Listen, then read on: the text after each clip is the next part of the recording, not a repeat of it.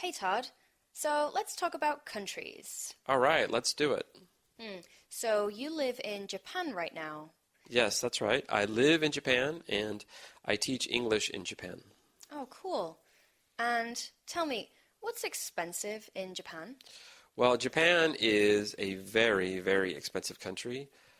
So transportation is very expensive in Japan. Train tickets are expensive. Also, sometimes taxis are expensive. Even buses are expensive. Wait, so you don't have a car in Japan? Actually, I do have a car. That's funny because in Japan, cars are very cheap. So cars are cheap, but taxis are expensive. It's crazy. That's so weird. In the UK, where I'm from, taxis are really cheap, but to have your own car, it's so expensive. Wow, that's strange. So I'm really interested in Japan. Tell me, what's beautiful in Japan? Oh, Japan has lots of beautiful things. The temples are very, very beautiful. The nature and the scenery are beautiful as well. There are beautiful forests, beautiful lakes, beautiful beaches, and even beautiful buildings. Cool. So, what is difficult about living in Japan? Well, Japanese is difficult. So reading Japanese is very difficult. Writing Japanese is difficult because kanji is difficult. Kanji is the Japanese character. And how many characters are there in kanji? There are about 2,000 characters. So it's difficult to learn all the characters, all the kanji. It's very hard. Wow, I bet that's really tough. So, tell me, what's fun about living in Japan? Well, there's many things that are fun about Japan. The people are fun. They're very nice. And teaching English in Japan is fun. The students are very nice.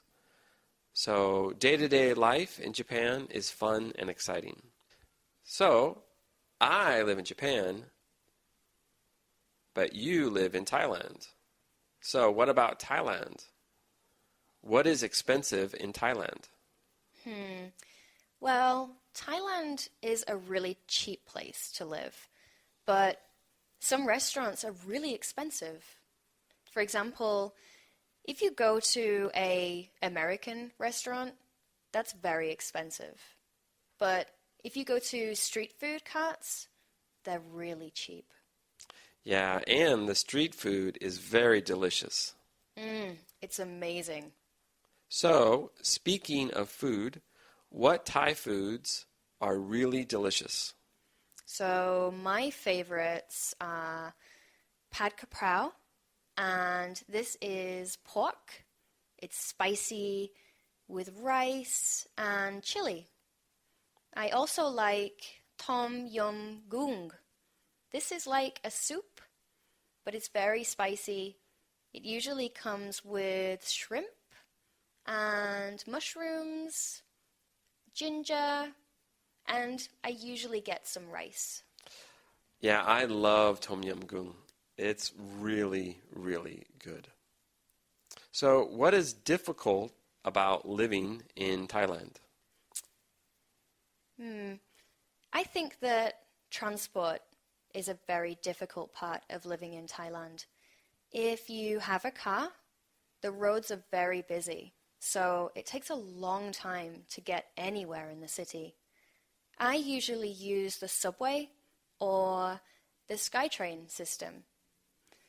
But these get really busy in the morning, so when I'm taking the train to work, there's usually so many people on the train at the same time. Sometimes it actually makes me late for work. Yeah, the trains in Japan are really busy too. And what is fun about life in Thailand? Good question. So I really like the people here. Thai people are so friendly. They're very fun and they always like to hang out. Yeah, Thailand sounds like a nice place to live. Yeah, it's a great place to live, actually. Hey Todd, let's talk about months and American holidays. All right, let's do it. Great. What holiday is in January? Well, on January 1st, we have New Year's Day. Right, It's very fun. of course. I love New Year's Day. Me too. And what about February? In February, we have Valentine's Day on February 14th. Ooh, that's right. So romantic. Yes. And I don't like Valentine's Day. why not? I never have a girlfriend. Oh, sorry. Yeah.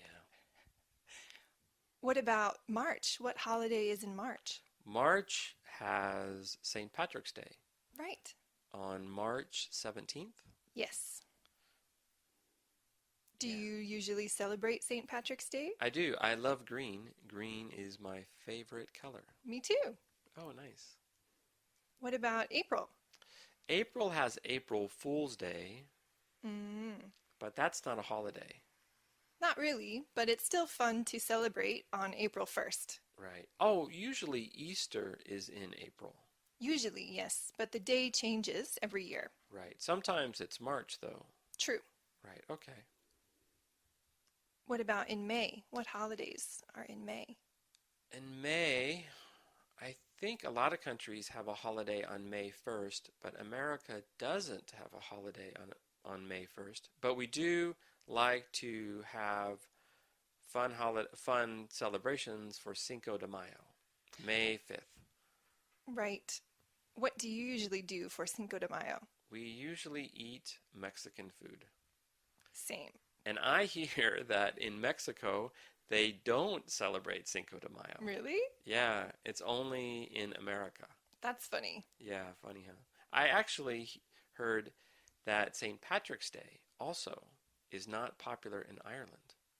Oh, that's surprising. Yeah, I don't know. Maybe. Maybe. Okay, what about June? In June, we have the first day of summer. Ooh, what day is that? I think it's on June 21st, I think so. the longest day of the year. I love that day. Me too. It's the best. Yeah. And July? In July, in America, of course, we have July 4th, Independence Day. Yeah. What do you do on July 4th, Independence Day? Usually, I would have a barbecue with friends and family and watch fireworks. Yeah, me too. The same. It's fun. What about August? Is there a holiday in August? I can't think of a holiday in August, but my brother's birthday is August 15th. Ooh, that's great. Yeah, my younger brother. Oh, wow. Do you know of any holidays in August? I don't, but usually school is out in August. So Right. for the whole month, there's no school. Yeah, vacation time. What about September? Well, September has Labor Day, Mm-hmm. but I don't remember the day. Is it September 1st? I'm not sure. I think it's September 1st, 2nd, 3rd, or 4th. I think it changes every year. Maybe it's the first Monday. I think so. Let's see. After September, what holiday is in October? The best holiday, Halloween. Yes, I love Halloween. And Halloween is October 31st. Right, every year. Plus, October has my birthday, Oh, what day is your birthday? October 2nd. Nice. Yeah, when is your birthday? Not until December. Coming up.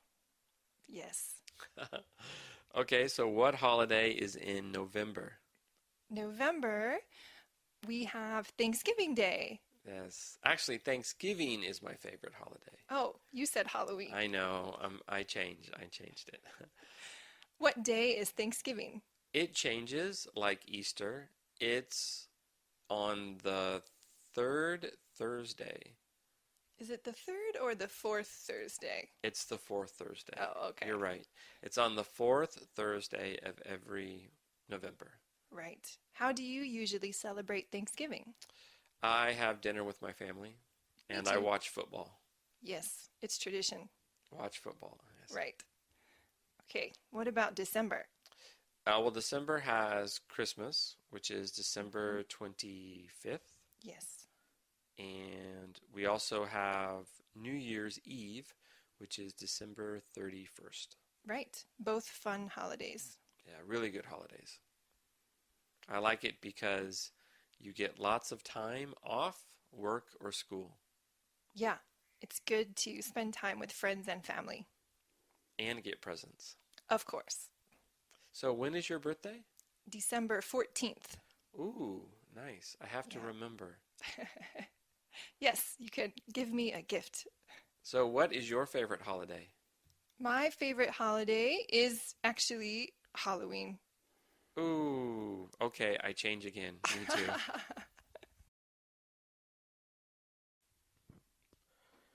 Hello, are you the new teacher? I am, yes. My name's Natalie. What's your name? I'm Todd. Nice to meet you. Nice to meet you too. Welcome to the school. Thank you. So what is your morning schedule? So, first period I teach maths. So do I. I teach math first period too. Oh, cool.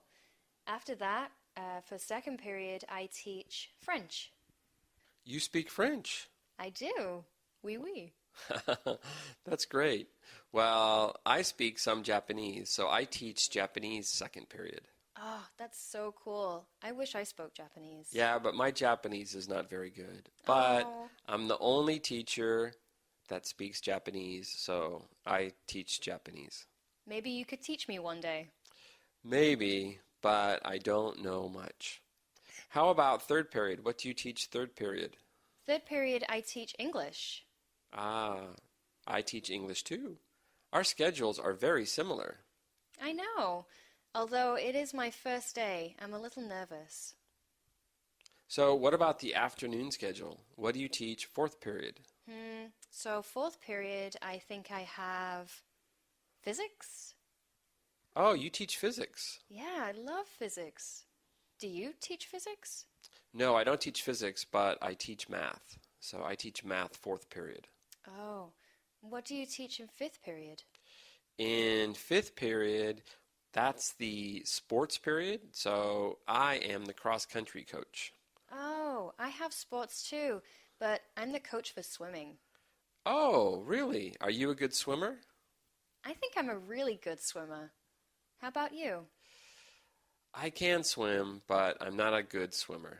I like running. Oh, I hate running. How far do you run? Well, for the class, usually we run 5K every day. Wow, 5K. So sixth period, I hear that's our teaching hours. Yeah, so sixth period, we are in the classroom, but the students are free. They can do what they want, but the students can come to class and ask questions. Oh, cool. So do lots of students come and ask questions?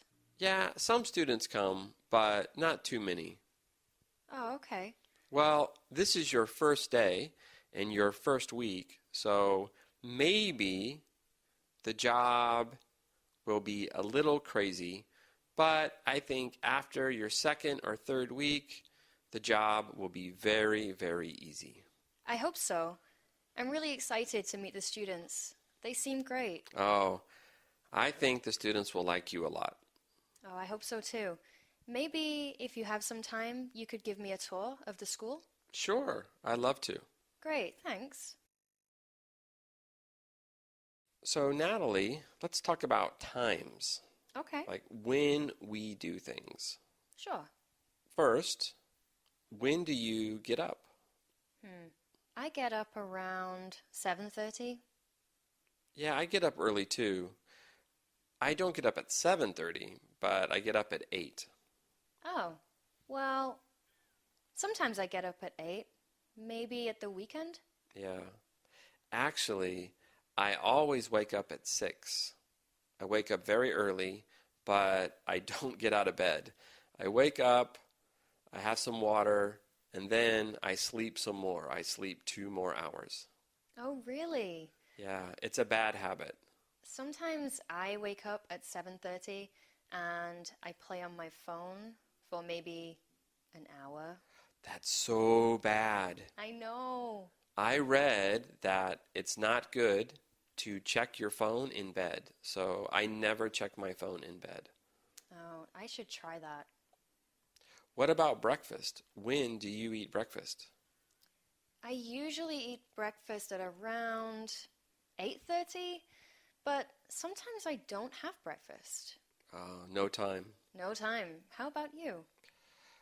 I usually have breakfast right away, so I wake up at 8 or I get out of bed at 8 and then I eat something at 8:15. So I eat something as soon as I get up. Oh, no, I usually have to wait before I can eat. Well, I always eat and I always have coffee very early. Do you have coffee every day? Every day. I have 3 cups of coffee. I have 1 cup of coffee around 8 o'clock. I have another cup of coffee around 10 o'clock. And then I have my last cup of coffee around 2 o'clock or 3 o'clock. Whoa, 3 coffees? Yeah, my office is by a cafe, and the cafe has really good coffee. So I love their cafe mochas. Oh, I really don't like the taste of coffee, but I do love a hot chocolate. Oh, I hear you. So when do you start your day, at work or school? Well, I work as a teacher, so I start at 9 a.m. Oh, that's fairly early. Uh, Yeah, it's okay. I work for a few hours in the morning, and lunch comes by really quickly. How about you? When does your day start? well, I have 2 jobs. So now I make websites and I work at an office. So I start at 12 o'clock, so noon. So I start my day late and I finish working at 8 o'clock or 9 o'clock at night. Oh, I wish I started work at 12, but I don't think I'd enjoy working so late. Oh, it's great. I love it because there's no traffic at noon when I go to work, and there's less traffic at night when I come home. So I finish at 9, and the train is not crowded, and it's really nice. How long does it take to get to work? It takes 15 minutes by train, and if the weather is nice, on nice sunny days, I walk to work, it takes 1 hour, and I walk home, it takes another hour. Oh, I bet that's really nice. It is nice. I like to walk to work and I like to walk home. But I work at night, so I eat dinner really late. I eat dinner at 10 o'clock, and that's very late and a little unhealthy. When do you eat dinner? Well, yeah, 10 p.m. is really late. I'm usually in bed at that time. I usually have dinner, I'd say maybe 7:30 p.m. Wow, you have dinner before I finish work. I know, but if I don't eat at that time, I get really cranky. So you go to bed around 10 o'clock. Yeah, most nights, but at the weekend, I usually go to bed later. I'd say midnight, sometimes 1 or 2 a.m. Wow, that's interesting because on work days, Monday to Friday, I go to bed late. But on the weekend, my days off, I go to bed early. Oh, really? Yeah. So on Saturday night and Sunday night, I go to bed at 10 o'clock. But Monday to Friday, I work. I go to bed at 12 o'clock or 1 o'clock. So why get up early at the weekend? I don't know. I actually don't like staying up late, but I do it for my job. So it's strange, I guess. On the weekends, some people like to sleep in. On the weekends, I like to go to bed early. Oh my. At the weekend, I love to have a lie in bed. Sometimes I stay in bed all day and watch movies. Oh, I'm guilty of that too. I do that also.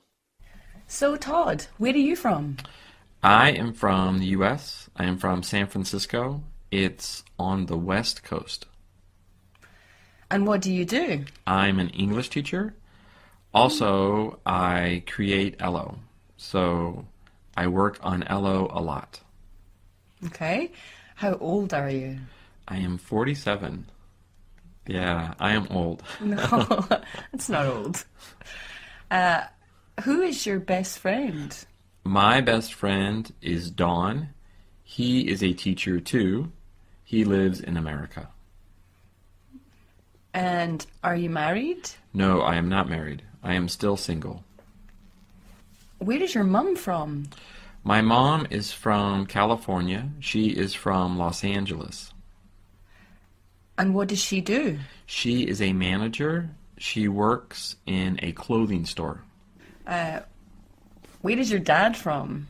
My dad is from San Francisco. He is not from Los Angeles, but he met my mother in Los Angeles. And what does he do? He is also a manager. He works for a tree cutting company. They cut trees. Wow. That sounds Yeah. exciting. Yeah, cool job. Is it dangerous? It is a little dangerous, a little. And Amy, what about you? Where are you from? I'm from Glasgow, on the west coast of Scotland, in the United Kingdom. Nice. And what do you do? I'm also a teacher. Nice. What do Yeah. you teach? I teach English. Me too. It's fun, isn't it? It is. It is very fun. Excuse me, can I ask, how old are you? Of course you can ask. I'm 34. Okay, very young. Very young. Where is your mom from? My mum is also from Glasgow. Nice. Yeah. What does she do? Well, she's retired now, but she was a nurse. Oh, nice. And is your dad from Glasgow? Yes, he is. What does he do? He's also retired, but he used to be a teacher. Oh, wow. Many teachers. Yes. Looks like it. Well, thanks, Amy. Nice talking to you. You too, Todd. Natalie, let's talk about our favorite things. Sure. First, what is your favorite color? My favorite color is purple. Really? My favorite color is purple too. Oh, really? Yeah, but I don't have purple clothing. I love the color purple, but I don't have purple clothes. Oh, well, everything I wear is purple. No kidding. Yeah, really. That's so cool. So what about food? What's your favorite food? Good question. My favorite food is pizza. I love pizza, but I don't like really big pizzas. I love pizza too. What is your favorite topping on pizza? I like really spicy toppings. So salami or pepperoni, chilies, and sometimes bell peppers too. Do you like thick pizza or thin pizza? No, I don't like thick pizza because I can't eat too much. But the thin pizzas, I get lots of toppings and I don't feel so full. Yeah, I agree. What about seasons? What is your favorite season? My favorite season is winter. Winter? Yeah, I love winter. Don't you? No, I hate winter. Why do you like winter? I love the snow. Oh, I hate the snow. Well, I like the snow a little bit, but I hate cold weather. Yeah, I guess the cold is kind of annoying, but the snow is so much fun. I go skiing, and I play snowball fights, and I build snowmen. Yeah, that sounds fun. What about sports? What's your favorite sport? I'd say my favorite sport is tennis. That's interesting. Do you play tennis? Yeah, but I'm not very good. Do you like singles or doubles? At the moment, I'm having singles lessons. They're really fun. Oh, now you are taking tennis lessons. Yes, about twice a week. Do you watch tennis on TV? Yes, I watch it all the time. Who is your favorite tennis player? I really like Roger Federer. Yeah, he's really good. Okay, last question. What is your favorite movie? I don't have a favorite movie, but I really like comedies. So, what is your favorite comedy? My favorite comedy is Ace Ventura. Ace Ventura is very funny, but that movie is really old. It is, but it's a classic, Todd. It's like 20 years old, I think. Maybe more. I know, I've seen it 100 times. Yeah, I like it a lot too. Hey Chantel, what do you do on the weekend? On the weekend, I wake up and first I make breakfast. Oh, what do you make? I like to make toast. All right. I often eat toast too. Do you put butter on your toast? I do. I put butter and jam. Ooh, I love butter and jam on my toast. Do you eat cereal? No, I used to, but not anymore. Yeah, on the weekend, I don't eat cereal. On the weekend, I cook a nice breakfast, but I eat cereal during the week. What else do you do on the weekend? Let's see. After I eat breakfast, I clean the kitchen and make my bed. What about you? I also clean my house. I clean my rooms. I vacuum. I wash the windows. I wash the dishes. I do my laundry. I do that on Saturday, but on Sunday, I have fun. And what do you do for fun? I go to the park. I play sports. I play soccer at the park. Sometimes I ride my bike. Sometimes I go hiking. I do lots on Sunday. On Sunday, I relax. I don't study. I don't work. And I don't clean my house. Nice. What do you do on Sunday? I also enjoy my time on Sunday. I really like to meet my friends, and sometimes we go to festivals or visit new cities, and we eat a lot of really good food. Oh, that sounds fun. Yes, actually, we also really enjoy camping. Do you like camping? I love camping. I love the outdoors. I go hiking often. Oh, me too. Oh, that's cool. What about Sunday evening? Oh, Sunday evening, I relax. I cook a big dinner and I listen to music and sometimes I read my book. But often I go to sleep very early on Sunday. Oh, wow. And you? Well, on Sunday, I don't cook. I usually order food. I order pizza, or maybe I eat at a restaurant. And then later in the evening, on Sunday, I always watch TV. So my favorite TV show is on Sunday night. And what's your favorite TV show? My favorite TV show is called Billions. Billions? Yeah, it's about money and power in New York. It's very interesting. Nice. Maybe I should watch it. Oh, you should, but you go to bed early. Yes, around 9 o'clock. Oh, okay. Maybe you can see it. Okay.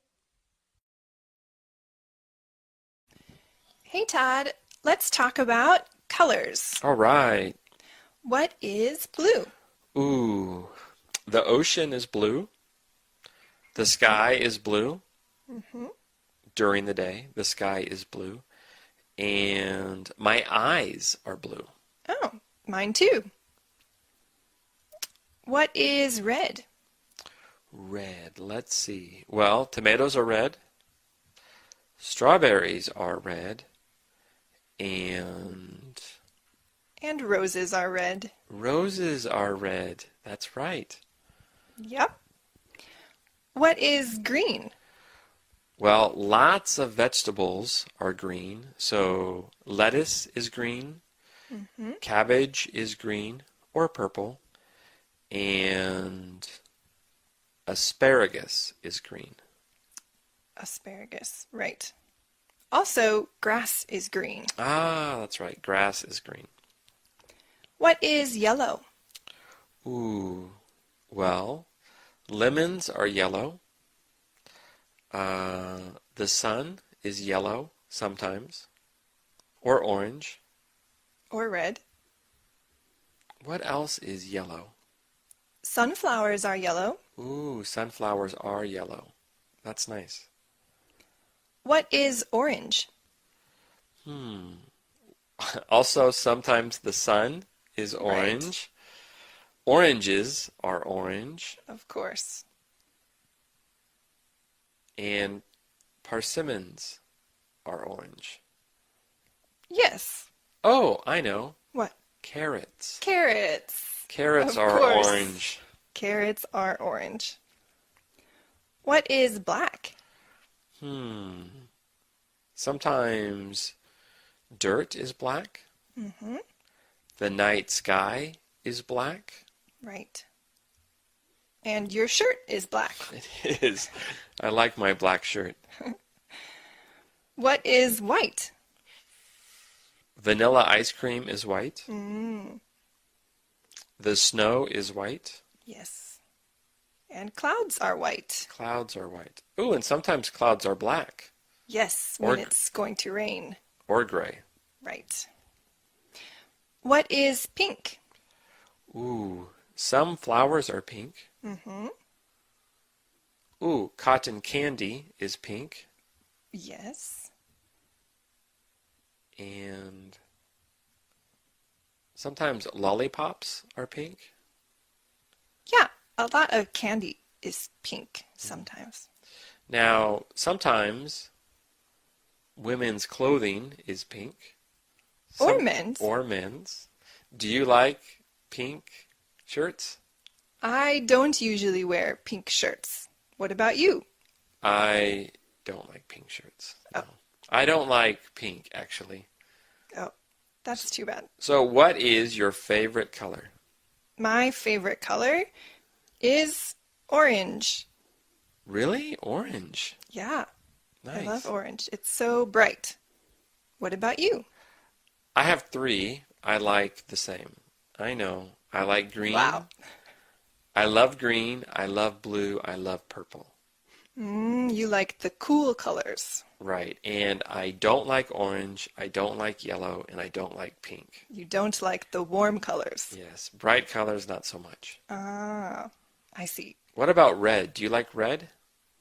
I don't especially like red. I like red poppies, a type of flower, Oh, right. Yeah. but I don't like to wear red. Yeah, me too. Do you dislike any colors? Actually, I don't like brown. I think it's a boring color.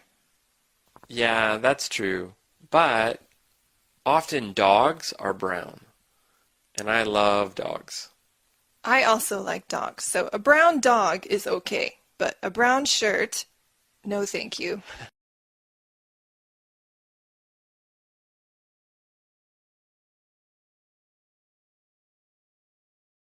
So, Natalie, what is a typical day for you?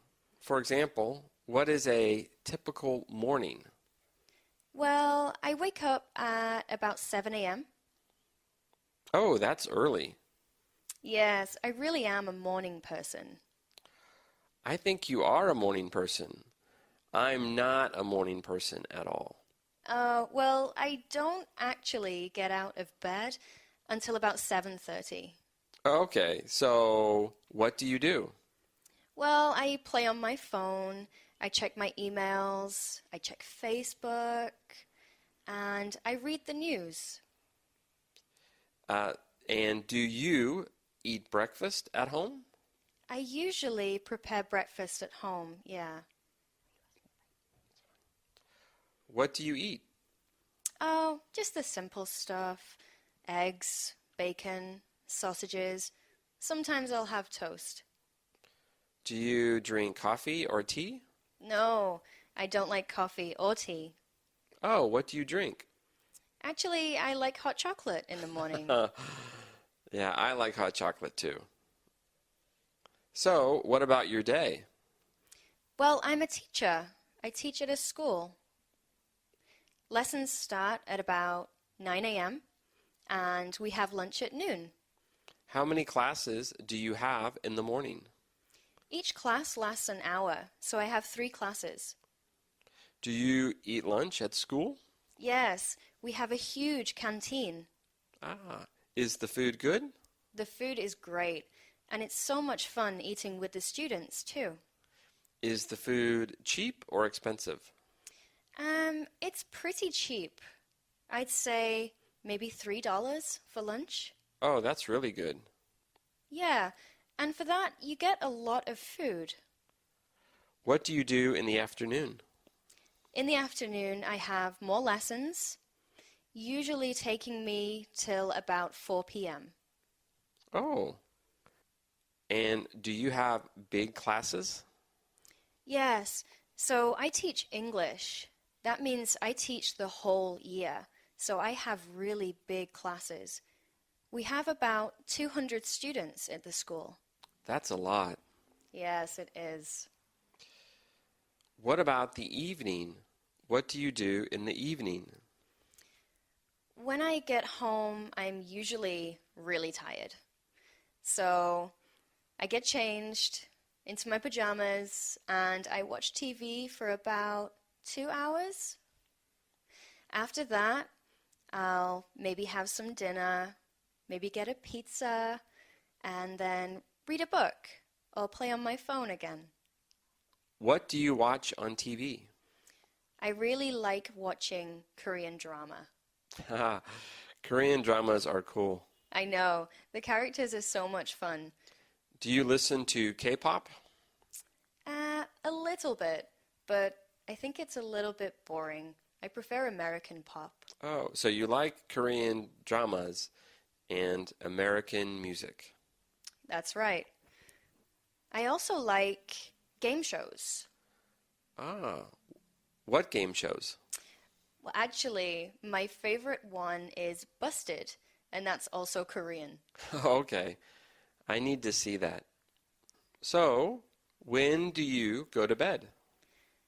Most nights I go to bed at around 10 p.m., but at the weekend, sometimes it's later, maybe around midnight. Well, I think you have an interesting and long day. That's right. I'm usually very tired. Hello, Chantal. Hello. Let's play a game. Okay, Can you guess the famous person? let's play. Okay, person number 1. She is American. Okay. She is a singer. She is young. She is about 25 years old. And now she is very famous. Her hair is blonde, and she's very cute and very pretty. Is it Taylor Swift? Yes, correct. Ding, ding, ding, ding, ding. Woo. Okay, so the next person is also very famous. He is from Argentina. He is a soccer player. He is very good at sports, and he is on a team in Spain. On a team in Spain. Yeah, he is very good. He is a little short, but he is quick. He is very fast. I don't watch soccer so much, but is it Cristiano Ronaldo? No. Oh, it is Lionel Messi. Ooh, I don't know Oh, who no. he is. Ronaldo is the rival of Lionel Messi. I see. Okay, so 1-1. All right, ready? Next one. This person is from Hong Kong. He is older. He is my age, about 50, maybe older.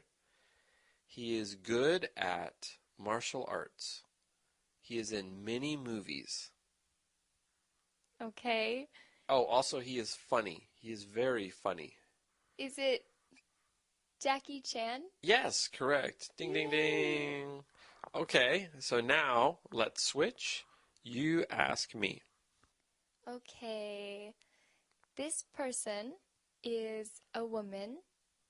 She is American. And she is a very famous singer in the United States and in the world. And she is married to a very famous rapper. Do you know who she is? Is she Beyonce? Yes, very Hey. good. Bing, bing, bing, bing. She is Beyonce. Oh, nice. Okay, are you ready for the next person? I'm ready. Okay. He is a Jamaican and he runs really fast. Okay. He is fast. He's from Jamaica. And he is so fast, he joined the Olympics and won many times. Is he a gold medal winner? He is a gold medal winner. Oh, I know. Who is it? It is Usain Bolt. Correct. Hey. Ding, ding, ding. Thanks, Chantel. So, Todd, you live in Japan. Do you see your family often? Yes, I see them often. I see them usually once a year, but I write to them often and I call them sometimes. Okay. And when you see them, do you go to the United States to visit them, or do they come to Japan?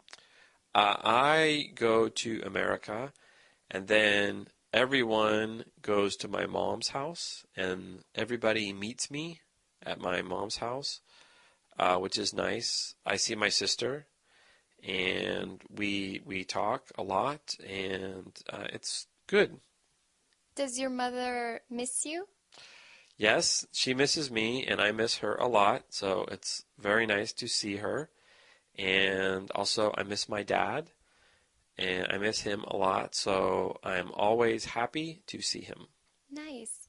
And what about your sister? When you are in the United States, do you have some activities you like to do together? Yeah, sometimes we do stuff together. Maybe I will meet her at a cafe, or I will go shopping with her. So we do something fun each time I go back. Nice. Also, when I go home, I see my best friend, and that's always nice. I usually meet him for dinner, and of course, I call him, and it's always nice to see my best friend. And how about your family? Well, since I live in Japan, I also call them and write them, but usually we only Skype about once a month. Ah. So, who do you Skype with the most? Your mom or your dad? I Skype the most with my father because he wakes up very early. So his time and his schedule match my schedule. So it is easy for us to Skype. Do you call him or does he call you? I usually call him, but sometimes he calls me. Usually, if he calls me, it's because I haven't called in a long time. Uh-oh. So Mm-hmm. sometimes you make him mad. A little angry. Right. That's nice. And But you have a brother too, right? I do have a brother, and I call him less frequently because he is so busy with his job. So we speak about once or twice a month Oh. by messages or by phone. Oh, that's nice. So, do you follow your family on social media? Yes, I use Facebook. Oh, I use it too. It is a really easy way to keep in contact with them. Yeah, I agree. What about other social media? Do you use Twitter? No, I don't use Twitter, and I don't use other social media either. Only Facebook. That's good, I think. Too much is too bad. I agree. But I do love Facebook because I can speak with my brother and my mother and my father anytime. So, with Facebook, do you check it every day? I do check it every day. Maybe it's a bad habit, but I do like to check it every day. Do you check your Facebook every day? Not every day. I check it maybe 3 times a week. 3 times a week. Yeah, I don't use it much, and I don't use it on my phone. Oh, that's a good idea. Yeah, I like my free time. Do you use other social media, such as Twitter or Instagram? I do use Twitter, but I don't use it on my phone. I only use it on the computer. Okay. What about Instagram? Oh, I don't use it at all. Do you use it? No, I don't use it. Oh, that's right. You only use Facebook. I only use Facebook. Oh, interesting. Well, that's nice that we can talk to our family on Skype and Facebook because Japan is so far from America. Yes, and I think they are very happy too. Yeah, I think they are happy. Hey, Natalie, I like your outfit. It looks really cute. Oh, hey Todd, thank you. So that shirt looks expensive. Did it cost a lot? Oh, this one? Yeah, it was about $50. $50. That's a lot. I know. It's an American brand. Ah. Do they have that shirt in different colors? Yes. So I actually have this top in 6 colors. Really? What colors? I have it in purple, blue, red, gray, white, and black. Actually, I have 2 black ones. So that's 7. You have 2 shirts in black? Why? Well, black is such a good color to wear. It matches everything. Yeah, so true. So true. What about your pants? Those pants are pretty cool too. Oh, these? Yeah, these were much cheaper than the tops. I bought these in San Francisco. They cost about $40. Ooh, those are cheap. That's a good price. It is, and I only have 1 pair of these. And your shoes? Did you buy those shoes in San Francisco too? No, I didn't buy these in San Francisco. These I bought online. You bought them online. Yes, these sandals are really hard to find, so I had to buy them through Amazon. Oh, I like Amazon. I buy lots of things on Amazon. For example, I bought this watch on Amazon. How much did it cost? Well, this watch was really cheap. This watch only cost about $20. But Whoa. yeah, but I have two watches. And I also bought a nice gold watch on Amazon. That watch was very expensive. It cost $200. Whoa, $200 on a watch? I think my watch only cost, maybe $70, but I really like this watch. It's an Apple Watch. I bought it in Malaysia. I've had it for about 2 years now, but I think now that I have an Apple Watch, I'll always have Apple Watches. Yeah, that is a nice watch. I want an Apple Watch too. Yeah, they're so cool. I spend so much time on my phone, and the watch works really well with my phone. I definitely recommend it. Yeah, I like this cheap watch because if it rains, or if I play sports, or if I am traveling, I can take my cheap watch because this watch is not important. I can break it, I can lose it, I can do anything. But my gold watch, that watch is expensive, so I keep it at home. I only wear it on nice occasions. Oh, well, it's nice to have something a little more expensive, but my watch can tell me what the weather's like. My watch can tell me how many calories I've burnt, and my watch can tell me what the time is anywhere in the world. You know, I think I need to get a watch like that. This is the greatest watch. Hey Todd, what is your hometown? My hometown is San Francisco. Oh, nice. Is your town beautiful? Yes, San Francisco is very beautiful. It has a nice view of the ocean. Sounds nice. Is your town clean? It's pretty clean. Sometimes it's dirty. Some places are dirty, but usually the city is clean. Oh. Is San Francisco dangerous? No, it's not too dangerous. Sometimes we have crime, but it's safe. Great. Is your town expensive? Yes, San Francisco is very expensive. Everything is expensive. Food is expensive. Housing is expensive. Shopping is expensive. Everything. Oh, really? Is San Francisco famous? Yes, it's very famous. In America, it's famous for its bridge. We have the Golden Gate Bridge.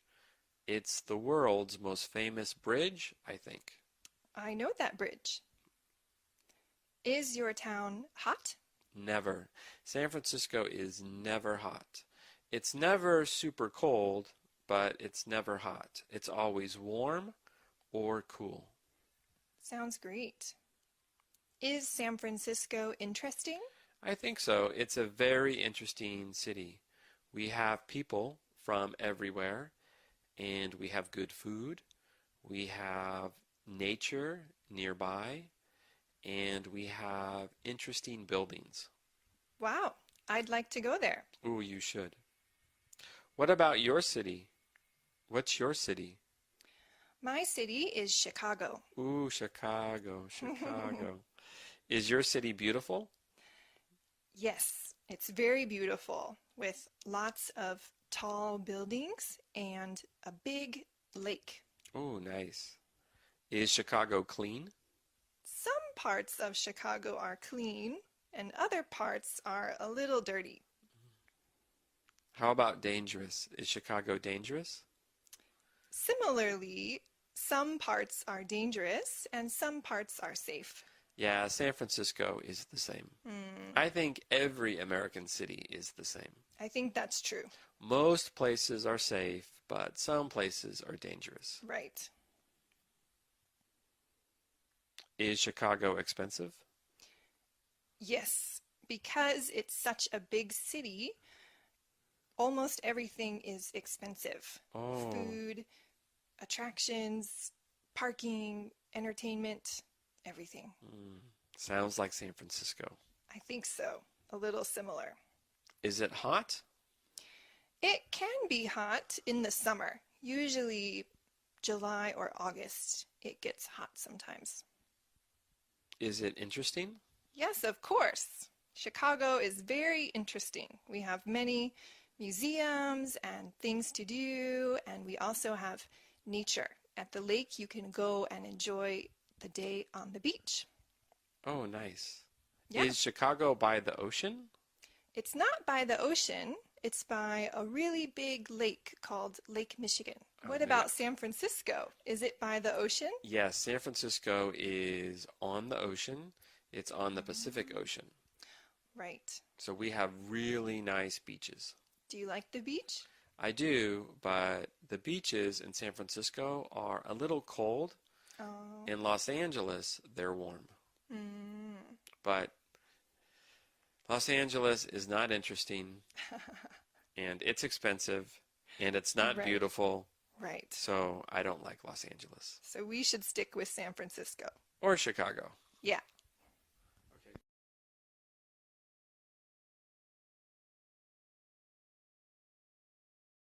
So Meg, are you busy? Do you have a busy week? Yes, I usually have a busy week. Yeah, me too. So what day is your busiest day? My busiest day is Thursday. Ooh, why? On Thursday, I have to work from early in the morning until around 6 p.m. I have to teach classes. And then after that, I need to do my shopping at the supermarket. Oh, okay. I do my shopping on Saturday. Oh, really? Yeah, always on Saturday. What else do you do on Saturday? On Saturday, I do all my boring activities. Like what? I do my shopping, I do my laundry, I run errands, I clean my apartment. I do boring stuff because on Sunday, I like to have fun. Ah, what do you like to do on Sunday?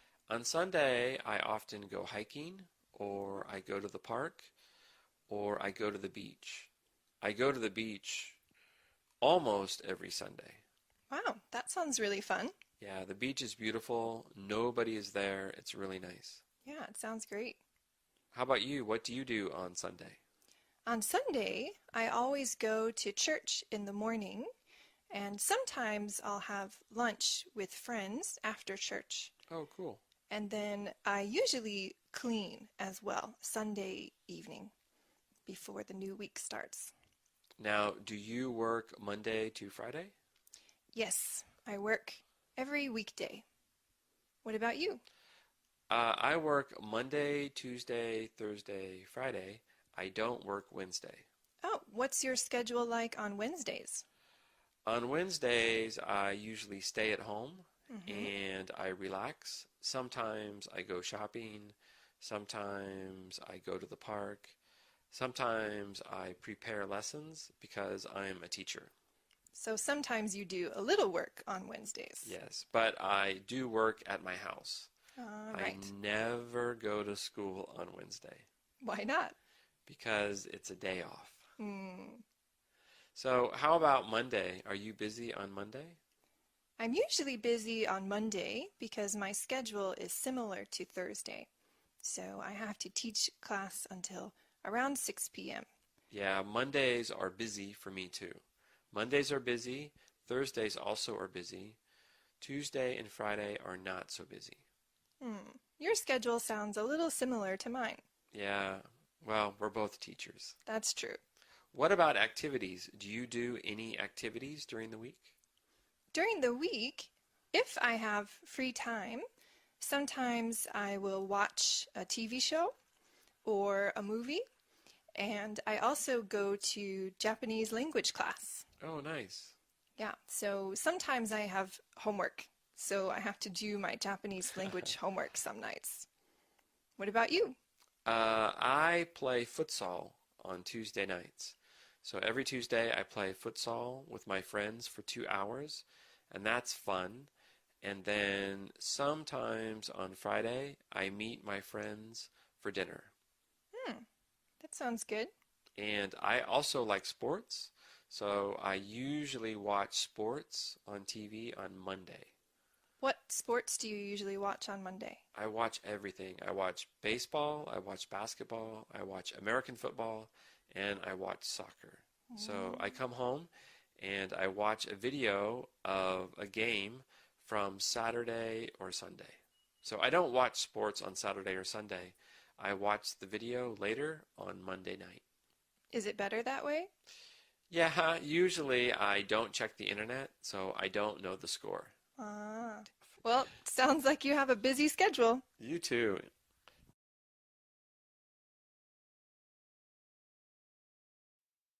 So, Abidemi, let's talk about languages. Sure. So, you are from Nigeria, and Nigeria has many languages, correct? That's true, yes. How many languages can you speak? I would say that I can speak one language very well, Me too. and that would be English. But I speak other languages fairly well. Yoruba, which is a Nigerian language, French, and a little bit of Japanese as well. Now, you are Canadian also, and in Canada, students study French, correct? That's true, Okay. yes. Do you speak French often in Canada? While I was living there, I spoke it a lot more, yes. Do you like French? I love French. I love learning languages. French, I think, is very hard for some people, myself included, because the pronunciation of some words is very different than the pronunciation of American English. So I think it's funny that there are some words in French that look exactly the same as words in English, but we pronounce them completely differently. For example, I will say the word in English, and you say the same word in French, okay? I will try. For example, impossible. Impossible. Right, so that is so interesting. Again, impossible. Impossible. And they're spelled the same, correct? That's true. Yeah. How about reservation? Réservation. That's so cool. I have never thought of it like that before, Todd. But you're right. They look the same, but the pronunciations are different. I think it's a trick because we see the word and we know how to say it one way, but we have to say it a different way. That's true. Yeah, we just can't do that well. That's true. Yeah. So you can speak Uruba? Yoruba. Yoruba. Yes. How do you say, how are you in Yoruba? Bawoni. Oh, that's so cool. Again? Bawoni. Bawari? Bawoni. Oh, wow. That's so cool. Thank you. Yeah. Have you ever taught that language? No, never. I don't think too many people want to learn it outside of Nigeria. I think in the future, more people will want to learn unique languages. I hope you're right. Yeah, maybe. Maybe. What language do you want to learn in the future? I have many that if I had more time, I would like to learn. I'm interested in Japanese, of course. I live in Japan now, so I would like to speak it better.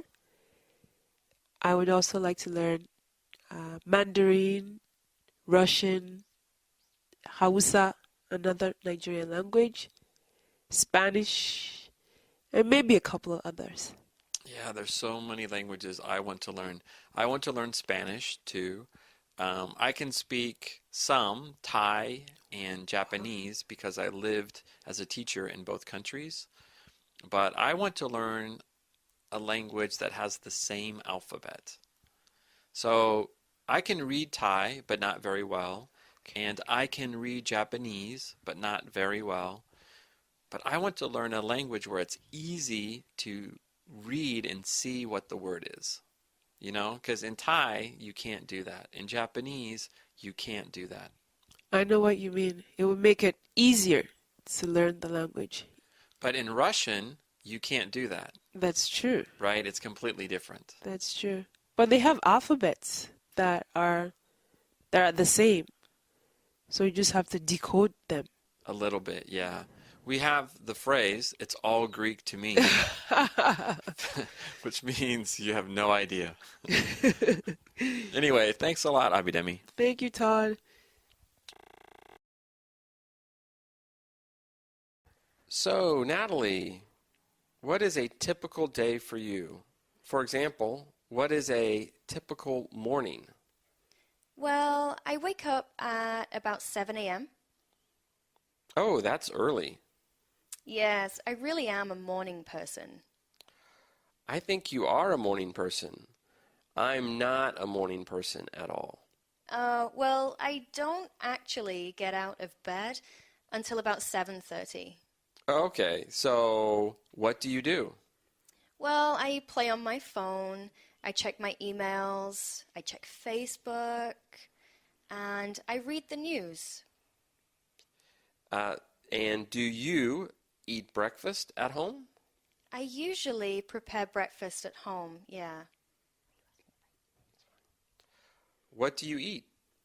Oh, just the simple stuff. Eggs, bacon, sausages. Sometimes I'll have toast. Do you drink coffee or tea? No, I don't like coffee or tea. Oh, what do you drink? Actually, I like hot chocolate in the morning. Yeah, I like hot chocolate too. So, what about your day? Well, I'm a teacher. I teach at a school. Lessons start at about 9 a.m. and we have lunch at noon. How many classes do you have in the morning? Each class lasts an hour, so I have 3 classes. Do you eat lunch at school? Yes, we have a huge canteen. Ah, is the food good? The food is great, and it's so much fun eating with the students, too. Is the food cheap or expensive? It's pretty cheap. I'd say maybe $3 for lunch. Oh, that's really good. Yeah, and for that, you get a lot of food. What do you do in the afternoon? In the afternoon, I have more lessons, usually taking me till about 4 p.m. Oh. And do you have big classes? Yes, so I teach English. That means I teach the whole year, so I have really big classes. We have about 200 students at the school. That's a lot. Yes, it is. What about the evening? What do you do in the evening? When I get home, I'm usually really tired. So I get changed into my pajamas and I watch TV for about 2 hours. After that, I'll maybe have some dinner, maybe get a pizza, and then read a book or play on my phone again. What do you watch on TV? I really like watching Korean drama. Korean dramas are cool. I know, the characters are so much fun. Do you listen to K-pop? A little bit, but I think it's a little bit boring. I prefer American pop. Oh, so you like Korean dramas and American music. That's right. I also like game shows. Ah, what game shows? Well, actually, my favorite one is Busted, and that's also Korean. Okay, I need to see that. So, when do you go to bed? Most nights I go to bed at around 10 p.m., but at the weekend, sometimes it's later, maybe around midnight. Well, I think you have an interesting and long day. That's right. I'm usually very tired.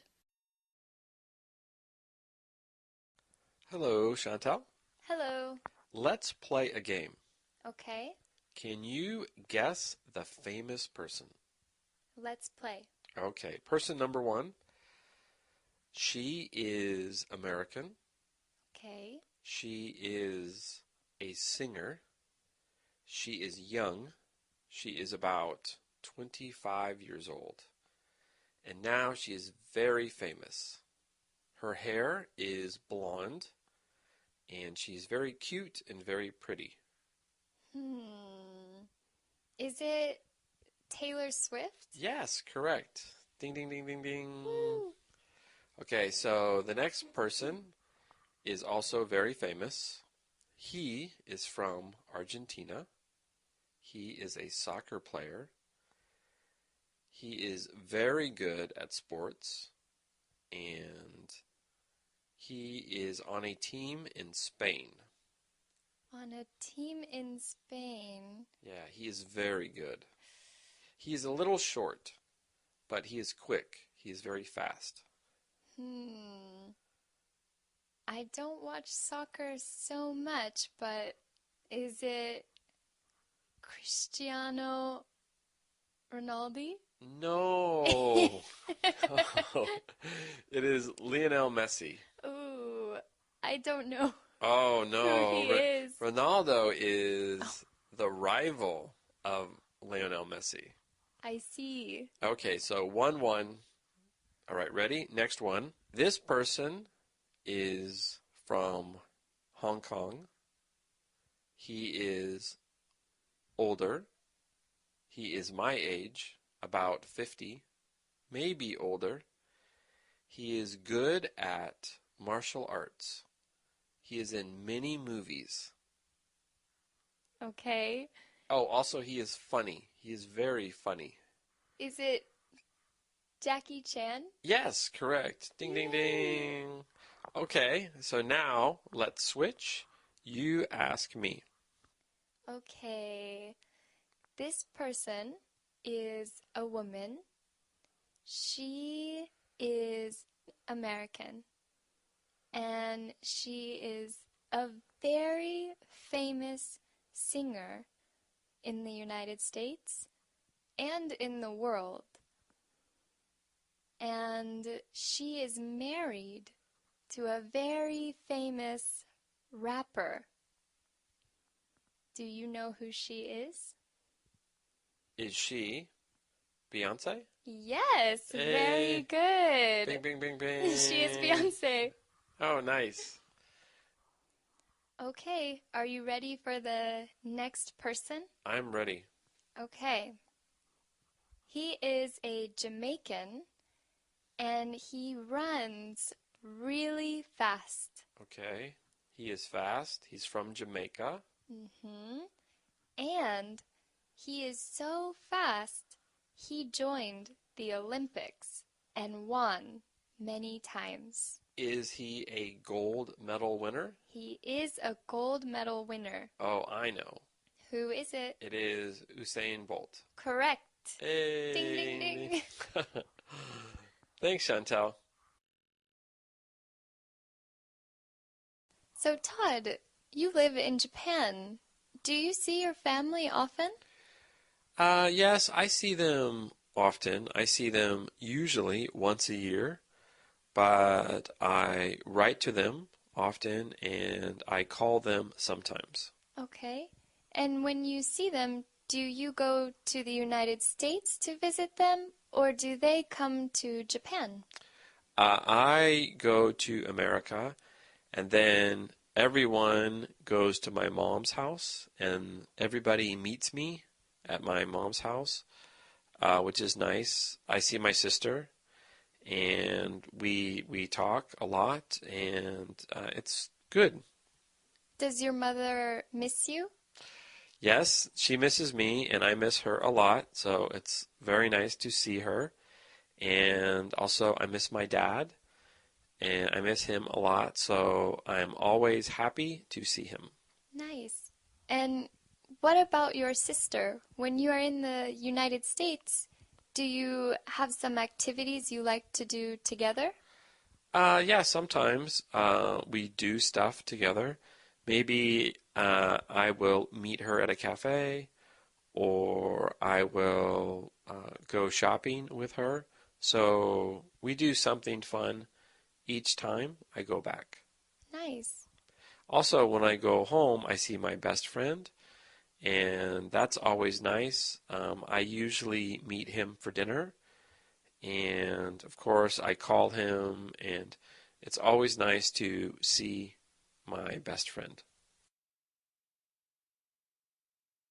And how about your family?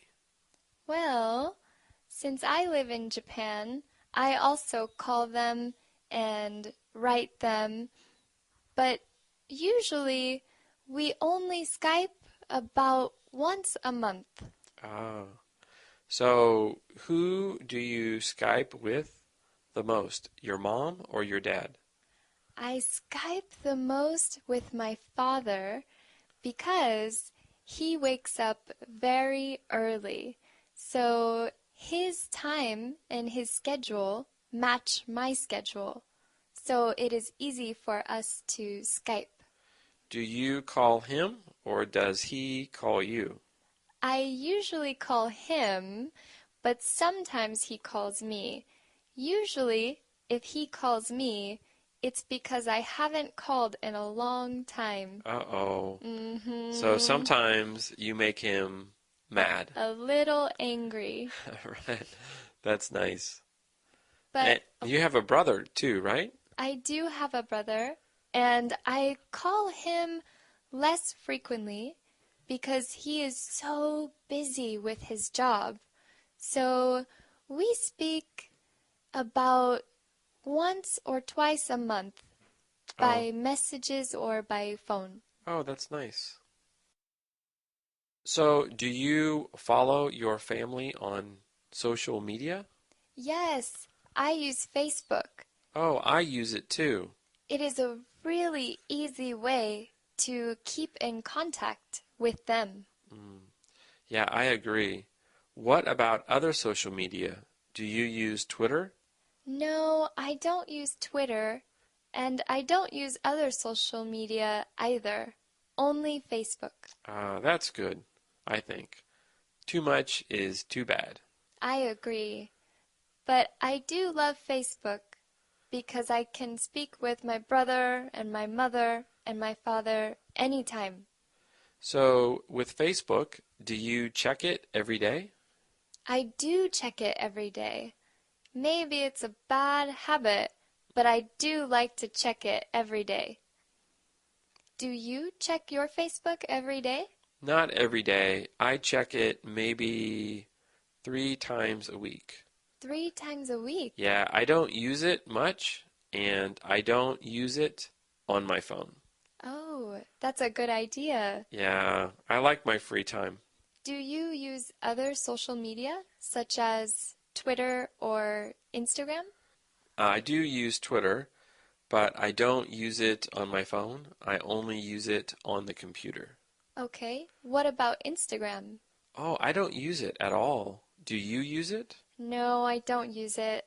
Oh, that's right. You only use Facebook. I only use Facebook. Oh, interesting. Well, that's nice that we can talk to our family on Skype and Facebook because Japan is so far from America. Yes, and I think they are very happy too. Yeah, I think they are happy. Hey, Natalie, I like your outfit. It looks really cute. Oh, hey Todd, thank you. So, that shirt looks expensive. Did it cost a lot? Oh, this one? Yeah, it was about $50. $50. That's a lot. I know. It's an American brand. Ah. Do they have that shirt in different colors? Yes. So I actually have this top in 6 colors. Really? What colors? I have it in purple, blue, red, gray, white, and black. Actually, I have 2 black ones. So that's 7. You have two shirts in black? Why? Well, black is such a good color to wear. It matches everything. Yeah, so true. So true. What about your pants? Those pants are pretty cool too. Oh, these? Yeah, these were much cheaper than the tops. I bought these in San Francisco. They cost about $40. Ooh, those are cheap. That's a good price. It is, and I only have one pair of these. And your shoes? Did you buy those shoes in San Francisco too? No, I didn't buy these in San Francisco. These I bought online. You bought them online. Yes, these sandals are really hard to find, so I had to buy them through Amazon. Oh, I like Amazon. I buy lots of things on Amazon. For example, I bought this watch on Amazon. How much did it cost? Well, this watch was really cheap. This watch only cost about $20. Whoa. But I have two watches. And I also bought a nice gold watch on Amazon. That watch was very expensive. It cost $200. Whoa, $200 on a watch? I think my watch only cost, maybe $70, but I really like this watch. It's an Apple Watch. I bought it in Malaysia. I've had it for about 2 years now, but I think now that I have an Apple Watch, I'll always have Apple Watches. Yeah, that is a nice watch. I want an Apple Watch too. Yeah, they're so cool. I spend so much time on my phone, and the watch works really well with my phone. I definitely recommend it. Yeah, I like this cheap watch because if it rains or if I play sports or if I am traveling, I can take my cheap watch because this watch is not important. I can break it, I can lose it, I can do anything. But my gold watch, that watch is expensive, so I keep it at home. I only wear it on nice occasions.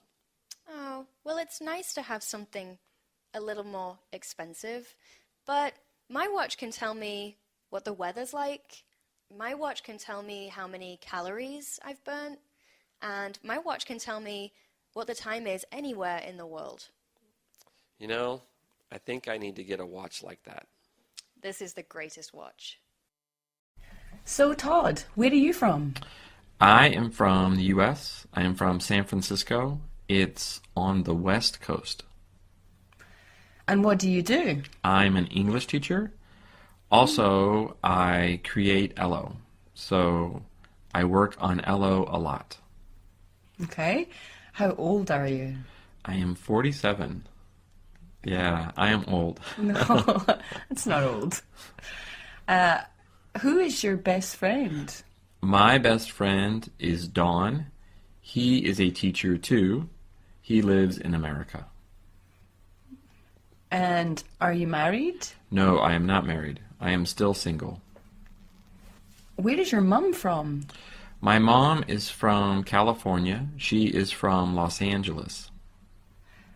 And what does she do? She is a manager. She works in a clothing store. Where is your dad from? My dad is from San Francisco. He is not from Los Angeles, but he met my mother in Los Angeles. And what does he do? He is also a manager. He works for a tree cutting company. They cut trees. Wow. That sounds exciting. Yeah, cool job. Is it dangerous? It is a little dangerous, a little. And Amy, what about you? Where are you from? I'm from Glasgow, on the west coast of Scotland in the United Kingdom. Nice. And what do you do? I'm also a teacher. Nice. What do you teach? I teach English. Me too. It's fun, isn't it? It is. It is very fun. Excuse me, can I ask, how old are you? Of course you can ask. I'm 34. Okay, very young. Very young. Where is your mom from? My mum is also from Glasgow. Ah, nice. Yeah. What does she do? Well, she's retired now, but she was a nurse. Oh, nice. And is your dad from Glasgow? Yes, he is. What does he do? He's also retired, but he used to be a teacher. Oh, wow. Many teachers. Yes. Looks like it. Well, thanks, Amy. Nice talking to you. You too, Todd. Natalie, let's talk about our favorite things. Sure. First, what is your favorite color? My favorite color is purple. Really? My favorite color is purple too. Oh, really? Yeah, but I don't have purple clothing. I love the color purple, but I don't have purple clothes. Oh, well, everything I wear is purple. No kidding. Yeah, really. That's so cool. So what about food? What's your favorite food? Good question.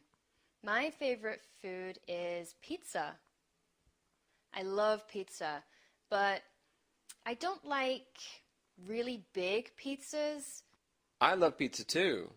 What is your favorite topping on pizza? I like really spicy toppings. So salami or pepperoni, chilies, and sometimes bell peppers too. Do you like thick pizza or thin pizza? No, I don't like thick pizza because I can't eat too much. But the thin pizzas, I get lots of toppings and I don't feel so full. Yeah, I agree. What about seasons? What is your favorite season? My favorite season is winter. Winter? Yeah, I love winter. Don't you? No, I hate winter. Why do you like winter? I love the snow. Oh, I hate the snow. Well, I like the snow a little bit, but I hate cold weather. Yeah, I guess the cold is kind of annoying, but the snow is so much fun. I go skiing and I play snowball fights and I build snowmen. Yeah, that sounds fun. What about sports? What's your favorite sport? I'd say my favorite sport is tennis. That's interesting. Do you play tennis? Yeah, but I'm not very good. Do you like singles or doubles? At the moment, I'm having singles lessons. They're really fun. Oh, now you are taking tennis lessons. Yes, about twice a week. Do you watch tennis on TV? Yes, I watch it all the time. Who is your favorite tennis player? I really like Roger Federer. Yeah, he's really good. Okay, last question. What is your favorite movie? I don't have a favorite movie, but I really like comedies. So, what is your favorite comedy? My favorite comedy is Ace Ventura. Ace Ventura is very funny, but that movie is really old. It is, but it's a classic, Todd. It's like 20 years old, I think. Maybe more. I know, I've seen it 100 times. Yeah, I like it a lot too. Hey Chantel, what do you do on the weekend? On the weekend, I wake up and first I make breakfast. Oh, what do you make? I like to make toast. All right. I often eat toast too. Do you put butter on your toast? I do. I put butter and jam. Ooh, I love butter and jam on my toast. Do you eat cereal? No, I used to, but not anymore. Yeah, on the weekend, I don't eat cereal. On the weekend, I cook a nice breakfast, but I eat cereal during the week. What else do you do on the weekend? Let's see. After I eat breakfast, I clean the kitchen and make my bed. What about you?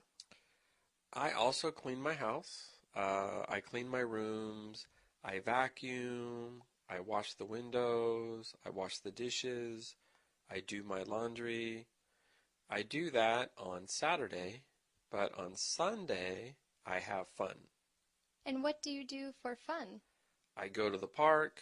I play sports. I play soccer at the park. Sometimes I ride my bike. Sometimes I go hiking. I do lots on Sunday. On Sunday, I relax. I don't study, I don't work, and I don't clean my house. Nice. What do you do on Sunday? I also enjoy my time on Sunday. I really like to meet my friends, and sometimes we go to festivals or visit new cities, and we eat a lot of really good food. Oh, that sounds fun. Yes, actually, we also really enjoy camping. Do you like camping? I love camping. I love the outdoors. I go hiking often. Oh, me too. Oh, that's cool. What about Sunday evening? Oh, Sunday evening, I relax. I cook a big dinner and I listen to music and sometimes I read my book. But often I go to sleep very early on Sunday. Oh, wow. And you? Well, on Sunday, I don't cook. I usually order food. I order pizza, or maybe I eat at a restaurant. And then later in the evening, on Sunday, I always watch TV. So my favorite TV show is on Sunday night. And what's your favorite TV show? My favorite TV show is called Billions. Billions? Yeah, it's about money and power in New York. It's very interesting. Nice. Maybe I should watch it. Oh, you should, but you go to bed early. Yes, around 9 o'clock. Oh, okay. Maybe you can see it. Okay. Hey Todd, let's talk about colors. All right. What is blue? Ooh, the ocean is blue. The sky is blue. Mm-hmm. During the day, the sky is blue. And my eyes are blue. Oh, mine too. What is red? Red, let's see. Well, tomatoes are red. Strawberries are red. And roses are red. roses are red. That's right. Yep. What is green? Well, lots of vegetables are green. So lettuce is green. Mm-hmm. Cabbage is green or purple. And asparagus is green. Asparagus, right. Also, grass is green. Ah, that's right. Grass is green. What is yellow? Ooh, well, lemons are yellow. The sun is yellow sometimes, or orange. Or red? What else is yellow? Sunflowers are yellow. Ooh, sunflowers are yellow. That's nice. What is orange? Also, sometimes the sun is orange. Right. Oranges are orange. Of course. And persimmons are orange. Yes. Oh, I know. What? Carrots. Carrots. Carrots Of are course. orange. Carrots are orange. What is black? Sometimes dirt is black. Mm-hmm. The night sky is black. Right. And your shirt is black. It is. I like my black shirt. What is white? Vanilla ice cream is white. Mm, The snow is white. yes. And clouds are white. Clouds are white. Ooh, and sometimes clouds are black Yes, Or- when it's going to rain. or gray. Right. What is pink? Ooh, some flowers are pink. Mm-hmm. Ooh, cotton candy is pink. Yes. And sometimes lollipops are pink. Yeah, a lot of candy is pink sometimes. Now, sometimes women's clothing is pink. Or men's. Or men's. Do you like pink shirts? I don't usually wear pink shirts. What about you? I don't like pink shirts. Oh. No. I don't like pink, actually. Oh, that's too bad. So what is your favorite color? My favorite color is orange.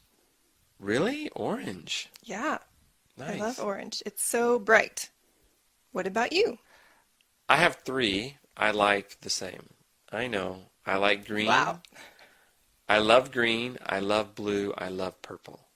You like the cool colors. Right. And I don't like orange. I don't like yellow. And I don't like pink. You don't like the warm colors. Yes. Bright colors, not so much. Ah, I see. What about red? Do you like red? I don't especially like red. I like red poppies, a type of flower, All right. Yeah. but I don't like to wear red. Yeah, me too. Do you dislike any colors? Actually, I don't like brown. I think it's a boring color. Yeah, that's true. But often dogs are brown. And I love dogs. I also like dogs, so a brown dog is okay, but a brown shirt, no thank you.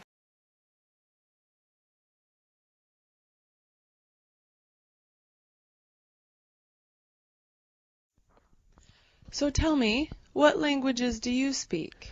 Well, I speak 2 languages. I speak Thai and I speak Japanese, but my Japanese is not so good and my Thai is just okay.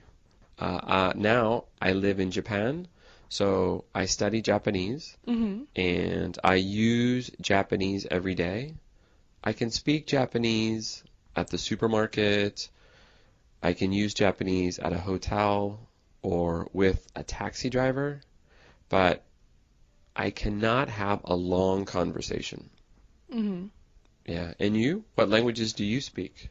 Well, I speak English, of course, and I speak Spanish and Japanese. Wow, Spanish. Yeah, I lived in Ecuador, and so I spoke Spanish every day, a lot. I used to think I was fluent. Maybe I forgot some Spanish now. Oh, so you can read, speak, write, everything? Yeah, in Ecuador I did everything. I signed my cell phone contract. I could read that in Spanish. All of my friends I spoke Spanish with, and I spoke Spanish all the time. But my Japanese is like yours. I can speak only enough to go to the grocery store or ask when the bus leaves or buy a train ticket. Yeah, it's difficult. It's hard to have a good conversation in Japanese. But I can read Japanese. I studied kanji. So really? my reading is okay, but my speaking is just really bad. I have bad pronunciation. So because my Japanese pronunciation is not very good, Japanese people don't like to speak Japanese with me, I think. My Spanish pronunciation is really bad. because I always spoke with other foreigners who were also studying Spanish. So there would be a Korean person, me, a Norwegian person, and we were all speaking Spanish together. So we all had bad pronunciation. Yeah. What about Thai? Yeah, I can speak Thai. My Thai is different.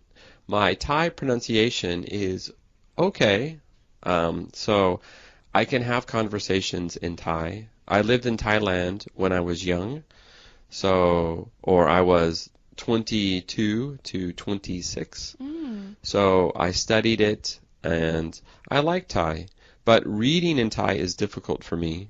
So I can read Japanese better than I can read Thai, but I can speak Thai better, and my Thai listening is better also. Ah. Do you have any Thai friends? I do have some Thai friends, and now I study Thai on Facebook. So every day I check my friends' messages on Facebook, and then I use Google Translate to learn new words. So it's very good. Yeah. Do you think you'll live in Thailand again someday? Maybe I will visit Thailand again. I don't think I will live in Thailand again, but I like to go to Thailand because Thai is fun to speak, and Thailand has great food and great weather, good beaches, so it's nice. Oh, great. What about you? Do you want to live in Ecuador again? Not Ecuador.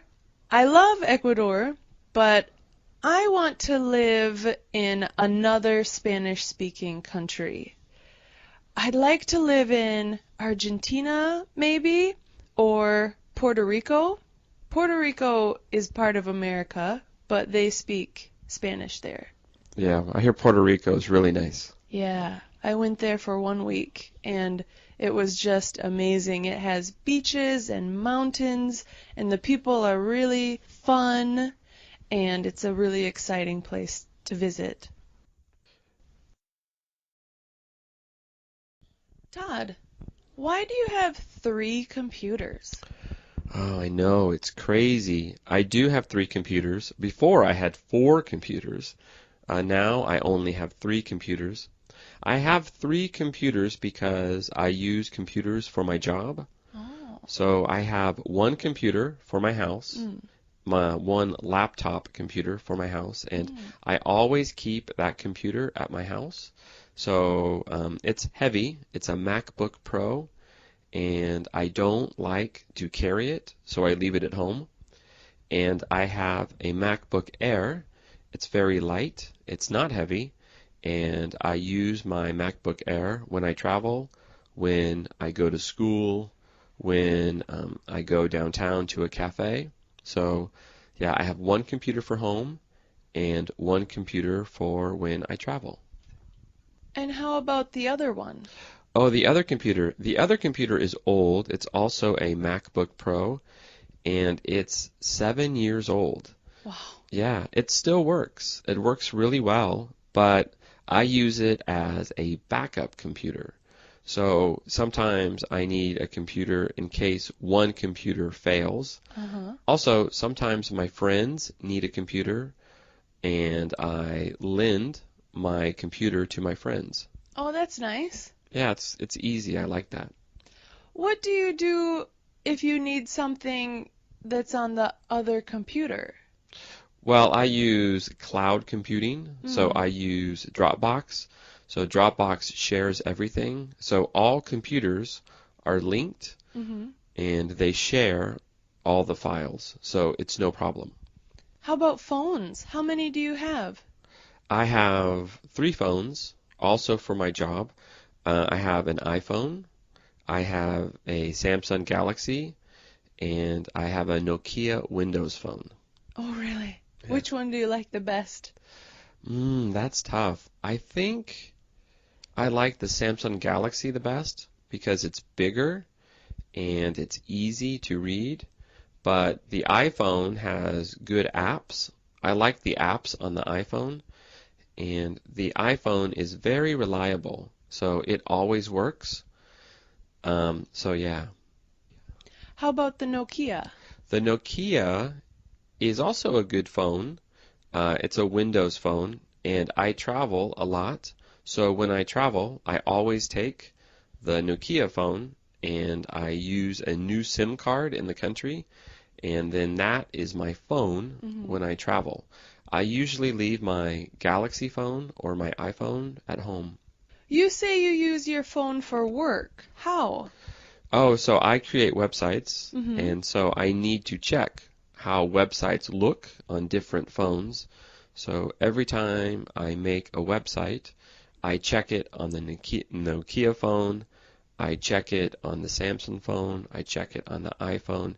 So I make sure the website works on all smartphones. Does the website often have problems with one phone or a different phone? Usually not. Usually everything is okay, but sometimes media files like audio files or video files do not work on the phones, so sometimes I have to change things, but usually it works. Ah. How about you? How many computers do you have? Well, at home, we have one laptop, and it's kind of big, so I don't usually take it out with me. And then we have a personal computer, and we also have a tablet, an iPad. Oh, yeah. And I don't use the iPad very much. It's usually used by my daughter. She's 2, and she loves to play games on the iPad. Right. So it's an expensive toy. So your daughter likes the iPad, Mm-hmm. you like the laptop I like the laptop, yes. and the personal computer? The personal computer is my husband's, and we also use it as the family computer when we want to watch a movie or watch a TV show, something like that. Oh, wow. Sounds good. And phones? Phones. Well, I have my own phone. I have a Sony phone. It's an Xperia, and I like it. It's big, so sometimes my fingers can't reach all the buttons, but I can watch videos on it. I like that.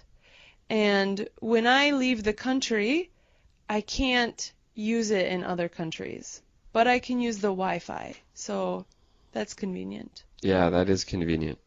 Okay, thanks a lot, Sarah. Thank you. So, Greg, you were saying that you had brothers and they always picked on you, like all older brothers do. Do you have any stories of what your brothers used to do to you? Yes. It's I think back on some of the crazy fights we had, and it is absolutely amazing that we are all still alive. Yeah. One time, I was closing the garage door, and I didn't see my brother, my oldest brother, walking behind me. And I pulled the door down, and it hit him in the head. Right. Oh, Complete, wow. complete accident. Yeah. But he just got so angry. He had a pair of shoes that he was holding in his hands. I think he was going to polish them or something. And he just took the shoe and he smacked me as hard as he could right in the stomach. Oh, that's gotta hurt. Oh, it hurt so much. I bent over and I got so angry. And I looked in the garage and I saw a big piece of metal pipe. Oh, no. And I held it like a spear and I ran after him. And he, of course, ran away. And I was chasing him around the house and he ran up to the front door and I threw the spear as hard as I could. And it went like I threw the pipe and it went like a spear through the air. And he closed the door right behind him and it put a hole in the door. Oh, man. It was gonna hit him. It would have hit him. It would have hit him, actually. Wow. Yeah. You don't even want to think what could have happened if it had hit him. Yeah, it's amazing that we're still alive. We used to have fights with, baseball bats and branches and things. Man. Well, it must have been good. It made you tough and strong for all the other kids at school. Yeah, they thought I was crazy.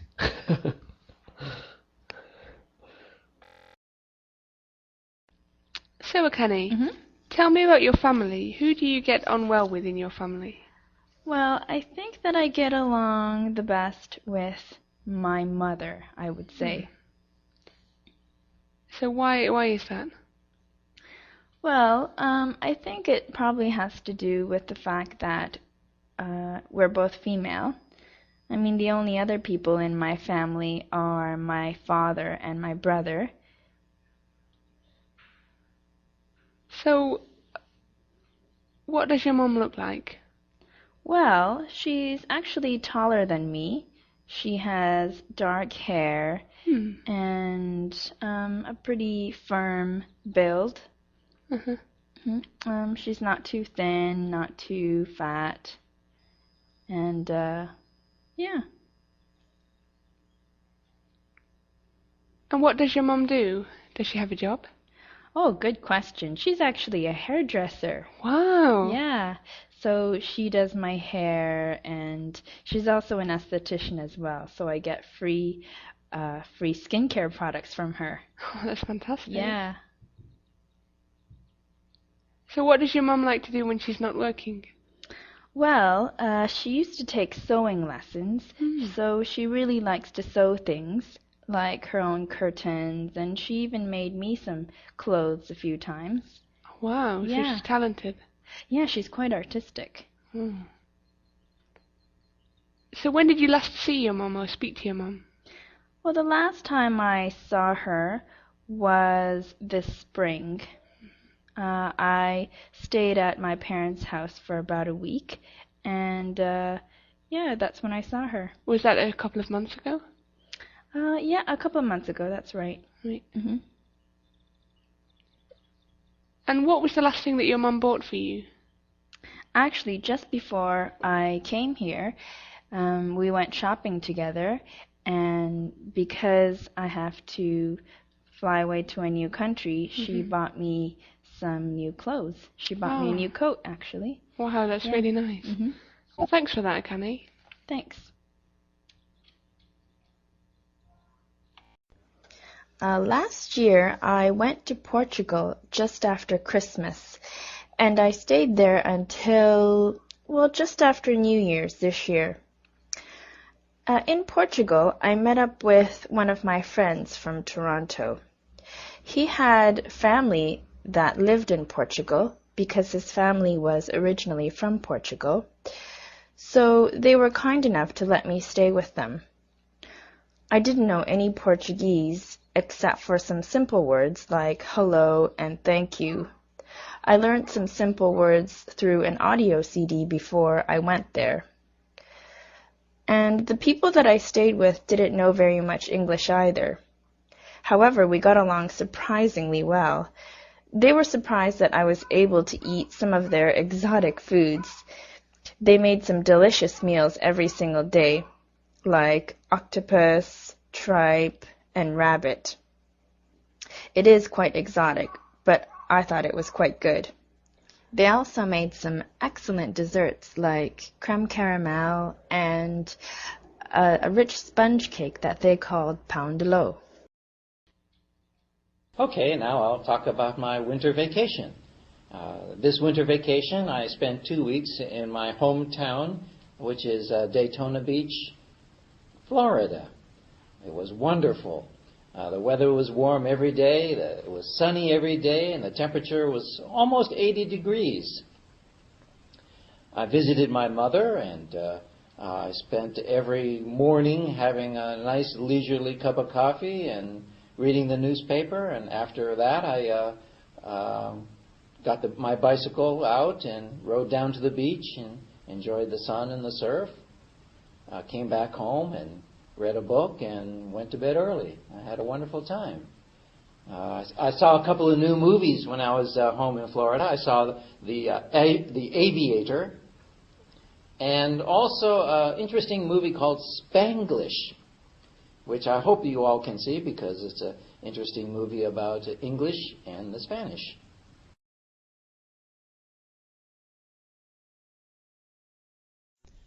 John, tell me about your day. What time do you wake up? Well, let's see. Some days I wake up early, maybe about 6 o'clock. Yeah, sometimes I wake up at 6 o'clock. When I get up early, I like to get ready for the day, take a shower, and have breakfast.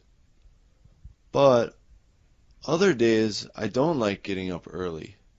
Maybe I'll sleep in until 10 or 11. Wow. Yeah, I like sleeping in late, so sometimes I wake up at 11. On those days, if I know I won't wake up until 11, I'll take a shower the night before I go to bed. How about you, Sarah? When do you usually wake up? Well, I like every day to be the same. Oh, So I wake up every day at 8 o'clock. 8? 8. And I always do the same thing. First, I make coffee right away. Then I wake up my kids and we have breakfast together at about 8:30. Really? Yes, we usually have something easy like bread and yogurt and fruit. I like to have coffee every morning.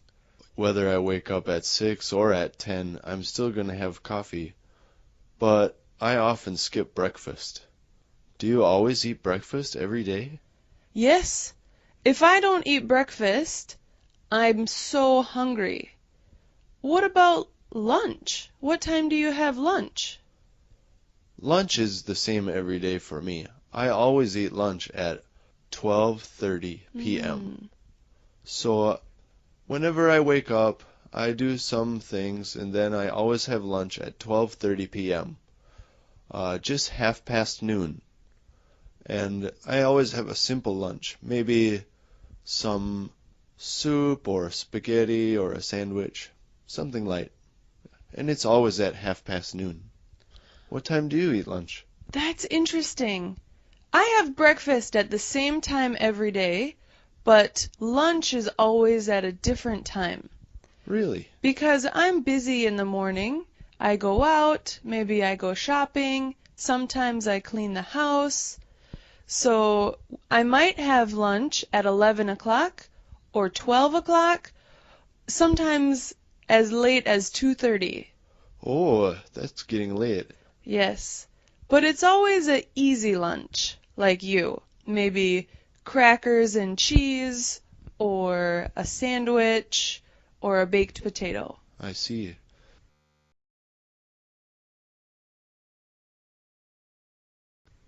Do you always have dinner at a different time too? No, I almost always eat dinner around 6 o'clock. How about you? When do you eat dinner?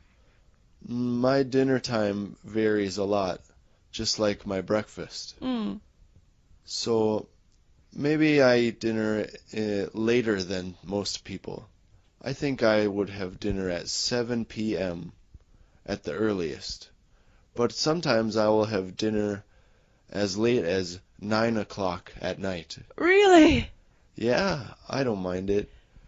I really like cooking, so if I'm cooking a short thing, I'll have dinner earlier, but I don't mind if it takes 2 hours to cook something really good, I'll eat later at night. Wow. Can you tell me about your work routine? What time do you usually go to work? Oh, see, my work schedule is different every day. That's why I wake up at a different time every day.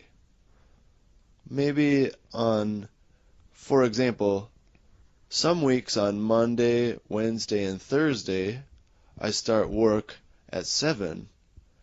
But on Thursday and Friday, I don't start work until 11:30. Ah. How about you? Do you have a different work time sometimes? Well, right now I'm on maternity leave. So I stay home and take care of my new baby. Oh, congratulations. Thank you. I try to work at home a little bit every day, though. If the kids are sleeping or they're playing quietly, I try to do some work.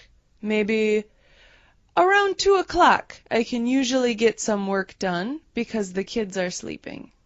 Oh, if you don't start getting some work done until 2 o'clock in the afternoon, you must be very busy every morning. Yeah, I usually go to the grocery store. Sometimes I take the kids to the park around 10 in the morning. I often do the laundry or wash the dishes. And then as soon as the dishes are washed, it's time to make lunch. So I'm busy all day. I see. So that's why your lunchtime can change so much. Yeah. Oh, it sounds like a busy day.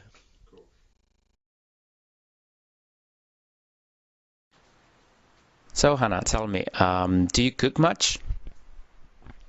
Yes, I always cook. I often cook with my roommate, and we always make Chinese or Japanese food. How about you? Well, I don't really cook that often because I'm really busy during the week. So I always get something in a shop and eat that. But during the weekends, I always cook during the weekends because I really like making food. So that's what I do. So, do you ever eat out?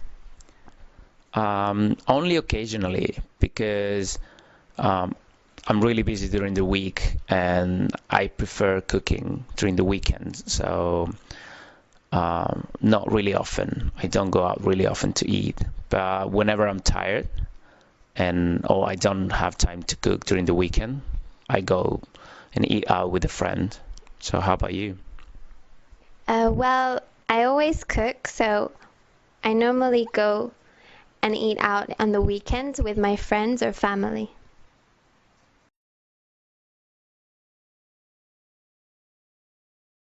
So do you ever buy takeaway? No, I never. Normally, when I go out to eat, I like to sit and enjoy my food. How about you? Well, that's really nice. Of course, I do like to sit and enjoy my food, but I have to admit that occasionally I have to buy takeaway, especially when I'm coming late from work and I'm driving. I'm so hungry that most of the times I don't really make it home, so I have to buy something and eat it on my way. That's a shame, but that's the way it is. And do you usually have people over for dinner? Yes, I sometimes do. I really like cooking, so occasionally I invite my friends over and I cook for them, or we all cook together. How about you? Not really. I do love cooking, but the problem is my place is really small. So even though I want to invite my friends, I never do it because my place would only fit 1 or 2 people. So unfortunately, I never have my friends over for dinner.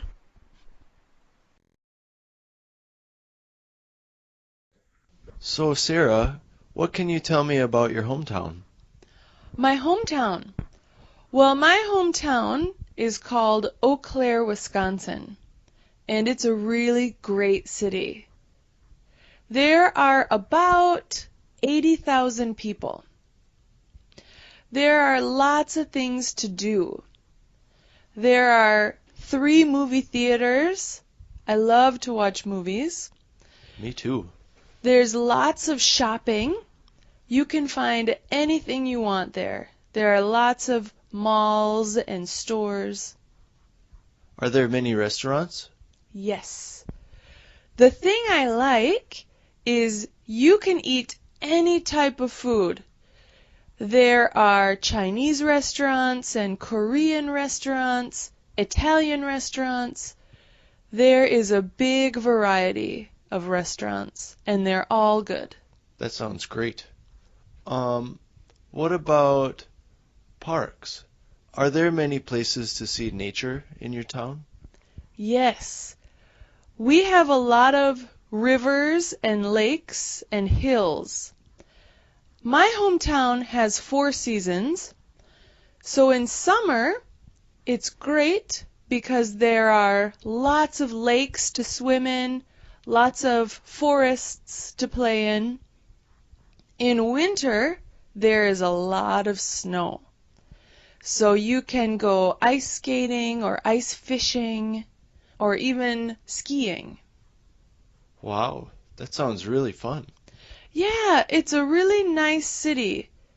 It's also really safe. There are lots of nice people there. Good. Is there much to do at night? Well, maybe not. There's not many things to do at night. There aren't any nightclubs. There aren't many bars. So, actually, maybe there isn't much nightlife. That's okay. It sounds like a nice place to have a family. Yeah, it is. It's a great place to have a family. There's lots of good schools and libraries.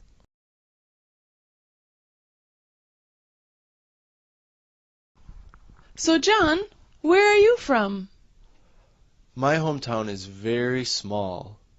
It's a little town in the countryside in Wisconsin.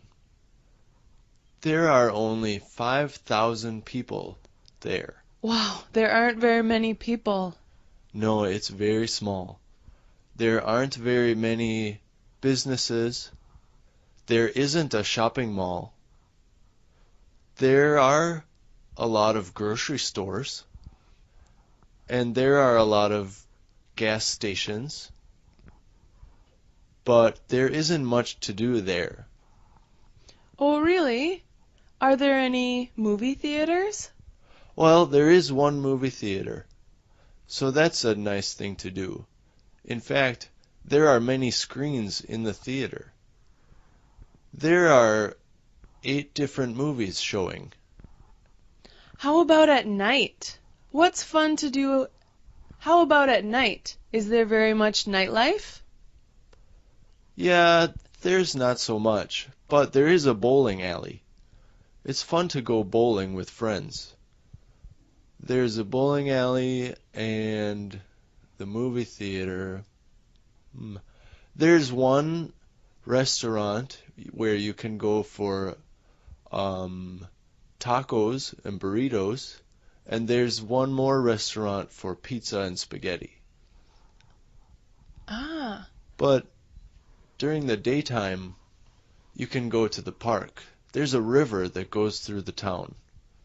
So, in the middle of town, there's a river, and there's a park that goes along both sides of the river. And at the park, there is a tennis court and a disc golf course. Disc golf? Yeah, I like to play disc golf with my friends. It's really fun. And after we finish playing disc golf, we usually go to the pizza restaurant. Oh, I see. How about schools? Are there very many schools?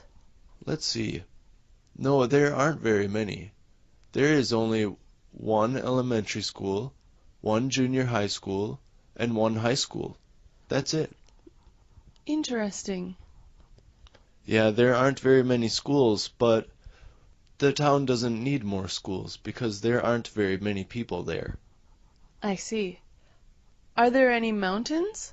No, the whole area is very flat. There are no mountains, but there are a lot of trees. In fact, there are trees on my town's sign because my town is famous for all the trees on every street. Oh, wow. It sounds like a great city.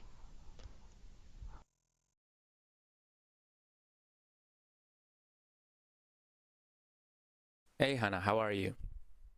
I'm fine, thank you. How are you? I'm fine, thanks.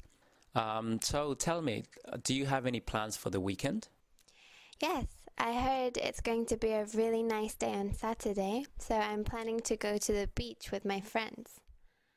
The beach is 3 hours away, so we are going to go by car, and we are planning to have a barbecue, and I'm very excited. In the evening, we are going to have fireworks, so it's going to be very beautiful. So are you going to stay over at the beach? No, we're going to come back, so we'll be home quite late. Oh, so then what are you going to do on Sunday? I think I'll be sleeping all morning, and probably in the afternoon I'm going to study because I have a maths exam on Monday. Oh, that's a shame. Well, I think I'm going to wish you good luck in your exam and have fun at the beach. Thank you.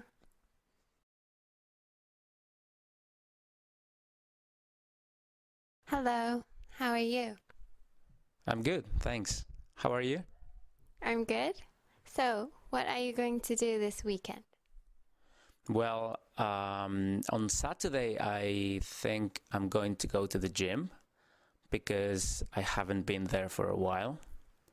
And then I think I need to clean my house because I didn't have time during the week and it's a bit messy now. And in the evening, I think I'm going to have dinner with my friends. Are you going somewhere after dinner? I don't think so. I really want to spend this weekend in a really relaxed way, so I don't think I'm going anywhere after dinner. I see. How about Sunday? Well, Sunday, I'm not going to do anything during the morning. I really want to take, a rest. And then I'm going to have lunch with my family because I haven't seen them for a while. And then in the afternoon, there's this movie I really want to see, so I'm going to the cinema with my friends.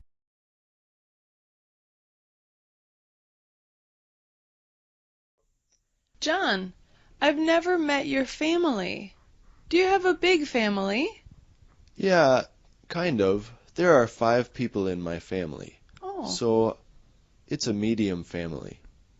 I have 2 brothers, so there are 3 boys in my family. And there's my mother and my father. How about your father? Do you look like him? Yes, I do. I do look like my father. When he was younger, he had blonde hair, like me. And he has glasses. So do I. My mother has glasses too. I'm the same height as my father. We are both 180 centimeters tall. My older brother is the same height as me and my father. But my younger brother is shorter than us. He has blonde hair and glasses too, though. Oh. How tall is your younger brother? He's a bit shorter than us. I'm not sure, but I think he's around 170 centimeters tall. Oh. How about your mom? My mom is short too. She is the same height as my younger brother. Oh. And my mom has red hair. Her hair is bright red. So my mother has different hair from the rest of my family. There are 4 people with blonde hair and 1 person with red hair. But actually, all 5 of us wear glasses. Oh, really? Yeah. So, John, you're thin. What about the rest of your family? Are they thin too? Well, my mother is skinny too, like me. But my brothers are more like my dad in their body type. They are a little bit more muscular than me. They have big muscles and they're very strong. So they are heavier than me. That's my father. He weighs more than I do. And my brothers are also heavier than me. Oh. Sounds like a good-looking family. Thank you.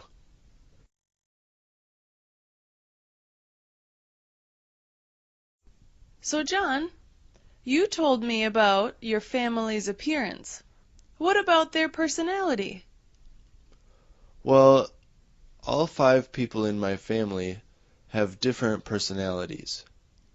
Yeah, my younger brother's really fun. It's great to spend time with him. For example, we usually play video games together. He likes to play racing games or sports games, and also we play card games or just watching TV. He's so funny. No matter what we're doing, he tells jokes, and I love listening to him tell jokes about whatever we're doing at the time. And he's so cheerful and bright. He's always open to new people and new ideas, so I really like spending time with him. He makes me feel cheerful too when we talk together. That's great. How about your older brother? Well, my older brother, he's a really good guy. He's not so entertaining like my younger brother, but he's very smart. He's really serious. He likes to study and read. For example, he likes reading the Greek philosophers. He likes reading about Plato and Socrates, and he's always talking about philosophy. I like that stuff too. I think it's interesting, but he's not very funny. I see. How about your dad? My dad. Let's see, what can I say about my dad's personality? He's a hard worker. He's very devoted to everything he tries. He was raised on a farm, so he knows a lot about animals. And now he has a farm as a hobby. My dad raises horses and chickens. He loves animals, and he has so many animals, but he doesn't think of them as farm animals. They're his pets, and he loves them. He spends every day outside, well, no matter what the weather, because he has to take care of his family, which is all of his animals. And he's a really smart guy, maybe a bit serious at times. His sense of humor is maybe like you can imagine from an old man. I see. How about your mother? What's she like? My mother loves to read horror novels. Really? Yeah, horror books. So she knows a lot of stuff about crime or mysteries or police dramas and lawyers. She loves that stuff. So my mother's very interested in those kind of books and movies and TV shows too. So she's kind of like a detective. My mother's very smart and enjoys solving puzzles. Wow. It sounds like an interesting family. Thank you.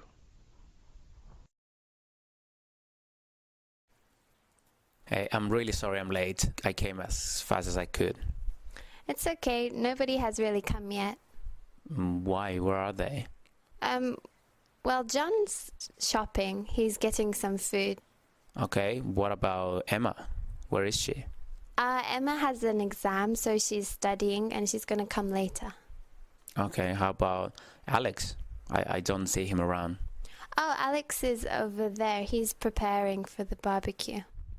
Oh, yeah, that's right. And how about Marcus and Emily? They're over there. They're playing. Oh, so how many people are left? Who else is coming? I don't know. Nobody has really contacted me yet. Oh, well, let's hope we can get around 10 people maybe. Yes, I hope so. Cool.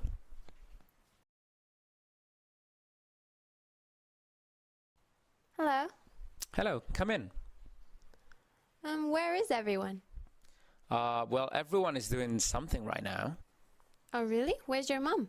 My mom, she's at the mall. I think she's shopping. I think she's getting the groceries for the week.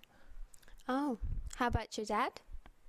Well, every weekend he goes to the country club, so I think he's playing golf with his friends now. Where's your brother and sister?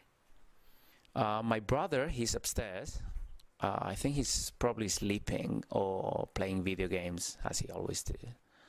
And my sister, she's at school, and she's playing soccer because she has a game today.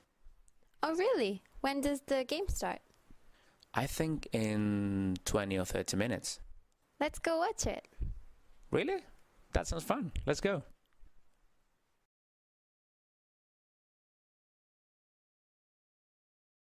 Adam, I've been trying to reach you all day. Where have you been?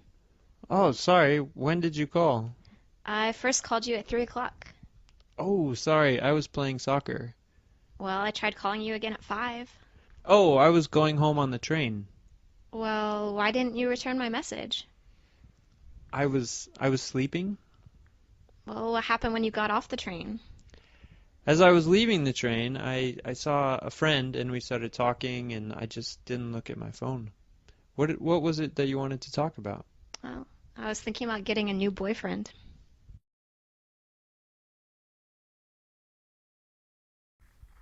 Hey, Adam, have you done the things I've asked you to do yet? What did you ask me to do?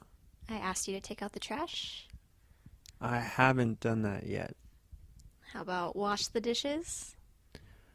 I washed a few dishes. Wash the car? No, I haven't washed the car. What did you do today? I was sleeping mostly.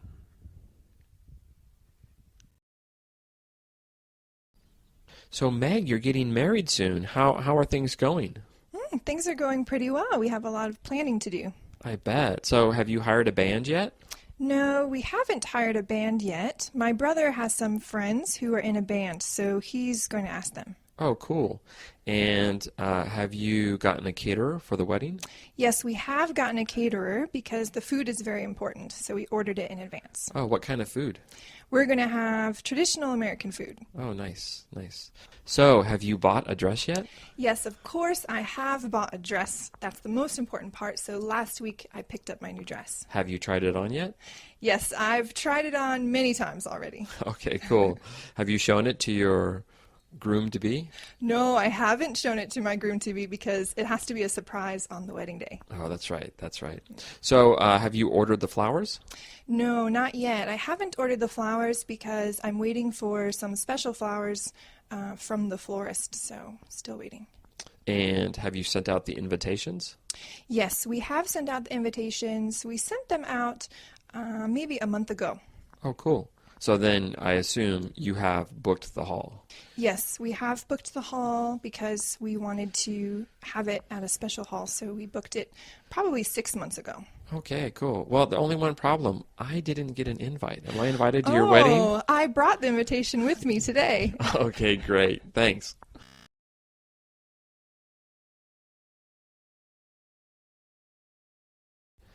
Hey, Meg, I have a big favor. Can you help me out?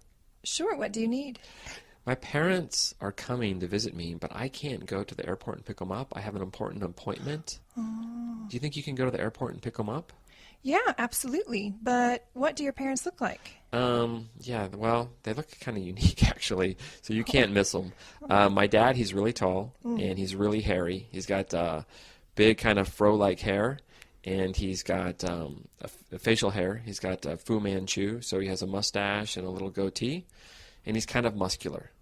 Wow, so I think I should be able to see your dad very easily. Right, so you can't miss him. And also, my mom's pretty easy. It's like kind of 60-ish. She's in her 60s, and she kind of has blondish, grayish hair. She's kind of medium build, and she's kind of average height. Okay, well, it sounds like no problem. I think I can find them at the airport. Okay, and there'll be one other person with them, and she might be the one actually looking around trying to find you, and that's my niece. Oh, what does your niece look like? Okay, so she's in her 20s. She's very thin, and she has long blonde hair, and yeah, she's quite energetic, so you'll probably see her running around. So I have a feeling she's going to be the one looking for you. Okay, great. Then I'll look for your niece. Okay, great. I really appreciate this. No problem.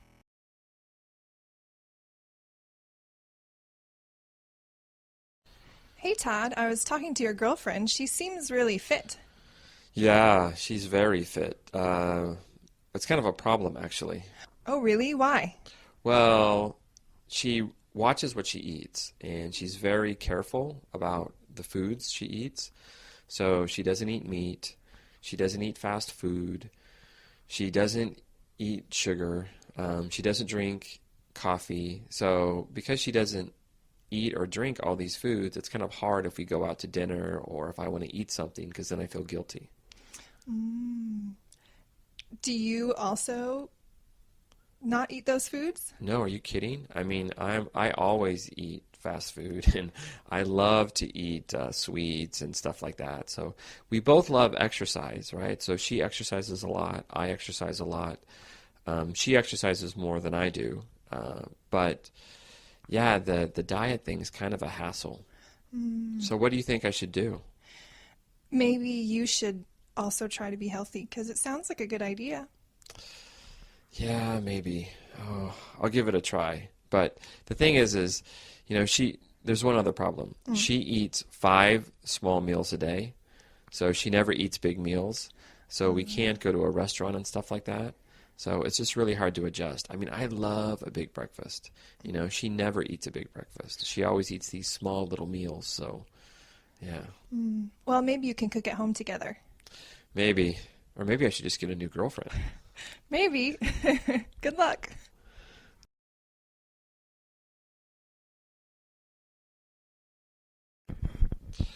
Hey, Todd. I want to go to Osaka. What's the best way? The best way. It kind of depends on your time and your cost and your comfort. The easiest might be the ferry. So the ferry leaves every day at 7 o'clock, and it goes overnight, and it arrives in Osaka at, I think, 6 o'clock in the morning. So it's a nice trip. You're on the boat. You can kind of have dinner on the boat. You go to sleep, and then you wake up, and then you're there. So, and it costs about $70. Sounds pretty good. Yeah, it's good, yeah. But you sleep in a big area with other people. So it's like a shared sleeping area. Right. What are some other ways? Well, if you have lots of money, you can take the train. The train's convenient because it leaves every hour from the downtown station, and it takes about 4 hours, 3.5 hours. Oh, wow. You have to transfer the train once, but it leaves every hour. It costs a little bit. It costs about $300, but it's an enjoyable ride, and you're never stuck in traffic. So ferry, train, what else? You can take a plane. There are 2 flights. One flight leaves early in the morning, another flight leaves in the afternoon, and that's probably the fastest because if you fly there, it only takes 1 hour, but it takes 30 minutes to get to the airport. It's outside of town, and then you have to get there an hour early for your flight and check in your bags and stuff. So, it still takes door to door probably 4 to 5 hours. And also flights, they can be cheap, but they're about $100. Ah, okay. Are there any other ways? There's one other way. The cheapest way is actually going by bus. The good thing is, the buses leave every hour, but you must take a bus to Fukuoka and then transfer in Fukuoka, and it takes a long time. It takes about 8 hours to get there, but it only costs about $50. So, and there are some buses that go overnight, so. That sounds pretty good. Well, I like to save money, but the bus sounds a little boring, so maybe I'd rather sleep on the ferry. Yeah, I think the ferry's the way to go. Thanks.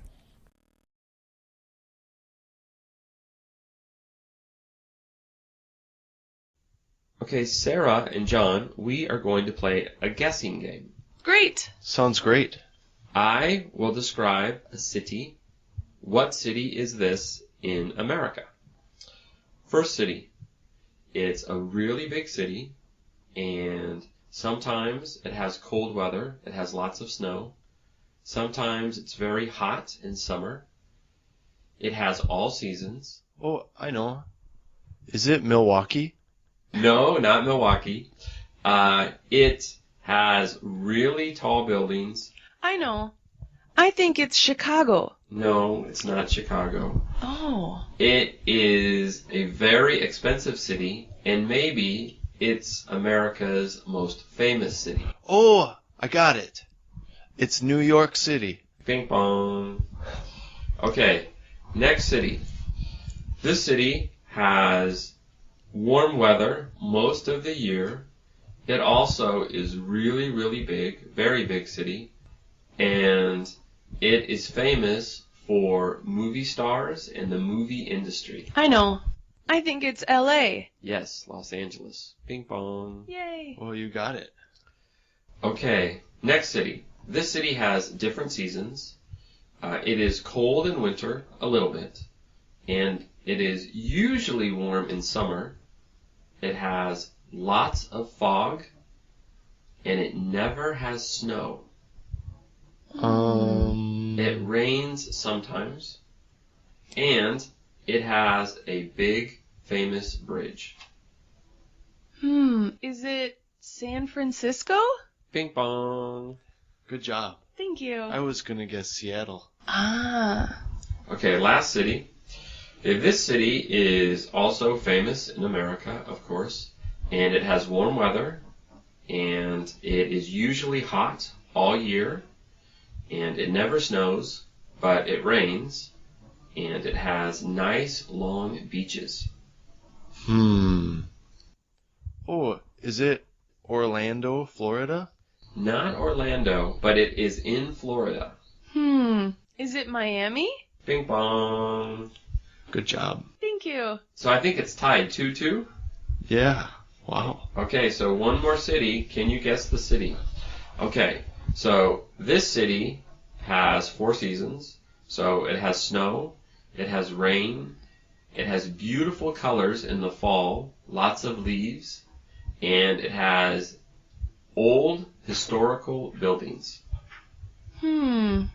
Oh, I know it.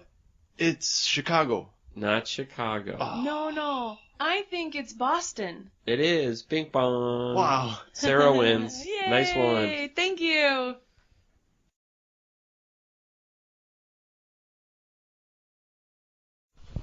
Okay, guys, we will do another guessing game.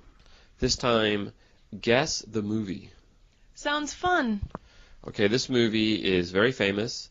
It's about 20 years old, maybe 18 years old, and it is about a love story and about 2 people that meet on a big ship, and the ship sinks. It's really, really famous. Is it Titanic? Right. Ping pong. Titanic. Okay, the next movie is also a famous movie, but I never saw this movie, but I know about the movie. And the movie is about a fight between 2 creatures. And both creatures, monsters, come from the ocean. They come out of the ocean and they fight each other. 2 monsters from the ocean. Sometimes they fight in Japan, but the last movie, the monsters fight in America. I think they fight in San Francisco. Is it Godzilla? Ping pong. Yay! Good job. Thank you. Okay, so the next movie is also a movie many teenage boys like, and it's also about fighting, and it's about machines that fight each other, and I think the machines come from space. So the machines are not from Earth, and the machines can change, and the machines have special powers. Machines that have special powers and change. I know. It's Transformers. Oh, is that right? Yes, Transformers. Ping pong. Yay! Okay, so now I'm going to go way back. So this is a movie also about an alien. And this alien is very kind. And the alien is very shy. And the alien meets a boy. And I know it. they become friends. Do they ride a bicycle? They do ride a bicycle. It's E.T. That's right. Ping pong. Yes. Good job. Okay, so now one more movie. Okay. So this movie is also old. This movie is maybe over 25 years old. Oh, over 20 years old. I'm better at the old ones. Yeah, and in this movie, there is a scientist, and the scientist is trying to find a special treasure, and he goes all around the world, and he needs to find a special treasure, and he goes to Egypt, he goes to Asia, and he wants to find something, but he has to fight people in the movie. I think it's Indiana Jones. Bing bong. John wins. Oh, Yeah. good job. Thank That's you. great. I tried really hard.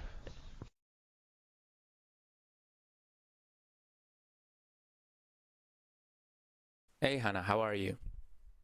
I'm fine, thank you. How are you? I'm fine, thanks. So tell me, do you have any plans for the weekend? Yes, I heard it's going to be a really nice day on Saturday, so I'm planning to go to the beach with my friends. The beach is 3 hours away, so we are going to go by car, and we are planning to have a barbecue, and I'm very excited. In the evening, we are going to have fireworks, so it's going to be very beautiful. So are you going to stay over at the beach? No, we're going to come back, so we'll be home quite late. Oh, so then what are you going to do on Sunday? I think I'll be sleeping all morning, and probably in the afternoon I'm going to study because I have a maths exam on Monday. Oh, that's a shame. Well, I think I'm going to wish you good luck in your exam and have fun at the beach. Thank you.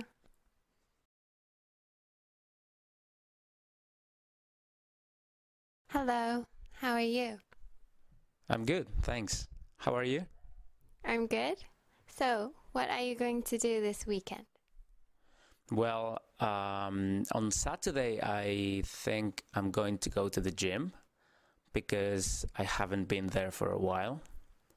And then I think I need to clean my house because I didn't have time during the week and it's a bit messy now. And in the evening, I think I'm going to have dinner with my friends. Are you going somewhere after dinner? I don't think so. I really want to spend this weekend in a really relaxed way, so I don't think I'm going anywhere after dinner. I see. How about Sunday? Well, Sunday, I'm not going to do anything during the morning. I really want to take, a rest. And then I'm going to have lunch with my family because I haven't seen them for a while. And then in the afternoon, there's this movie I really want to see, so I'm going to the cinema with my friends.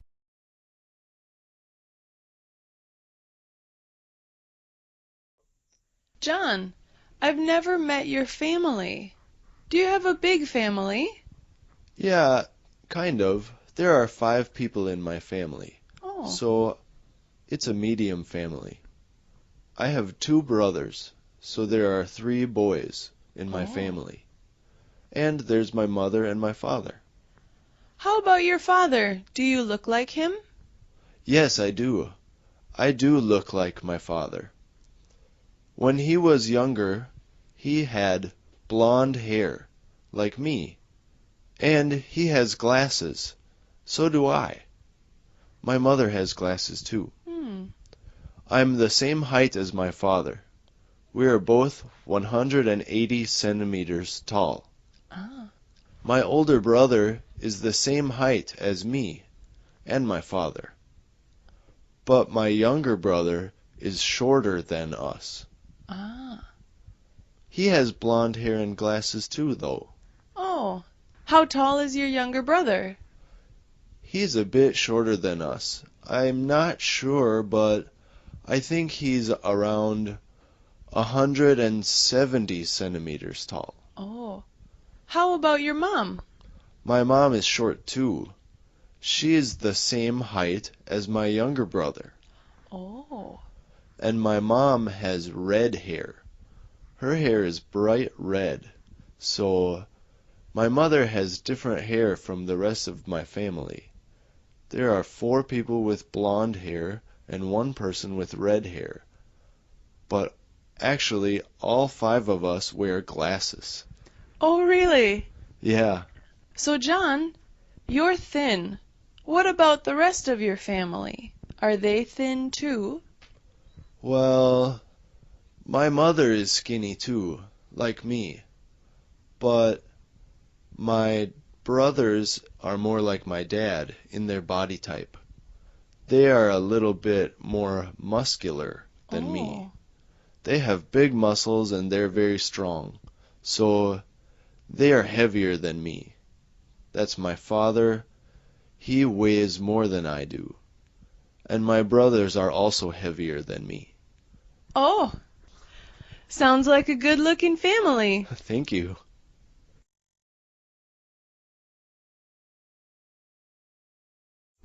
So, John, you told me about your family's appearance.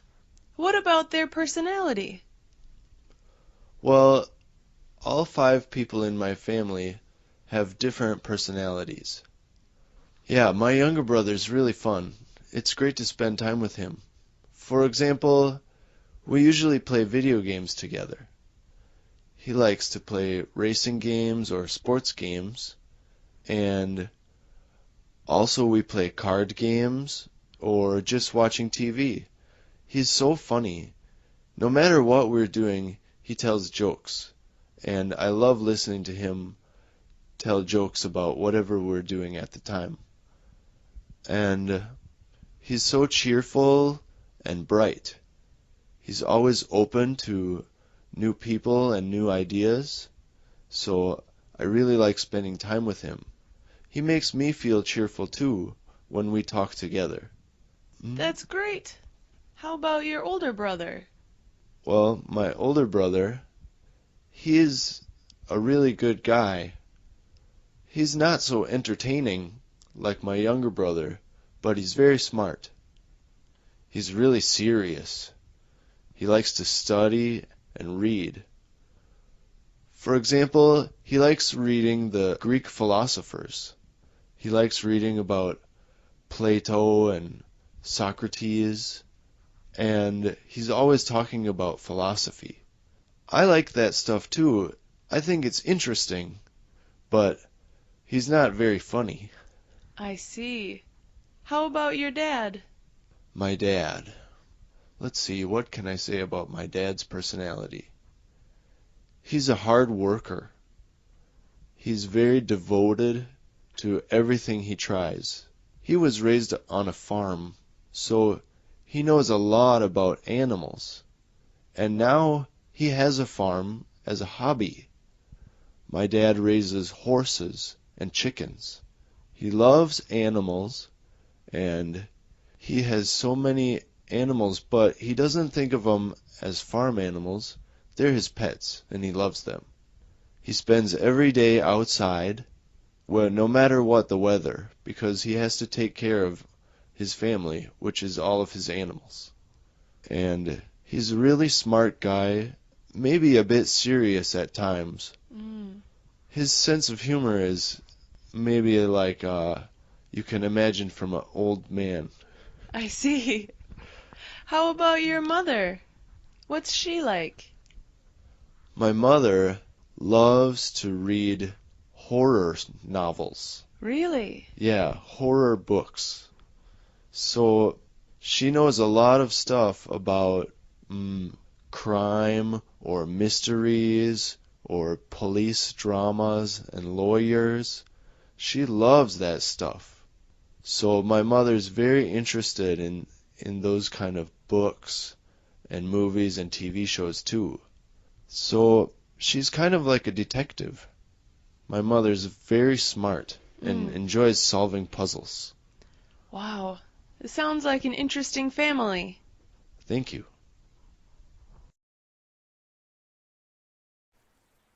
Hey, I'm really sorry I'm late. I came as fast as I could. It's okay. Nobody has really come yet. Why? Where are they? Well, John's shopping. He's getting some food. Okay, what about Emma? Where is she? Emma has an exam, so she's studying and she's going to come later. Okay, how about Alex? I don't see him around. Oh, Alex is over there. He's preparing for the barbecue. Oh, yeah, that's right. And how about Marcus and Emily? They're over there. They're playing. Oh, so how many people are left? Who else is coming? I don't know. Nobody has really contacted me yet. Oh, well, let's hope we can get around 10 people maybe. Yes, I hope so. Cool.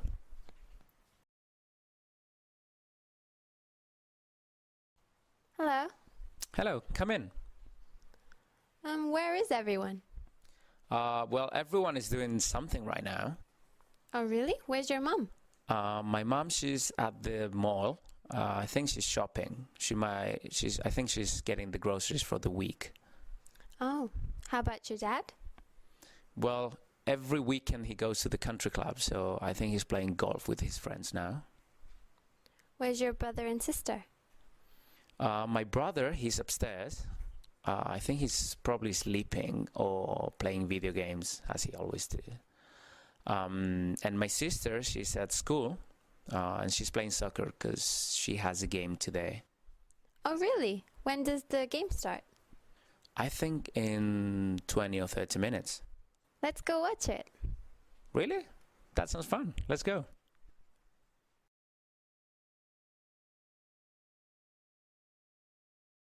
Adam, I've been trying to reach you all day. Where have you been? Oh, sorry. When did you call? I first called you at 3 o'clock. Oh, sorry. I was playing soccer. Well, I tried calling you again at 5. Oh, I was going home on the train. Well, why didn't you return my message? I was sleeping. Well, what happened when you got off the train? As I was leaving the train, I saw a friend and we started talking and I just didn't look at my phone. What was it that you wanted to talk about? Oh, I was thinking about getting a new boyfriend.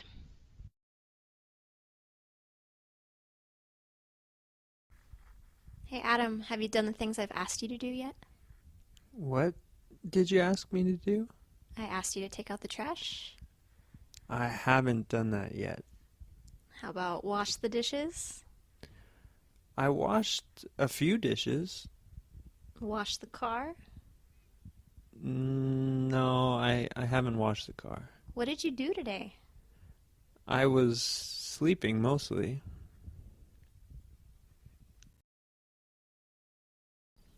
So, Meg, you're getting married soon. How are things going? Things are going pretty well. We have a lot of planning to do. I bet. So, have you hired a band yet? No, we haven't hired a band yet. My brother has some friends who are in a band, so he's going to ask them. Oh, cool. And have you gotten a caterer for the wedding? Yes, we have gotten a caterer because the food is very important, so we ordered it in advance. Oh, what kind of food? We're going to have traditional American food. Oh, nice, nice. So, have you bought a dress yet? Yes, of course, I have bought a dress. That's the most important part, so last week I picked up my new dress. Have you tried it on yet? Yes, I've tried it on many times already. Okay, cool. Have you shown it to your groom-to-be? No, I haven't shown it to my groom-to-be because it has to be a surprise on the wedding day. Oh, that's right, that's right. So, have you ordered the flowers? No, not yet. I haven't ordered the flowers because I'm waiting for some special flowers from the florist, so still waiting. And have you sent out the invitations? Yes, we have sent out the invitations. We sent them out maybe a month ago. Oh, cool. So then I assume you have booked the hall. Yes, we have booked the hall because we wanted to have it at a special hall, so we booked it probably 6 months ago. Okay, cool. Well, the only one problem, I didn't get an invite. Am I invited to your wedding? Oh, I brought the invitation with me today. Okay, great. Thanks.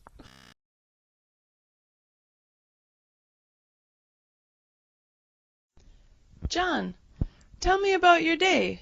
What time do you wake up? Well, let's see. Some days I wake up early, maybe about 6 o'clock.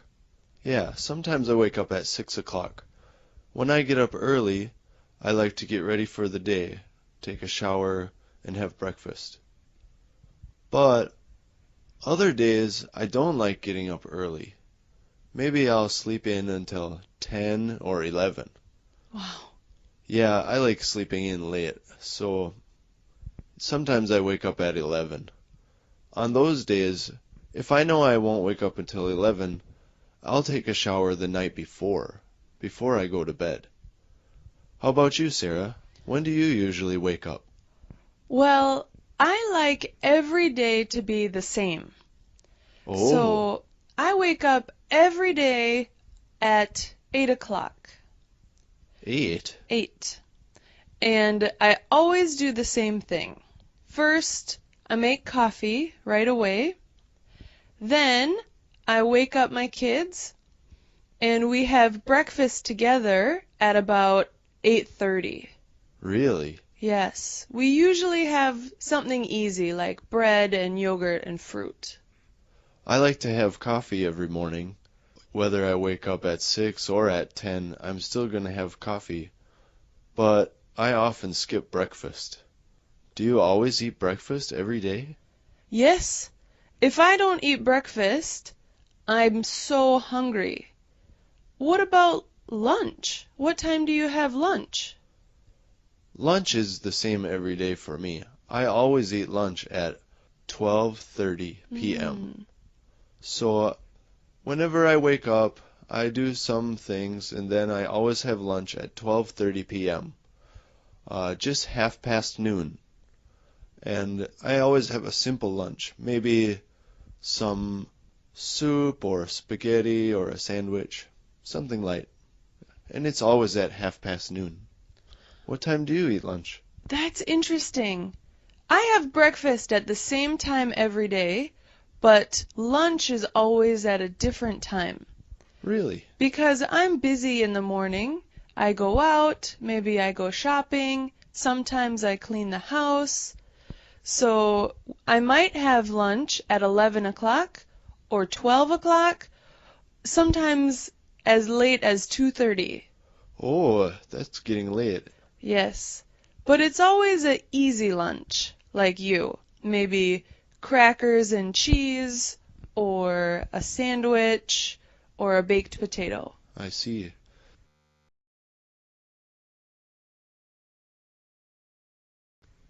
Do you always have dinner at a different time too? No, I almost always eat dinner around 6 o'clock. How about you? When do you eat dinner? My dinner time varies a lot, just like my breakfast. So maybe I eat dinner later than most people. I think I would have dinner at 7 p.m. at the earliest. But sometimes I will have dinner as late as 9 o'clock at night. Really? Yeah, I don't mind it. I really like cooking, so if I'm cooking a short thing, I'll have dinner earlier, but I don't mind if it takes 2 hours to cook something really good, I'll eat later at night. Wow. Can you tell me about your work routine? What time do you usually go to work? Oh, see, my work schedule is different every day. That's why I wake up at a different time every day. Maybe for example, some weeks on Monday, Wednesday, and Thursday, I start work at 7, but on Thursday and Friday, I don't start work until 11:30. Ah. How about you? Do you have a different work time sometimes? Well, right now I'm on maternity leave. So I stay home and take care of my new baby. Oh, congratulations. Thank you. I try to work at home a little bit every day, though. If the kids are sleeping or they're playing quietly, I try to do some work. Maybe around 2 o'clock, I can usually get some work done because the kids are sleeping. Oh, if you don't start getting some work done until 2 o'clock in the afternoon, you must be very busy every morning. Yeah, I usually go to the grocery store. Sometimes I take the kids to the park around 10 in the morning. I often do the laundry or wash the dishes. And then as soon as the dishes are washed, it's time to make lunch. So I'm busy all day. I see. So that's why your lunchtime can change so much. Yeah. Oh, it sounds like a busy day.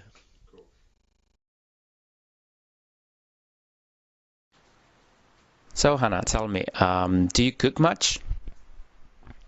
Yes, I always cook. I often cook with my roommate, and we always make Chinese or Japanese food. How about you? Well, I don't really cook that often because I'm really busy during the week. So I always get something in a shop and eat that.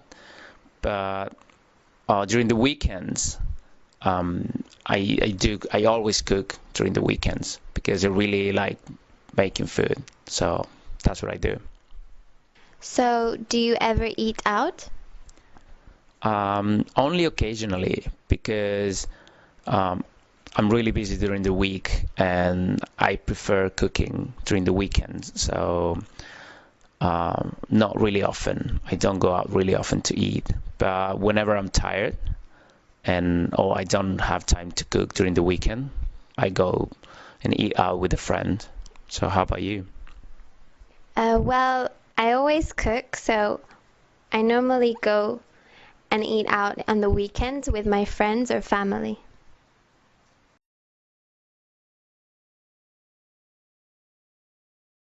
So do you ever buy takeaway? No, I never. Normally, when I go out to eat, I like to sit and enjoy my food. How about you? Well, that's really nice. Of course, I do like to sit and enjoy my food, but I have to admit that occasionally I have to buy takeaway, especially when I'm coming late from work and I'm driving. I'm so hungry that most of the times I don't really make it home, so I have to buy something and eat it on my way. That's a shame, but that's the way it is. And do you usually have people over for dinner? Yes, I sometimes do. I really like cooking, so occasionally I invite my friends over and I cook for them, or we all cook together. How about you? Not really. I do love cooking, but the problem is my place is really small. So even though I want to invite my friends, I never do it because my place would only fit one or two people. So unfortunately, I never have my friends over for dinner.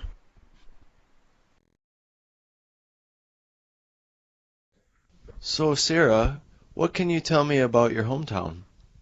My hometown. Well, my hometown is called Eau Claire, Wisconsin, and it's a really great city. There are about 80,000 people. There are lots of things to do. There are 3 movie theaters. I love to watch movies. Me too. There's lots of shopping.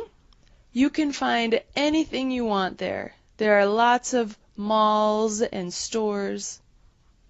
Are there many restaurants? Yes.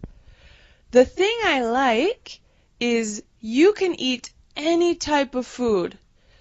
There are Chinese restaurants and Korean restaurants, Italian restaurants. There is a big variety of restaurants, and they're all good. That sounds great. What about parks? Are there many places to see nature in your town? Yes. We have a lot of rivers and lakes and hills. My hometown has 4 seasons. So in summer, it's great because there are lots of lakes to swim in, lots of forests to play in. In winter, there is a lot of snow. So you can go ice skating or ice fishing or even skiing. Wow, that sounds really fun. Yeah, it's a really nice city. It's also really safe. There are lots of nice people there. Good. Is there much to do at night? Well, maybe not. There's not many things to do at night. There aren't any nightclubs. There aren't many bars. So, actually, maybe there isn't much nightlife. That's okay. It sounds like a nice place to have a family. Yeah, it is. It's a great place to have a family. There's lots of good schools and libraries.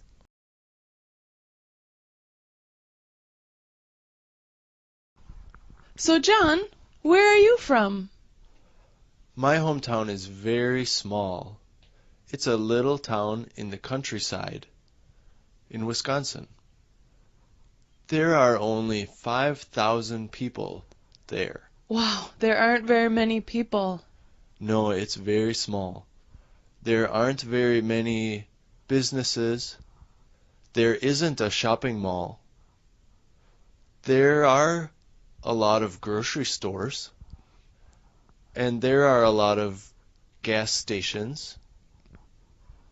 But there isn't much to do there. Oh, really? Are there any movie theaters? Well, there is one movie theater. So that's a nice thing to do. In fact, there are many screens in the theater. There are 8 different movies showing. How about at night? What's fun to do? How about at night? Is there very much nightlife? Yeah, there's not so much, but there is a bowling alley. It's fun to go bowling with friends. There's a bowling alley and the movie theater. There's one restaurant where you can go for tacos and burritos, and there's one more restaurant for pizza and spaghetti. Ah. But during the daytime, you can go to the park. There's a river that goes through the town. So, in the middle of town, there's a river, and there's a park that goes along both sides of the river. And at the park, there is a tennis court and a disc golf course. Disc golf? Yeah, I like to play disc golf with my friends. It's really fun. And after we finish playing disc golf, we usually go to the pizza restaurant. Oh, I see. How about schools? Are there very many schools? Let's see. No, there aren't very many. There is only one elementary school, one junior high school, and one high school. That's it. Interesting. Yeah, there aren't very many schools, but the town doesn't need more schools because there aren't very many people there. I see. Are there any mountains? No, the whole area is very flat. There are no mountains, but there are a lot of trees. In fact, there are trees on my town's sign because my town is famous for all the trees on every street. Oh, wow. It sounds like a great city.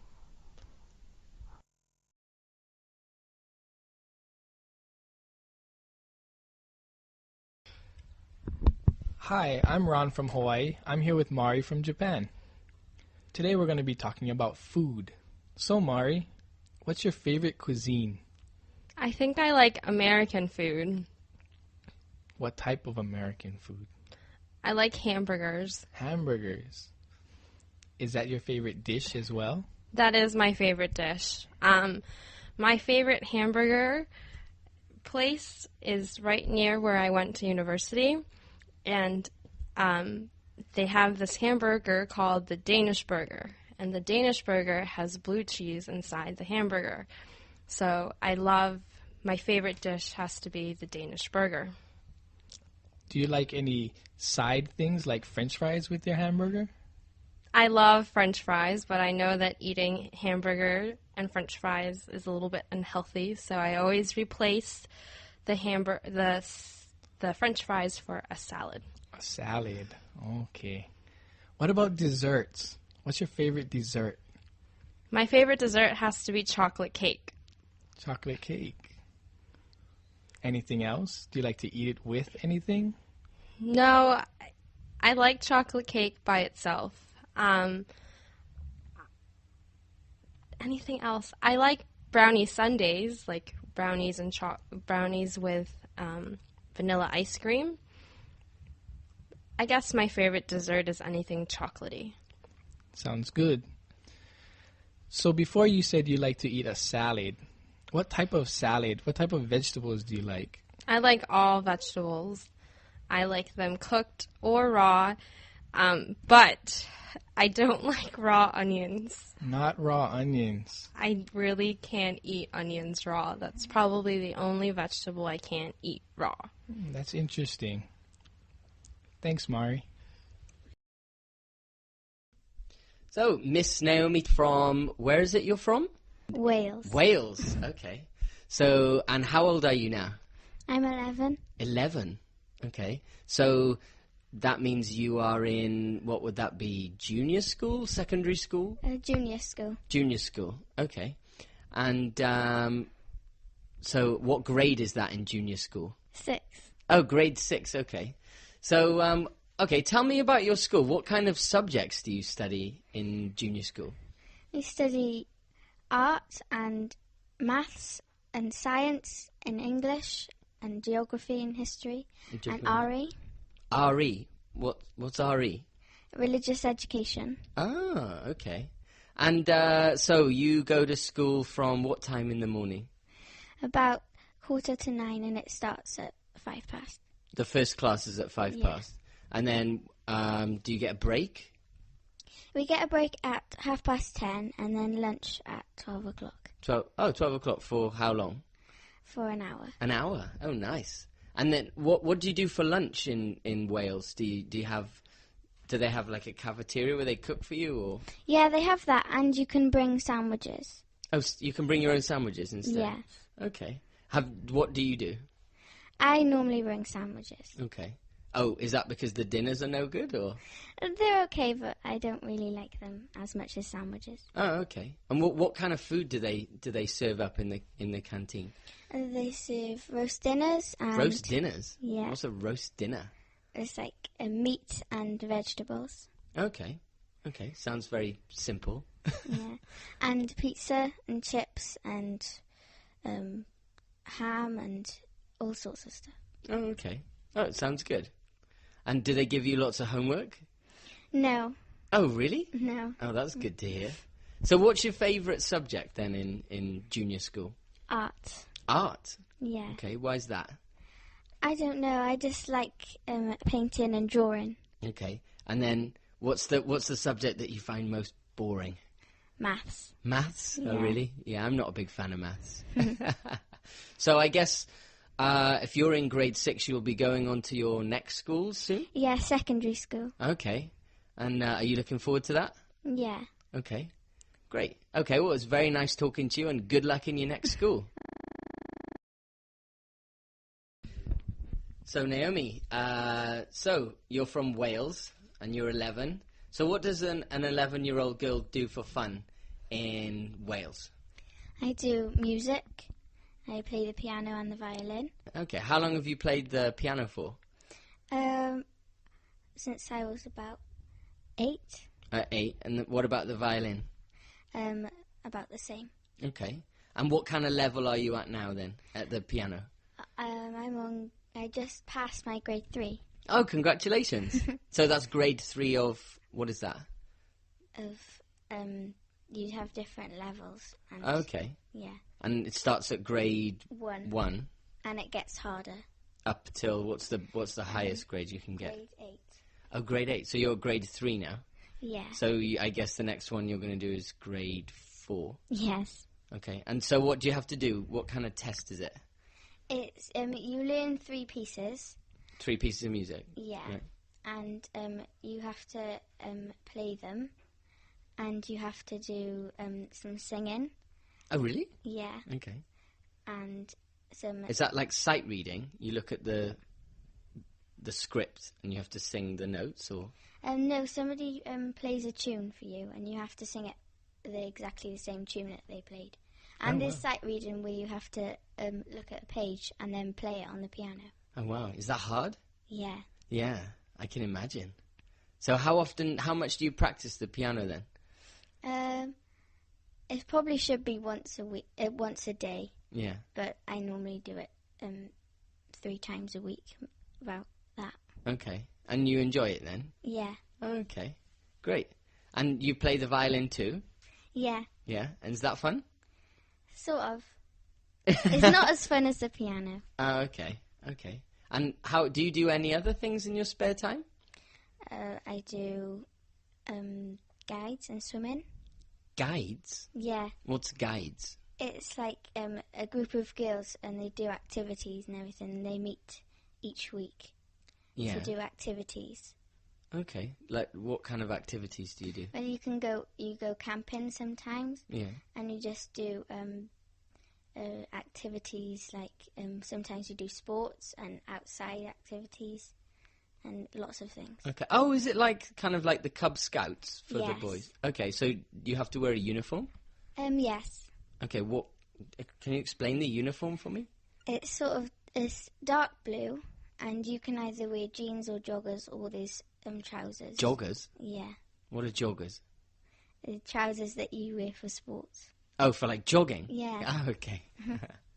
Okay. Well, sounds like you do a lot of fun things in your spare time. Yeah. Okay. Well, it's very nice to talk to you, and good luck with your piano and your violin. Thank you. So, Naomi, so you're from Wales, and you're 11. So what does an 11-year-old girl do for fun in Wales? I do music. I play the piano and the violin. All right. And I play sports, netball. And, Netball? Yeah. What's that? It's like a basketball a bit. Yeah. But, mostly girls play it. And you have 2 teams, and you have to try and get the ball in each other's nets. Oh, okay, so it's just like basketball. You bounce Yeah. it around. Well, you don't really bounce it that much. You can only bounce it once. Oh, really? Yeah. Oh, okay. Okay. I see. And you play it indoors then, or? Yeah, mostly indoors. In the summer, sometimes outdoors. Okay. Oh, that sounds good. Yeah, so you can only bounce it once? Yeah, there's 3 different passes you can do, but one is you use a bounce called bounce pass, Okay. and you can only use a bounce once. Okay. To pass it to your teammate? Yeah. Okay. And what are the other passes? There's chest pass. And what's that? It's just sort of a straight pass from chest to the other person's chest. Okay. And shoulder pass, which is just sort of lob. Like a lob, you throw it over Yeah. your shoulder kind of thing. Okay. Yeah. So it's just, well, like basketball, then somebody throws it in the net, and then how many points do you get? It's a 1 point for every ball that you get in the net. Oh, okay. And how long is a game of netball? Probably about an hour. Oh, really? Yeah. So like half an hour each side, or? Yeah, I think so. Okay. And how many people are there on a team? 7. 7? Yeah. Okay, nice.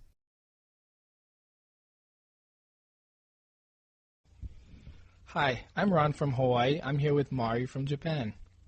Today we're going to be talking about entertainment and how often we do these things. So Mari, how often do you watch TV? I watch the news in the morning, and when I come home at night, I sometimes watch TV. Do you have a favorite TV show?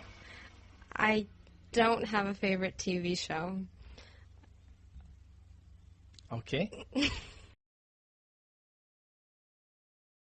How often do you go to the movies? I really like going to the movies. I think I go maybe once a month or once every 2 months. And other than that, do you rent movies? No, I don't rent movies, but sometimes I download movies. I like to watch comedies, romantic comedies, and a little bit of drama. Which is your favorite movie you watched recently? My favorite movie, or I don't know if it was my favorite movie, but a movie that I watched recently is called 27 Dresses. It is about a girl or a woman who was bridesmaid 27 times. And that's a romantic comedy? It is. What about reading? Do you like to read books? I do like to read books. Right now I'm really busy with work, so I don't have a lot of time to read. But when I'm on vacation or whenever I have free time, I like to read books. What kind of books? I like to read nonfiction, usually, like biographies of people. And I also like to read about like teaching practices so that I could become a better teacher, and a little bit of fiction. And what about concerts? Do you enjoy going to concerts? I don't go to music concerts. I don't think I've ever been to one, actually, but I like to go see musicals, and I also like to go to sporting events. Hi, this is Mari. I'm here with Ron. Today we'll talk about types of entertainment and how often we do these things. Let's first start with watching TV. Ron, how often do you watch TV? Usually I watch TV every day. I don't watch TV very long, but I usually watch TV every day. Usually I watch the news. Why just the news? I like to know what's going on in the world, so I usually watch CNN or BBC. And that's it? Nothing else? Usually, yes. Usually. Other than that, sometimes I'll watch sporting events, such as baseball or football. But that's it? Yeah. Okay. Next, do you go to the movies? How often do you go to the movies? I don't go to the movies very often. Maybe twice a year, I would say. That's it? Yeah. Do you rent movies? I rent movies more than I go to the cinema, but also not very often. What kind of movies do you like? I like funny movies, comedies. Comedies. What's the most recent movie you watched? I watched Home Alone last night, but it was on TV. I didn't rent the movie. Okay. How often do you read books? I don't like reading, so I don't read books very often. The only time I do read books is for school purposes. What kind of books do you read for school? Well, my major is international relations, so usually I read international relations books, if I have to read. If you have to read. So nothing, no books for pleasure? Not for entertainment. So when you're on the airplane, you don't read? No, okay. I try to watch the movies on the airplane. Okay. How often do you go to concerts? I go to concerts once in a while. In Hawaii, there aren't many concerts, so when there are concerts, I try to go. What do you go see, or what type of concerts? I like Hawaiian music, so I go to Hawaiian concerts. And if a big star from America comes, I usually try to go also. So music concerts. Right, music concerts. Okay, Ron, thanks. You're welcome. Hi, I'm Ron from Hawaii. I'm here with Mari from Japan. Today we'll be talking about abilities. So Mari, are you a good cook? I like to cook.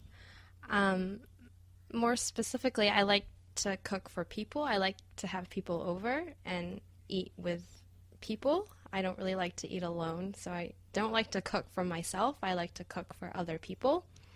But more than cooking, I like to bake. Baking. What do you like to bake? Cookies and brownies and cake. That sounds very good.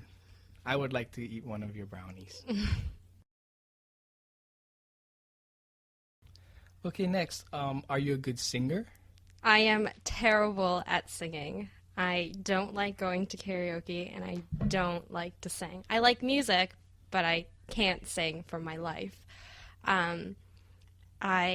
Yesterday, or I guess in class, it was a student's birthday, and I made my students sing happy birthday, but they wouldn't start. So I had to start them off singing, and my voice was so bad that they started laughing at me. So I'm just a terrible singer. That's funny.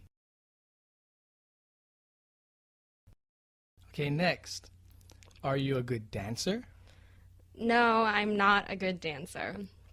I can't dance at all. I used to, when I was younger, my parents enrolled me in ballet classes, so I did ballet for like 6 years, but I am not very good at dancing. So you're a teacher now, right? So were you a good student when you were a student? I was a good student because I'm a dork. No, yeah, I think I was a good student. I tried hard in all of my classes. I always did my homework. I was always focused and took notes during class. If I didn't understand something, I would either ask questions in class or speak to the teacher or professor after class. I always really liked learning, and so I think that's why I was a really good student. And athletics. Were you a good athlete, and are you a good athlete now? It's a tricky question. I like sports, and I like playing sports. I don't think I'm a very good athlete, probably compared to you. I'm probably not, but I really enjoy playing sports. In high school, I played soccer.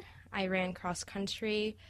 I played ice hockey and a little bit of lacrosse. And which one was your favorite sport? My favorite sport was ice hockey. I'm Mari from Japan. I'm here with Ron from Hawaii. Today we're going to be talking about abilities, so let's start with food. Can you cook? I can't cook well, but I do cook. So I think the reason why I can't cook well is because I can eat anything. So I don't try very hard to make it taste good. What do you like to cook? I like to barbecue outside on the grill. What do you put on your barbecue? When I cook meat, I don't put much, only salt, pepper, and a little bit of seasoning. Okay, good. Next, do you think you're a good dancer? No, I don't think I'm a good dancer, and I don't really try to be a good dancer either. Do you not like to dance? I don't like to dance. At all? Right. I heard that you're a good line dancer. I would like to learn how to line dance, and I do like country music, but I haven't officially been taught how to line dance. So you don't dance at all? No. Okay. Next, are you a good singer? No, I'm not a good singer, but I do enjoy going to karaoke. What do you like to sing? In Hawaii, when I go to karaoke, I enjoy singing Hawaiian music. If I'm in Japan, I like to sing other English songs that they have, usually country music or 80s or 90s music. Good. That's good. Do you think you're a good student? I don't know if I'm a good student. Growing up, I was not a good student, but now I am trying harder to be a good student. How were you not a good student growing up? I didn't enjoy going to school, and I didn't try very hard in school. Now I try a little harder. I make an effort. Can you talk more about your effort? What do you do to try to be a good student? I try to listen to the teachers now instead of doing my own thing, and I try to complete everything with good quality. That's good. And last, do you think that you're a good athlete? Growing up, I was a good athlete. I played a few sports. Now I don't play any sports anymore because I'm old. But growing up, I think I was a good athlete. What sports did you play? I played American football, baseball, and soccer. Which one is your best sport? I would say football. American football is my best sport. How long did you play? I played since I was 11 until age 22. So for 11 years. Yeah. And you played when you were in university? I played at the University of Hawaii, yes.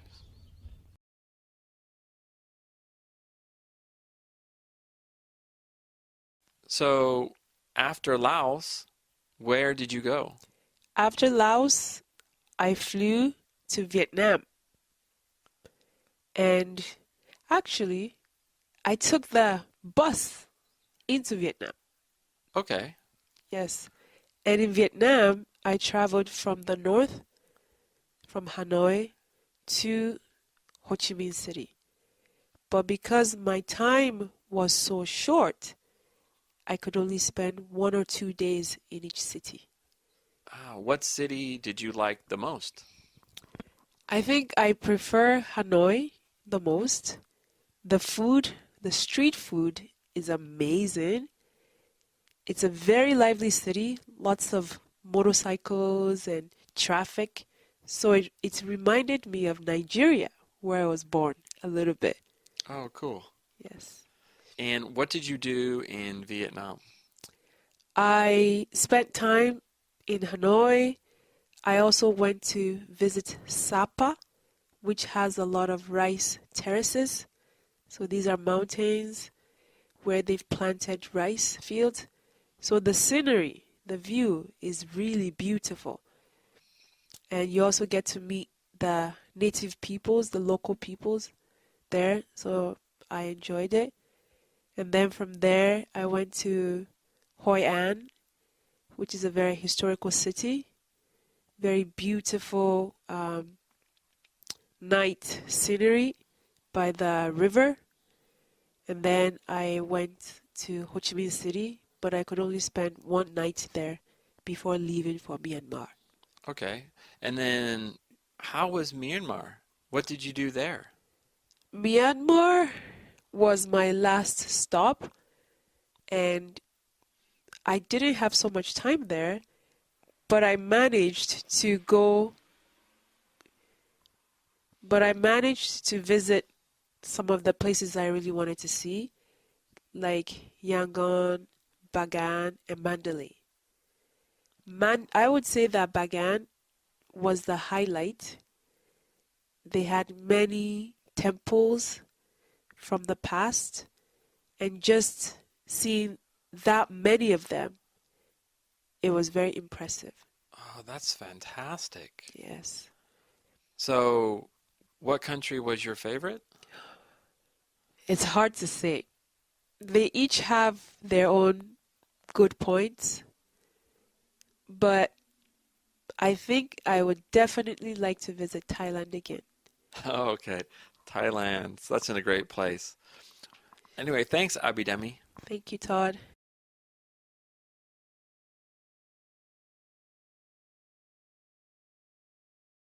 Abidemi, what did you do for summer break? For summer break, I went to visit some countries in Asia. Ooh, what countries? I visited Thailand, Laos, Vietnam, and Myanmar. Oh, great. What did you do in each country? In Thailand, I was there for about a week. I ate a lot of delicious food, and I met many nice people. I love Thailand, so I hope to return again. What foods did you eat? I don't remember the names, but I just remember that they were all good. Yeah, Thai food is so good. Yes. Did you go anywhere in Thailand, like the beach or the forest? I was more interested in nature, so I traveled from Bangkok to Chiang Mai and Chiang Rai, and I went trekking and rode elephants. So that was one of the highlights of my trips. Oh, nice. How long was the trek? The trek was about a day.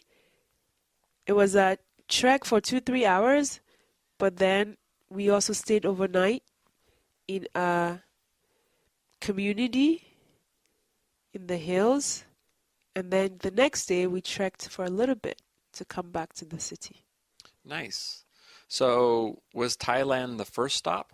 Yes, it was my first stop. It was supposed to be the shortest stop, but I loved it so much that I spent more time there. After Thailand, where did you go? From Thailand, I moved on by land to Laos. And what did you do in Laos? In Laos, I mainly was in the northern part of the country, and I went zip lining. Ooh, fun. It was fun. So ziplining is flying from tree to tree. That's correct. So that was about 2 days worth of zip lining, and we stayed overnight in a big tree house. Oh, how fun. It was quite nice. I really enjoyed it.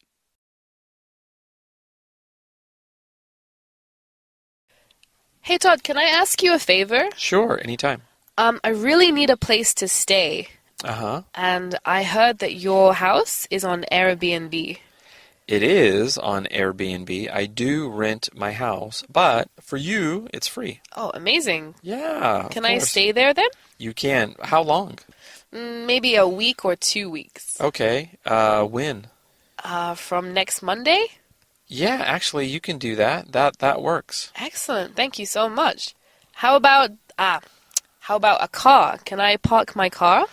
That's a problem. You can't park your car because there's no space. But there is a cheap parking lot about maybe 2 blocks away. Okay.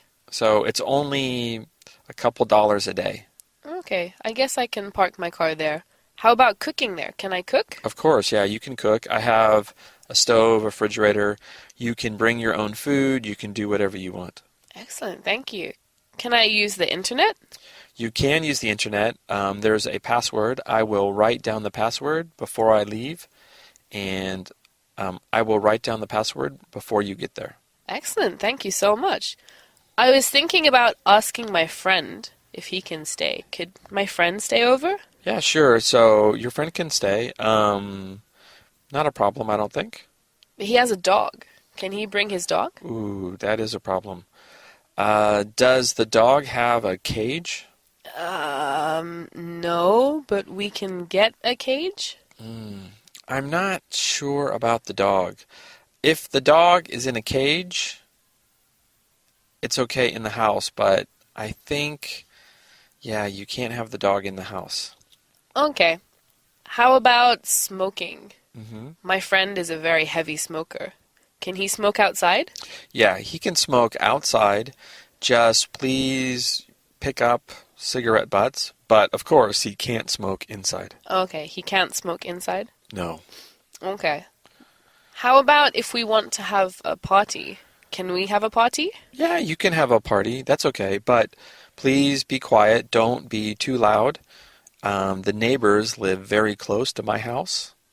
All right, that sounds good. Thanks. And I have one more question. Uh-huh. Can I use the washing machine? Yeah, of course. You can use anything. You can use the washing machine. You can use the internet. You can use the TV. You can use anything you like. Wow, excellent. That sounds great. Thank you so much. Yeah, I will write down directions for my house, and I will send you a map, and you can check it out and get all the information. And just I will leave the key for you with my neighbor. Excellent. Thank you very much. Sure, no problem.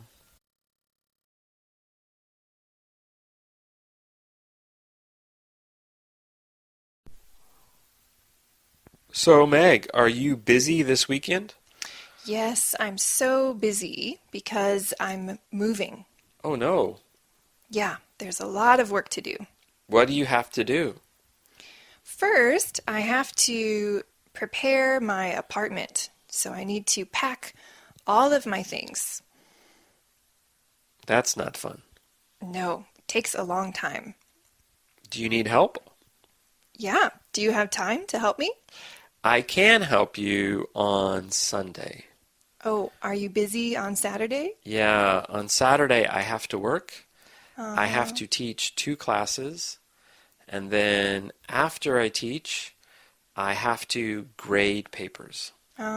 it sounds like you're really busy too. Yeah, plus I have to meet my friends that evening. Oh, what will you do with your friends? I'm helping my friend also.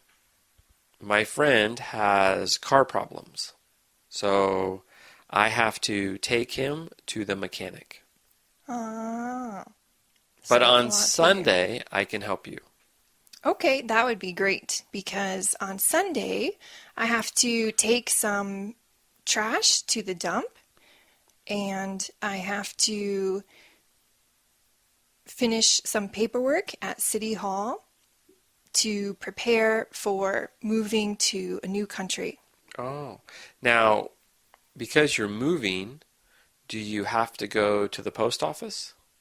I do have to go to the post office. I almost forgot. At the post office, I have to submit a form to say my new address. Ah, that's good because I have to go to the post office too. Oh, really? I have to send my mom's birthday gift to her. When is your mom's birthday? It was 1 month ago. Ah, so you have to send it quickly. Yes, I have to get on it. Okay, well, let's go together. So I'll see you Sunday. What time should I be here? I have to go to City Hall by 3 p.m., so can you come at 2? Okay, but if you want to go to the dump closes at noon, so we have to leave earlier. Ah, okay. Can you come at 11? Yes. Okay, so I will see you at 11 o'clock. Great. See you then. Bye. Bye.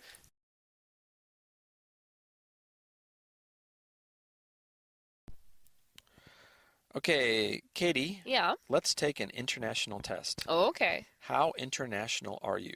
Let's find out. Let's find out. Okay, first, have you ever eaten Greek food? Greek food. I've eaten, how do you say it, falafel? Oh, is that Greek? I think so. Okay. I've had that, but apart from that, I've never eaten Greek food. Okay. How about you? Have you? I think I have.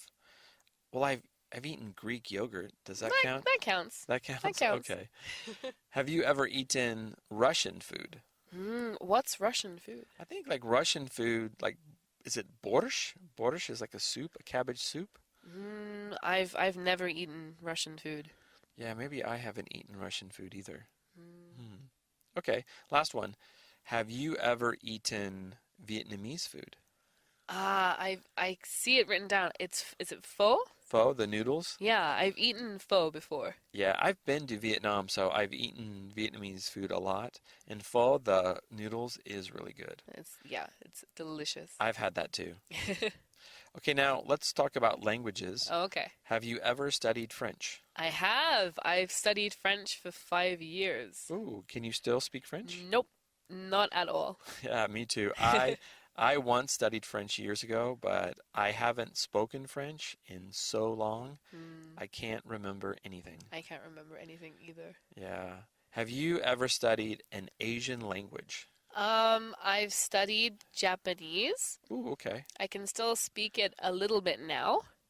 And I studied a little bit of Korean, but I don't speak Korean. Oh, really? Okay.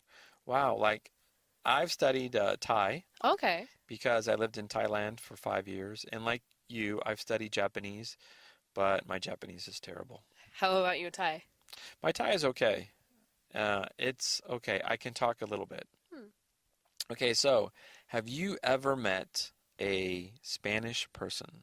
A Spanish person. Actually, I don't think I have. Really? I don't think I have met a Spanish person. Oh, interesting. I've been to Spain, so I've met a few, and we have a Spanish teacher at my school.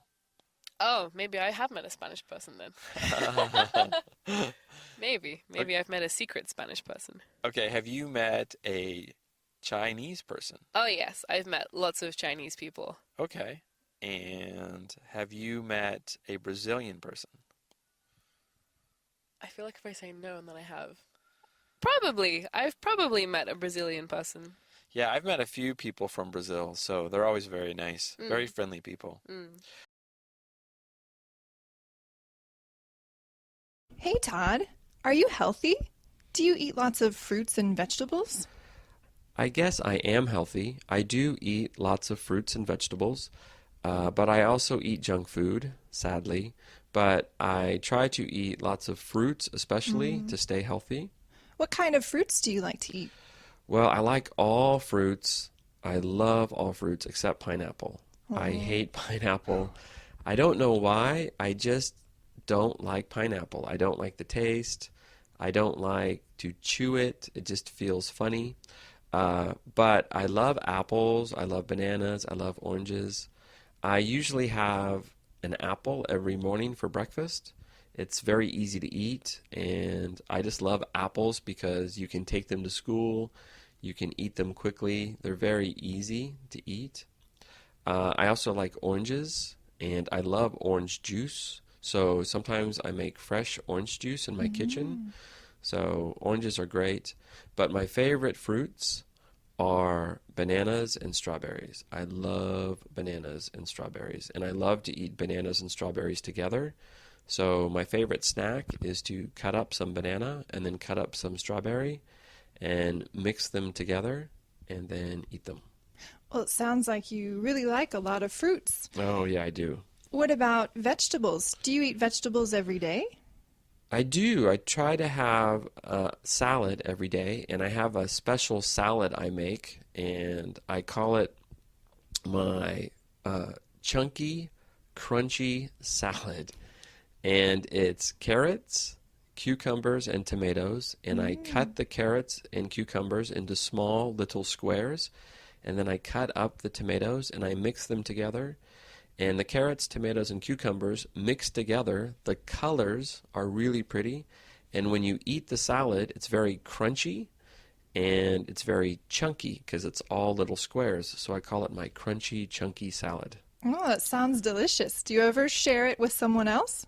No, I don't, but I want to because I like it so much and I can't cook. So when I go to somebody's house and I need to bring food, I think, oh, I should bring chunky, crunchy salad. That's a good idea. Another idea is to cook some vegetables. Do you cook vegetables? Not too much. I do cook asparagus. Asparagus is probably my favorite vegetable, and it's very easy to cook because asparagus you just have to cut up into small pieces, and then you can put the asparagus in a bowl with some water in the microwave, and you can cook asparagus in about 30 seconds. So I eat asparagus a lot. Also, I eat broccoli. I love broccoli. Sometimes I have broccoli and lettuce together for my salad. And then sometimes I cook eggplant. I like to cook eggplant because I like the taste and it's easy to cook. I don't really like eggplant. Really? I don't. Oh, no, why not? It has a strange flavor to me, so I prefer not to eat eggplant. Well, as long as you eat your veggies. Yes.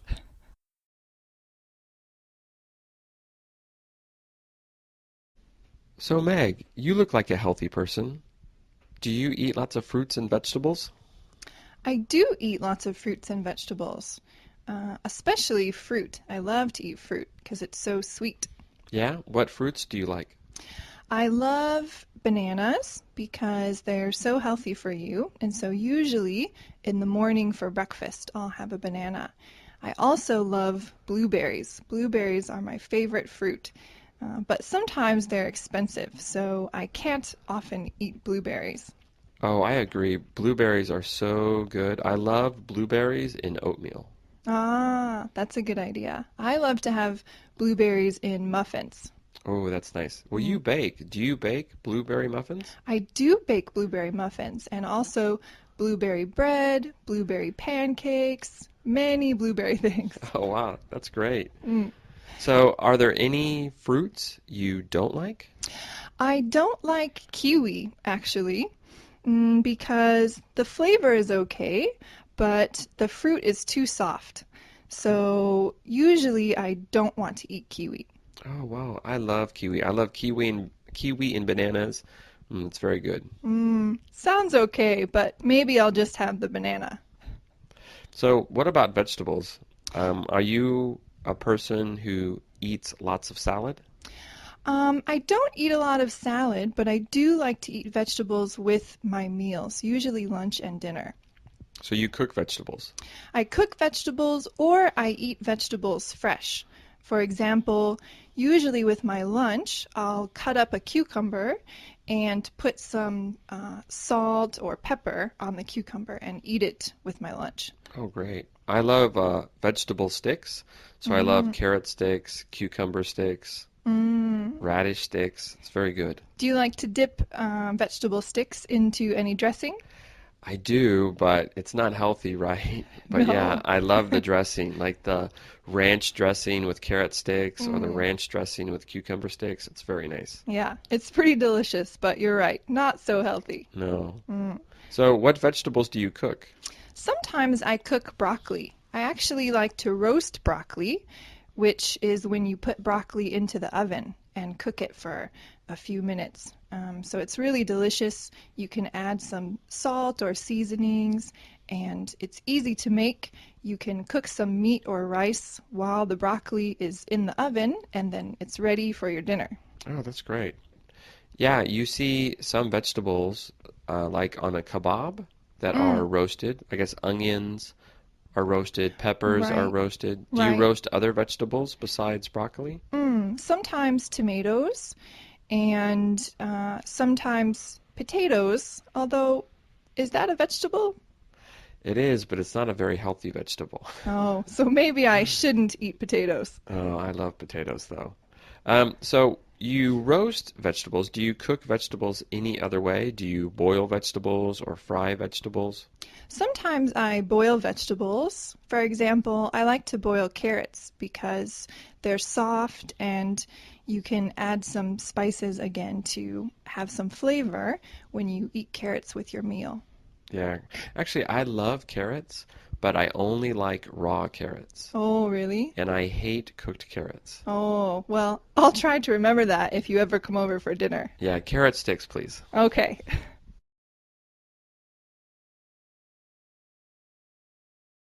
So, Meg, we are talking about animals. Do you like to go to the zoo? I love to go to the zoo. Okay, so when you go to the zoo, what animals do you like to watch? I really like to watch giraffes. Giraffes are so tall, and giraffes look really soft and friendly. So I wish that I could touch a giraffe someday. Oh, that's so true. There is a zoo near my house in California, and you can walk up some stairs, and then you can feed the giraffes, and their face is the same height as your face, and they look really, really cute. And yeah, giraffes are great. Oh, giraffes are so cute. Maybe someday I can feed the giraffes. I like how giraffes look. I love their face, and I also love camels also because I think camels have a similar face. They look really cool. I don't think camels are very cute. Really? Yeah, they're so hairy. Camels have so much hair that they look ugly. Oh, really? Oh, I like camels. They always look cool and relaxed.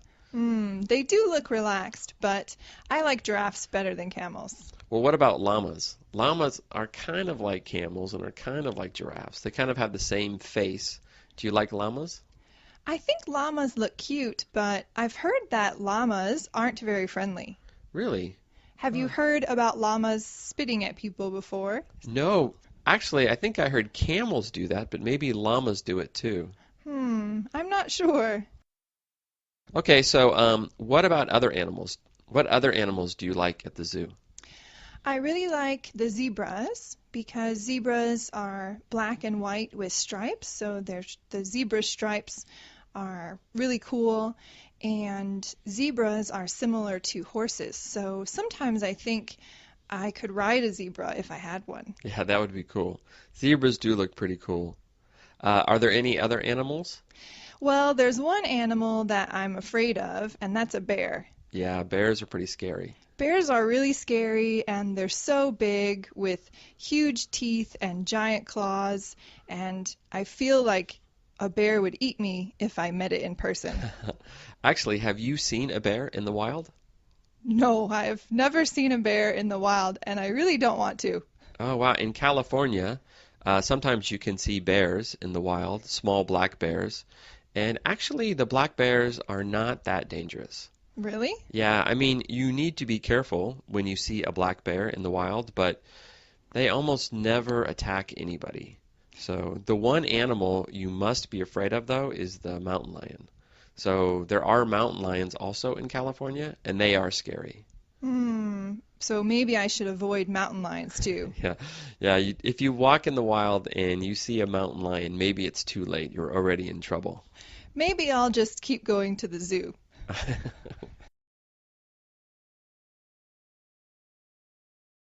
Hey Todd, did you have any pets when you were a kid? I did. I had many pets, actually. I had a dog, of course, and I had some cats. But actually, I grew up on a farm. Yeah, so we raised lots of animals, and on the farm, I always felt like the animals were my pets.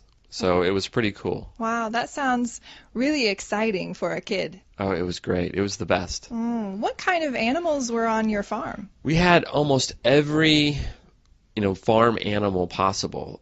For example, we had pigs. We raised a lot of pigs. And pigs actually are really good pets. They're very fun. Pigs are very friendly animals, and they're not really dangerous. So also, pigs like people. So sometimes when we were little, we would ride on the pig's back. But if our grandpa saw us riding on the pigs, he would yell at us. We always got in trouble. Uh-oh. Yeah. Also, aren't pigs dirty? They are dirty. So when you would go in the pig pen, you would get very, very dirty. But, when you are small, when you are young, you don't care. It's just fun. What about other animals like chickens? We did have chickens and lots of chickens. And the chickens maybe were the least friendly animals. So chickens don't like people. Really? And the chickens, you have to go get the eggs. So working with chickens was not easy, and I never really liked the chickens that much. Plus, the chickens you eat more often, so it's a little different. Right. Yeah. Yeah, I don't think I've ever seen a chicken in person. Really? No. Oh, wow. You must be a city girl. I am. Although when I was young, I always wanted to have a horse. Did your farm have horses? We had one horse for a while, and then we had a pony. So, yeah, we had one horse and we had one pony. The pony was great because when I was little, we could ride the pony, but the pony was actually really mean. So the pony would bite you if you were not careful, and if you tried to ride the pony, sometimes the pony would get angry, very angry. But it's okay. When you're small on a farm, it's normal. Oh, that pony sounds scary. Were there any other animals that you had that were more friendly? Yeah, actually, the best pet you can have is a goat.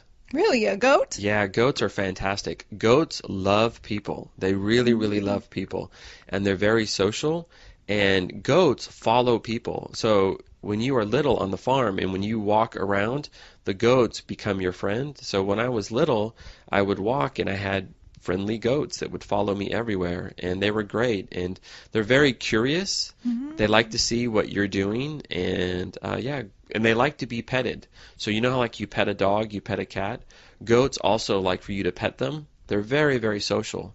And it's interesting because goats and sheep are kind of similar, but really they're very different. So goats are very social, goats are very friendly, and sheep are very shy, and sheep don't like people at all.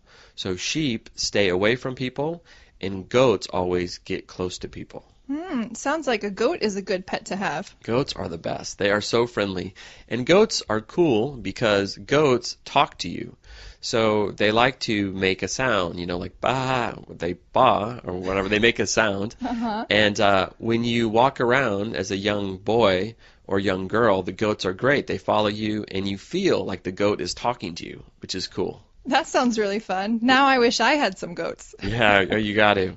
The only other animal we also had cows. Oh. And cows are cool. Some cows are friendly. Most cows are shy. But cows, they always come to you because they think they will get food. But if they see you have no food, then cows stay away. So cows, like sheep, are a little afraid of people. Oh. But pigs and goats love people, and they're very social. Oh, it sounds really cool growing up on a farm. It was. I was lucky.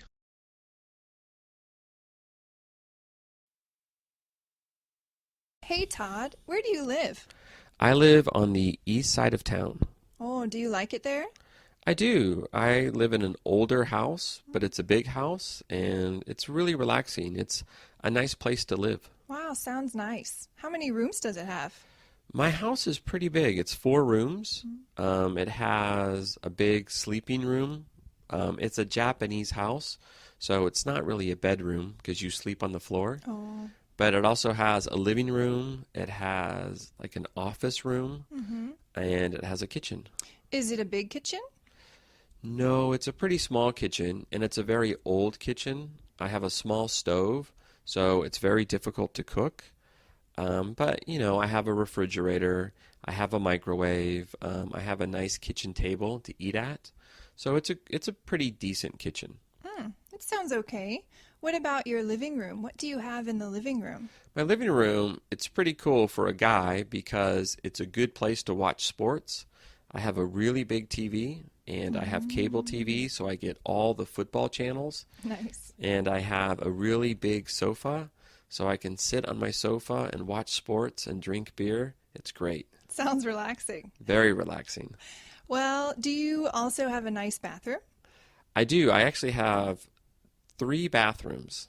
Oh, really? It's kind of crazy. Yeah, so in English, we say bathroom, but I have 2 rooms that are for the toilet, and I have 1 room or bathroom with the toilet for the guests, and then I have a bathroom that I use, and then also I have a natural hot spring bath outside my house, so if I want to take a shower or bathe, I use that room. Wow, I'd love to have a hot spring at my house. Yeah, it's very nice. Oh. It's very, very nice. Does your house also have a yard? It kind of has a yard. So outside my house, there's an area for flowers and bushes, and it's like a yard or a garden around the house, but it's not a place you can play sports. There's no grass or anything. So it's a very, very small yard. But, it's a nice place. Oh, yeah. It sounds like a nice place to live. It is a nice place to live. I'm very, very lucky. You said you have a sleeping room, not a bedroom. What does that mean? Yeah, I live in a Japanese style house, so it's called a tatami room, and you sleep in the tatami room, and you sleep on the floor on a futon. So I don't have a bed, so it's not a bedroom. It's a room that you sit in during the day, and you can eat and talk with guests, but it's also a room that you sleep in at night. So, yeah, I call it my sleeping room. But I think in Japan, they just call it the tatami room. Is it comfortable sleeping on the floor? Yeah, it's really comfortable. Now I love it. So before, I slept on a bed, but now I sleep on the futon on the floor, and I really like it. Actually, I prefer to sleep on the futon on the floor. Well, it sounds like your house is really comfortable. It is. It is. I never want to leave. So, Meg, do you live in a house or an apartment?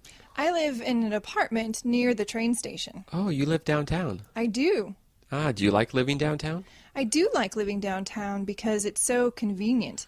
Everything is close by. Grocery stores, the mall, the station. Oh, that's great. So Yeah. what about your apartment? Do you have a nice apartment?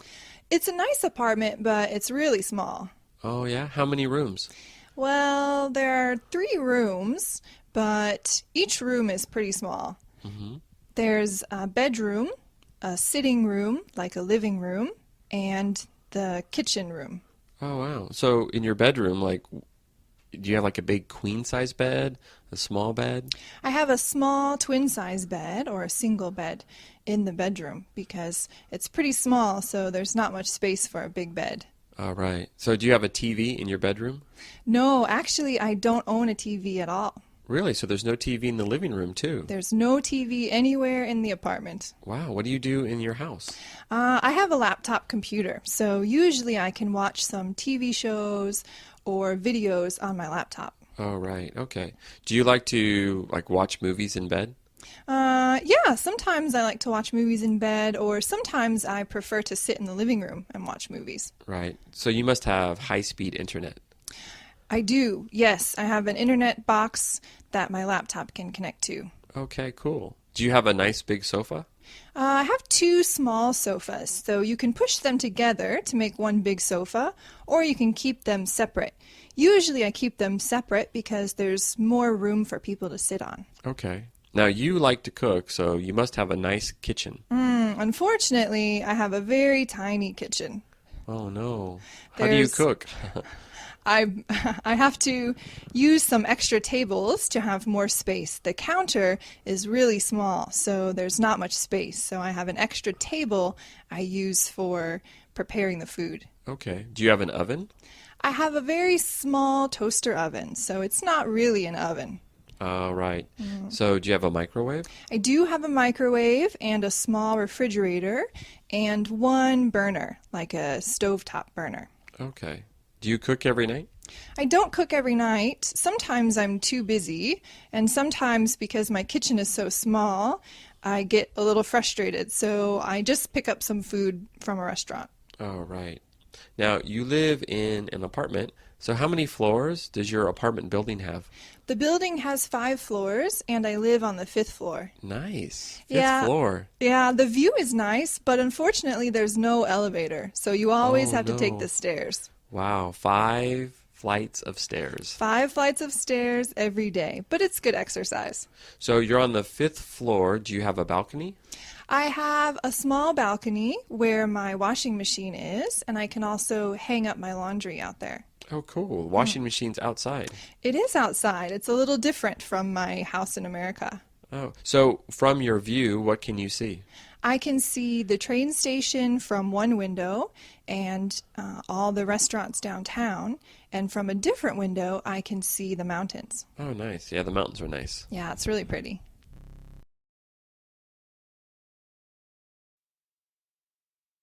Hey Todd, I know you've traveled a lot. What countries have you lived in? I've lived in 3 countries. I've traveled to many, many countries, but I've actually lived in 3. I lived in England for 1 year. I lived in Thailand for 4 years, and I have lived in Japan for 15 years. Wow. So when you lived in England, why did you live there? It was the first country I traveled to after college, and I had a work permit, a work visa for 1 year, and I worked at a pub restaurant, which was great. It was in the countryside, and I really enjoyed it. And then I did that for 6 months. I lived near Cambridge, so I was near Cambridge University, and then after that I moved to London, and again I worked at a restaurant, and I lived in London and just worked. Wow. So it was after college. How old were you? I was 23 years old. Oh, and living in London, that must have been fun. It was fun, and interestingly, when I went to England, I could not speak English. So I could not understand British people. It took me maybe 2 months before I could understand their English. So it was very, very difficult to understand British people when I first moved there. Ah, so you liked it. I did like England. It was fun. It was my first country. But the weather was cold for me. So I'm from California, Right. and California in the United States is very warm. So I didn't like the weather, but that's okay because all British people don't like the weather too. Oh, really? Yeah. Everybody complains about the weather. Ah, so after England, did you move someplace warmer? I did. Right after England, I moved to Thailand, and I lived in Thailand for over 4 years. Wow. Why did you live in Thailand? I was traveling, and in Thailand, I had no money, and I needed a job, and I wanted to stay in Thailand, so I became an English teacher. Really? Yeah, Did you teach English there for 4 years? I did. So I went there and I began teaching English. Then I got a teaching course certificate to teach English in Thailand, and I really enjoyed it. The Thai students were really fun. And Thailand is a great place to live because the weather is really nice, the people are really friendly, and the food is delicious. It has the best food in the world, I think. I've also heard that Thailand is beautiful. Is it true? It is. It has many, many beautiful islands, and it has lots of beautiful places with nature in the mountains. It has jungles, it has beautiful beaches, so it's a nice place to live. So you liked Thailand too? I did. Thailand was great, yeah.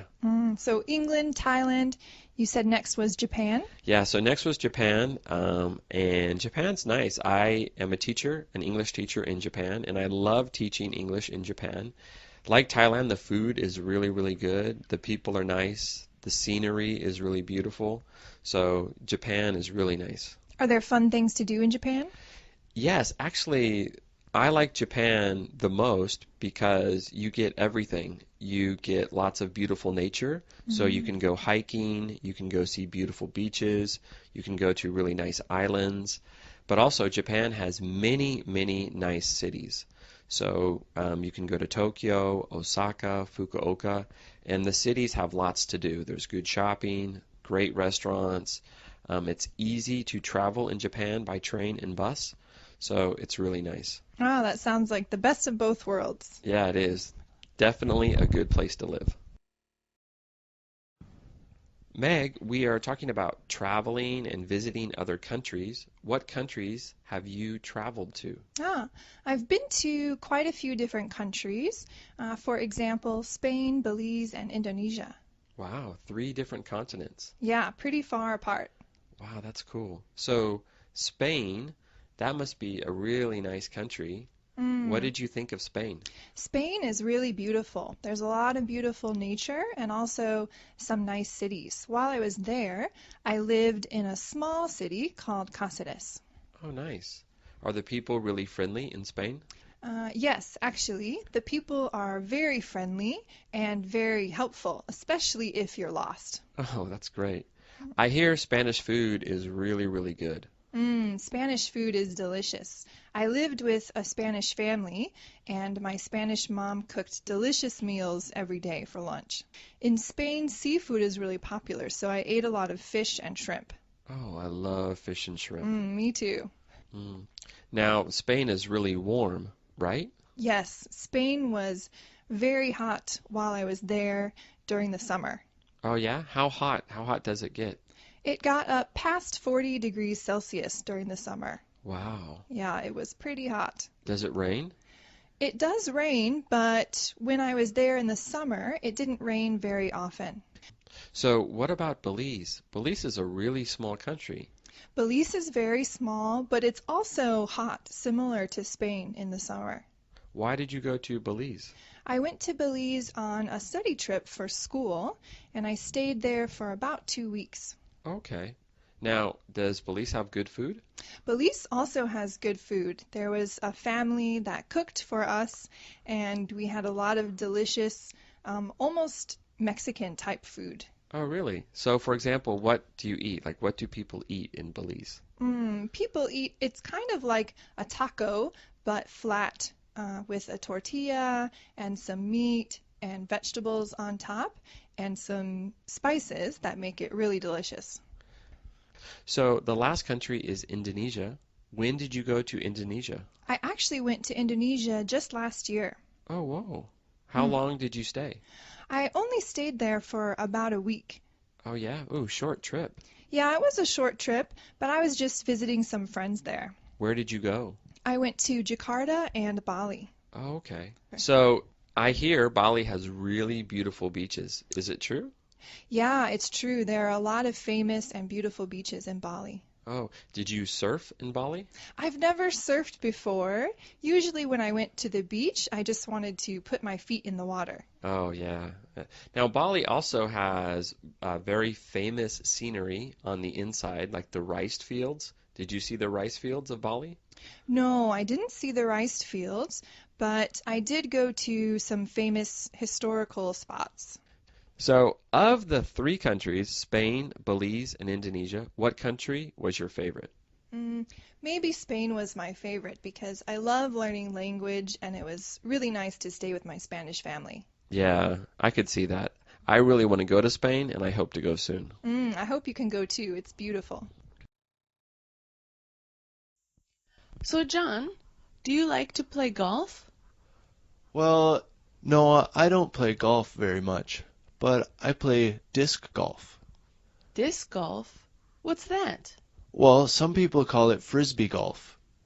Basically, there are courses at parks.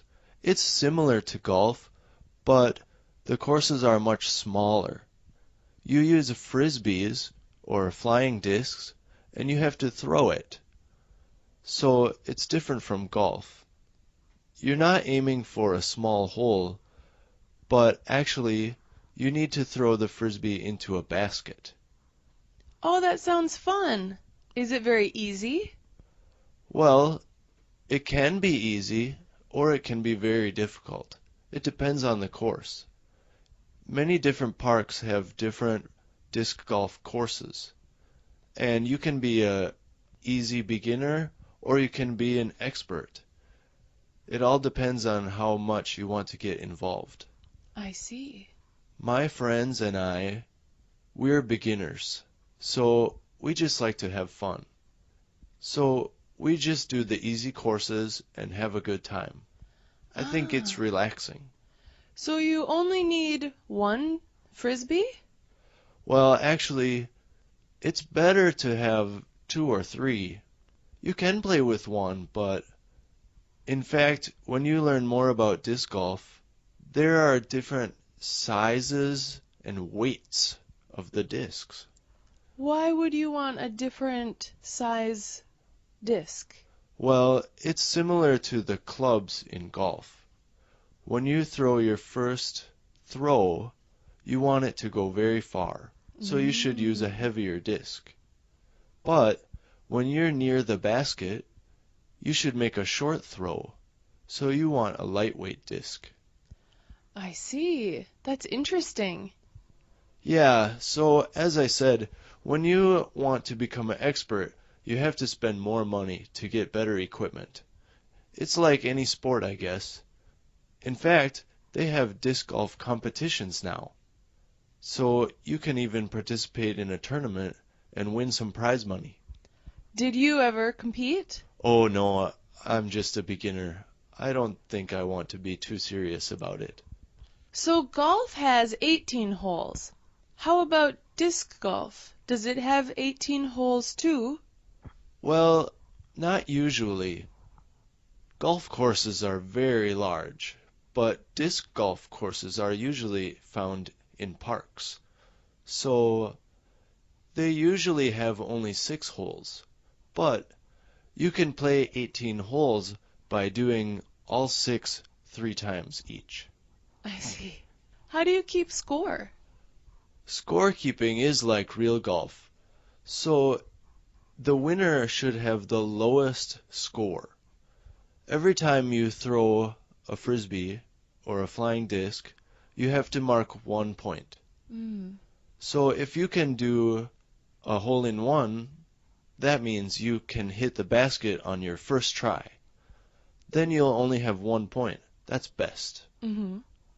But I'm not that good at it, so usually I have 3 or 4 points for each course. I see. You said disc golf is at the park. Do you have little kids playing in the middle of the course? Sometimes the kids, of course, they can play wherever they want. And the courses do go through the park where kids play, so we have to be very careful. And we have to use good sportsmanship to wait for the course to be clear. It sounds like a lot of fun. It is fun. Maybe you can join us next time. That sounds great, thank you. So Sarah, I see you eat soup every day at work. Why are you eating soup every day? That's because I love to cook soup. So you make the soup? Yes, it's very easy to make. So you cook it and then you just bring it to work every day? Yeah, I just make a lot on Monday, and then I bring it to work every day of the week. Oh, nice. So how do you make the soup? What's your secret?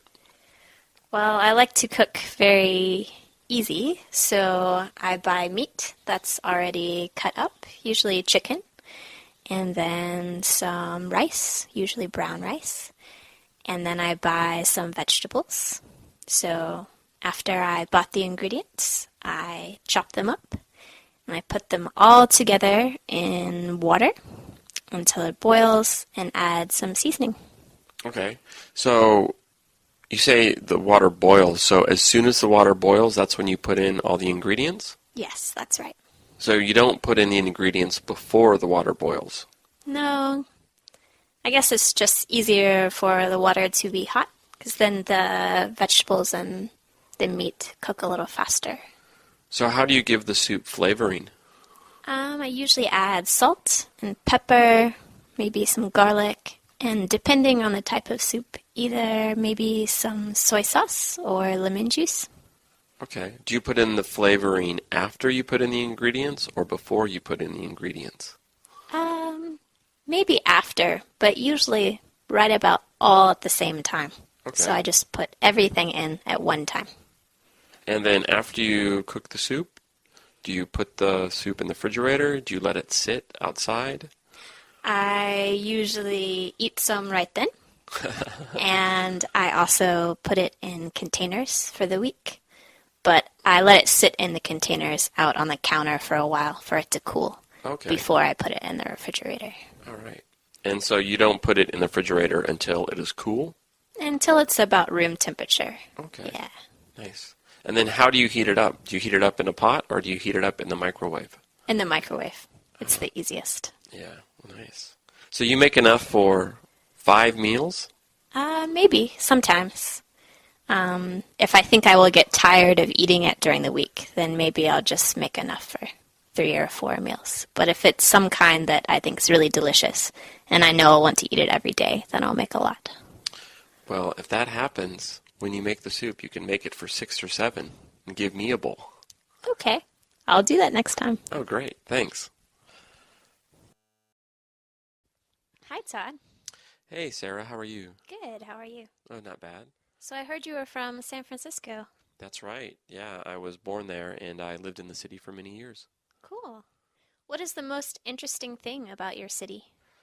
Well, San Francisco has many interesting things, but the most interesting thing is probably the architecture. There's lots of very unique buildings, and the most unique building is probably the Transamerica building. It's a building like a pyramid, and it's nice. Wow, that's really cool. What is the most expensive area in San Francisco? Well, it is very, very expensive. The most expensive area is a place called Pacific Heights, and it's on the highest hill in San Francisco, and it overlooks the bay. It's a really, really beautiful place. That area, by far, has the best views of the city. What is the most beautiful place in San Francisco? Well, actually, the most beautiful place is outside the city. It's a place called Muir Woods, and it has the tallest trees in the world. And some of these trees are really old. They're the oldest trees in North America. Some of them are over 2,000 years old. Wow, sounds like some place I would like to see. So it sounds really expensive. Where's the cheapest place to live? The cheapest place to live is a place called Sunset. And Sunset is on the west side, and the houses are kind of old and they're a little bit cheap. But one thing about Sunset is it has the nicest view of the ocean, and you could watch the sunset every night. That's why it's called the Sunset area. If I wanted to go there, when is the best time to visit? Ooh, the best time is probably in the fall because that's when the weather is the nicest. It's not too cold and it's not too hot, and it doesn't rain that much. So when would be the worst time to visit? The worst time to visit would be probably February and March, because February and March are the coldest and wettest months. So, well, March isn't that cold, but sometimes it's wet, so it rains a lot. Wow, that sounds really great. I want to go there. Yeah, you should. It's a great place. Hey Shirley, you're from Australia, right? Yeah, that's right, from down under. Okay. Are you from Sydney? No, I'm not from Sydney. Actually, I'm from Melbourne. Melbourne? Mm-hmm. Okay. So are there any nice parks in Melbourne?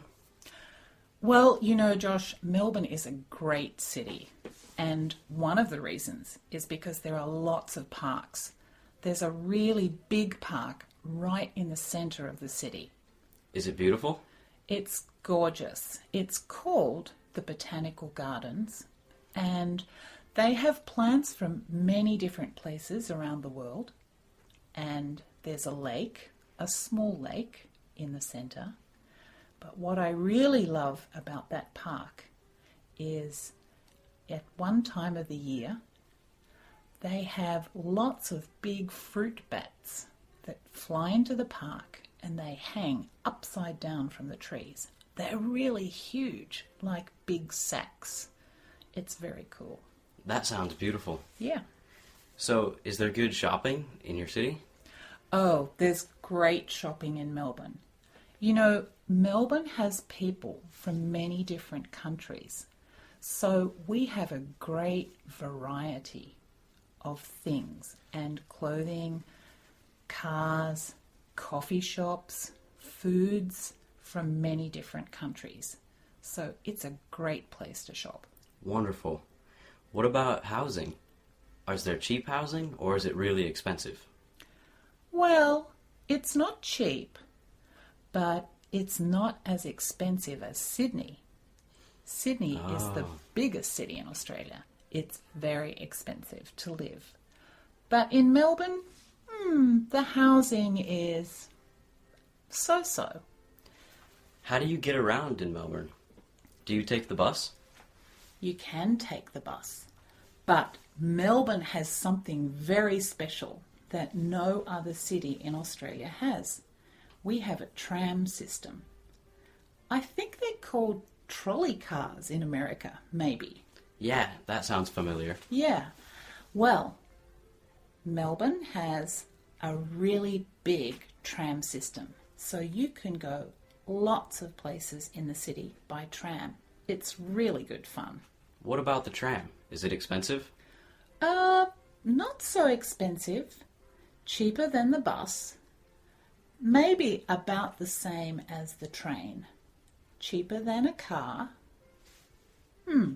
Probably one of the cheapest ways to travel in the city. What about schools in Melbourne? Is there a big university? Melbourne has 3 or 4 really big universities and some smaller universities too. Also, they have some very good private high schools and some very good public high schools. Great. That sounds like a great place to go to school. It's a pretty great place to live.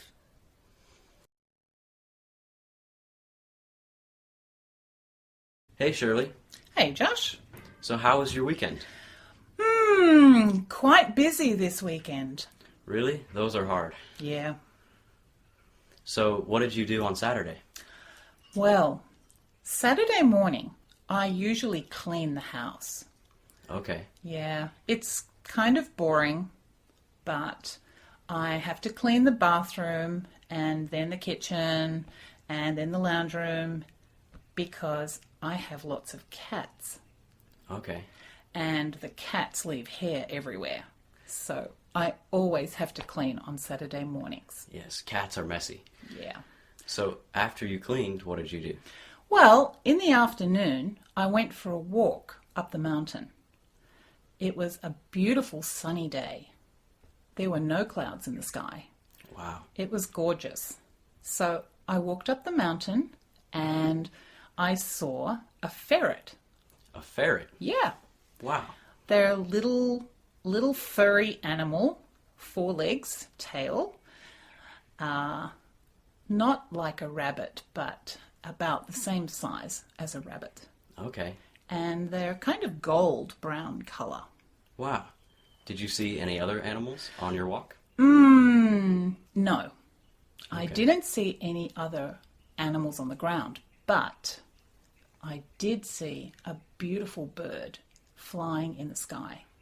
Wow. Do Yes. you know what kind? I think it was an ibis. It's a big bird that usually walks in the water. It has long legs and it was white with a black head. Great. So after your walk, did you do anything else? I went home and then I watched some TV. Okay.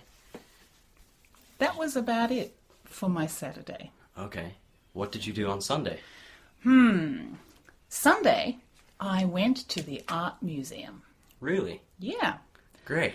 I really like to go and see new art, pictures or paintings or photographs or sometimes sculptures. Okay. So who's your favorite artist? I don't really have a favourite artist, but I really like watercolours. Okay. So pictures that are painted with just a kind of soft painting style. Do you like paintings of nature? I do like paintings of nature. I especially like paintings of flowers and animals Okay. and places that have water, like lakes or rivers or the sea. Oh, that sounds like you had a great weekend. Yeah, it was good, thanks. Okay.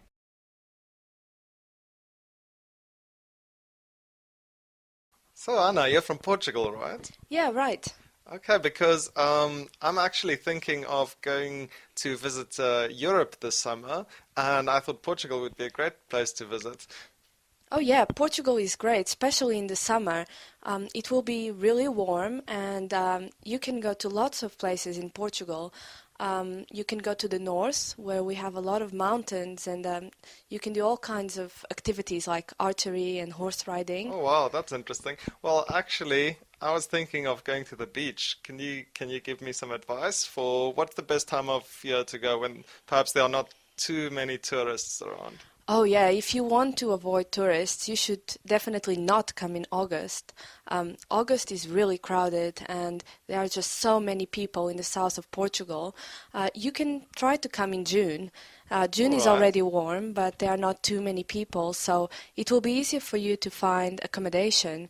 There are some really nice hotels and hostels around. So, what kind of place were you thinking of staying in? Well, actually, I don't really mind too much. I think I'd like to see what it's like to maybe for normal people in Portugal, what it would be like to go on holiday and have an authentic Portuguese experience. So maybe I don't really want to stay in a big international hotel. What's a typical Portuguese place to stay in that's nice for a summer holiday? That's interesting. Yeah, in that case, you should definitely avoid the big hotels or any hostels. There are some apartments that you can rent, so you can just live in an apartment by the beach. All right. And yeah, they're just in a normal building with other Portuguese people, but you can rent it and stay there, and it's really close to the beach. It's like a 1-minute walk, so it will Really? be really convenient for you. And is this is by the Atlantic Ocean? Yes, it is. All right, that's sounds like a very good idea, staying at an apartment. How much should I budget for that? I am not really sure. it will probably be a bit more expensive than a hotel, Really? but not in the long term. You can pay about 30 euros per night, I think, Wow, that's for cheap. a nice location. Yeah. If you come with friends, though, you can also rent a villa. We have some villas also by the beach. Does it have a swimming pool? It does have a swimming pool, Wow. and they have plenty of rooms. So if you want to come with a big group, that's definitely a better option. That sounds like a great idea. I can invite my colleagues along. So, do you have any final tips for me for my holiday in Portugal? Well, I mean, if you want to stay in the south, in the Algarve, then I definitely recommend you check out the nightlife. It can be really lively, and there are night markets and where you can buy lots of souvenirs and people just hang around. So I definitely recommend that. Okay, and what was the name again? The Algarve. The Algarve, yeah, that's the southern part of Portugal, so Ooh. you can't miss it. Gotta remember that. Thank you very much. So, Anna, you're from Portugal. Can you tell me a little bit about your country? Yeah, sure. Portugal is a really small country, actually. It's right by Spain in Europe, and we have really nice weather there. It's really sunny most of the year and really hot in summer. It can get really cold and really rainy in winter. But yeah, overall, it's a really nice country to live in. And I've heard you have nice beaches in Portugal. Yes, we do. I used to go to the beach every day with my family in the summer. It was really great. But the beaches can get really crowded, lots of people. So you might want to be a bit careful when you choose where to go. All right, I see. And where do you live in Portugal? I live in a small village, actually. You probably don't know it. It's called Palmela, but it's south of Lisbon and it's by the coast, so it's really nice. We get a nice view of the mountains and of the rivers, so I really enjoy living there. It's really quiet, not a lot of people, a lot of wine farms actually, and really nice food. You should come and visit sometime. I like wine. And so you have good wine in Portugal. What sort of food do you eat in Portugal? Let's see. We get a lot of fish because we're by the sea, and so codfish is a traditional, and sardines Ooh, and I like mackerel. sardines. Yeah, it's really good, and we also have really good desserts. So, for example, coffee cake, yogurt cake. We've got pastel de nata, which is kind of an egg tart thing. So I really recommend you try that with our coffee when you go there. All right. And you speak Portuguese as your first language? Yes, I do. I speak Portuguese.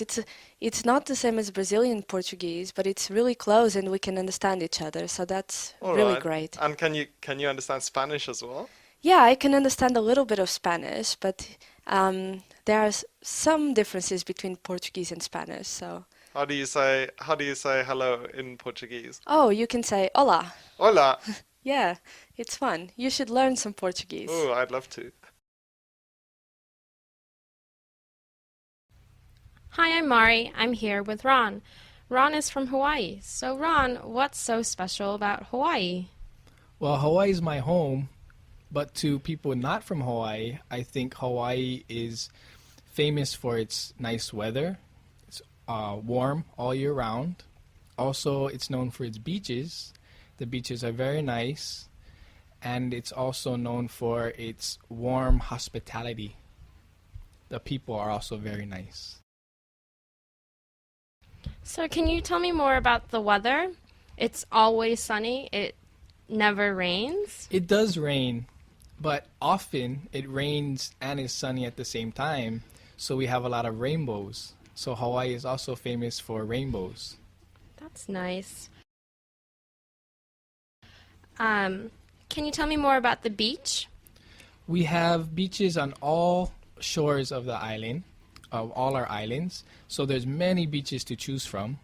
And often, some beaches have big waves, some beaches have small waves, and you can choose which beach to go to, depending on whether you want to surf in big waves or you want to swim where there's no waves. Can you tell me maybe about the nature in Hawaii? We have forests, so there's lots of animals like birds and small animals like wallabies. We have Hawaiian wallabies, and they live in the forest. What's a wallaby? Wallabies, they're those little mammals. They came from Australia, and they were introduced to Hawaii, and now they're wild in Hawaii, and they've become their own species. What do they look like? They look like little kangaroos, I think. Interesting. Any other interesting animals in Hawaii? We have a lot of pigs, wild pigs. We like to go hunting for them, and we like to eat them. Are there any animals that live in the sea?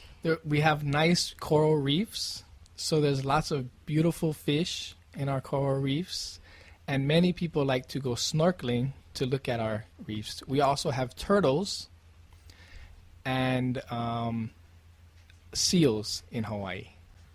Are there any whales? We do have whales during the months of March until February, I believe. They come from Alaska, and they come to Hawaii during those months, and then they return to Alaska. Wow, there are a lot of animals that live in Hawaii. Sounds like a great place to visit. Hi, I'm Mari. I'm here with my friend Ron. Today we're talking about food.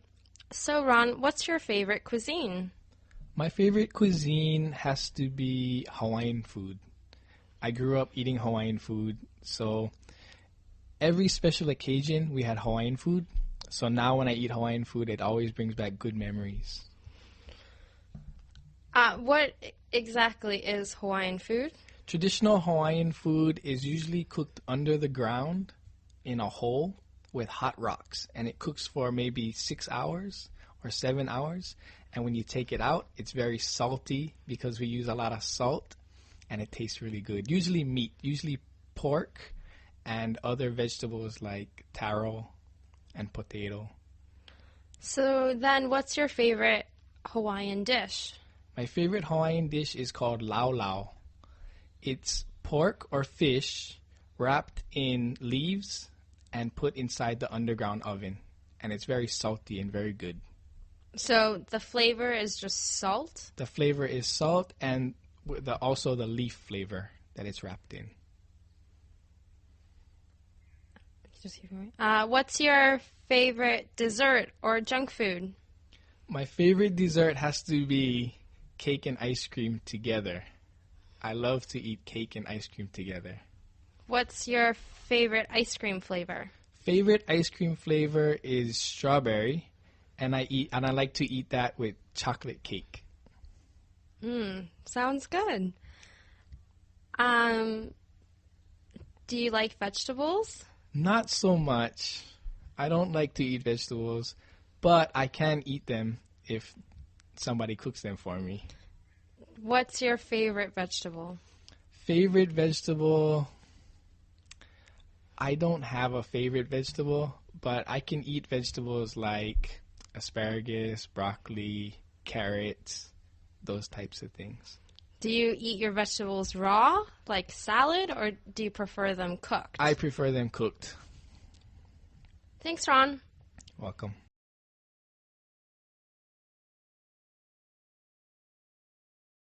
So, after Laos, where did you go? After Laos, I flew to Vietnam. And actually, I took the bus into Vietnam. Okay. Yes. And in Vietnam, I traveled from the north, from Hanoi to Ho Chi Minh City. But because my time was so short, I could only spend 1 or 2 days in each city. What city did you like the most? I think I prefer Hanoi the most. The food, the street food is amazing. It's a very lively city, lots of motorcycles and traffic. So it reminded me of Nigeria, where I was born, a little bit. Oh, cool. Yes. And what did you do in Vietnam? I spent time in Hanoi. I also went to visit Sapa, which has a lot of rice terraces. So these are mountains where they've planted rice fields. So the scenery, the view is really beautiful. And you also get to meet the native peoples, the local peoples there. So I enjoyed it. And then from there, I went to Hoi An, which is a very historical city. Very beautiful night scenery by the river. And then I went to Ho Chi Minh City, but I could only spend one night there before leaving for Myanmar. Okay. And then how was Myanmar? What did you do there? Myanmar was my last stop, and I didn't have so much time there, but I managed to visit some of the places I really wanted to see, like Yangon, Bagan, and Mandalay. I would say that Bagan was the highlight. They had many temples from the past, and just seeing that many of them, it was very impressive. Oh, that's fantastic. Yes. So, what country was your favorite? It's hard to say. They each have their own good points, but I think I would definitely like to visit Thailand again. Oh, okay. Thailand. Such a great place. Anyway, thanks, Abidemi. Thank you, Todd.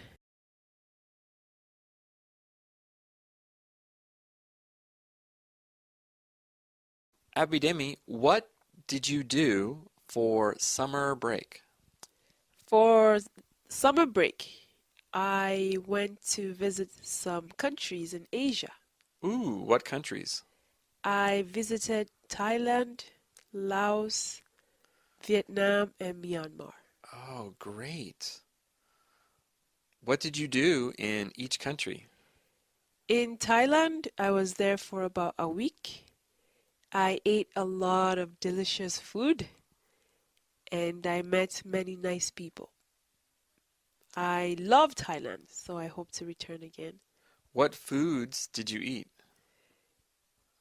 I don't remember the names, but I just remember that they were all good. Yeah, Thai food is so good. Yes.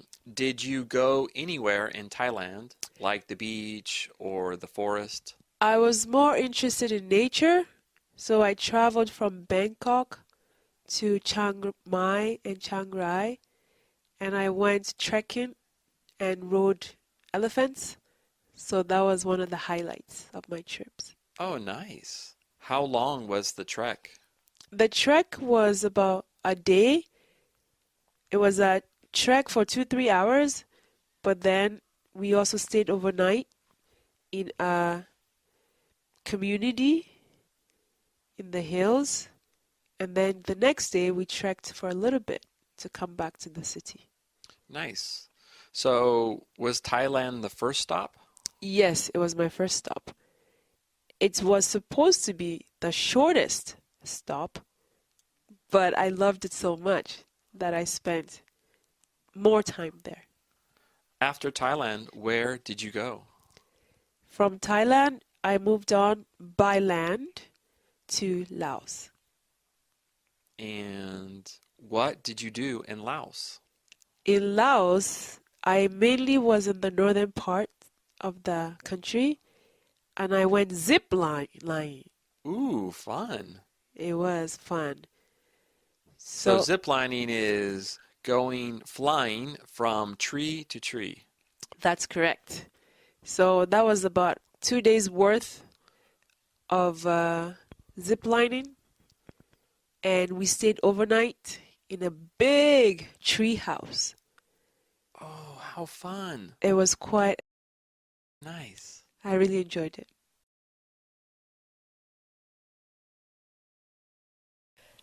Hey Todd, can I ask you a favor? Sure, anytime. I really need a place to stay, Uh-huh. and I heard that your house is on Airbnb.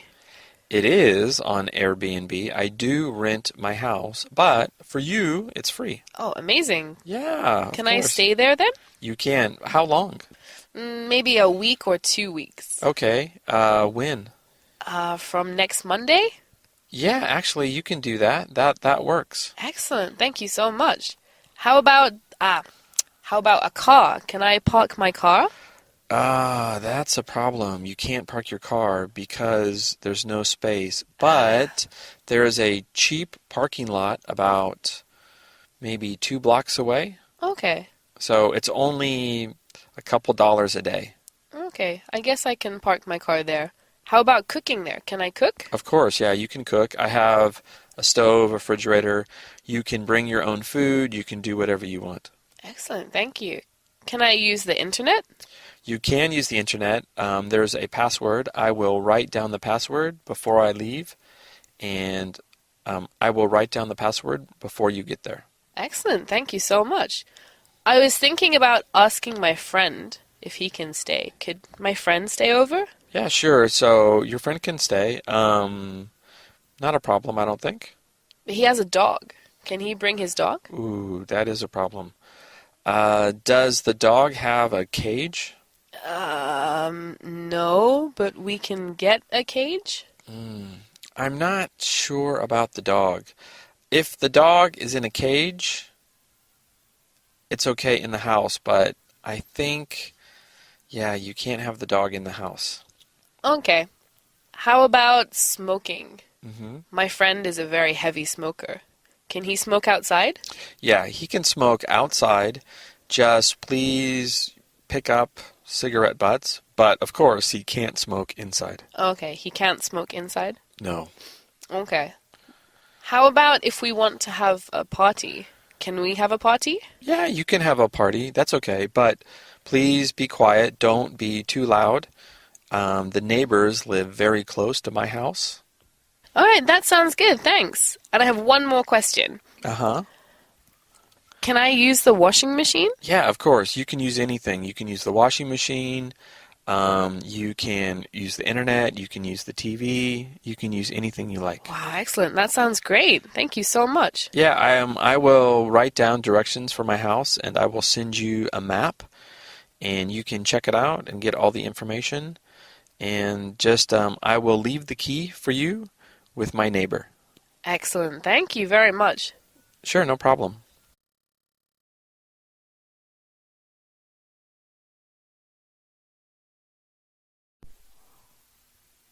So, Meg, are you busy this weekend? Yes, I'm so busy because I'm moving. Oh, no. Yeah, there's a lot of work to do. What do you have to do? First, I have to prepare my apartment. So I need to pack all of my things. That's not fun. No, it takes a long time. Do you need help? Yeah, do you have time to help me? I can help you on Sunday. Oh, are you busy on Saturday? Yeah, on Saturday I have to work. I have to teach 2 classes. And then after I teach, I have to grade papers. It sounds like you're really busy too. Yeah. Plus, I have to meet my friends that evening. Oh, what will you do with your friends? I'm helping my friend also. My friend has car problems. So I have to take him to the mechanic. But on Sunday, I can help you. Okay, that would be great because on Sunday I have to take some trash to the dump and I have to finish some paperwork at City Hall to prepare for moving to a new country. Oh, now, because you're moving, do you have to go to the post office? I do have to go to the post office. I almost forgot. At the post office, I have to submit a form to say my new address. Ah, that's good because I have to go to the post office too. Oh, really? I have to send my mom's birthday gift to her. When is your mom's birthday? It was 1 month ago. Ah, so you have to send it quickly. Yes, I have to get on it. Okay, well, let's go together. So I'll see you Sunday. What time should I be here? I have to go to City Hall by 3 p.m., so can you come at 2? Okay, but if you want to go to the dump closes at noon, so we have to leave earlier. Ah, okay. Can you come at 11? Yes. Okay, so I will see you at 11 o'clock. Great. See you then. Bye. Bye.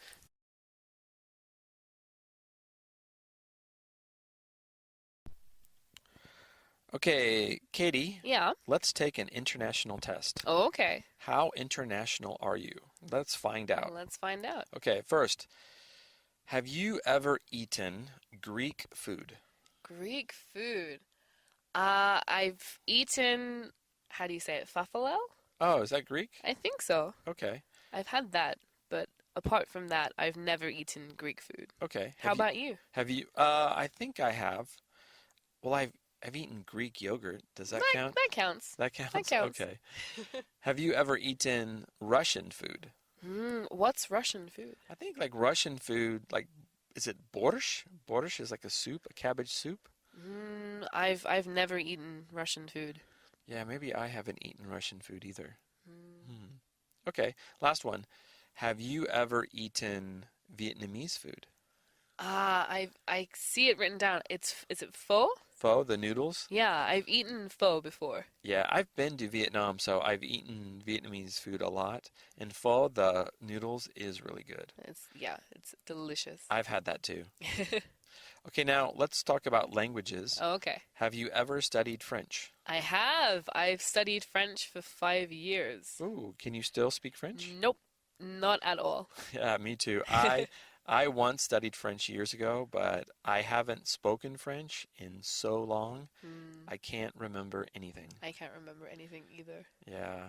Have you ever studied an Asian language? I've studied Japanese. Ooh, okay. I can still speak it a little bit now. And I studied a little bit of Korean, but I don't speak Korean. Oh, really? Okay. Wow, like I've studied Thai. Okay. Because I lived in Thailand for 5 years. And like you, I've studied Japanese, but my Japanese is terrible. How about your Thai? My Thai is okay. It's okay. I can talk a little bit. Okay, so have you ever met a Spanish person? A Spanish person? Actually, I don't think I have. Really? I don't think I have met a Spanish person. Oh, interesting. I've been to Spain, so I've met a few, and we have a Spanish teacher at my school. Oh, maybe I have met a Spanish person then. Maybe. Maybe I've met a secret Spanish person. Okay, have you met a Chinese person? Oh, yes. I've met lots of Chinese people. Okay. And have you met a Brazilian person? I feel like if I say no, then I have. Probably. I've probably met a Brazilian person. Yeah, I've met a few people from Brazil, so they're always very nice, very friendly people. Hey, Todd. Are you healthy? Do you eat lots of fruits and vegetables? I guess I am healthy. I do eat lots of fruits and vegetables, but I also eat junk food, sadly. But I try to eat lots of fruits, especially to stay healthy. What kind of fruits do you like to eat? Well, I like all fruits. I love all fruits except pineapple. I hate pineapple. I don't know why. I just don't like pineapple. I don't like the taste. I don't like to chew it. It just feels funny. But I love apples. I love bananas. I love oranges. I usually have an apple every morning for breakfast. It's very easy to eat, and I just love apples because you can take them to school. You can eat them quickly. They're very easy to eat. I also like oranges, and I love orange juice. So sometimes I make fresh orange juice in my kitchen. So oranges are great. But my favorite fruits are bananas and strawberries. I love bananas and strawberries, and I love to eat bananas and strawberries together. So my favorite snack is to cut up some banana and then cut up some strawberry and mix them together and then eat them. Well, it sounds like you really like a lot of fruits. Oh, yeah, I do. What about vegetables? Do you eat vegetables every day?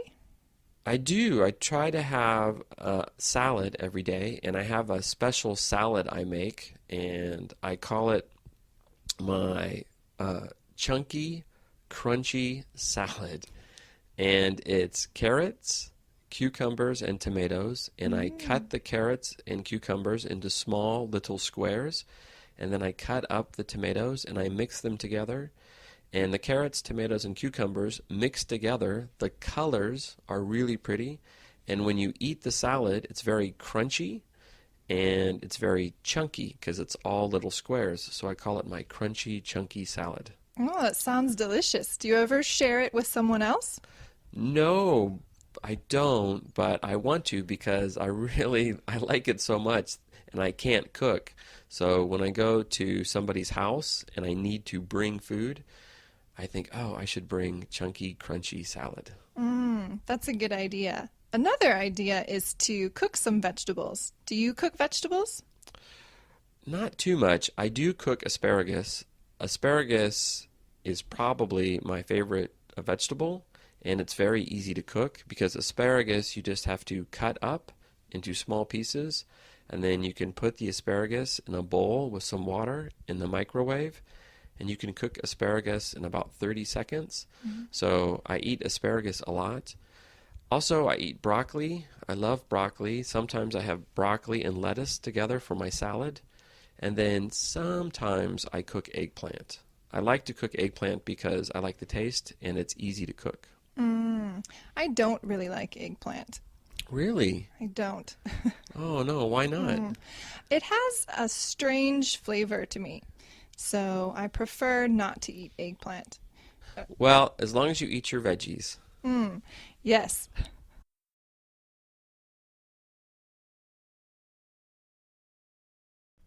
So, Monica, you are from New Zealand. Yes, that's right. So for people going to New Zealand, what would you recommend? What are 3 or 4 places that you must see in New Zealand?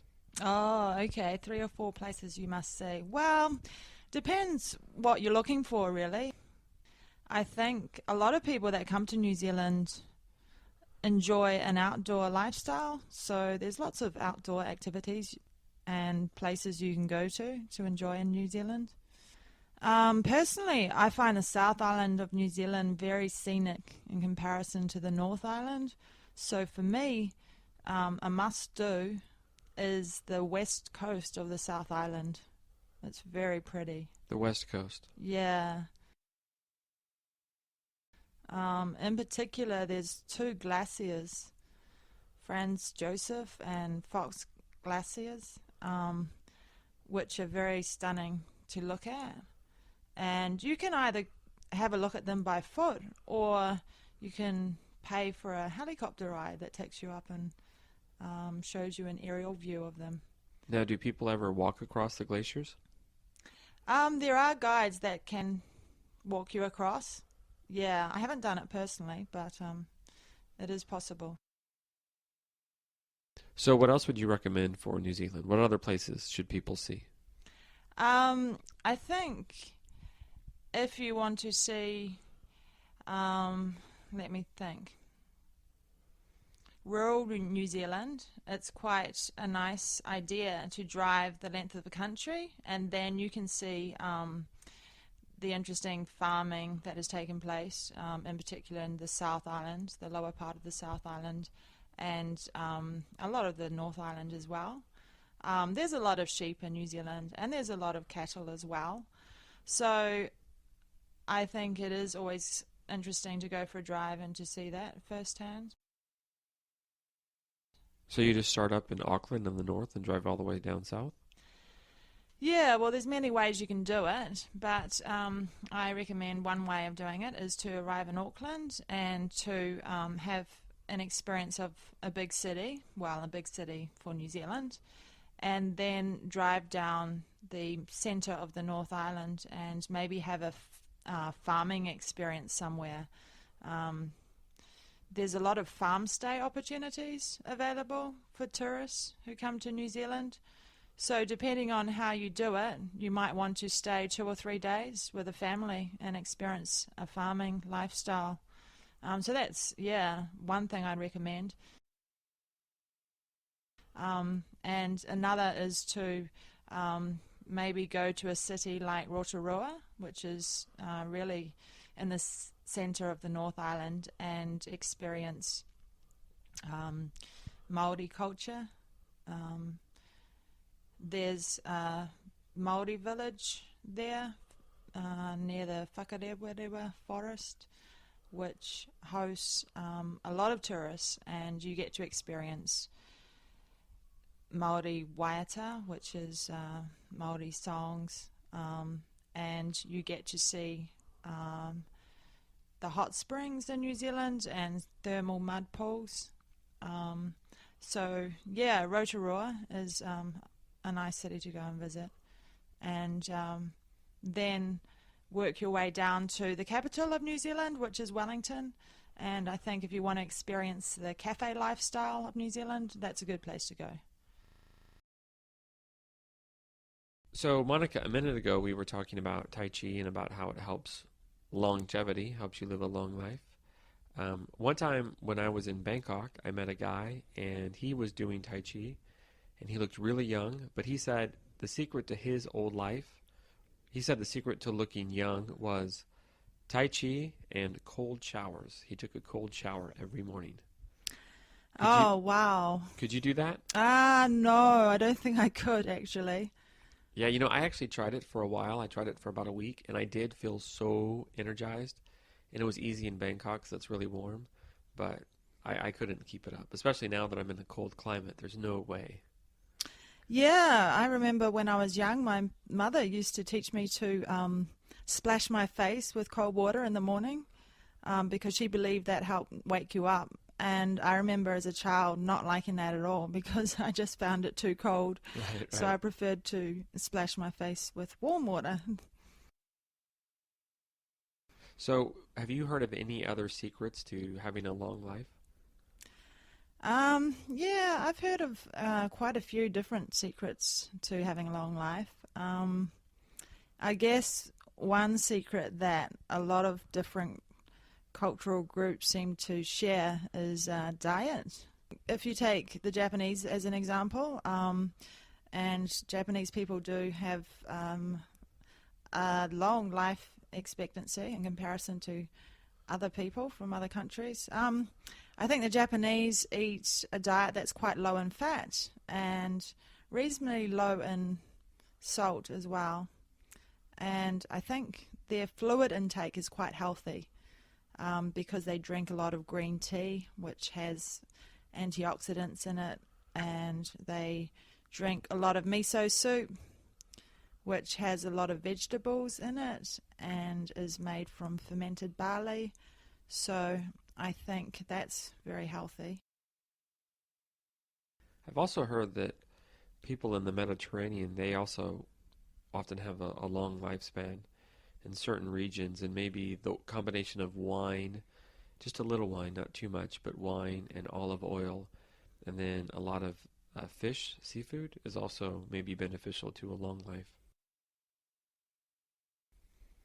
Yeah, that's true. I've heard French people, for example, live a long life, and that has often been said due to a glass of red wine a day. And I know people think differently about alcohol and its effect on the body these days. Right.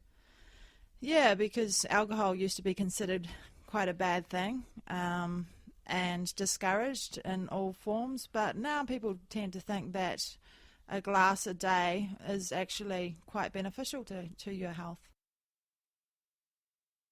I've also actually heard that laughter, that people that laugh a lot tend to live longer. Yeah, I've heard that too, actually, because laughing releases natural endorphins, and I think that helps you physiologically, and also I think psychologically you're happier if you're laughing. So yeah, I think that long life is related to how you're feeling, and I think a lot of it's psychological as well as physical, for example, how much you're eating and what types of food you're eating. Yeah, I guess I'm kind of in the same boat, but I just don't know if I laugh that much. Maybe I'm in trouble. So, Monica, you do Tai Chi. Ah, yes, I've just joined a Tai Chi club. What made you join the Tai Chi club? Well, I wanted to do something that was a lot different to what I usually do, which is high-impact sports like basketball and tennis. So you wanted to do something that was slower. Yeah, well, I don't usually enjoy exercise that is quite slow, such as yoga, but I decided to join this club and I'm really enjoying it. So what exactly is Tai Chi? What do you do in Tai Chi? Well, there are different types of Tai Chi. There's the original Tai Chi, which involves quite quick, fast movements. And then there's a slower form of Tai Chi, which is quite popular in Japan. I think it's called Mr. Young Tai Chi. And that involves very slow, pronounced movements. And that's the Tai Chi that I'm doing. How do you feel like after you do Tai Chi? Do you feel tired? Do you feel energetic? After I've done Tai Chi, I feel quite energetic, actually. I don't really feel tired because I haven't had a really hard workout. But I feel that my mind is very relaxed and very focused, and I'm very motivated to do whatever I need to do for the rest of the day. Now, you actually are a tennis coach, so you teach sports. Would you recommend Tai Chi for other athletes? Yeah, I do recommend Tai Chi for other athletes. It's quite difficult to know exactly how you would benefit from Tai Chi and how it can directly relate to a specific sport. But I've heard that it works on your energy levels and focuses your mind so that everything's in balance. And I think that can help any kind of sport because even in a sport like tennis, it's important to have balance when you're hitting the ball, when you're volleying, when you're getting ready for a smash. It actually involves having balance in terms of where your center of gravity is. So yeah, the concepts are similar. Hey, George. Actually, it's really, it's funny that you mentioned relationships because I'm actually having a problem with Joe. Is that the guy with the curly hair? Yeah, that guy. Oh. He's really nice and everything, but like I really don't think it's working out. Why? What's wrong? Well, he's really narrow-minded and I'm really different. He's nice and everything. He's kind and sweet and it's just not for me. Like, we're totally different people. I see. Yeah. So what are you gonna do? I think I have to rip the Band-Aid. And I think I'm just gonna send him an email or something. An email? But you've been dating for a while now, and you like him, right? Yeah, like, we're so sweet together, but it's just, Isn't I don't see a future. But isn't an email just a little too cold? And Yeah. he might tell other people about it. I mean, rumors spreading and whatnot. Okay, then what do you think I should do? How should I do it? Well, you should probably just, meet him face to face and... Oh, face to You know? face. Okay. Where should I meet him? Like, do you think I should just invite him over to my place? Nah, you should probably do it in public where, Oh, good. I think that's I don't know, better. maybe that cafe. Oh, that cafe, yeah. Well, while I'm having my date, you could be breaking up with your boyfriend. It'll be great. You're so mean. I'm sorry. That was uncalled for. I don't know what to say. What do you think would hurt him less? I gotta say, honesty would be the best policy. Honesty. Okay, so Mm-hmm. this is what I'm gonna say. Joe, you're great, Mm-hmm. but we're not meant to be. I How's see. that? Yeah, it's great. It's great. Okay, so okay, I'm done. I think I'll meet him at the cafe, and okay, things will work from then. I'll improvise. Great. Hey, Crystal, I need some advice, yo. What's up, George? So, there's this, like, redheaded girl in class, and I kind of got a crush on her, but... Ooh. But, yeah, I don't know, how to ask her out. I don't even know if she knows my name, but, yeah. Oh, come on. You got any advice? I would personally just be natural and just go straight forward. Go straight forward And ask her out. How I do that? I don't know. For my personal advice, I think you should just go straight forward and say, "Hi, my name is George," and give her an appearance. Hold on, I'm going to write this down. Okay. Okay. Okay, and next step is if you are free, though you always have to check if she's either married or if she's a lesbian or if she is single. Okay. So number 3 is what you're looking for. Okay, number 3. So if she's single, just say, "Hey, how about we go out for a cup of coffee or something?" And, Coffee. And yeah, that's how you get her. So, yeah, what if she doesn't like coffee, though? I mean, what else could we do on a date? Assuming she will say yes. Yeah, what's fun to do on a date anyway? Fun to do on a date is just the fact that you're being with her and just try to get her to know her more. Hey, wait 1 sec. Do I need to pay for this, or? I don't think you should pay on the first date. I think sometimes that can be offensive to women. Oh, that's great, because I'm totally broke. I think you should just ask her casually, not like a date.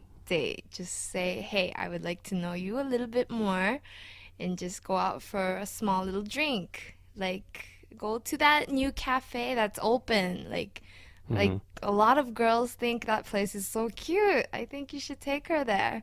But I think cafes are boring. Cafes are boring. Men! Women don't think so. Oh. This is the point. Okay. Write it down. All right.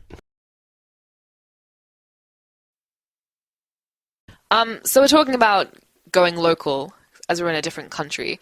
How much of the local culture do you absorb? How much local, because we both live in Japan, right? Yes. How much in percentage, for example? How much Japanese food would you say you eat? Oh, I would say probably 80% of That's my a lot. food is Japanese food. Yeah, I like it because most of it is healthy and it's actually what I can get in the cafeteria at work. So, yeah. It's convenient. It's convenient. What about you? Well, I mostly make my own food, and Japanese food is really difficult to make, I think. I'm really challenged when it comes to cooking anyway. I'm really bad at cooking. And to have to try and learn a new style of cooking is just too much for me. I'm really lazy. So I would probably say if I'm cooking food myself, I never cook Japanese food. 0% of the time. I never. But if I go to a restaurant, then sure I can eat some Japanese food sometimes. I sometimes watch the TV and learn how to cook Japanese food. There are some easy recipes. Do you ever watch the Japanese television? There's I tons try, but yeah, like you said, it's a lot of cooking programs. There's a lot of that was what I'm about to say. Yeah. Tons of cooking TV shows programs. Yeah, and I watch cooking programs and I just get angry that I can't cook. I can't do it like that, so I just get frustrated, so I stop watching. Oh, Yeah. I see. Yeah. What about other kinds of shows? So like not just cooking shows. Well, I guess they have pretty funny shows, but I don't understand what they're saying, but I try to follow them, and yeah, sometimes they're very interesting. They also talk about clothing season was trending in Japan, what young people are doing. They have some interviews sometimes, very interesting interviews, and they're always teaching you something. So it's something that I like about Japanese TV. You're always learning something from other countries as well. That's true. So how about like your friendship circles? How much percentage of your friends would you say are Japanese versus international? Oh, I would say probably 40% are Japanese. Yeah, the rest of them are international people because I work with international people, so I spend most of the time with them. And when you're with your Japanese friends, do you speak mostly in English or mostly in Japanese? Oh, I would say like probably 70% Japanese and the rest would be English because normally when they know a second language is English, not Spanish. So I like 0% Spanish with Japanese, but yeah, like I would say 70% of the conversation is in Japanese also because I want to practice my Japanese. Right. Yeah, what about you? Well, I'd say out of my friends, recently I've had like no time to socialize. So probably about 30% of my friends are Japanese. But when I speak with them, it's mostly in Japanese. I don't like speaking in English. Oh. It's just like probably for the same reasons as you. Like I want to practice my Japanese. But I would say that from my Japanese friends, like most of them, probably like 80% of them always want to speak in English because they want to practice English too. So it's like a give and take. Like we speak a little bit in Japanese, but sometimes we speak more in English. Yeah. It depends also the topic and what you're talking about. If it's a topic you can talk about, then yeah, go for it in Japanese. But if it's a difficult topic. Yes, exactly. Yeah. So, Gilder, we're both teachers and we both live and work abroad, right, from our home countries. I'm from Scotland and you're from Venezuela. So, I'm sure we both have to deal with homesickness because we're so far from our home.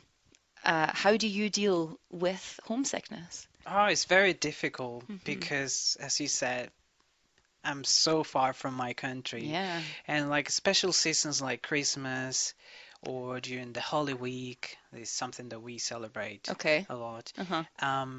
I feel really homesick, especially because of the food we have.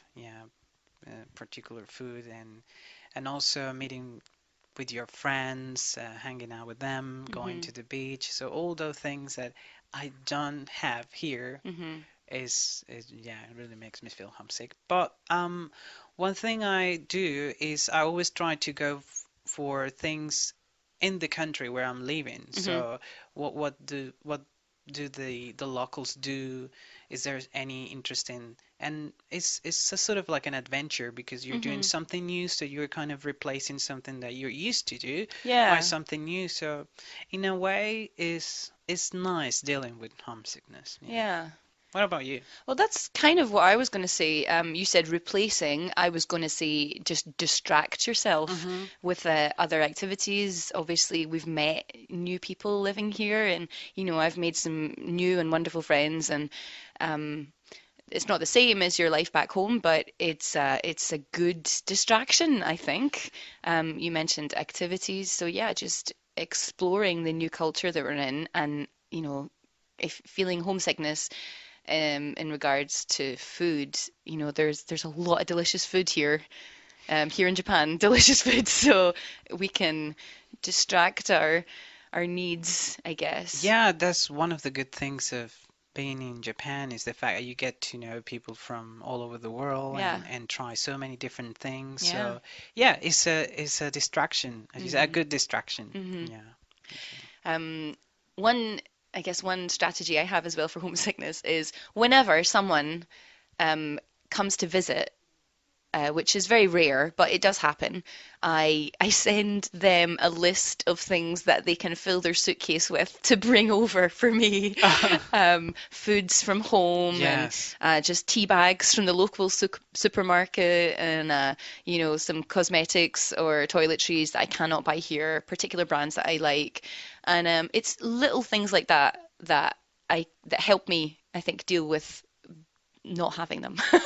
Basically, having them that helps me deal with not having them. I also do that Mhm. sometimes. Like, my family try to visit me once a year, Mhm. so their suitcase packed of stuff from Mhm. Venezuela, which is very important for me. Uh-huh. And also, I try to find those supermarkets from South America, like Brazilian supermarkets. Right, yeah. Or sometimes the Filipino supermarkets, they have stuff that we have in Yes, Venezuela. yes. So, yeah, it's very nice. I actually used to live up in a different part of Japan where there was quite a large Brazilian population, Mhm. and there were many, like a Brazilian convenience store. Yes. Wonderful bread. The meat was good too. Yeah, lots of really good products. So I guess a shop like that would help you in particular. Yes, I guess Brazilians, they don't have the same issue that we have with homesickness because they can get a lot of stuff from Brazil here That's in Japan. true. Yeah. Well, of course, there are international stores around. I'm lucky enough to, even in a small city like this, I have an international store that's reasonably close. So there are a few products that I feel happy about, I guess. Maybe I wouldn't even buy them at home, but when I see them in the shop here, I feel like, oh, I can't get Yeah, other things, so I'm going to buy these biscuits. Likewise, something that you can read. Yeah, well, yeah, that's true. Just peel the language sticker off the top and read the English Yes. below. Yeah, there are different ways to cope with it, I think. Yes. So, do you think that we should send people to Mars or the moon to spend all this money on space travel? Well, I think we should. Space travel can give people hope for the future, and space travel can unite people from different countries for a common goal. But do any countries work together to travel in space? Oh, certainly. The International Space Station Mm-hmm. has astronauts from different countries working together. And I think that a joint effort is the best way to do space missions. I think that we could go back to the moon and learn much more by going there than we can learn if we don't go there. I see what you mean, but I think we could learn more and we could improve more if we can help the people on Earth. Think of everything we could learn from the children that can't get an education these days. Maybe the next Einstein is a poor little girl who doesn't have the money to go to school. If we spent more money on school and clean water and vaccines, maybe we could learn more from ourselves than from going to space and going to Mars. I agree with you that more money should be spent on education, but we don't need the next Einstein if we're not doing space travel. The problem is, what are people with money willing to spend it on? I think that it would be nice if we could have all the rich countries spend money on education for poor people. But if you look at the numbers, the cost of one space mission is much cheaper than the things we spend money on now. Like what? Well, the first example that comes to mind is war. One day of war is so expensive for all the governments and militaries that are involved. One day of war costs more money than one space mission. But Yeah, war that's goes true. on and on for days. Yeah, and years. So if you think about the money in terms of, so the money for a space mission seems expensive by itself, but when you compare it to other things, it's actually kind of cheap. I see what you're saying. You're comparing the cost of space travel to war, but I would compare the cost of space travel to the cost of, for example, getting rid of malaria. I think we could get rid of a terrible disease like malaria for as much as we would spend on a trip to Mars. Getting rid of malaria or going to Mars. Well, of course, I would also choose that we should get rid of malaria. Maybe we'll have to agree to disagree. We might have to disagree this time. Okay. We've been hearing a lot about Mars in the news. Yeah, NASA keeps coming out with announcements every year. We just found out that there's water on Mars, liquid water. Yes, recently they revealed that there's evidence of liquid water. That's crazy. Last year they announced that they definitely found ice, solid water, in the soil. In the soil on Mars' surface, they found frozen water. Now they found evidence of liquid water flowing. Do you think people can go to Mars? Do you think we should send people to Mars? I definitely think we can go there. We've already sent a number of spacecraft to Mars, starting with satellites many decades ago. Then there were landers, where a satellite landed on the surface and sent data back to Earth. Then we sent the rovers, little robot cars that drive around on Mars. So we've already successfully sent many missions to Mars. I'm sure we could do one with humans. But none of the satellites or landers or rovers, they've never come back. Do you think we could send people and they'd come back safely? Well, that is a problem. We could definitely send people to Mars, but bringing them back, having the astronauts come back to Earth, would be a much more difficult problem to solve. So you think maybe we would send astronauts to Mars and they would never come back safely?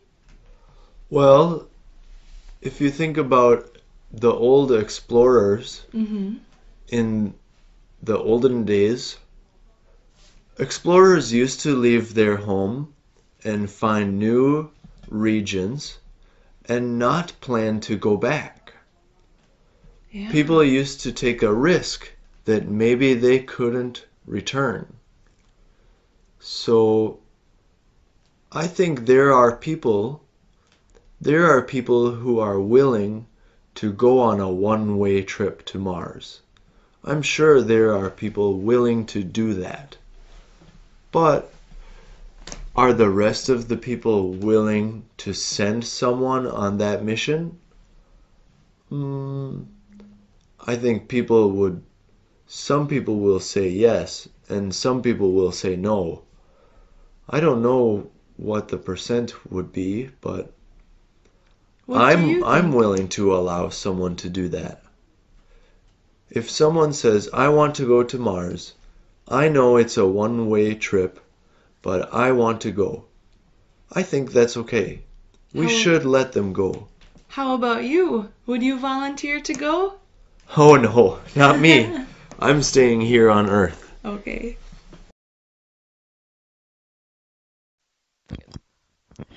So, what are three foods that you can't stand? Three foods that you hate?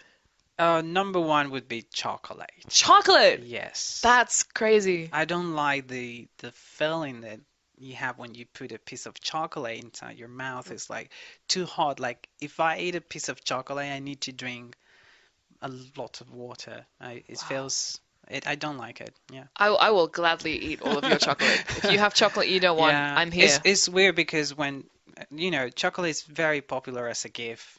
Somebody's always giving you chocolate, and I take it because I don't want to say everybody like I hate chocolate actually. But yeah. What about you? What's something you don't really like? Well, I have something I don't like that I think is really popular, and every time I say I don't like it, I always get the same like "what" kind of reaction, but I don't like ice cream. What? Yeah, Yeah. I don't like ice cream. I don't think food should be that cold. Mm, I don't like it. Food shouldn't be too cold to eat. It's just really? not. You don't know what you're missing. I'm Ice creams are really, really good, especially in summer. Chocolate's really good. Chocolate, I'll take chocolate over ice cream any day. Well, you can try chocolate ice cream. Oh, chocolate ice cream is the worst. Chocolate ice cream is the worst. Ugh. No, What thank about a you. second one? Do you have any second food that you don't like? I don't like tomatoes. Oh. Which is strange because I eat lots of pasta with tomato flavored stuff in it. But just tomatoes by themselves Mm-hmm. is not something I enjoy. Whenever I have like a hamburger with a tomato in it, I always have to take it out and give it to someone else. Just, I don't like it. It's just juicy and not a good juicy way. Mm-hmm. I don't like Blech. garlic. You don't like garlic? I like garlic in food, but I don't like to see it or eat it and have the taste of garlic. I don't like it. Once you've got the taste of garlic, you don't get rid of that for about 3 days, right? Exactly, that's another thing. Yeah. So when my mom is cooking and using garlic, after that she had to remove it. She cannot leave any evidence that she was using garlic in her food. Yes. Is there another food that you don't like? I would say sprouts, Brussels sprouts. Man, no one likes sprouts. Yes, it's bitter, and even though some people say it's good for your body, I don't like them. I think, yeah, sprouts are just universally hated. No one likes sprouts. Yeah, well, but when you are a child, your parents, for some reason, are always giving you that. Yeah. Yeah. Cruel. Oh, I don't like it. It looks like, I feel like a cow eating those things. Yeah. Yeah, I can imagine. It's just, ugh. What about you? Any other? I have one more, but it's really strange. I've never actually eaten them, but looking at them makes me really uncomfortable. And that's olives. I hate olives. I I can't love them. stand olives. Just looking at them makes me want to scream. Really? Like, I think it's the hole. I don't Mhm. like the hole in olives. I'm like scared of olives. It's really strange, but I no. like them. Very You can have tasty. my olives. Green, black. Ugh, no. If I see them in a jar at Better the than supermarket, chocolate. just no. Ugh, no, no, no, no, no, no. Don't like them. Scared of olives. It's the craziest thing ever, but no. Don't like olives. Keep them away from me. Ugh. Good.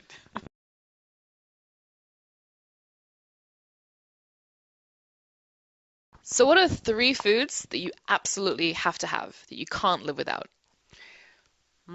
I would say that I couldn't live without arepa. Is like my daily breakfast in Venezuela. Arepa that? is made of corn flour, and it looks like a hamburger. So you put anything you want inside, and it's very tasty. And I would say like 95% of Venezuelans eat arepas every day. Well, it's kind of like a high carb diet in my country, so I need rice also for lunch. And bread. Bread is another thing. In the afternoon, a piece of bread, sweet bread with coffee is kind of like mandatory. So lots and lots of carbs in your Yes. diet. What about you? What about in England? Well, English breakfast is not the healthiest of breakfasts. It's like a big plate with fried eggs, fried sausages, hash browns, like hashed potatoes, beans, just everything fried and everything delicious. And I would say that I can't live without that, but if I ate it every day, then I would probably not be able to leave my house because I would be so fat. But it's definitely a food that is in my top foods of all time. That's probably my favorite.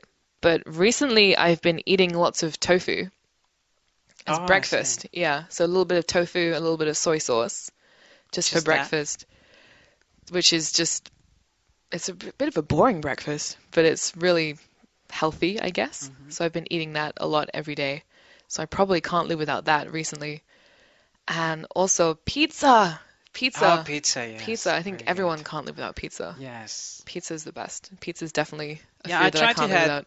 pizza probably mm, tw once a week, I would say. Yeah. What's your favorite topping? It's that would be cheese. Cheese, classic. Definitely. Bacon.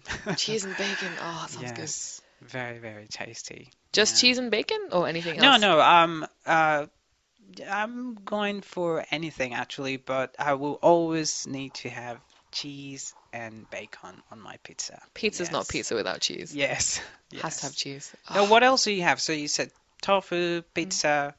What other food can you live without?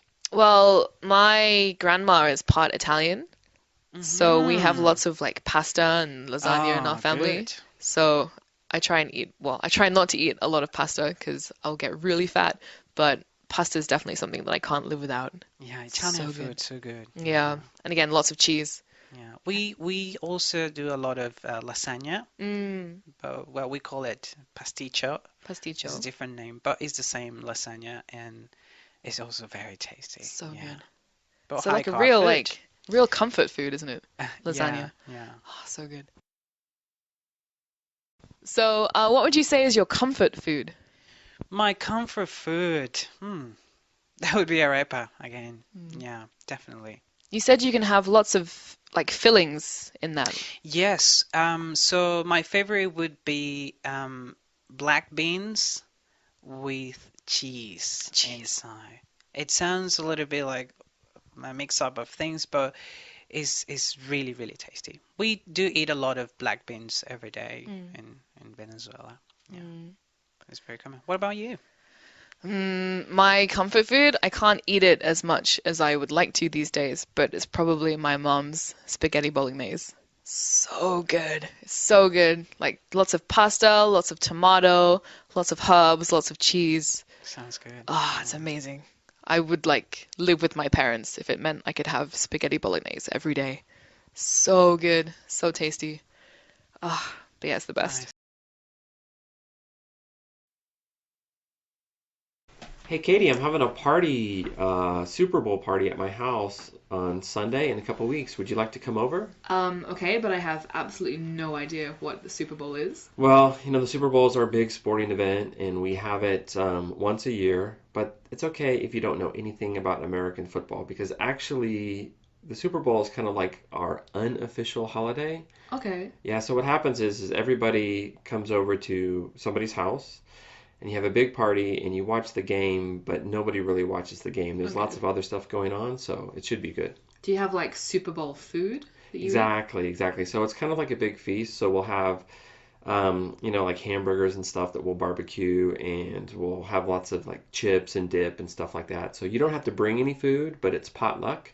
So if you do want to bring something, yeah, I would recommend it. Do you have to be like a supporter of one of the teams in the final? No, and actually the game's not for a couple of weeks, so we don't know who the two final teams are going to be. right. They still have to decide, but actually there's a bunch of things that have nothing to do with football on the Super Bowl that you'll probably like.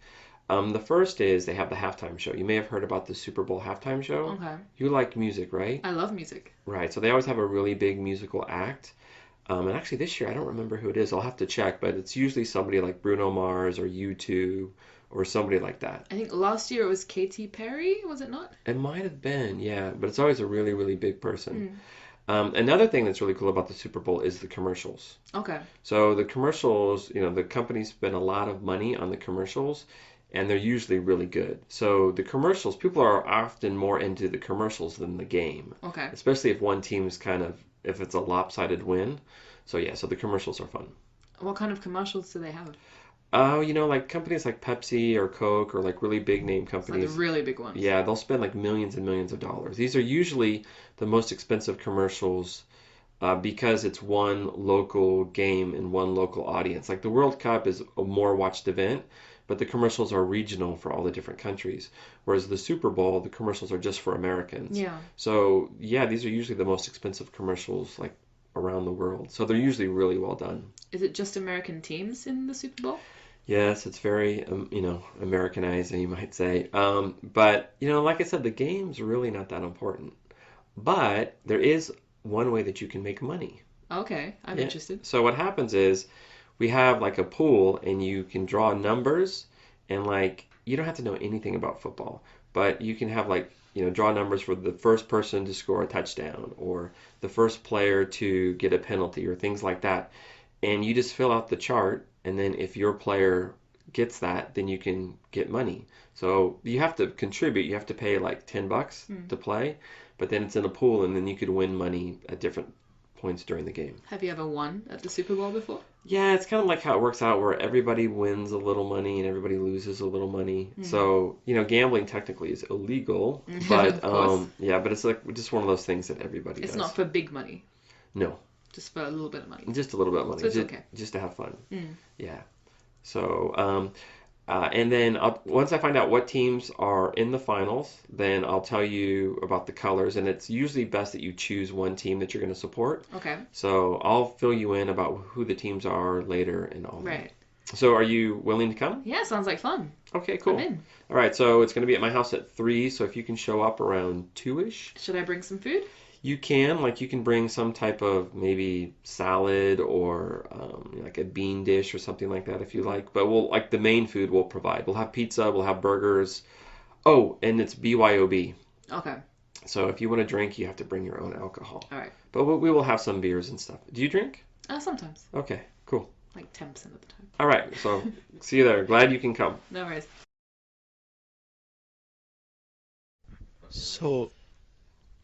So we've been talking about women's roles in society, and are you a stay-at-home mom or a working mom? Well, I guess I'm both. Right now, I'm on maternity leave, and I'm on month 6 of maternity leave. What does that mean? So, maternity leave is when you have a job, but then you become pregnant, or you're going to have a baby, maybe adopt too. So you're going to have a baby, and so you take time off of work to stay home with the new baby. Oh, I see. Do you still get paid? I do. I get about half of my wage. So I do still get paid, and I'm very grateful for that. So I've been at home with the new baby for 6 months, and I'm going to go back to work next month. Oh. What will happen with the baby? So I have 2 kids, actually. I have a toddler and a baby. And both of them will go to daycare during the day. I see. So I signed up for the daycare before the baby was even born. It's really hard to find good daycare that you can afford, that's near your house. So you have to start planning before the baby's even born if you're the type of person who wants to go back to work. I see. I don't think many men worry about getting good daycare for their children when they No. think about their jobs. No. Even when there's a family and the mother and father both work, still it's the mother that has to do everything with the kids, usually. Usually the mom has to, for example, get the bag ready for the kids to take to daycare. They have to arrange the daycare. The daycare has the mother's phone number, usually. And so the mom has to do a lot of extra work, even though mom and dad both have full-time jobs. I see. Are you saying that things should be different? Yes, I think things should be different. I'm so lucky. My husband agrees with me. And my husband, he drops the kids off at daycare and he picks them up and he does the laundry and the dishes. And it helps me focus on my career so that I can stay late at work if I need to. I can go to an extra meeting on a weekend, and it makes me feel more fulfilled that it's not my husband's job that comes first. A lot of times women make less money than men and they put their job second to their husband, and it's not equal and it's not fair. And so I think that people should work on making things more equal. Well, I agree with you. Thank you. Okay, so Sarah, you said you participated in rodeos before, but I thought only men ride horses in rodeos. Yeah, like 99.9% of the time, the men do all of the rodeo sports. There's like 2 sports for women, and the rest of them are all for men. Oh. When I said I wanted to do the traditionally male events, they said, "You can't do that. You're a woman. You have to do these other events that are not dangerous, they're safe." For example, the men do calf roping. You work with a baby cow, a calf that's about 100 pounds. The women do goat roping, and they Oh. work with a tiny goat that's about the size of a small dog. So I just always thought the difference was stupid. I don't want to do the easy, safe event. I want to do the difficult event. And people were really surprised. And first they said you can't. And I said I'm going to anyways. Wow. And the first time I did the saddle bronc, they said, "Look, look, look, we got you a girl horse because you're a girl." Oh my. And I thought, well, you didn't need to draw more attention to it. I just want to compete like everyone else. Right. And my first time, I fell off the horse and I was really injured. And I was laying there, and one of my friends came running out. And he said, I thought he was going to help me up and help me leave because I was really hurt. And instead he said, "Hurry up, you got to get out of the arena because the next person wants to go." Oh, wow. And I was really happy that he said that, actually, because he was just treating me the way he treated any other competitor. "Oh, get up, be tough, you're fine." Yeah. And I didn't want anyone to help me. So he didn't help you. Right. And I was really glad that he was treating me like everyone else. And when you see a rodeo, you'll see that the women do events where they can dress really nice. They always wear nice clothes, beautiful hat, they even have earrings and things on.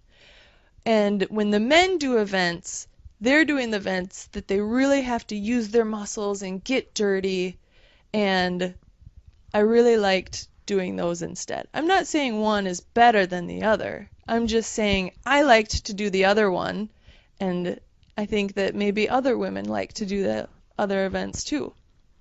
So, do you think the situation is improving? Are more girls joining rodeo now? I don't think so.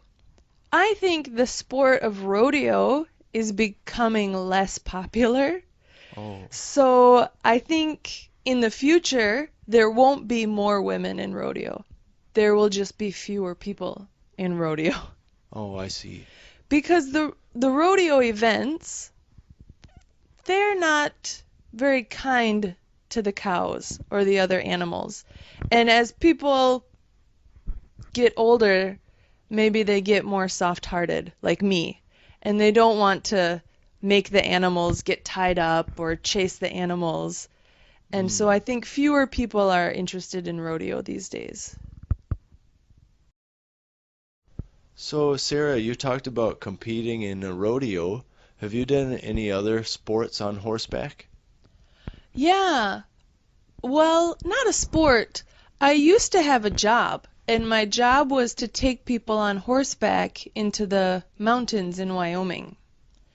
And it was a really fun job.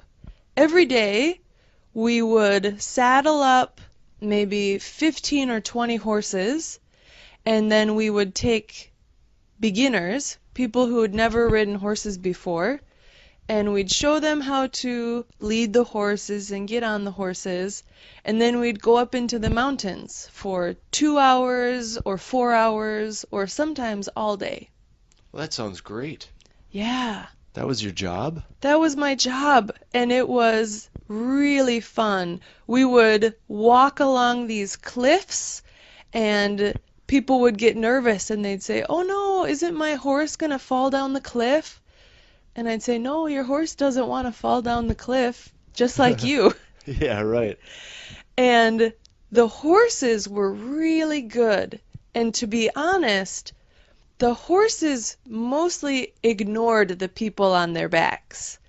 The Really? horses, they knew the path that we were taking. Oh. And sometimes people would want to do something that's dangerous, like go too fast or go a different way. Yeah. And the horses would ignore the people and go the way they're supposed to. Oh, that's probably better. Yeah. What about wild animals? You're going on horseback trail rides through the mountains, right? Yeah. And the area we went through was famous for elk. We saw lots of elk. And you know, where there's elk, there are also the animals that eat elk. So there were mountain lions and bears. Bears. I never saw a bear, but I always told the people I was with, I said, "Don't worry, guys, if you see a bear, you don't have to be faster than the bear. You just have to be faster than the slowest horse." Oh, that's a good one. Yeah. Did the visitors like that joke? They did. They thought it was really funny until I pointed out which horse was the slowest. And then that person got really nervous. Yes, what about mountain lions? Did you see mountain lions? Did you ever see a mountain lion? I never saw a mountain lion, but one time the horses were all acting really nervous and they wouldn't go forward. And I didn't know why they were acting this way. Oh. They refused. And so I ended up turning around and we went off the trail and we had to make a big circle. Really? And then later I found out that there had been a warning that there were mountain lions in the area. And so I think that's why the horses refused to go. Wow, those horses sound pretty smart. Yeah. Sometimes in the morning, when we are the first people on the trail, I would see tracks, like wolf tracks or cougar tracks. But I never saw the real animal. Oh, that's probably lucky. Yeah. Sounds like you had a really fun time at that job. Yeah, it was really fun, and we were outdoors every day. That was my favorite part. The air was so clean, and I loved working with the animals and being in the sunshine. It was great. That's awesome. So, Sarah, I was wondering, what kind of sports do you like to play? Well, I love riding horses. And actually, when I was in college, I took a lot of classes about horseback riding. So I can do all sorts of sports on horseback. Wow, that's amazing. Don't you think riding horses is scary? I think it's part of the fun. For example, I used to be in the rodeo, and I did a sport called saddle bronc riding. And the way you do this is they put the saddle on the horse, and then they let the horse just go crazy. And the horse runs and bucks and tries to get you off, and you try to stay on. And it's really scary, but it's also really exciting. Wow. That's what's called a bucking bronco, right? Yeah, and it's really hard to stay on. In fact, you win if you can stay on 8 seconds. Oh, that doesn't seem very long. It's really, really long. It's really long when you're on the horse. My first time, I only stayed on about 4 seconds, and then I fell off in the middle of the ring, and I got knocked out. Whoa. Yeah, and the rest, yeah, and I had a big black eye for about 2 months. Wow. From falling off a horse. That's why it seems scary. Isn't it really dangerous? It is really dangerous. And they don't make you wear helmet or any safety gear. I didn't wear a helmet my first time. I think it was pretty stupid. So the horse starts in a metal cage, so the horse can't move. And then you sit on top of the horse, on the horse's back in the saddle. And then you say, "I'm ready," and they open the door. And the horse explodes and just starts jumping and turning and twisting. And the horse did about 3 or 4 jumps, and I fell off. Wow. How many seconds did you make it? 3, probably 3? about 3 seconds. So you'd have to do that more than twice as long Yeah. to win. I got better at it, but I never could stay on for 8 seconds. Did you try any other rodeo events? Yeah, I tried to do calf roping.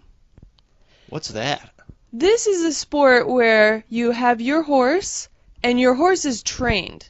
It's not the wild horse from before.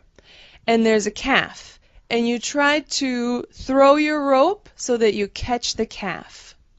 And a calf is a baby cow. Wow. And so, what do you have to do if you get your rope around the cow? Then you have to run up to the cow, and you have to tie the cow's legs together. And when you finish tying the cow's legs together, the timer stops. So you want to do it as fast as you can. That sounds really fun. And it doesn't sound as dangerous as the saddle bronc competition. No, it's not as dangerous, but after a while, I started to feel bad for the baby cow. I see. It's just, he's a small little baby, and he's really scared, and he's trying to run away. And I started to feel bad about catching him with the rope and tying him up, so I stopped doing it. I see. So when we're talking about ideal hotels, what do you think is an ideal hotel for you? That's a tough question, but when I choose a hotel, I would look at where the hotel's located, Right. and also the food. Right. So as long as the hotel is surrounded by nature, preferably on the water, Okay. and maybe some mountains in the back, and if the food, the breakfast, and dinner, and all the food that they have is amazing, I'm good. I'm set. Now, what about facilities? I mean, hotels have various facilities, whether it's gyms or movie rooms or computer rooms that allow you to do, internet and various things.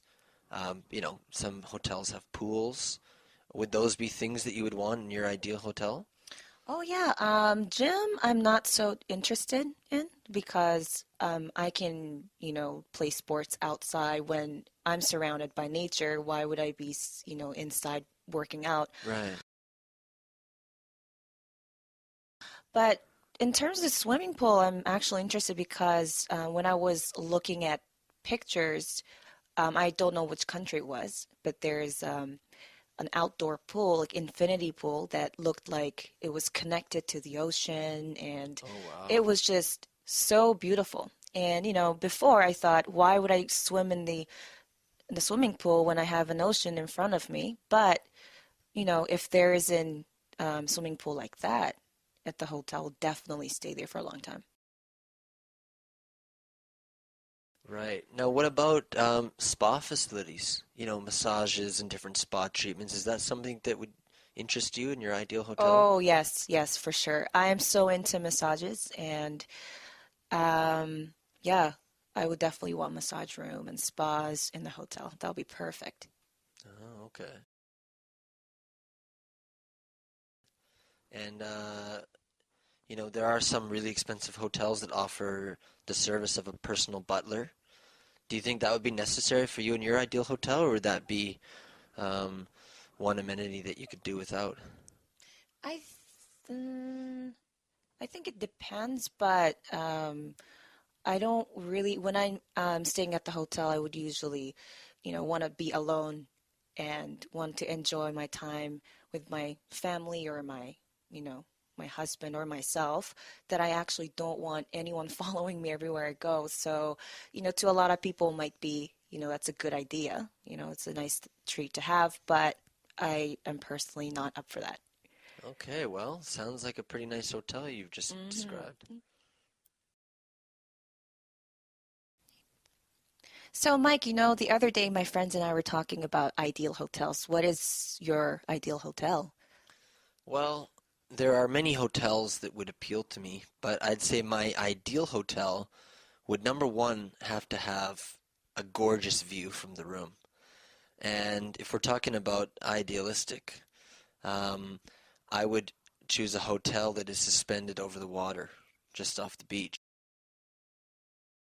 And my ideal hotel would be not a hotel where the rooms are all connected, but rather rooms being separate villas or bungalows, and those villas to be situated just above the water.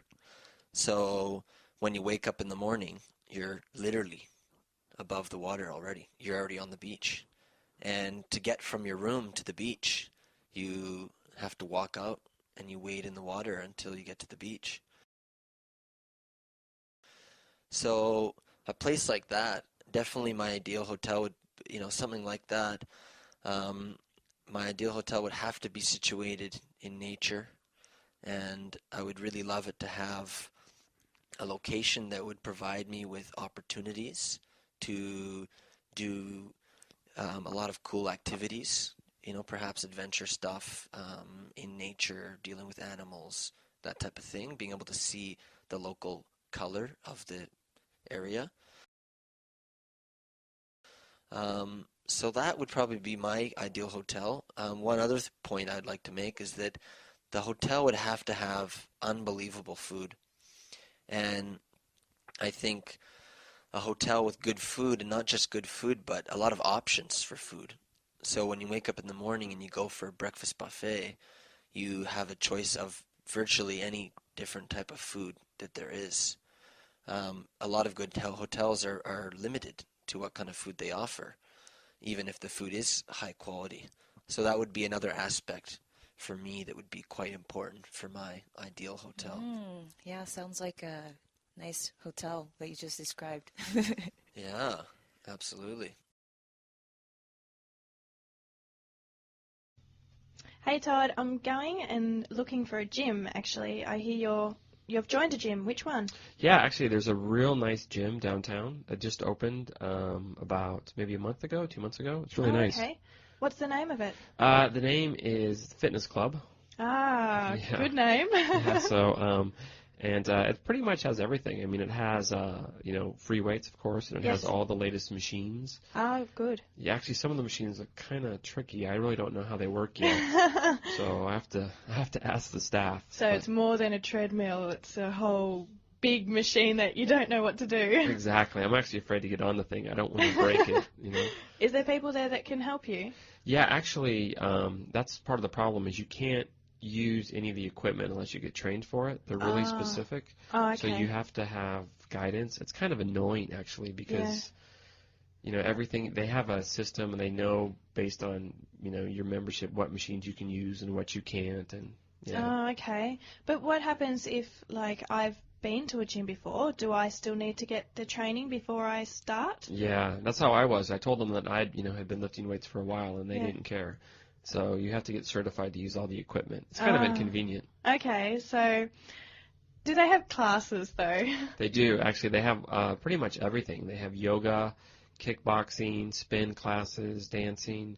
So, and the schedule looks, pretty diverse. Oh, that's good. I do prefer classes than the weights.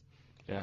Only one thing that's bad about the classes, though, is that because it's new and it's a new gym, there's lots of people, and it looks like it's pretty crowded in there. I think you have to reserve what classes you're going to join. Oh, really? Yeah, isn't that terrible? Oh, geez. I'm usually just like to walk in. Right, right. I Yeah, know. when you feel like going to the gym, you go. Right, right. Hmm. One thing that is nice though is they have an actual gym floor, like a basketball gym. So you can play Yes. basketball. They have volleyball tournaments. Mhm. So I mean, if you like more traditional sports like tennis, they also have tennis courts. You can do that as well. Oh, that's good. I do like tennis. I love tennis, actually. Well, actually, if you're interested, I'd be glad to take you down to the gym and show you. Yep. I think you get a free trial workout. Oh, that's good. That's Yeah. good. So how much would it cost per month? Well, because it's new, it's kind of expensive. Oh. It costs about $50 a month. Oh, wow. Yeah, but if you buy a membership, a 2-year membership, Mhm. you can get a 2-year membership, I think, for $800.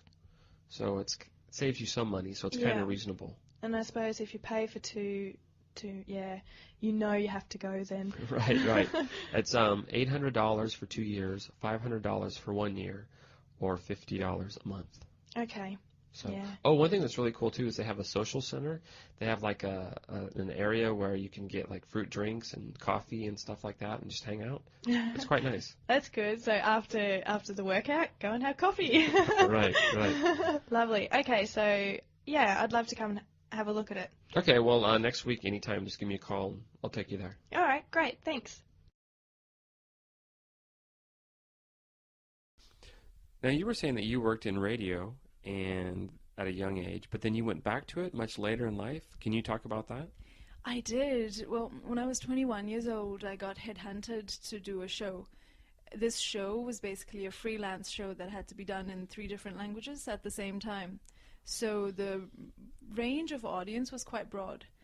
And the show was basically anything I wanted to talk about. So quite often I talked about music, current events, anything political, anything non-political, anything that came to my mind I would talk about. So what were the 3 languages of the show? Hindi, Punjabi, and obviously English. Okay, and what was the city? Where was this at? This was in Auckland. Okay, so this was one of these kind of blended radio shows where you slip from one language to another? It was. Well, the show was catering for everybody, basically. So the criteria was speak in a way that makes people understand, even if they don't speak the language. So the trick was to say 1/3 in English, the rest in Hindi and Punjabi, where I could, and somehow it just made sense. How do you go about doing that? Like, did you plan it, or does it just kind of roll off your tongue? For me, I think it's quite natural because my parents speak in Hindi and Punjabi, and so for me, English is quite natural, and so are the other 2 languages. Blending them together was never a problem.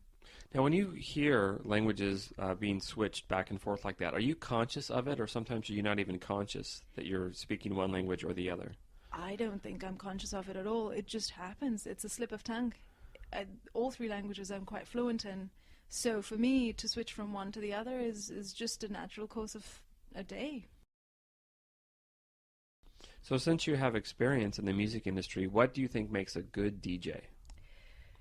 A good DJ is one that's neutral when they need to be, and one who can switch sides very quickly and make things controversial from being neutral. What I mean by that is if you have an interesting topic and a caller calls you up and is very positive about it, a good DJ would be able to flip it over very quickly and say something that would make it controversial. Now, do you think there's a certain balance of like how much you should talk and how much music should be played? And there is absolutely a balance. Quite often people listen to radio for music. So you need to make sure that your music ratio is more than how much you talk. But the amount you talk has to be interesting, but quite limited. all right, thanks a lot. No, you're welcome.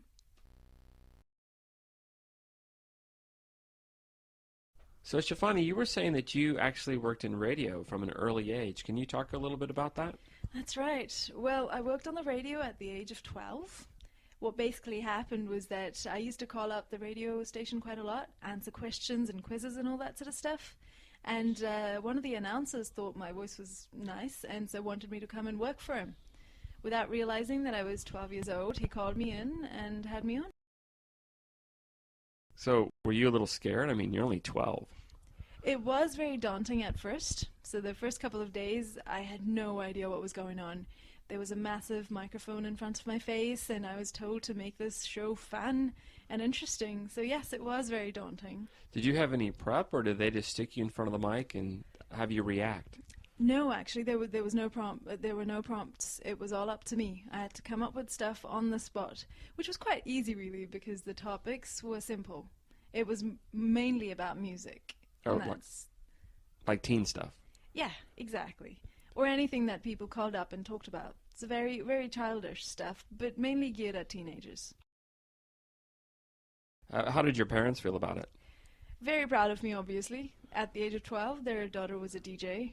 What could be better than that? So they really enjoyed it. I remember they would listen to it every single time, record it, and then listen to it over and over again when they could. Oh, that's fantastic.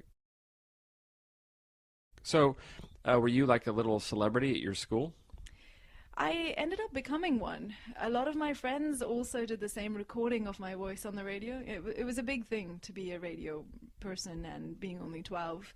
So my friends thought it was absolutely fantastic, and they would take it to school and quite often play it around. So yeah, I ended up getting a celebrity status. So when you were young and you were this DJ, did you envision yourself of being a DJ for a long time? Actually, no, I hadn't. I really enjoyed it, had a lot of fun, but it was a hobby. It was never something I wanted to do as a profession. So in the future, if you had a child and they wanted to do this, would you encourage them to do it? I absolutely would, because if they enjoy it, and they enjoy it so much that they want to take it up as a career, why not? With me, it was a hobby. Now, what about podcasts? Like, would you encourage young people to maybe have their own podcast? I think that's a fantastic idea. I think it's really good to be able to express yourself, and through podcasts, they can do exactly that. Hey, Warren. Hey, how's it going? Good. I thought today we could talk about childhood dreams. When you were 10 years old, what did you want to be when you grew up? Right. Well, actually, it's a little embarrassing. I wanted to be a truck driver. I thought it'd be really neat because you can just travel around everywhere and see different places all the time, and you're always on the move. But, you know, I didn't become a truck driver. No, you didn't become a truck driver. Why is that? When did your dream change? Well, probably when I was around 15, I thought it would be a lot cooler to be a rock star. Rock star? Yeah, rock star. I really liked electric guitar at the time, and a lot of my friends were into music as well. So I didn't actually start a band, but I played with a lot of different people, and sometimes I would play with some bands, but I never really stuck to it. But I did keep playing guitar, and I ended up getting pretty good. What kind of rock star did you want to be? Did you want to be like a heavy metal rock star or a grunge rock star? Well, I guess versatile would be the word. I like playing a lot of heavy stuff and maybe some folk music as well. So kind of eclectic. So maybe a hippie rock star? Yeah, maybe a hippie.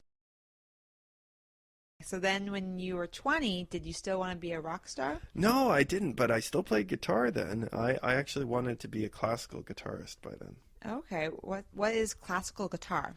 Well, it's funny you say that because it's not just classical music. Classical guitar is for one thing, it's a type of guitar. It has nylon strings, not the steel strings like you see on a folk guitar. Okay. And there's different styles you can play on it, like Spanish music or flamenco, South American music, some classical music like Beethoven and things like that, or Baroque music like Does it Bach. have a singer with it? Or? Sometimes there are singers. Usually it's solo, but you can play some chamber music with other instruments as well. And yeah, I played some pieces with vocalists, but it wouldn't be pop music. And so now you're older. Mm-hmm. did your dream come true? Did you become a classical guitarist? I did, but I actually decided to change my dream after I became a classical guitarist. So what's your dream now? Well, my dream now is to become a university professor. Oh, and are you making steps to achieve that dream? I am actually. I'm working at a university now, not as a professor, as a part-time lecturer, but I'm taking some courses and studying hard and hoping that my future will allow me to become a professor. Okay. Well, unless you change your dream again, I bet you'll achieve your dream, Warren. So good luck. Oh, great. Thank you.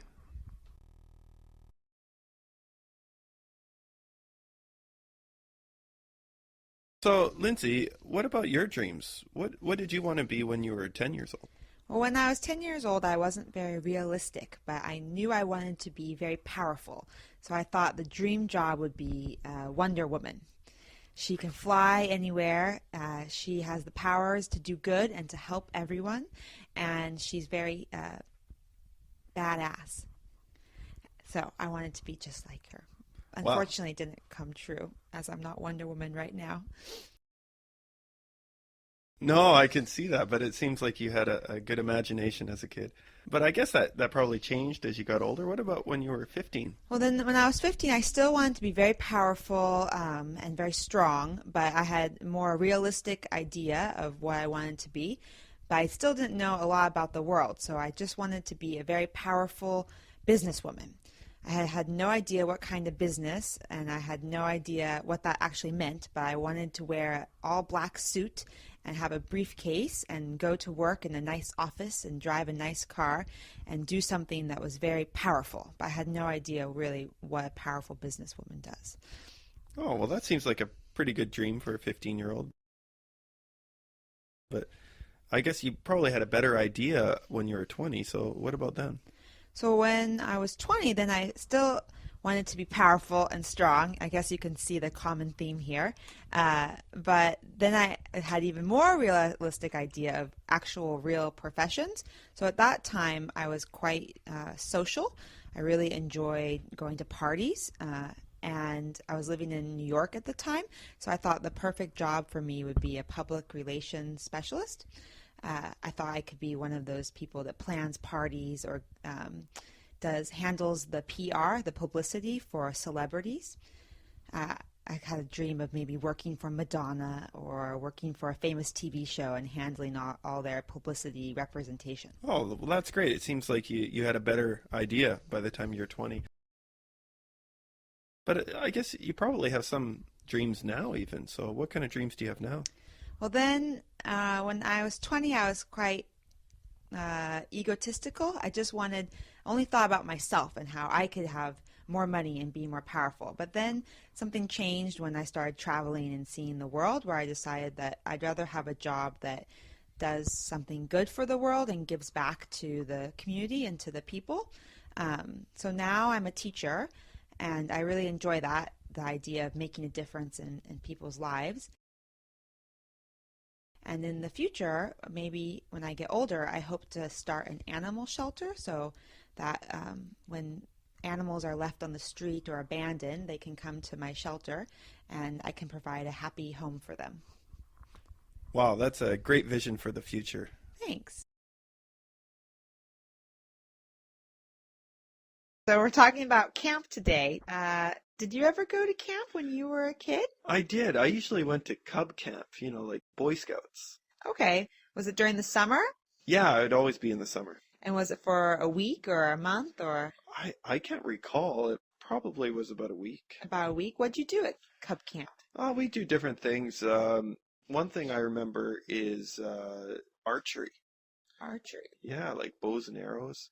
So we would have a target, and we would practice trying to hit the target, and I was really bad at it. I remember always, it's quite difficult, and I would hurt my arm with the bow.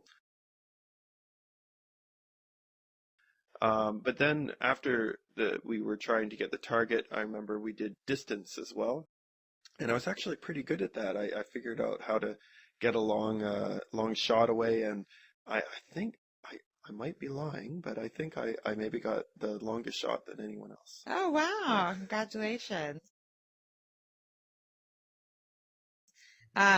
Okay, besides archery, were there other games you played or sports you did? Yeah, well, we would learn how to canoe, and we'd swim, and we'd go on hikes. We'd learn how to navigate through the forest with a compass, Okay. things like that. Did you learn how to start fire without matches? We did, yeah. We would use 2 sticks, rub them together, start a fire. Wow. Yeah. What would you guys do at night? Would you play games or have campfires? Yeah, we'd always have a campfire at night. We'd sing some songs like Kumbaya, and yeah, put on some skits and tell ghost stories.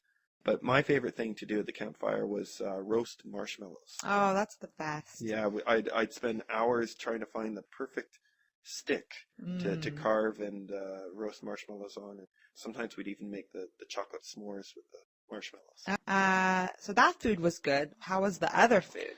I don't have any memories of it being good, so I don't think it was very good. We would all eat together in a mess hall, much like yourself. And actually, I remember getting really sick one time, and my parents had to come and pick me up, and I think I got a bit of food poisoning. Oh, wow. From the food in the Cub Scout camp? Yeah, that's wow. Okay. Final question. So you were away from your family, right? Mm-hmm. Was that hard or easy? Oh, it was easy. I remember feeling a little freer and more independent, away from my parents. Less rules, less regulations. You weren't homesick at all? No, I never did get homesick. Even when my parents came to pick me up that time when I was sick, I really didn't want to go home. Oh, too bad you got food poisoning. Yeah. Okay. Thanks, Warren. Lindsay, we're both teachers, and sometimes our students go off to camp over the summer break. Did you ever go to camp when you were younger? I did go to camp. The camp I went to was called Pilgrim Pines. Oh, what was that like? It was great. It was 1 week away from my family, and each person got to take care of an animal. Some people took care of horses, some people took care of sheep, but I got the lucky task of taking care of Xanadu the llama. What was that like? Oh, it was awesome. When I was a kid, my favorite animal was a llama, so that's why we looked into this camp to begin with. And I had to brush it, and I had to feed the llama. And it was such a sweet llama that I really fell in love with it. And every day I'd wake up, feed the llama, and brush it. And then in the afternoon I'd also come and visit the llama. Xanadu was his name. But a couple of times he got mad. I can't remember why actually he was upset. But when llamas are mad, do you know what they do? I don't know. They actually spit.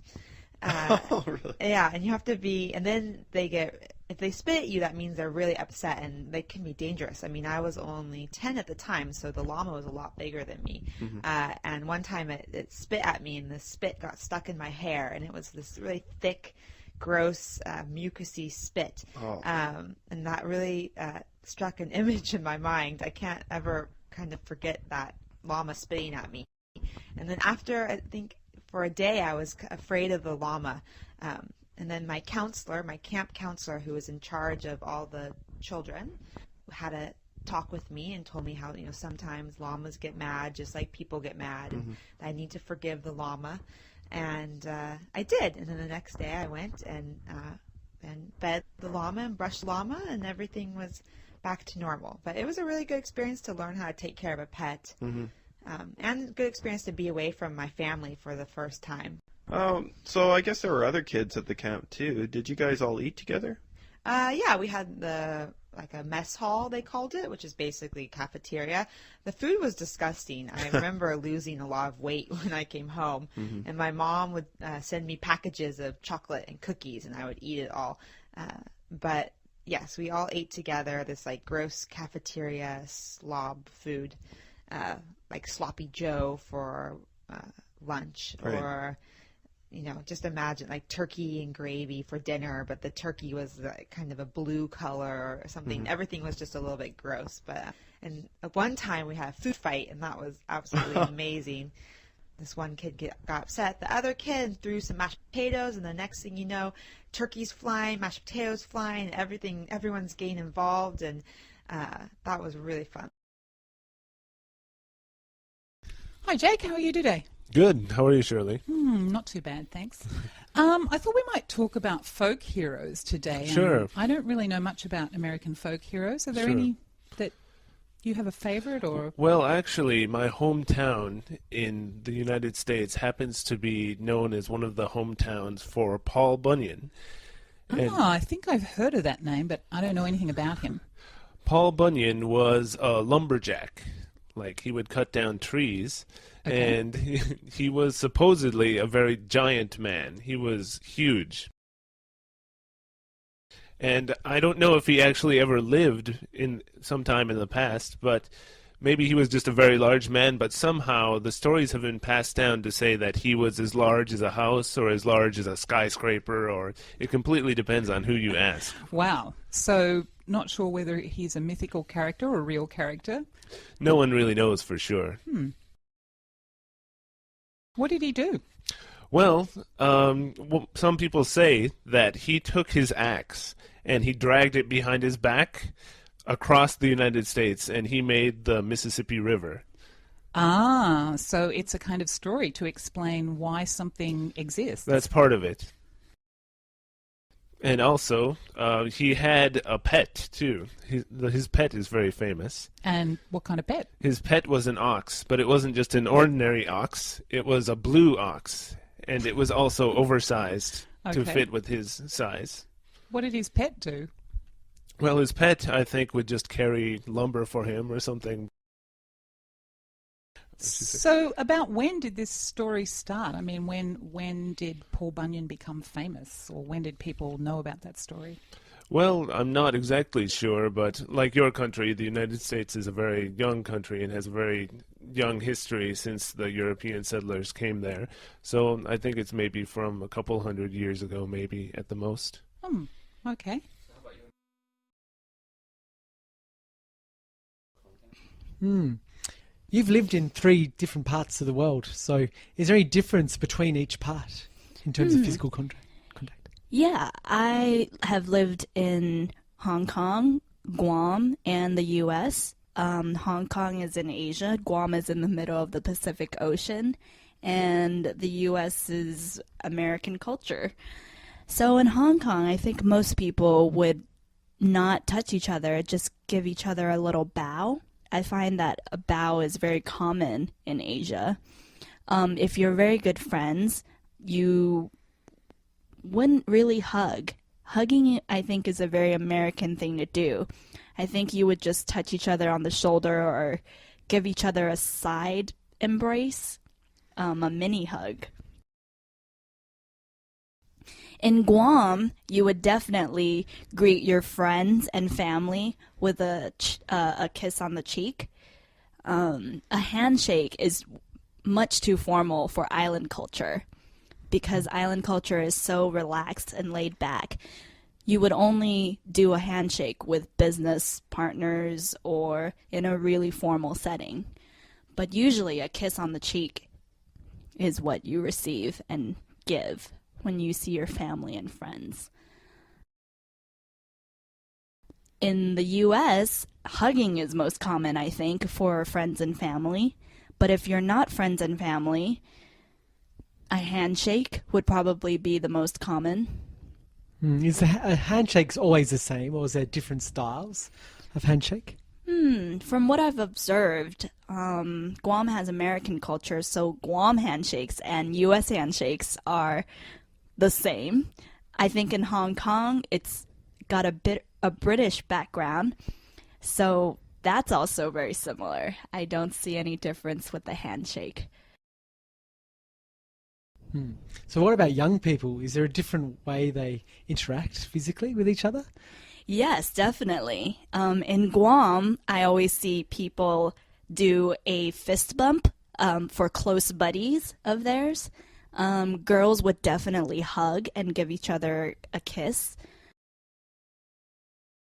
In Hong Kong, I don't see the fist bump often. I don't think I've ever seen it at all, actually. But for close friends, I think a side embrace or a semi-embrace would happen, but mostly just some form of touch or acknowledgement of the other person. I think it's also very common for people of the same sex to hold hands in Asia and just be friends. Woman and woman hold each other's hands if they are very, very, very good friends. And it's apparently very normal. I don't know about a guy holding another guy's hand, but if a woman and a woman hold each other's hands, it does not signal that they are together as a couple. It might just signal that they are very, very good friends or sisters. In Australia, that would be very strange. Yes, it would, wouldn't it? Even in America and Guam.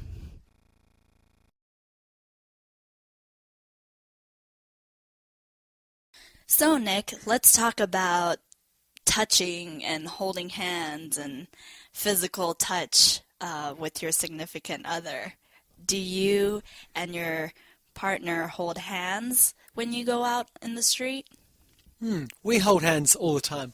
Initially, when we first went out, holding hands was the first thing we did. They've progressively moved on from there to kissing, but holding hands was certainly the first thing we did in our relationship. Do you remember when you first tried to hold her hand, or did she try to hold your hand first? I made the first move. We were sitting on the couch watching a movie, and I was getting a bit nervous, and I couldn't quite concentrate on the movie, so I moved my hand over to hers, and she reciprocated and moved on from there. So, you know, that's funny that you bring that up, because one of the most common moves that is made fun of in movies as well is when the guy takes a big yawn, a fake yawn, and he opens his arms wide and places it around the girl's shoulder and thus embraces her. But he had to do it because he yawned. in my experience, like my first hug was like that as well. So it was just a bit of an excuse I was reaching for something, and then suddenly my hand went around, and she didn't mind. So That's it was a very good sign. good. And what about kissing? Do you kiss a lot in public, in the streets? Rarely in public, because we find it makes other people uncomfortable. Yeah, that's true. I find that when I see couples kissing or making out in public, I usually think to myself, why don't you get a room? Yeah, exactly. You don't want to see that. You just want to be having a conversation with them, or you don't want them to be constantly distracted. So, Shirley, we were talking about childhood memories, and you're from Scotland. There's anything from your childhood that you can tell us? I know I've got a really funny story, actually. Maybe I was about 10 years old or something, and we used to have this little kind of shack in the countryside that we were dragged to every weekend, and away from civilization, you know, and no running water, no electricity. So we kids had to make our own fun. I've got my brothers, myself, and a couple of cousins. We would always go there at weekends or school holidays or something. And I mean, one of the highlight of our weekends was to go to the Sunday school, the Sunday morning church service. And one of the reasons this was attractive to the kids was because they bribed us to go there by giving us sweets when we got there. So it was great. So we always went anyway. It was a church service for about an hour and singing hymns and stuff like that. Anyway, this one Sunday we arrived early, about half an hour early. There was nobody there. The church wasn't open yet. So it was, as most people know, it rains a lot in Scotland. So on that rainy day, we all were wearing our cagoules, which is a kind of a rain jacket with a big pocket in the front. And while we were waiting for everybody else to arrive, we started just kind of playing around in the trees. There was a little river nearby. And it was at the time of year when the tadpoles were turning into baby frogs. So we got this crazy idea to collect all these. I mean, I'm talking hundreds of frogs were around. So we all got a big handful of baby frogs, put them in this big pocket of our cagoule, went off into church. So there we are. We're kind of in the middle of the crowd. You know, we weren't at the front or the back, kind of in the middle. And everybody's standing up singing the hymns and really getting into, you know, the church singing and stuff like that. And then we decided that we would get the frogs out. So each of us one at a time, each of us kids one at a time, kind of crouched down as if we were tying our shoelace and let all these frogs out of our pockets. So these tiny little frogs started jumping all over the church. And there's all these ladies in their Sunday best and started squealing and screaming, and the minister didn't know what was going on, and he's trying to keep everybody calm, and we're just singing along with the hymn, you know, we're really innocent, and they had no idea, because they didn't see us do it, so they had no idea what had happened. And yeah, I mean, we got away with it. We didn't get told off because we didn't get caught. And yeah, after the church service, you know, we had such a laugh after the church service. And yeah, that's one of my greatest childhood memories, getting up to mischief with my brothers. Monica, you mentioned a farm homestay in New Zealand. Have you ever actually lived on a farm? I haven't lived on a farm as such, but I've visited family friends who have lived on farms. Oh, did you like it? Yeah, I remember loving visiting my family friends on farms. Yeah, especially riding horses. I loved riding horses when I was young. So are you good? Are you an equestrian professional? I wouldn't say that. I do remember one time my mother always seems to tell people this story about when I was young, and we were at her friend's farm. I was on a horse, and the horse took off, and I was only about, I think, 10 at the time, and I was hanging off the side of this horse, and my mother was really worried for me. Yeah. And then when the horse finally stopped, she, you know, she came running up and asked me if I was okay and things. And apparently I said to her, "Oh, it's okay. I wanted it to go fast." That's cute. You're lucky you didn't get hurt, though. Yeah, wow. I guess I just didn't sense the danger. Actually, I kind of grew up on a farm. My grandfather had a ranch growing up, so I spent every summer on his ranch. So I have quite the, I don't know, I guess I have a lot of experience. Oh, on a farm. okay. Yeah, it's good. I mean, I remember when I was young, I thought the life on a farm was just the best. I mean, I had it so good, and I loved everything about living on a farm, and I thought when I was going to get older, I would want to be on a farm, but now that I'm older, I couldn't imagine doing it ever again. Oh, what can't you imagine doing? I don't know. I guess I just couldn't imagine all that work. And I think I'm just so addicted to city life or suburban life, and living in a house and just, you know, doing work on computers and things like that. I couldn't go back to that lifestyle. But when I was young, I have to admit, I enjoyed it a lot. So how about you? Could you see yourself moving and living on a farm? Well, yeah, I think my thoughts are similar to yours in that I'm very used to being inside using a computer, and I'm used to a very different lifestyle to one that involves being on a farm. But yeah, I've never had a long period of time where I've stayed on a farm like you, so yeah, maybe it's a bit different for me. In Australia, there's lots of snakes as well. Is there snakes in Guam? Oh, yeah. there's plenty of snakes in Guam. One of which is very famous is the brown tree snake. Now, the brown tree snake was brought over to Guam a long time ago in cargo ships when it hid in the cargo, and the cargo was unloaded onto the docks of Guam. So when these brown tree snakes were accidentally released onto Guam soil, they subsequently destroyed most of Guam's bird population. Can you believe that? Oh, that's amazing. So, yeah, introductions like that can cause disasters for wildlife. Yeah, exactly. And because these brown tree snakes destroyed most of the bird life on Guam, we've lost a lot of beautiful tropical birds that used to live on Guam. Another thing that I can think of that was introduced to Guam but isn't a wild animal is a wild plant. And we call it a Japanese bonsai leaf, actually. And I believe bonsai means suicide or something in Japanese. But what these leaves do is that they grow and grow, and they look like vines.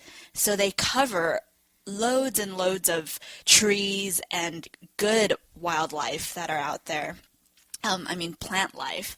And they keep these plant life from growing because they essentially ambush them and keep sunlight from ever reaching them. Oh, that's really interesting. Yeah. So if you can imagine a building covered completely in really thick vine, that's how these Japanese bonsai leaves work. They completely shroud and cover all of the good plant life that we have on Guam. So we've lost a lot of good plant life, beautiful different types of leaves and bushes and flowers. Yeah. So in addition to losing all of our bird life, we've also lost a lot of this plant life to this introduction of a foreign plant species to Guam. Is there any natural disasters which happen? Yeah, there's plenty of natural disasters. Guam is actually right on the coast of a reef formation called the Marianas Trench, and underneath in this trench is the lowest part of the world, the deepest part of the world. Wow. Yeah, so if we joke about it, we joke that Guam's highest mountain, Mount Lam Lam, is actually the highest mountain in the world if you count off from its base, which is in the Marianas Trench, the lowest part of the world. Wow, that's amazing. So there must be good diving if you talk about barrier reefs. Yeah, there's plenty of good diving. It's got really great diving like you would find in Hawaii or in the Great Barrier Reef. And many, many tourists from all over Asia come to Guam to scuba dive because there are great spots, and it's the closest U.S. soil they can get to. Ah, I see. But in Australia, in the Great Barrier Reefs, there's lots of dangerous animals. Is that the case in Guam as well? Or? Well, actually, that's funny you should ask. There has been a recent article about a guy in Guam, a very young guy who was scuba diving, and he got stung by a lionfish. Huh. But that is the extent of the dangerous animals of Guam. You'd have to go out into the deep sea to find more dangerous animals. But I think the most dangerous ones we have are quite small. Things like the lionfish, which I just mentioned. He just got stung, but it wasn't anything terrible. We do have reef sharks, but they are not great white sharks, so they're quite small. And smaller poisonous things like triggerfish. Those you just have to be careful about whenever you're scuba diving. But other than that, there's not much dangerous in the sea. Great. So, Clan, you're from Trinidad and Tobago, and you were saying that your country has a very diverse multicultural mix. Yes. Can you talk about that? Oh, sure. Trinidad and Tobago mostly were made up of people from Africa, African descent, who came as slaves, and Indians who came from India mostly. I think we also may have some from parts of Bangladesh, Pakistan, and Sri Lanka.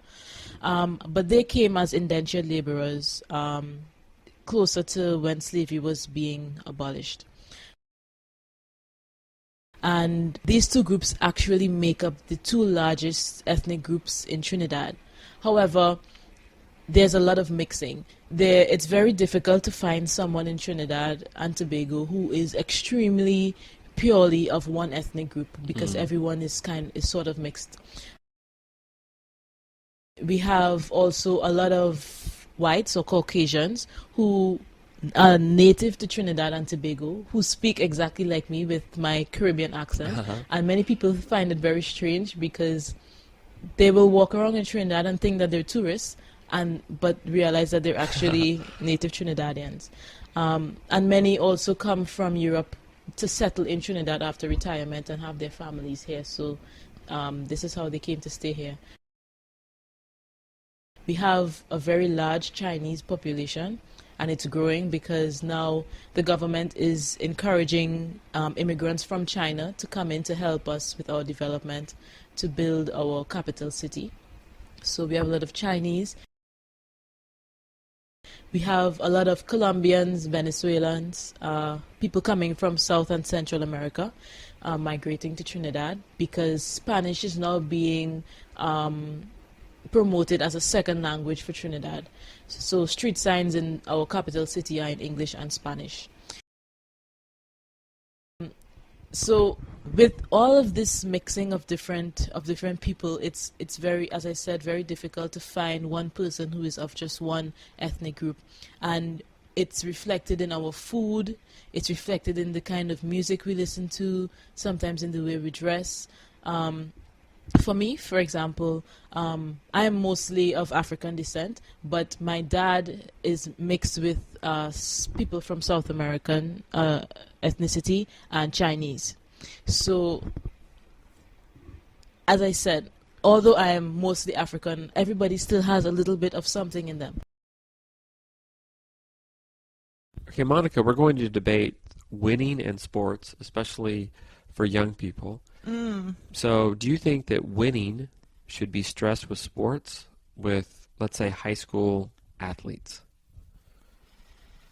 Well, it depends on the situation and what they're training for. But generally, I think that winning is overemphasized in sport. I think that participation is more important. Yeah. Why would you say that? Well, I think if you concentrate too much on winning, then the problem is if you don't win, you don't enjoy the sport. So the emphasis is shifted from enjoyment to basically results. So I think it can be quite damaging. Right. Oh, I kind of agree with what you're saying. And actually, I played high school sports, and I was never very good. And I always wish I participated more than I did. But I actually think that the focus on winning in some ways is quite important, and that it does serve a good purpose to have a focus on winning rather than on participation. I think the main reason is because when you focus on winning, that drives everybody to be better. So if you want to win, if you want to be on the team, etc., you have to force yourself to be better, and it's the carrot on the end of the stick, and it makes people train harder, work harder. It sets a goal for them, and it kind of prepares them for life. That sometimes you fail, and sometimes you don't get what you want, and so that's why sports and the whole focus on winning is good, because it's exactly how life is in the real world. I would tend to argue the other way and say that actually sport doesn't reflect life in terms of winning and losing. I mean, let's take a work situation. It's not about winning or losing. It's about cooperating with people that you work with. And so if you have had an upbringing where you've been in a sports team that has been overly competitive, you could transfer that competitiveness into a workplace, and it can be counterproductive because it may mean that you're just not very good at being a team player in a work environment. That's actually a really good point. But you could also argue that actually, even a work environment is like sport, and that you have teamwork and you have to work together. And if you don't work together in a very productive way, maybe you'll be out of a job or your company won't be productive. So you need to have that instinct to continually drive to be better than other people. And it sounds really brutal, but I think that's just how business works. Well, you're talking about work being business, but I mean, I'm a teacher, and it brings me to quite an interesting discussion that's taking place now in teaching, which is two different kind of political views, really, in terms of teachers, because people want high standards in terms of their teachers, and one idea is to rate teachers in comparison to other teachers and basically give the top teachers incentives so that they get paid more than teachers who aren't as good as them. But the counter argument to that is that it creates a really hostile environment in the workplace, and in a school where you really need teachers to work together. I'm not sure that that's the best way to go. Yeah, well, that's another debate for another day. But, is that a cop-out or what? So, Monica, you actually are a trained physical education teacher. Yes, that's right. So we often hear about how kids today are not fit and they don't exercise enough. Do you think that's true? I think it is true, yes. I think kids these days spend a lot more time on the computer than they used to. So, of course, that means less time outside and getting fit. Now, in some countries, there's a big debate about how much fitness kids actually do in school. So in your country, in New Zealand, do kids still do a lot of fitness actually in school?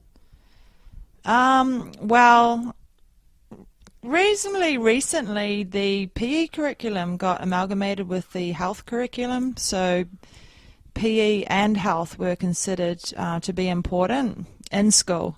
And the health side of the curriculum is often taught in the classroom, and of course the PE side is often taught outside the classroom. And there is always debate about how much kids should be doing inside school. In fact, very recently, now that it has become quite a big problem in New Zealand for teenagers, there has been talk about increasing the number of PE lessons that students have, but the current Prime Minister, I think, believes that the emphasis should be put on out-of-school activities like clubs and encouraging students to become more involved in that side of things. What do you feel? Do you think that it should be? I actually agree, to be honest, because I think if you increase the number of PE lessons that students have in a week, it doesn't actually necessarily increase their motivation to be involved in physical activity. But if, like he's suggesting, you increase the opportunities outside of school, students maybe become involved in a sport that they choose, that they like to do, and they hopefully can take it on as a lifetime sport, which is important. But wouldn't the counter argument be that only kids that actually have a natural inclination to play sports will want to join those clubs, and that the kids that are more sedentary or don't enjoy physical activity won't join a club, and so you need to actually make them do fitness in school? Yeah, that's true. That is a counter argument, and a very good one. So I guess to argue on Right. some other occasion. Of course, I can talk about that side of the argument as well, if you want me to. No, it's okay. It's okay. So, but basically, you say it's both sides make a good point.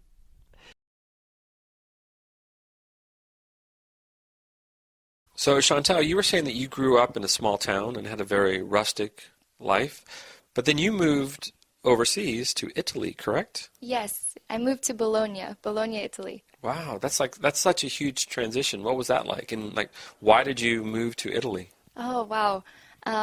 So I moved to Italy because I was studying abroad during my junior year at university. And so I was to do a immersion program at the University of Bologna, which means all of my classes were in Italian, all of my homework, all of my exams, everything was completely in Italian. And I also had to find my own housing, which was also the first time I found housing on my own, because I had always lived in the university dorms at my university in the United States. And so, yeah, to navigate, a new city, a city in general, and then finding my first apartment and learning how to survive a new university system, it was exhilarating and very exciting, and I loved it. That's so cool. So, what was it like when you first got to Italy? Did you have culture shock? I mean, because you came from a small town environment and now you're living in a big city in Europe. I think my friends would probably say that I was very quick to trust everyone.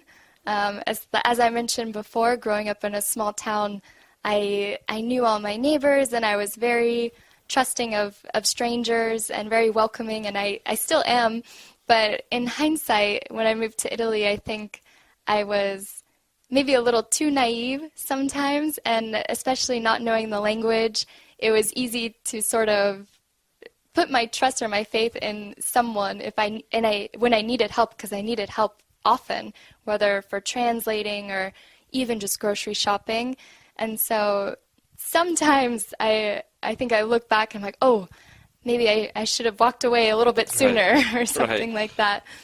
Yeah. Oh, so compare life in Italy to life in the States. What was it like? How was it different? Life in Italy feels so much slower. People are still very productive, and they're very passionate, and they go to their jobs and they go to work, but there's just this sense of how important it is to enjoy your time and to enjoy your time with family and with friends. So, for example, I feel like in the United States, people, and this is very general, but I feel like people have their jobs and they work really hard, and to the point where maybe they're so tired they go home and they just want to watch Netflix or watch TV and relax, and that's their way of relaxing, is being at home. And in Italy, it feels like the way people recharge and the way that they relax and get their energy back is being in the company of their friends and being in the company of their family. So they'll finish work and everyone will meet up for a drink in the center of town, and it's not to drink a lot, it's really just to have a glass of wine, eat some delicious food, and just sit and talk, but about nothing really. Just enjoy the time, and eventually people decide to go home, but it'll be hours later, even though they're exhausted from work. But that's how they relax, and that's how they get their energy back, and they go to work the next day and are productive, and I really enjoyed that the most. I can relate to that. I was in Spain for about 2 months just traveling around, and the one thing that I still remember the most is that I would go into a little pub or a bar late at night, 10 o'clock at night, and there would be old people. And I'm not talking like 50 or 60. I'm talking like 75 years old maybe. And they're well-dressed, and they're sitting at a table with their friends, and I could never imagine that happening in the United States. And it was so impressive. I was so impressed by that. that people really in the later years of their life still had that social spirit. They go out, they socialize, they have a good time. And we're talking late at night, like 10 o'clock. You would never see that in America, ever. Yeah, I completely agree, and it's very similar in Italy, too. So what about the food? I hear the food is fantastic. Everyone, raves about Italian food. Yes, it is so good, and I probably, wow, where to begin with food? I love the cheeses. There's just so many different kinds of cheese, and I'm a huge cheese, meat, jam person, and so the combination of having all of that available in Italy, and especially the different regions are known for different foods. So sometimes you can't even eat a specific type of food unless you're in that city, or otherwise you'd have to pay a lot to get it at a different part of the country. So yeah, I mean, pizzas were delicious too. I know it's stereotypical, but the pizzas were awesome, and they're so different than the U.S. They're so thin, super, super thin. There's no like deep dish pizza in Italy or double crust or cheese-filled crust that doesn't exist. Exactly. Like it melts in your mouth, right? Yeah, and it's so delicious, and pastas, of course, are great, and their wines are delicious too, and yeah, I miss Italian food a lot. Well, I am thinking of going there, so you'll have to give me some tips. I would love to. So I'm here with Chantal, and we both are from the United States, and we both are teachers in Japan.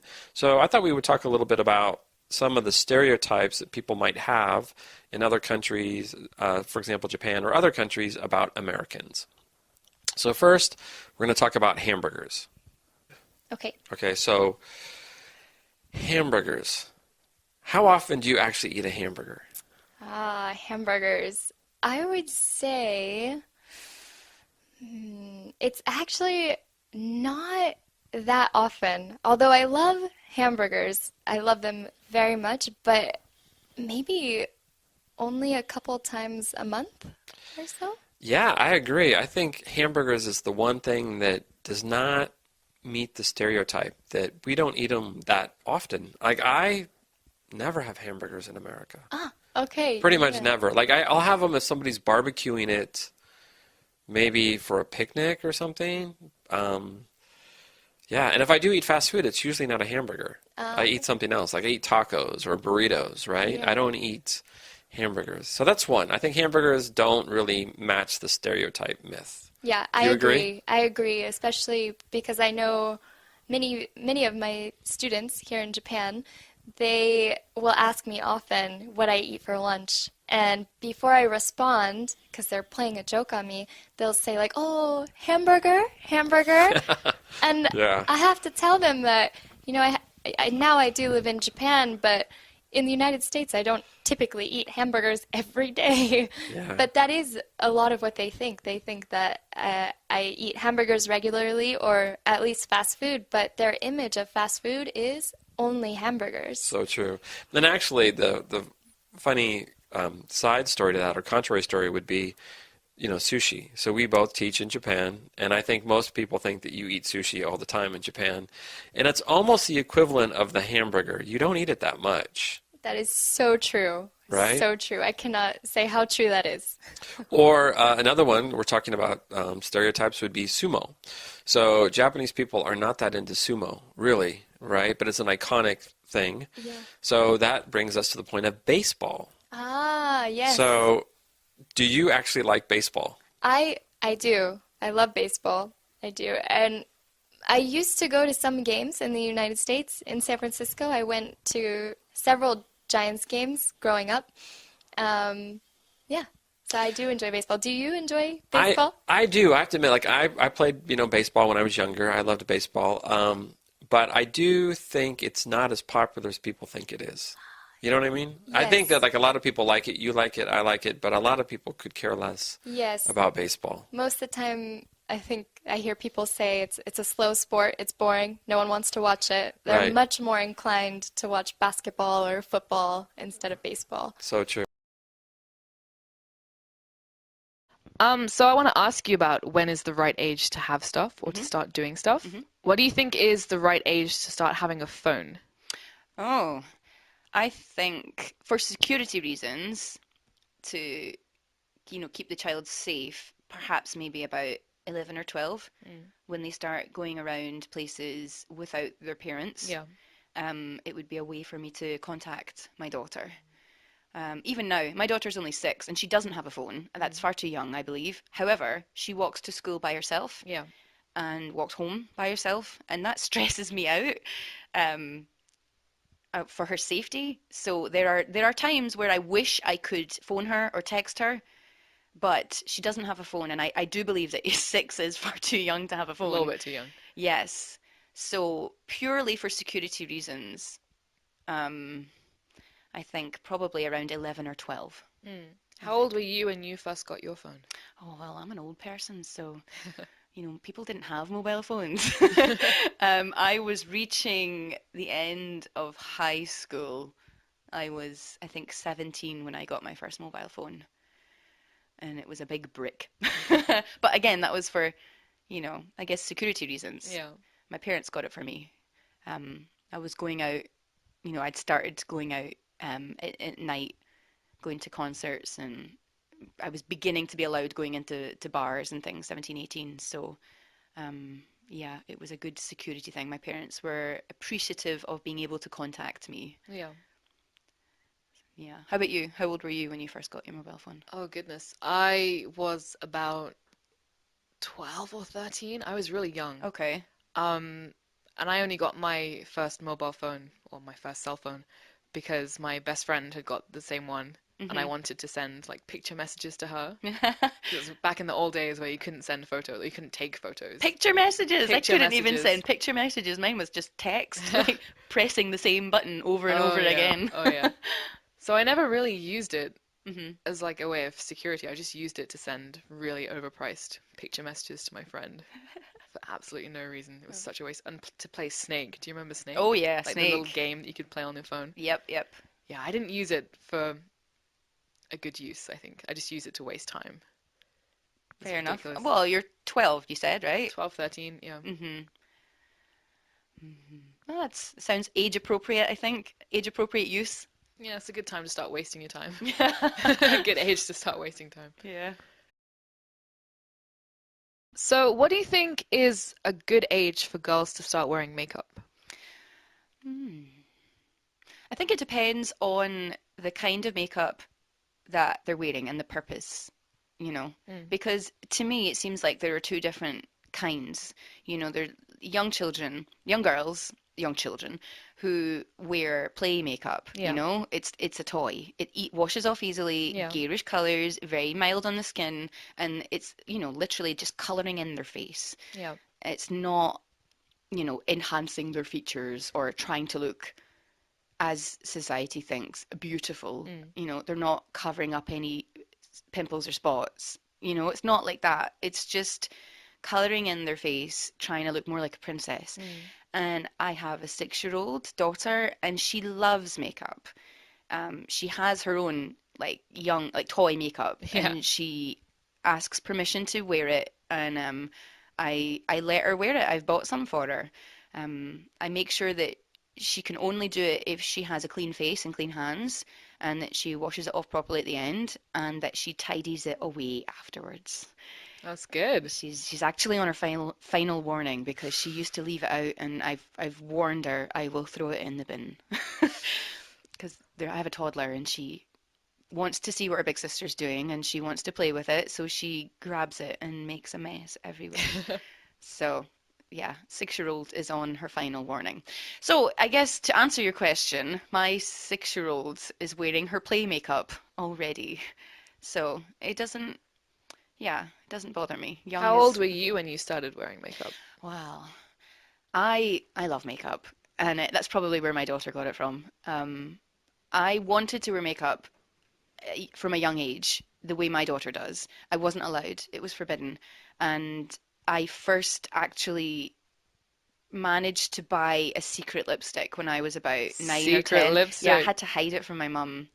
And she would only let me wear lip gloss when I was that age, and I wasn't allowed to wear any lipstick, so I had to buy a secret one. And I was always so interested in my grandmother's makeup and my mum's makeup as well, but she never really wore much. She has a very simple sort of beauty routine. I'm much more interested in it than she ever was. So I don't know where I inherited that from, but my daughter's definitely inherited that from me. So maybe because it was forbidden for me, that's why I was drawn to it more. Makes it more tantalizing. I think so. That could be it. But yeah, it's a real hobby for me. I really, really love it. I wish I had more money to purchase more. You can never have enough. Never have too many lipsticks. I know, it's true. What do you think about boys wearing makeup? If they want to wear makeup, then they should. Like, it annoys me, this horrible idea and concept of like men and boys have to be manly. Like, what is manly? For me, makeup is an art. It really is. It's artistry. And if they want to, if they're feeling bad about their skin, the way I feel bad about my skin, right? If I have pimples or spots, I'm lucky. I get to just cover it up with like foundation and concealer, bit of blusher. It makes me feel better.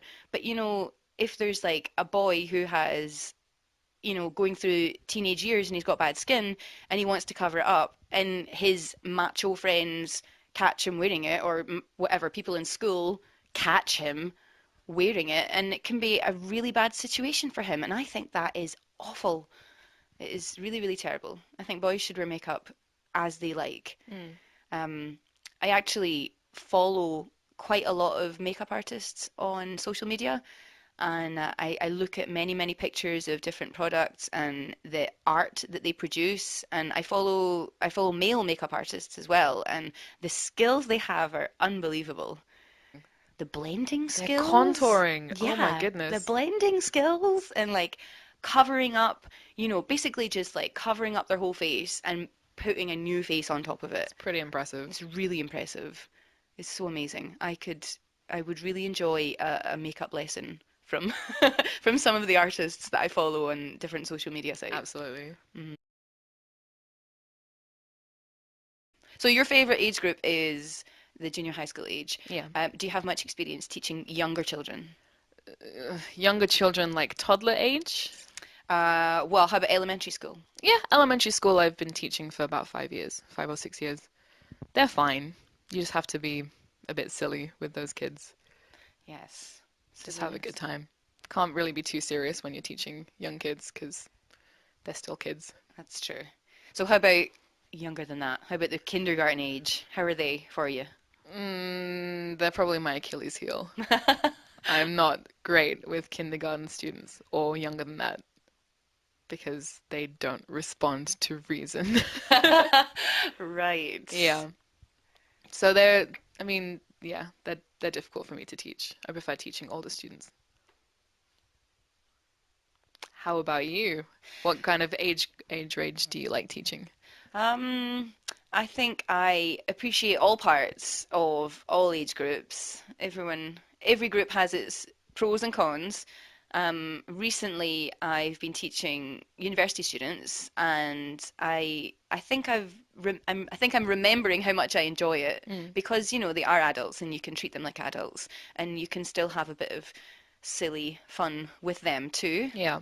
So these days, I think I prefer teaching the older students, the university age students. You can really go into topics quite deeply. Yeah.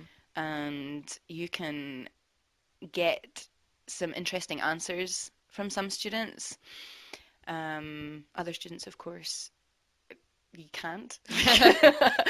Everyone's different, right? Yes, you just have to find a way of teasing their potential out of all of them, I think. Is there a group that you don't like teaching? I'm not used to junior high school children, junior high school students. I don't have any experience with them, so that would make me nervous, I think. How do you think they would be different to university students?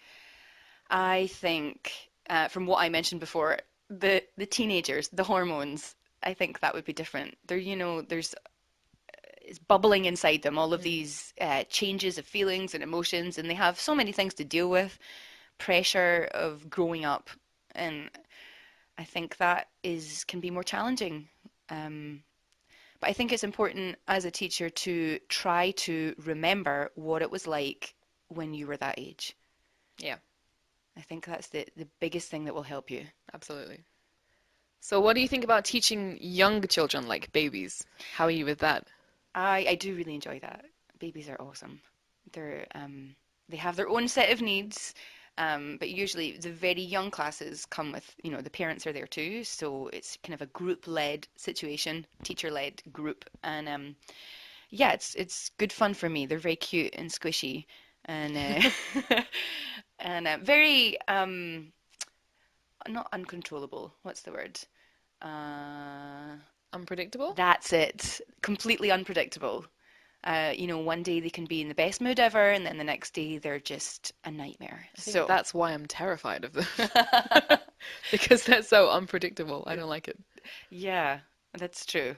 And the bodily functions too, Yeah, no thanks. There's No all of thanks. that. Yeah, I'm not prepared to deal with that. No, thank you. No, thank you. No bodily functions. So, Katie, you're a teacher. Yes. What is your favorite age group of students? Probably my favorite age group is around the junior high school age, so from about 11 to 15. Okay. I think they're the most interesting to teach. What makes them so interesting? Well, they already have personalities, and they're like almost adults, but not quite adults. So it's interesting to see, I think it's just really interesting to teach them and see how they respond to stuff. It's very different from adults, and it's very different from children, but it's kind of almost there, but not quite. Yeah, that sort of bridging Yeah. age group. Yeah. I guess. So they're still young kids, so I can still teach them stuff, but they're old enough to also do stuff by themselves. Yes. So it's like the perfect age group to teach, I think. Yeah, independence. Yeah. That's right. What about things like behavior and attitude? I just imagine that age group to be quite challenging. I mean, there's a lot of hormones going on, and personalities are forming. So usually when in their first year of junior high school, they're fine because they're still babies. They've gone from being the oldest kids in elementary school to like the babies at junior high school.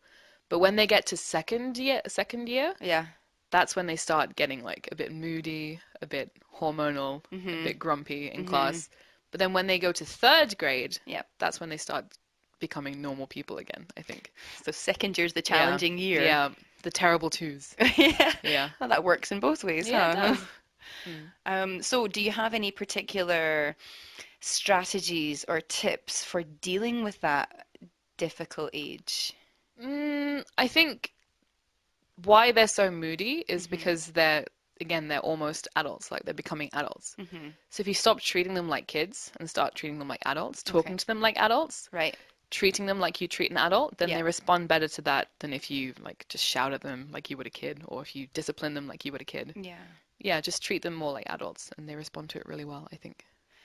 So you find they step up to the they meet Most of the expectations. the time. Most of the time. Have you ever had any particularly challenging moments in the classroom? Yeah. Yeah. Silly question, really, Of isn't course, it? yeah.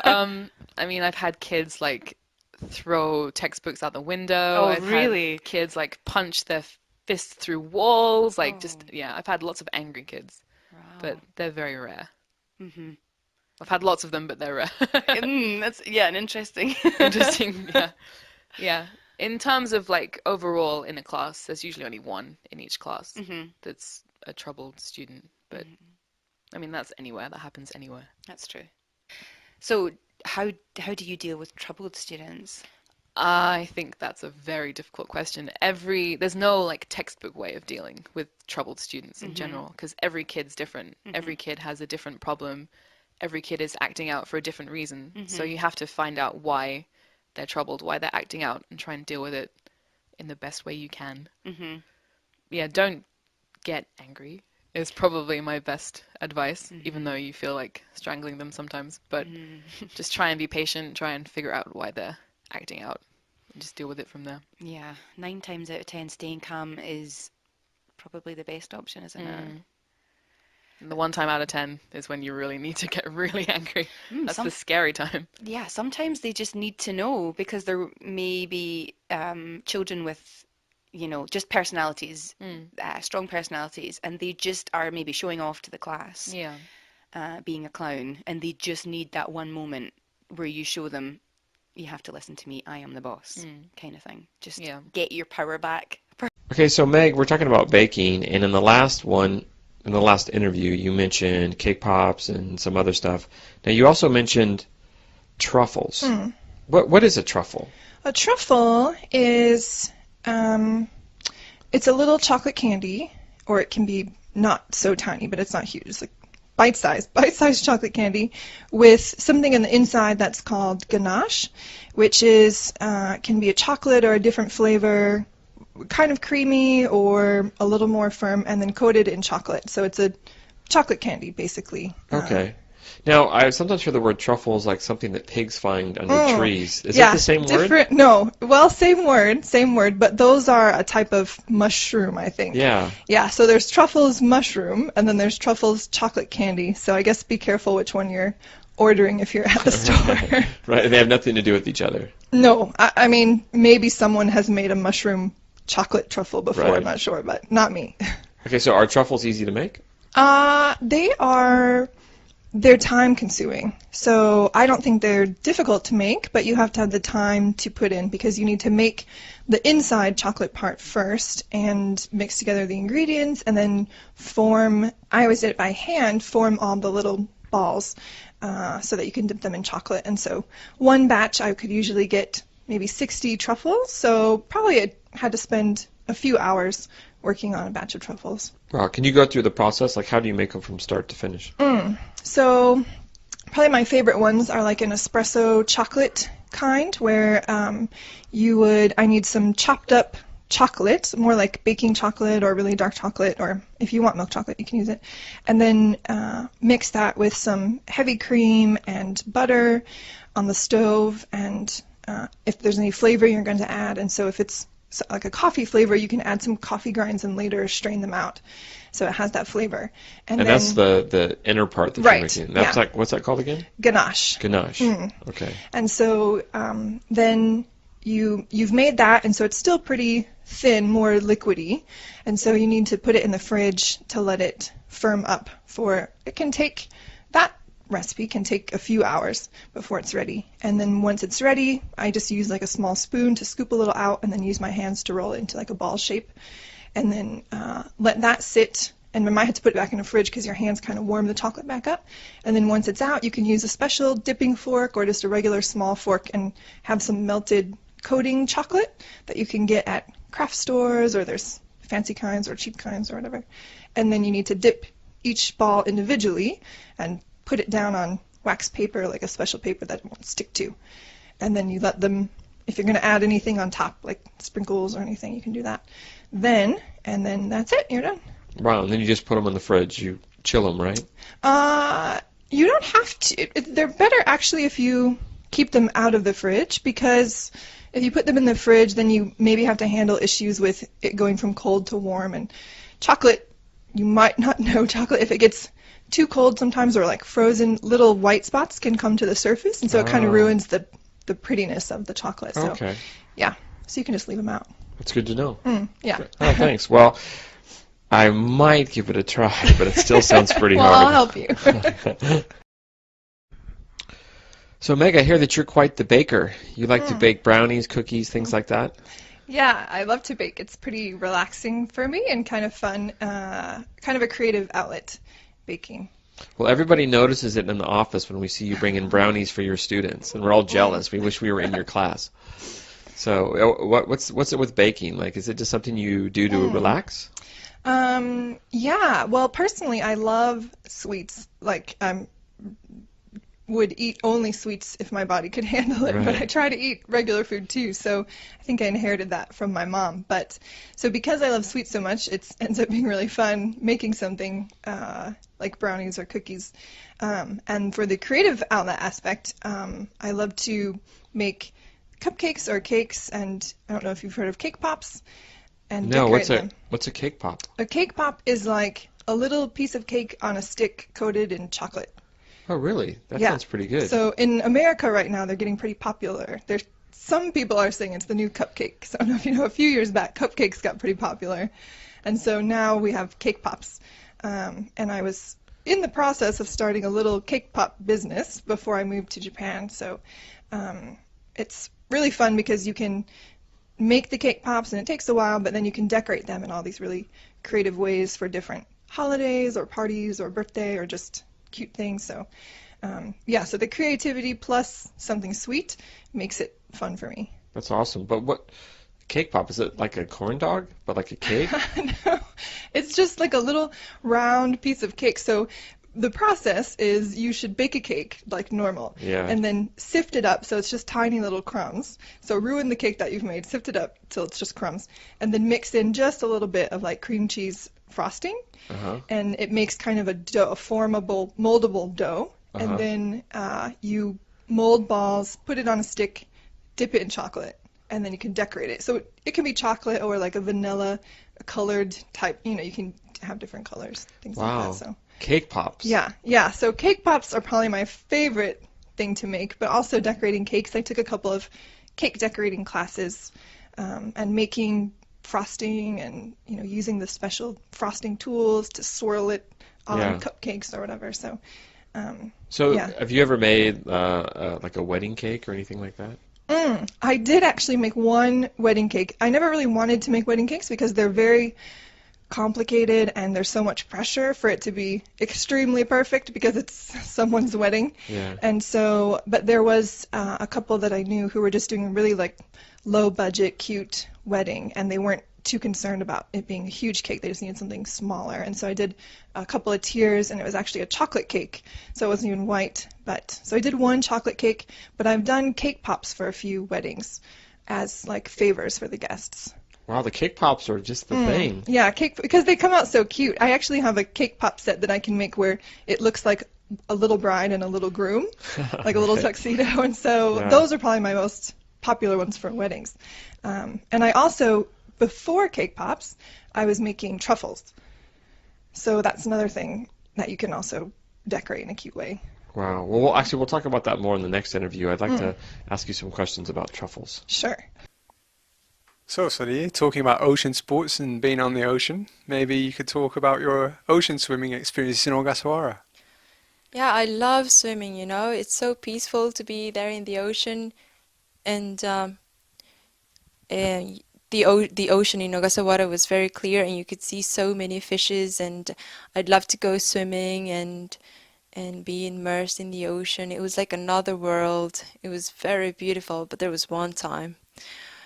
Oh, that time. What happened? My friends had come to visit, and so we went fishing.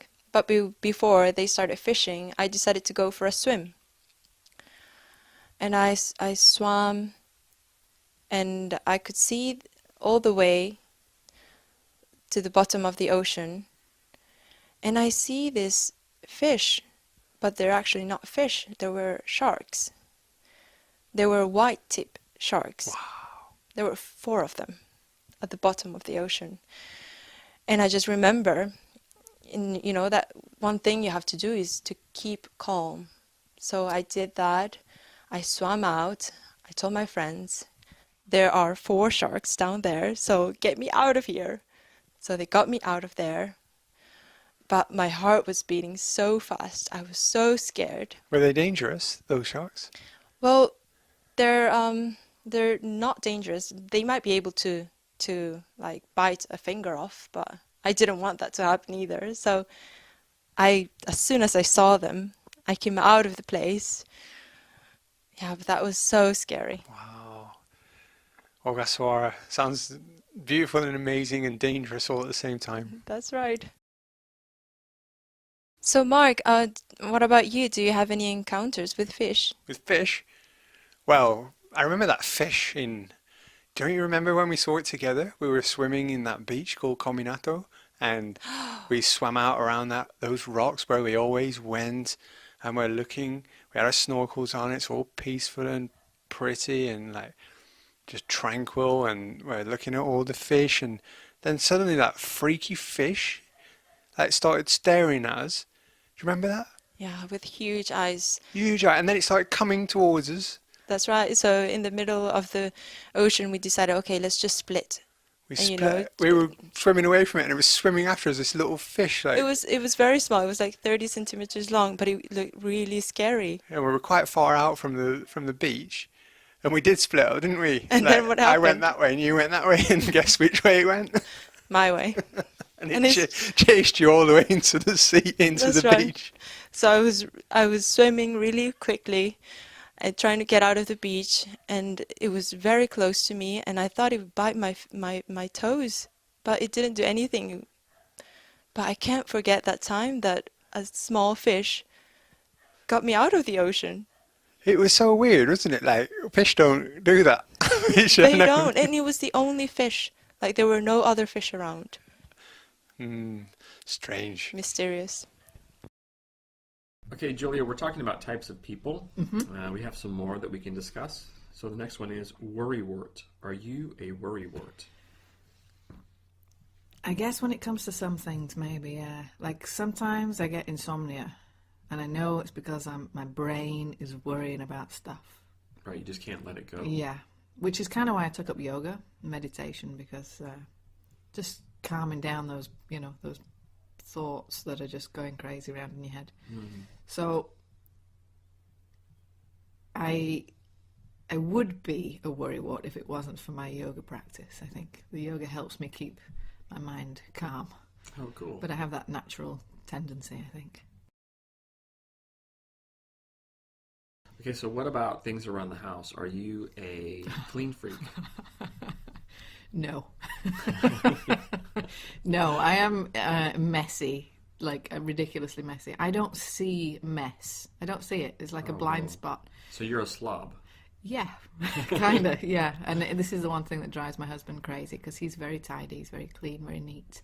So you guys are yin and yang. Yeah, he likes things to go in the proper place, and he likes things to be tidied up, put away.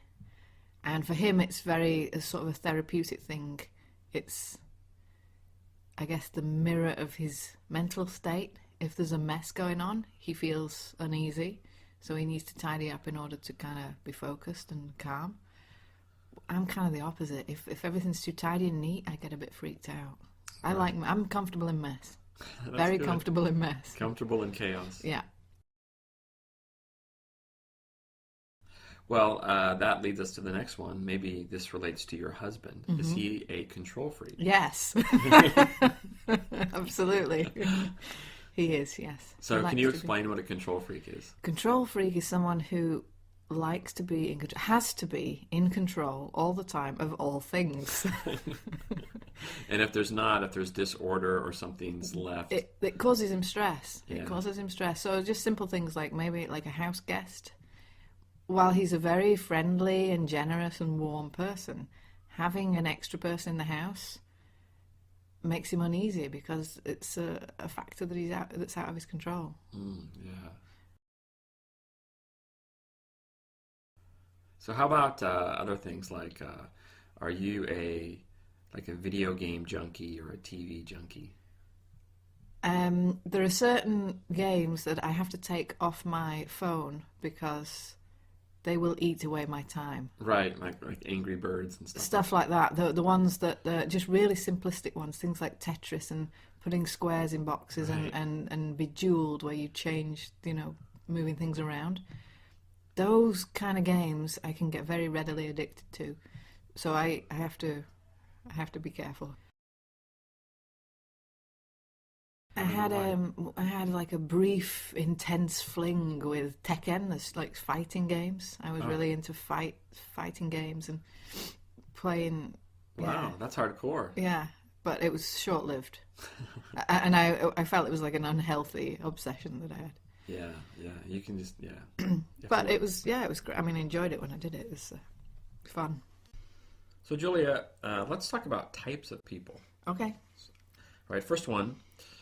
Are you a fitness freak? A fitness freak. I'm fairly fit, but I'm not a freak. No, I'm not a fitness freak, no.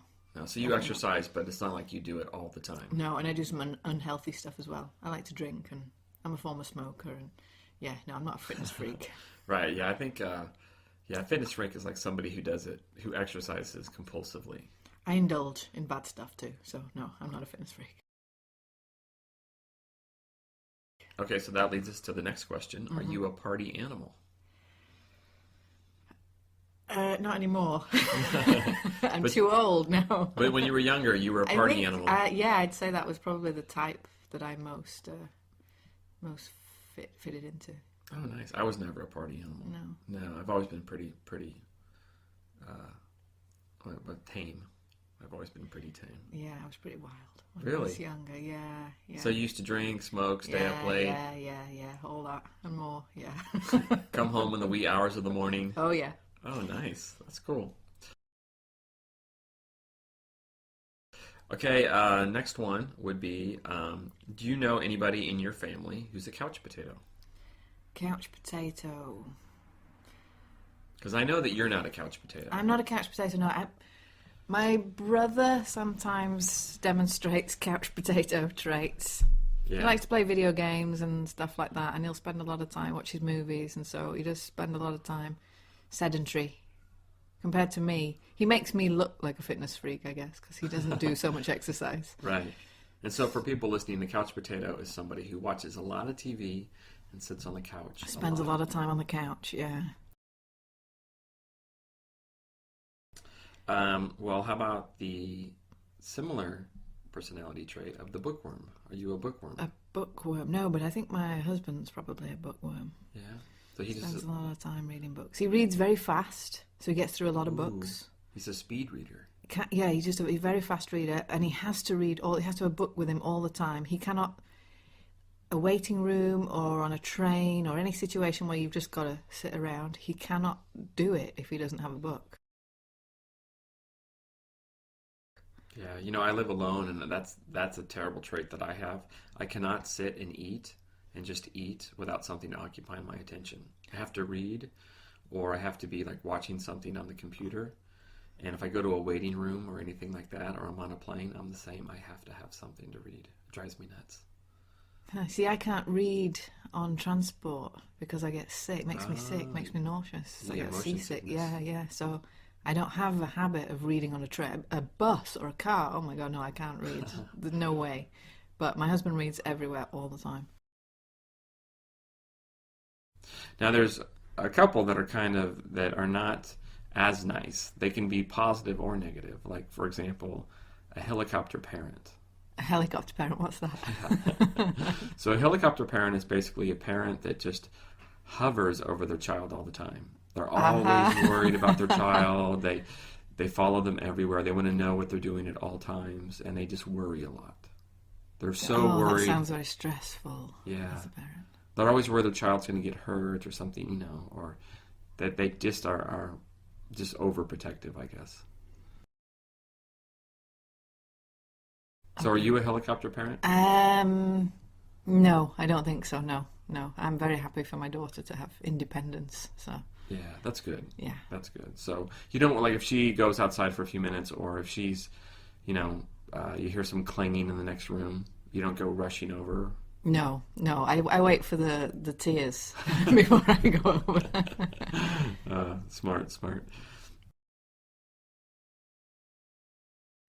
Then recently, because of a very popular book we have, it's called A Tiger Mom. A tiger mom? Yeah, a tiger mom. Sounds cool. Is it a positive term, or is it It is kind of. The tiger, I think, comes from the Asian reference. It's like for an Asian mother. And it's basically really strict, really driven. Like, really push your kids. Make them study hard, demand good grades, demand that they do extracurricular activities, really push them to have high-paying careers or successful careers, do well academically, stuff like that. From very young, does this? From very young. The woman wrote a book. I think it's actually called Tiger Mom, and she was a Yale professor, and I think she was of Chinese ancestry, and she raised these very successful daughters. And so she wrote a book and basically saying you need to be strict and push your kids and demand excellence. I think that's what she wrote. Is the tiger? Is it reference to like the Chinese horoscope then? Maybe like the characteristics of the tiger for that year. No, actually, I just think it has to do with being a tiger comes from Asia. I think that's it. Well, a tiger does have a pretty kind of aggressive or driven sort of image. Like right. When a tiger gets something in its sights, you know, like yeah, totally. No, so, I'm not so much a tiger mom. No. So you're a soccer mom? More of a soccer mom, I think. Yeah. That's good. Yeah, that's what I would want, a soccer mom. Soccer mom. Yeah.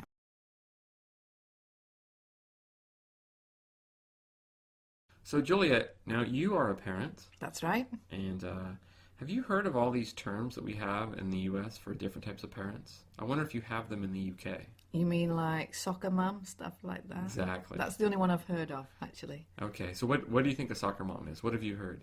My image is a mother who dedicates her time to running her kids to and from soccer practice. Is that right? And also drives a big vehicle. My image is like a big SUV or a big four-wheel drive.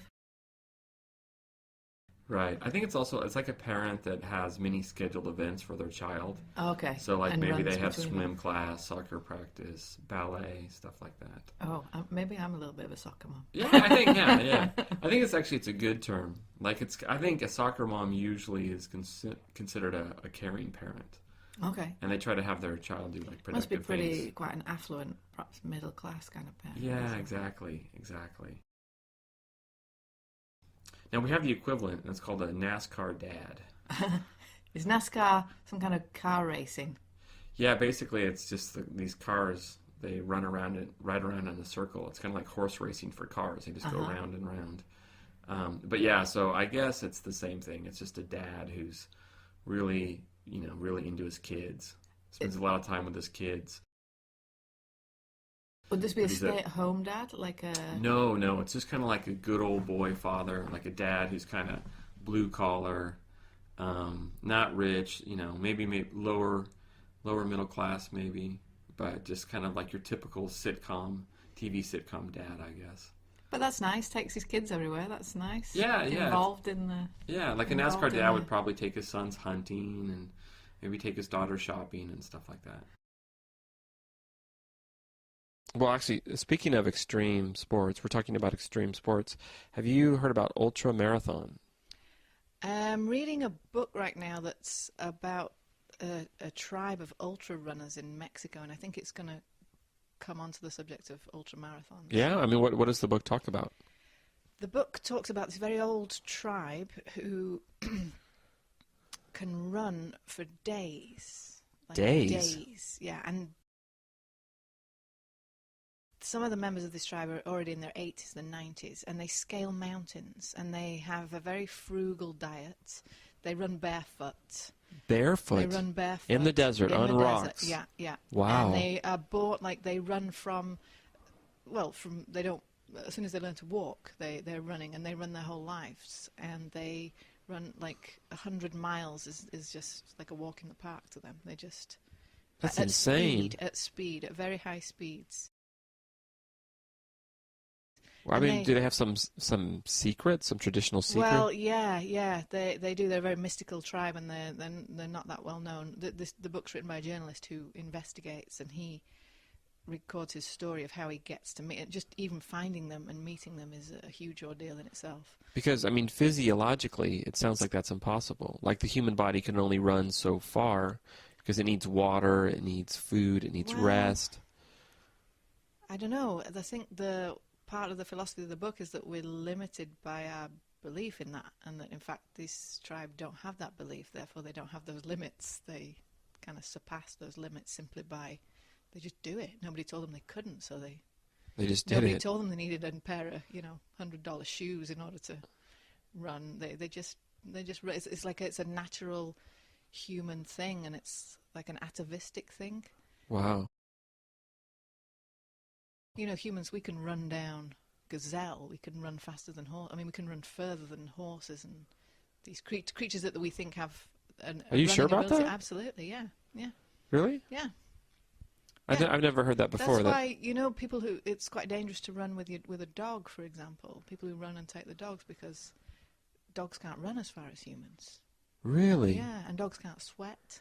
Humans can run and run and run for days. That's how they killed prey when we were in the caves. They just never gave up. You can outrun an antelope because antelope can only have short, sharp bursts of speed, but a pack of humans can run down any animal on the planet. Well, that's good to know. If I ever need to kill an antelope. Well, yeah, obviously you can't just stick your shoes on and set off and. Wow.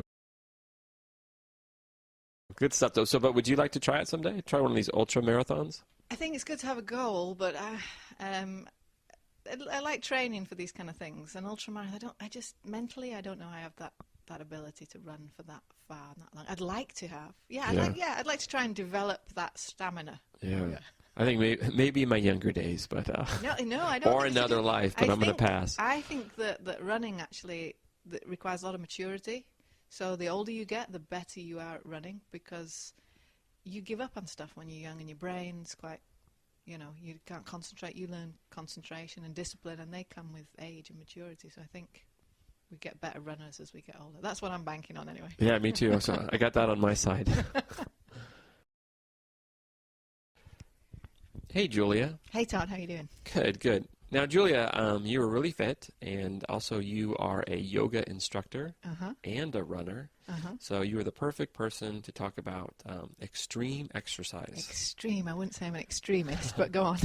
Okay, so first of all, I thought I would ask about this yoga that you do in like really hot rooms or something like that. Oh, yeah, the Bikram yoga it's called. Yeah, I never tried it myself. I know it's kind of a growing craze. Maybe Madonna made it really popular. As far as I know, you do it in a sauna, but it can't possibly be a sauna like... Not a real sauna, right? Yeah, I don't know what the temperature is, but I think the philosophy behind it is to try to recreate the same climate as you'd find in India, where yoga originates. Oh, right. So you want it to be really hot and humid, yeah.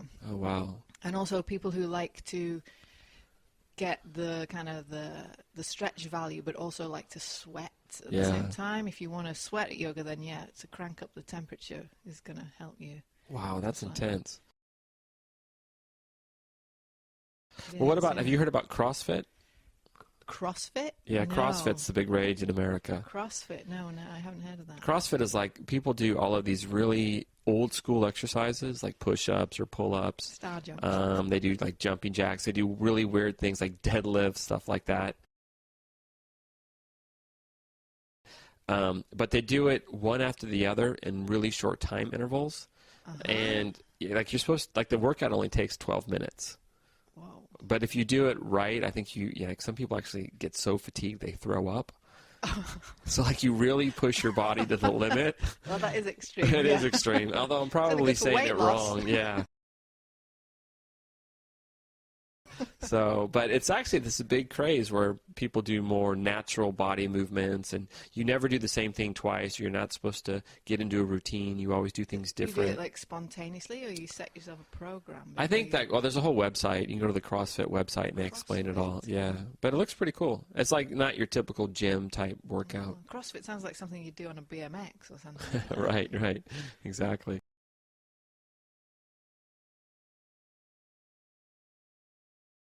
What about your personality or your characteristics? I would like to be more studious for school because I'm not that much of stay home all night to study person. I look at my textbook and I really try, but then I realize I could be doing something else. So I just go out and do something else, and I don't do my homework, and I don't fail because I am at least smart enough to pass, but sometimes it's a struggle to get through. So yeah, I would like to be more studious and more maybe hesitant in my answers because I talk before I think at some point. And sometimes I do like my open personality though, like being like, for example, when we went out partying yesterday, I was talking to everybody, which was very nice. And people seem to like that open attitude, as long as you're not being open and arrogant, because I try not to. Yeah. If you're being open and open because you're interested in the person you're talking to, then you get more positive responses. Yeah. So I do like that. But being so open has caused you problems as well. I remember that guy thought that you liked him because you were so nice to him. Happen. I can't help it. There was a guy in my school, I don't know, a guy, he's probably in his 40s, who went over and talked to me, and it's just impossible for me to say go away, so I ended up giving him my phone number, and now he calls me every night 12:30 on my phone, which is very loud and very annoying. Every night. And when I pick up, he stopped now because I don't pick up anymore, but in the beginning I pick up the phone and he said hi, and then I said, what do you want? And then he said, nothing much. How are you? Like really, he didn't even want anything. He just wanted to talk to me, and yeah, that's kind of problems happens more than often because I can't help it. What would you like to change about your status, like a new house, a job, boyfriend, anything like that? I would not mind finding a nice guy. I would not at all. I don't know about the specifics, and I am not even sure I can handle a relationship right now. Maybe I just want to meet somebody to try and work it out with. But that's probably the most important thing, because I love where I live. I love my study. I don't have a job, and that's really nice. I've saved up money before traveling, so I do have a lot of money right now. So I don't need to work, and that's nice. At the moment. At the moment. So, Maria, I thought we'd just talk about things like what would you like to change about yourself? Mm-hmm. So what would you like to change about your appearance? Well, I don't like to think about changing myself. I like how people look from the birth, if you can say that. But if I should choose, I would like to change my height, because I'm very tall, and it does cause a problem when I'm looking for a guy.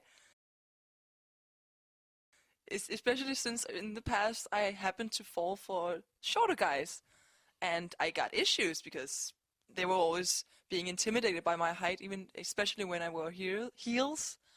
So I would like to have my body, because I do like my long legs, but just be shorter and not be taller than everybody, yeah. as I am at the moment. And all of my friends. I guess that would also lead to you having problems finding shoes and clothes and stuff Indeed, like that. yes. I have to watch out. Well, in my country, it's not a problem to find shoe sizes, because we are very tall people normally. So shoes are big and clothes are big. But when I travel, I went to China to try to visit a friend, and I wanted to go shopping, and it's impossible to find shoes and long pants and fitting bras too, if you can imagine. So that I would like to change my height, but otherwise I might change my weight, for example, or I have changed my hair color several times. I went from blonde to black to red to blonde. So otherwise I think I'm fine with me. Are you happy about it? Oh, now, looking back, are you glad she did? It was tough love. At the time, I hated her, and I was getting picked on a lot at school about it, because I just didn't realize that, as a female, you have to do these certain things. It's this is what's acceptable in the community. You have to do this. So it's I didn't realize it, because I always played with the boys, and none of them did this crap. It's why do we have to worry about that? It sounds really kind of old-fashioned, doesn't it? Yeah, but I was actually, now thinking about it, I'm happy that she did, because, it brought it home to me that to a certain degree you do have to at least, live with what your community, accepts as standards. If you walk outside, the community accepts that you have to, wear a shirt when you go outside. You can't go out topless. You probably should wear the shirt or you'll get looked at funny. So if I don't want my daughter to wear makeup, I should actually buy her some makeup and force her to wear it. So she'll do the exact opposite. Well, I have heard that children do tend to do exactly what their parents tell them not to do. I don't know. I didn't want to wear makeup, so my mom was concerned. I know a lot of people, though, who have had the opposite problem, like when they're younger, like they're maybe 7 or 8, and they want to wear makeup because mommy does. And, you know, I had a lot of friends who would play dress up. They would sneak into mom's closet, steal all their, you know, her dresses and her high heels, and steal all her makeup and, you know, play dress up. And at a certain age, it was cute. But my cousin actually was one of them, and she would wear makeup. She was to school, and she was only an elementary schooler. Wow, So, that's pretty young. Yeah, there was a lot of anger about that from the teachers, and it was not all acceptable. So I don't really know when the correct age is to wear makeup, but I think at least if they're more mature or more adult-like, I guess maybe it's all right. Once they're no longer little girls anymore, then maybe you can let them wear makeup if they want. But Oh, cheers. Thanks for the advice, and I'll use it wisely. You're welcome. Okay, so Rebecca, we just talked about kids and technology. And you asked me about whether or not I should give a cell phone to my son. Yeah. Now I would like you to give me a little bit of advice for my daughter. I have a daughter, and she's only 7 months old, but I'm worried about when she's older, when she gets a boyfriend, and when she has her first date, and when she'll start wearing makeup. So, could you kind of give me some advice about this? Oh, well, I think maybe I had a bit of an unusual experience. My mom actually made me wear makeup. Really? When I got into high school. It was like, you know, in middle school, I was the kid with, you know, braces and glasses and stuck in a book, and my mom was like, "You can't do that in high school. You'll never meet anyone." Wow. So she took away my glasses and made me get contacts, and I couldn't do anything about the braces, but you know, as long as you cover your mouth or do something weird when you smile. Wow, that sounds quite the opposite to many of my friends. Like they all wanted to wear makeup, and their parents wouldn't let them. No, I was a tomboy. My mom was actually kind of worried. Like, she's like, "Do you have any interest at all in girly things?" I was like, "No, I don't like shoes. I don't like clothes. I don't need a purse. I'll just go climb a tree." So do you think it's important as a parent to steer your children, like to kind of sculpt them and make them into more rounded people, or do you think you should just let them go? At the time, I think I actually resented my mom for it. Because, like, she waxed my eyebrows. Really? Wow. My mom removed my eyebrows. She sat me down and was like, "You have a unibrow. That is not acceptable." And she pinned me down and ripped them out, and I screamed, and I hated her for weeks. Oh, wow. How old were you when she did that? Oh, God, it was the end of middle school sometime. But middle school, high school, somewhere in that area. So like 15? 15-ish, yeah. And I didn't shave either. My mom actually shaved my legs the first time. She's like, "You need to shave this now." I was like... Actually, I remember that one time you had a party and you made that really nice pumpkin dip. Oh yeah, that's a popular one. Everyone loves that when I make it. What do you need for it? It's really easy. All you need is 1 can of canned pumpkin, 1 8-ounce block of cream cheese, powdered sugar, and a few spices. Is it easy to make? It is. You just let the cream cheese melt a little, and then you blend it together with the pumpkin and the powdered sugar. And then after you get that really smooth and creamy, then you put in the nutmeg, ginger, and cinnamon. Wow, that sounds yummy. It is. It's great. And then I usually put a few cinnamon sticks in for appearance, and then serve it with ginger snaps and with green apples cut into slices. It's good with both of those. Cool, I'm going to try that sometime. What else can you make? Well, like I said, I'm not much of a cook, so I don't cook much. I put things together.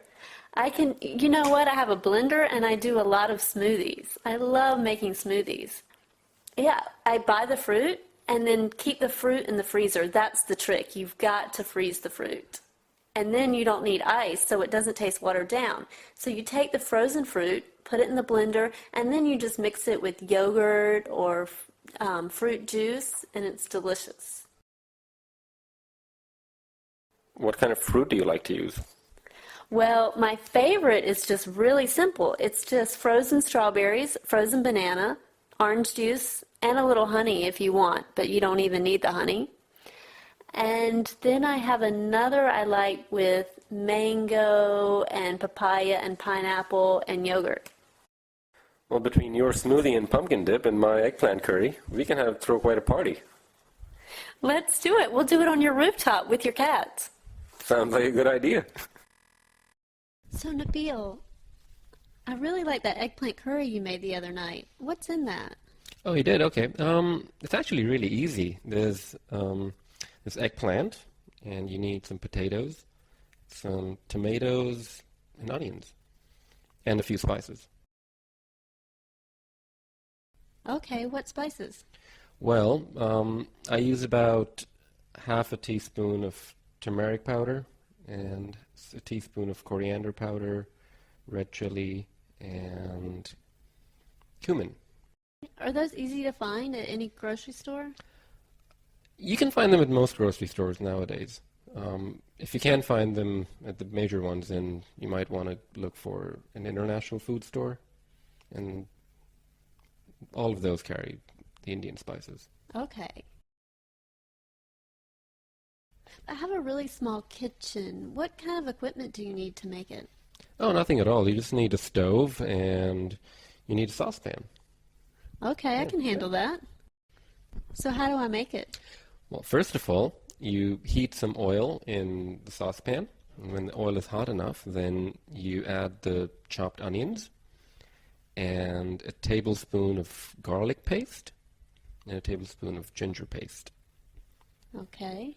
And you let those cook for a few minutes until the onions have turned brown.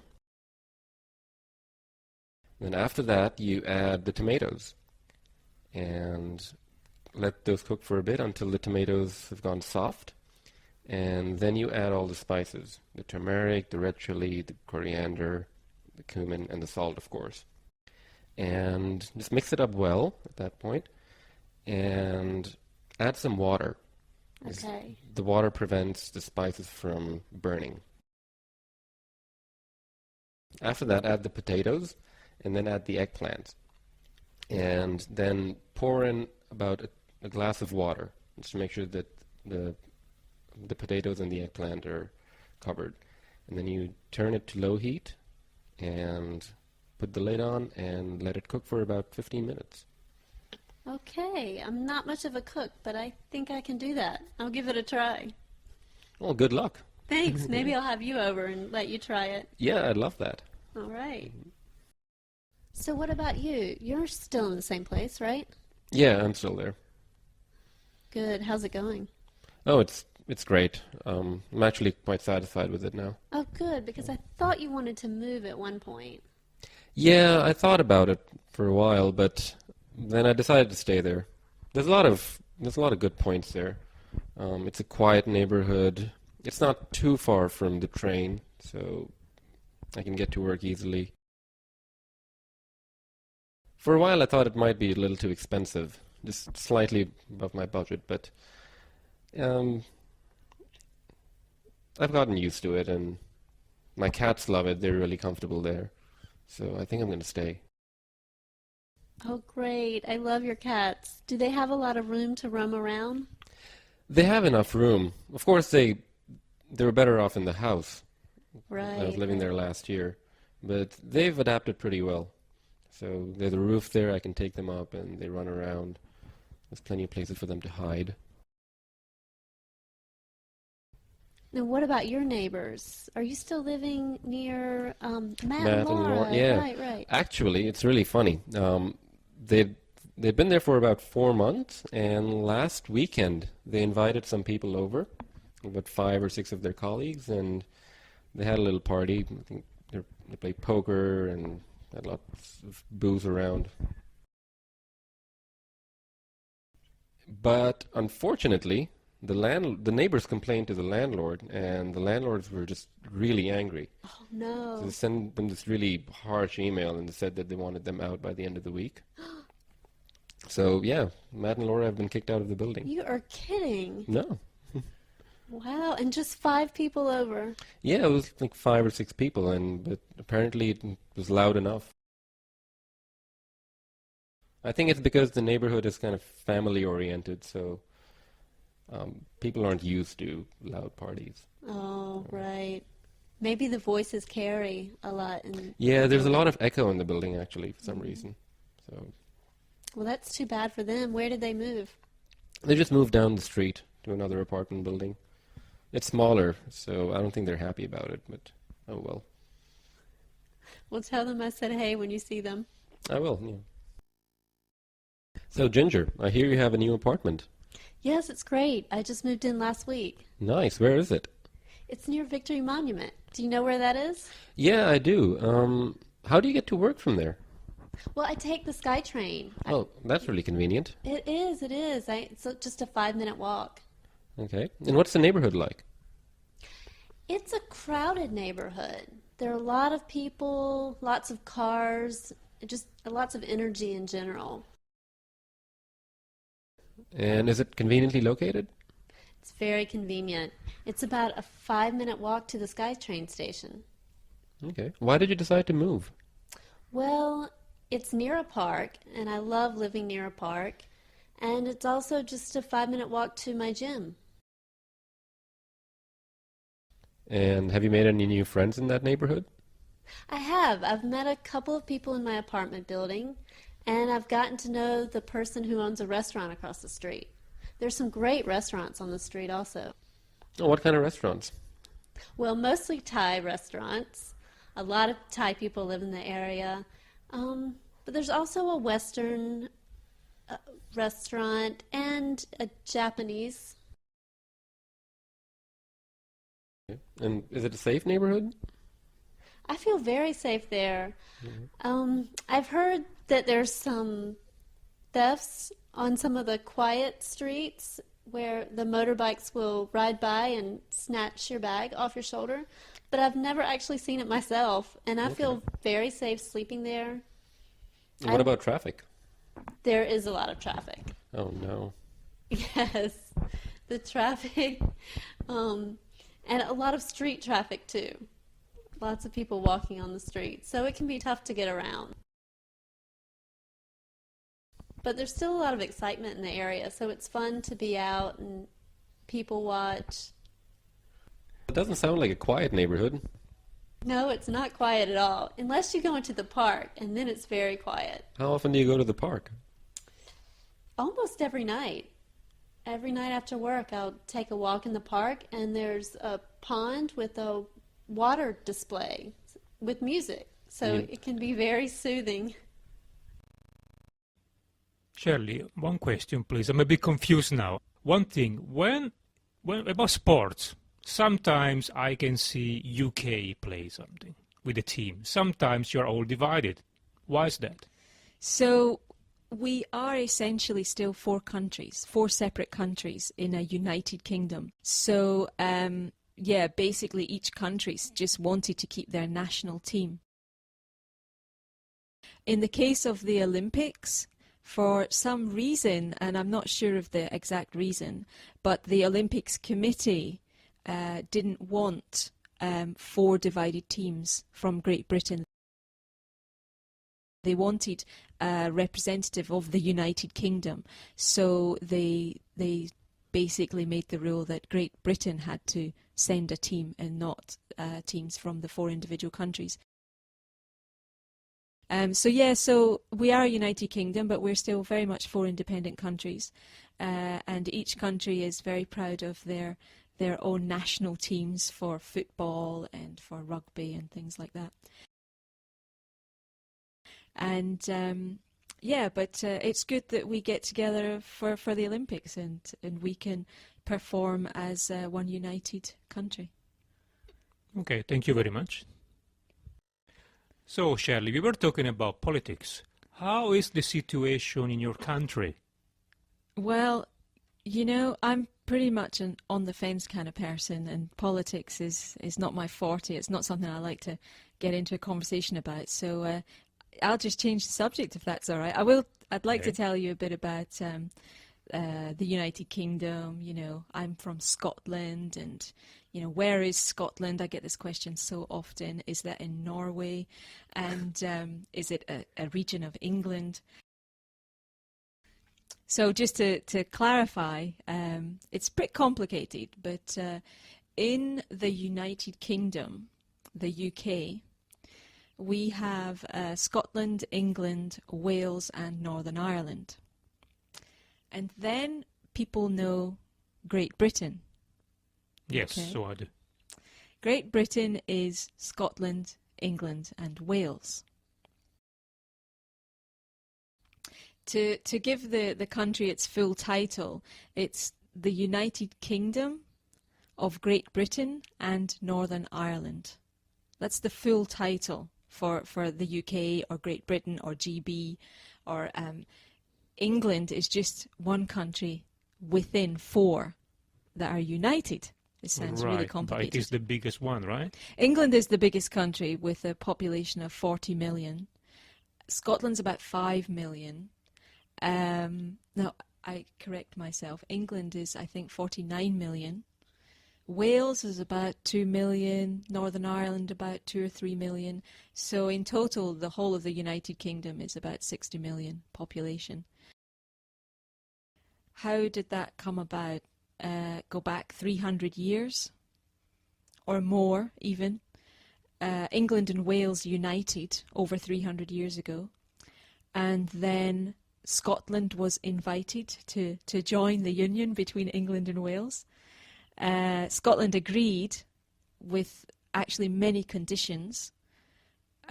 For example, one of the conditions was the money, the value of the pound.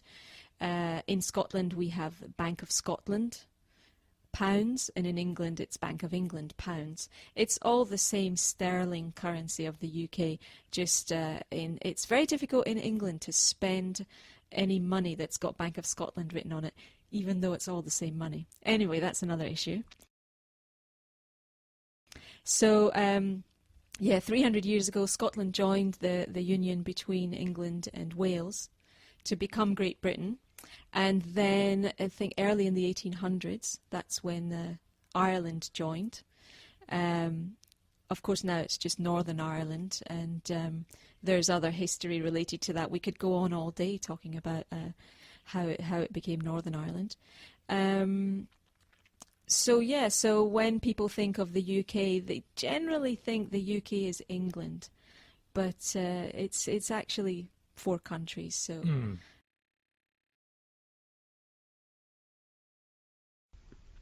So, Rory, in the last conversation, we were talking about changing your personality, and you never said what you thought of that. Well, I think when you learn a language, often your personality does change. I notice with my students that they often seem quite different when they speak English to when they speak Japanese. I'm not sure if that's a language thing or a cultural thing. But you speak more than one language. Yes, I do. Do you think your personality is different in each language? That's a really good question. Just thinking of it right now, I think maybe for me it's more a question of the culture.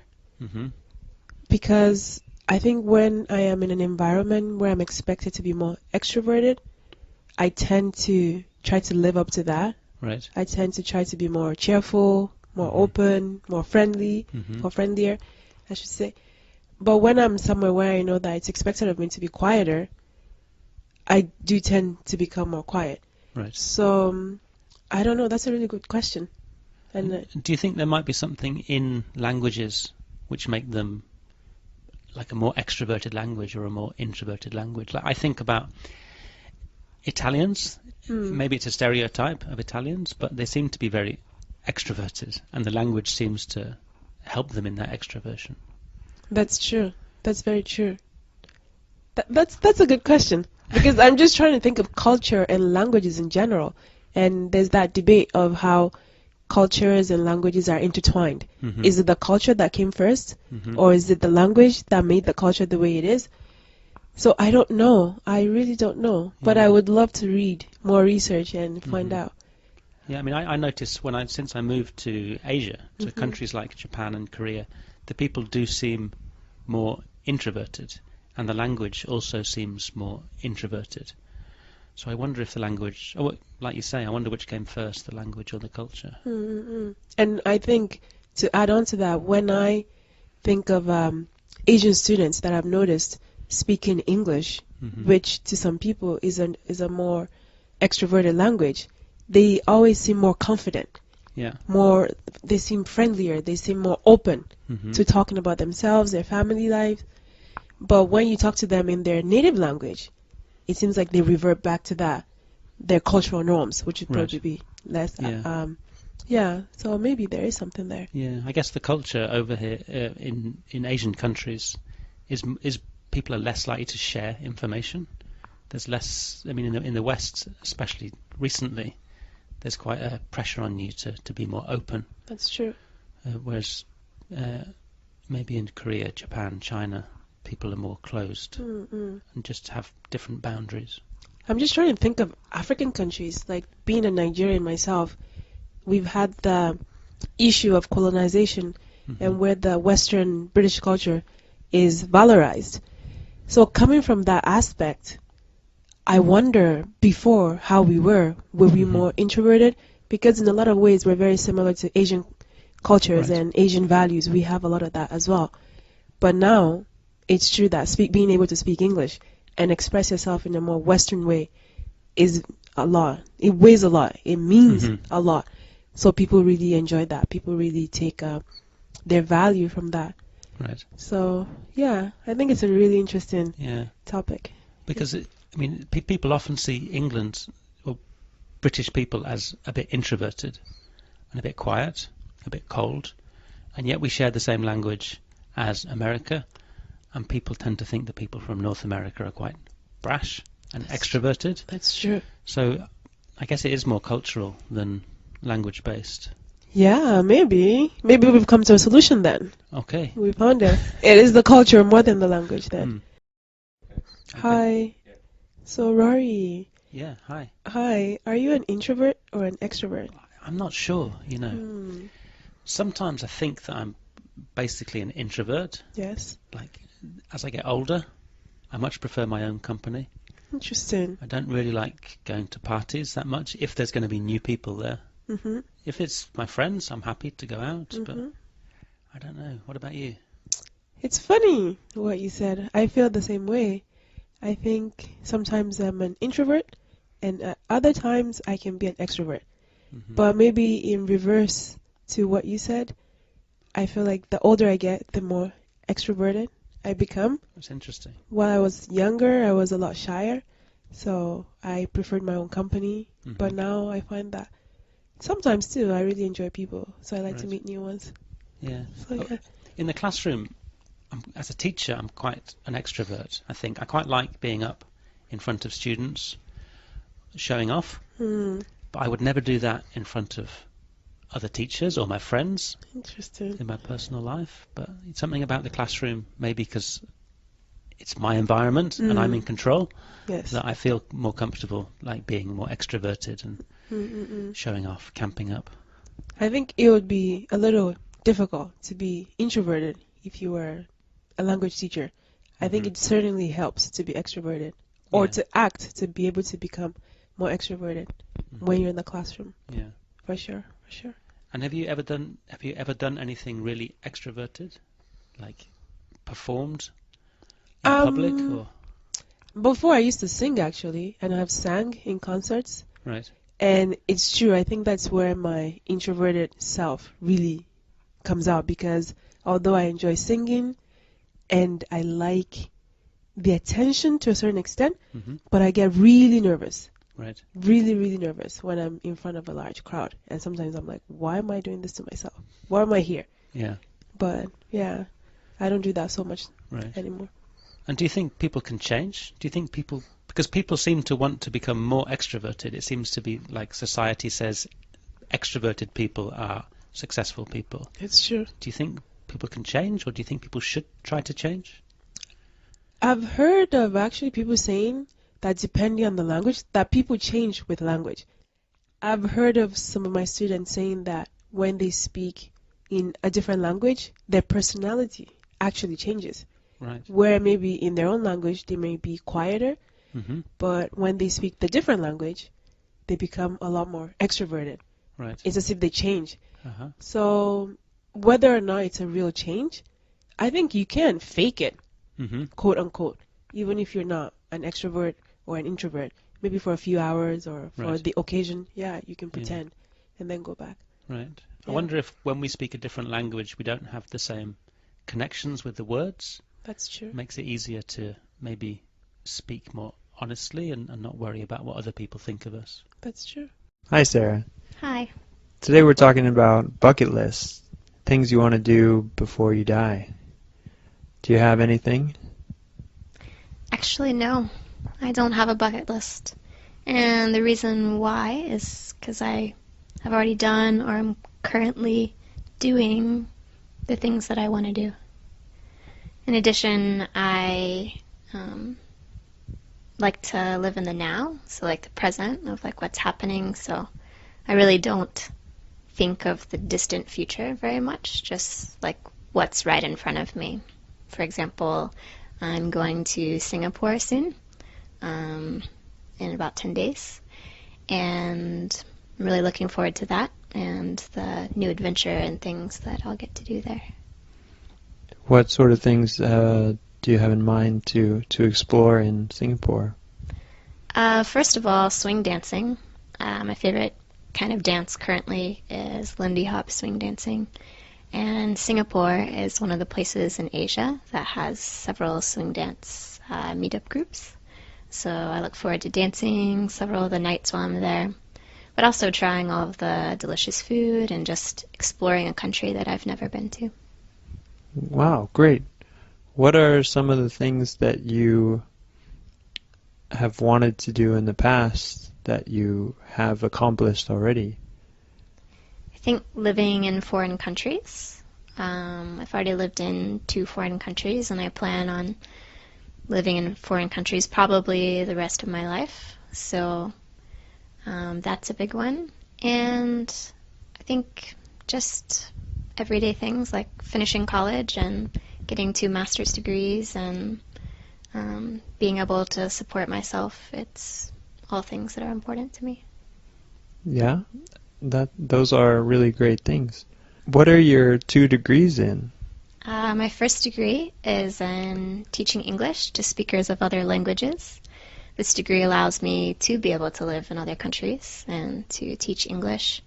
And then my other degree is in global studies, so it's like an intercultural degree where I learned about different cultures and religions. Whoa, that's really great. Have you ever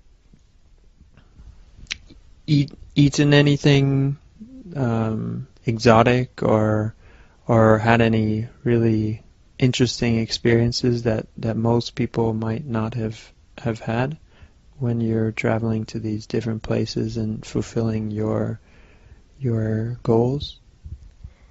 I've definitely eaten a lot of different things, most of which I'm not really sure what a lot of it was. The strangest, probably jellyfish, maybe.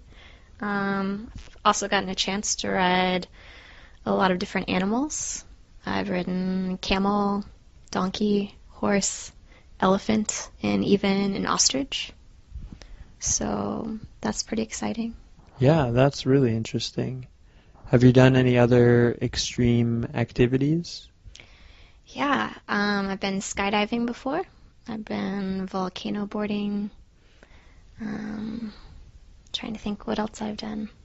I haven't been bungee jumping. I think that's probably one of the only ones that I haven't done as of right now. But I really have no desire to do that one. So. Wow, that's great. You've lived a good life. So Adam, we're talking about bucket list. So things that you would like to do before you die. So what's your number one thing on your bucket list? Ooh, difficult question. Number one, I'd probably have to say, skydiving, maybe. I've wanted to do it for a long time, and I went bungee jumping in New Zealand. That was fun, but I still have not yet been skydiving, and jumping out of a plane just sounds like an awesome idea to me. What other kind of adventure sports have you done? This summer I was, what did I do? Sandboarding in Peru. That was fun. When I was younger, I did a lot of snowboarding and skateboarding, and I really enjoy extreme sports. I ride a motorcycle currently. If I could, I'd love to race cars professionally, although I don't know how good I'd be at it, but just looks like so much fun. Yeah, well, it's never too late to start something you want to do, so you should add that to your bucket list. So tell me what else is on your bucket list. I really want to write a book, be the author of a novel. I'm always in the process of writing something down, but it never seems to come to a complete book type end result. But maybe eventually all of these little things that I've written down will come into a book form, and I can publish it and complete my goal. What kind of things do you write? Like what kind of genre, or is it kind of all the same, or do you write many different styles? I write a lot of different things. One thing that I write is travel stories from my travels abroad, or anecdotes that I come across when I'm traveling. Recently, I've been writing jokes. I really enjoy watching stand-up comedy, and have got kind of inspired from them to write some stuff down, although I've never really presented it. And I also write, I guess, fantasy stories as well. I have a few short stories, but it's been difficult for me to try to put them into book, like a longer version of them. The details are tricky to write down. Wow, that's really interesting. Hopefully one day we'll be able to read a book written by you. Yeah, that'd be great. Yeah. So tell me what else is on your list.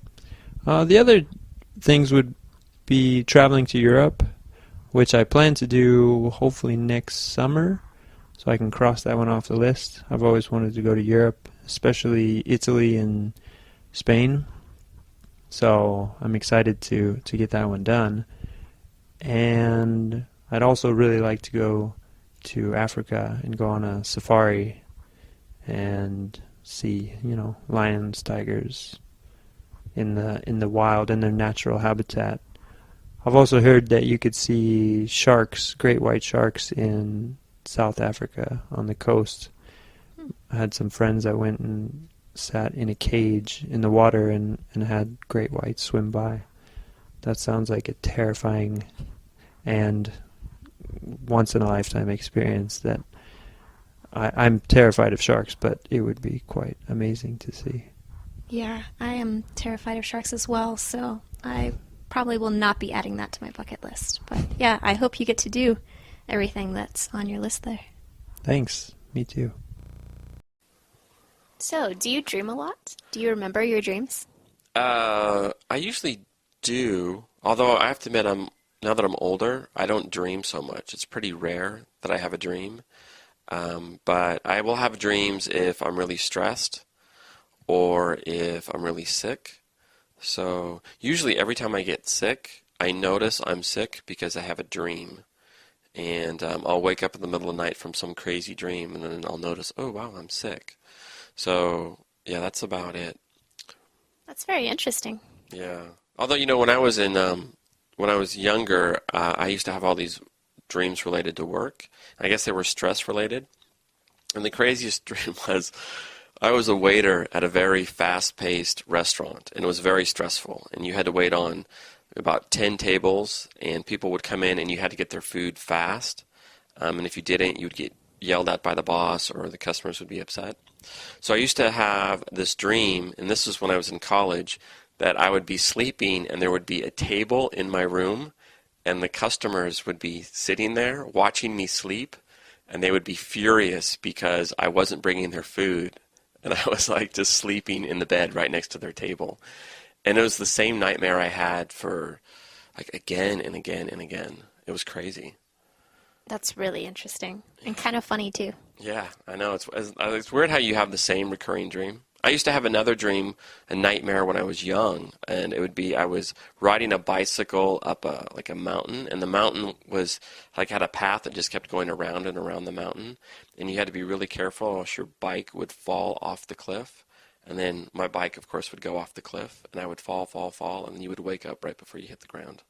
I had that dream many, many times when I was a little kid. Wow. Yeah. Yeah. Do you ever have nightmares or any dreams like that? Yeah, I don't dream very often, but I have this one reoccurring dream also where I am in school, and it's the end of the semester, and I suddenly realize that there's one class that I haven't been going to the entire semester, and I'm going to fail it. So I panic, and I'm running around like trying to find my professor to like try to figure out what I need to do or what I need to study for the final exam so that I don't fail this class. But what's really interesting about this dream is I found out a few years ago that my father has the same reoccurring dream. Wow. You know, this is going to sound crazy. I've had that dream too. I've had a dream of like I registered for a course in college, and I never went to the course, and I'm going to get an F, and I don't even remember when I registered or where the class is, but I didn't finish the class. Is that the same dream? Exact same dream. Wow. I wonder what it means. Me too. Maybe there's somebody out there that really knows what it means, and they're like, uh-oh, those two people are doomed. There must be a lot of people with this dream. Yeah, maybe that's it. Like there's certain structures. Like I know that the bike dream that I had about falling off the cliff, I've heard that many people have that. Yeah. Have you ever heard about the dream? I had it a couple times, the dream where you're in class and then you suddenly notice that you don't have any clothes on and you're afraid that people are going to notice you don't have any clothes on? No, I've never had that one. Yeah, that was one when I was really, really little, but yeah. Huh. I've heard that a lot of people have dreams about their teeth falling out, and that this means that like they're afraid of like losing something in their life. Really? Something that's really important to them. Oh, wow. So if your teeth are falling out, you're going to lose something. Yeah. Wow. Or you're afraid of losing something, because most people, their teeth are really important to them. Yeah. Huh. Interesting. Well, I don't. So, Sarah, let's talk about sleep. How many hours of sleep do you usually get every night? Usually at least 8. Depends on how late I stay up, but usually about 8 hours I try to get every night. And you're pretty consistent. Like even on the weekends, you get 8 hours. Yes, even on the weekends. Sleep is very important for me to feel normal and energetic. Now, do you need an alarm clock to wake you up, or do you just wake up naturally every day? I definitely have to have an alarm clock. Even though I wake up very easily, I don't wake up at a routine time easily. So I usually set 2 alarms, and that'll usually get me up. Oh, wow. I actually have this kind of weird mental ability. I thought that everybody can do this, but I found out it's not the case. But I can wake up exactly at the minute I want, anytime. So like if I have to get up at 5:43, before I go to bed, I can say, okay, get up at 5:43, and I'll wake up at 5:43 exactly. I don't know. How, yeah, I don't know how. I guess your brain just can keep time. I when I tell people this, sometimes they think, oh, come on, that's not true. But really, like ever since I was a kid, I could just tell myself what time I want to wake up, and I'll wake up exactly at that time. That's really quite amazing. I wish it was that way for me, but it's not. Yeah, well, it's weird because like I don't use alarm clocks, and I can't, like an alarm clock. The idea actually, I can't have a deep sleep if I know that it's going to ring and wake me up, like it's going to jolt. To me, an alarm clock is like somebody throwing cold water on you, you know? So, I don't use alarm clocks at all. Yeah, I'm always paranoid about being late, so that's why I set 2, just in case like 1 doesn't go off. But I can sleep any time of the day. Like, it really doesn't matter what type of day. It's very easy for me to fall asleep for as long as whenever. So that's why I have to have an alarm clock, because I could sleep 12 or 14 hours and not wake up. That's like you do like sleep. Yeah. So do you take naps? No, because then I feel really like groggy and really like irritable if I take naps for only, because I just want to sleep longer than that amount of time. So I don't take naps. Like, can you sleep with the light on? Yes. Really? Yes. Yeah, I can't. Actually, that's probably why I always wake up so early. As soon as the light comes through the window, I wake up. I can't sleep if it's not dark. I can sleep in any situation. Light, noise, sitting up, doesn't matter. I can sleep. Oh, wow. So you're a deep sleeper. Yeah. Oh, I'm so jealous. Like just a little bit of noise or a little bit of light, and I can't sleep. Wow. And actually, I probably only get on average 6 hours a night, but I do sometimes take naps. Okay. How long do you usually nap for? Usually an hour. I found out if I go over an hour, then that's the danger zone, because then if you sleep like 2 or 3 hours, then you wake up and you're just groggy for the whole day. Like you can't. It's like you've been drugged, you know? So, yeah. At 45-minute nap's about it. Yeah. When you were a child, did your parents make you take naps? They did. And oddly enough, when I was a kid, though, I couldn't sleep. Like, you know, you would cry, I don't want to take a nap, you know? And then you'd be like, you'd conk out. But, yeah, I do remember. Do you remember having to take naps in school?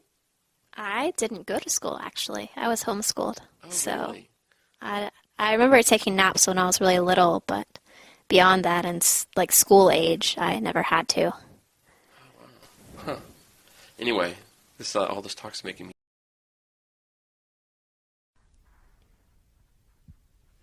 Hi, Sarah. Hi. Today we're talking about do-overs. So, if you had a time machine and you could go back to your college years, is there anything that you might change or do differently? I really wish that I would have had a chance to study abroad.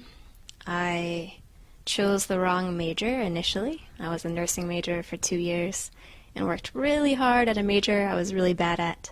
And then after 2 years, I switched schools and switch majors, and because of that I had so many credits to take that I couldn't study abroad or do really any extra classes that were fun. That must have been challenging. Where would you have liked to study abroad? Really anywhere. I've always loved to travel, so I would have been open to going anywhere. So you said you studied nursing. What would you have studied otherwise? Well, I first went into nursing because everyone, since I was really little, told me that I would be a good nurse. So I thought it was my calling in life. And then, after taking lots and lots of science classes, which I'm really bad at, I decided to switch majors to education. And then I ended up liking that major, so I'm really happy that I switched. Is there any other major that you would find interesting that you might study if you went back, or you're satisfied with education? I'm glad I did education because I really like that work-wise, but if I had to go with things that I'm interested in, I probably would have been some sort of art major. Both my siblings are artists, so it kind of runs in the family a little bit. What kind of art do you like? Mainly dance, but I also was really into music growing up, so musical instruments and singing. So, do you have any friends that were interested in art or dance that you had in those times? Not really, no, actually. Do you wish that if you were in a group of people that liked the similar things, that you might have pursued different interests? Definitely. I wish I would have done more with dance. I was a ballerina for 12 years, and I gave up on that when I was 14 because I got to the level where I either had to train professionally to do that for a job or stay in a class where the younger girls would keep moving up. And so at that time I quit. And although I don't wish I was still doing ballet, I wish I would have continued some kind of dance. So, Sarah, any funny haircuts or anything like that? Actually, yes. 1 week before I moved away to college, I cut my hair boy short. And then after that, like during my first semester, I dyed it all different shades of red. And my hair's actually been pretty much every length and every natural-ish color. Wow. How did your friends and family respond to your red hair? My mom didn't like it so much.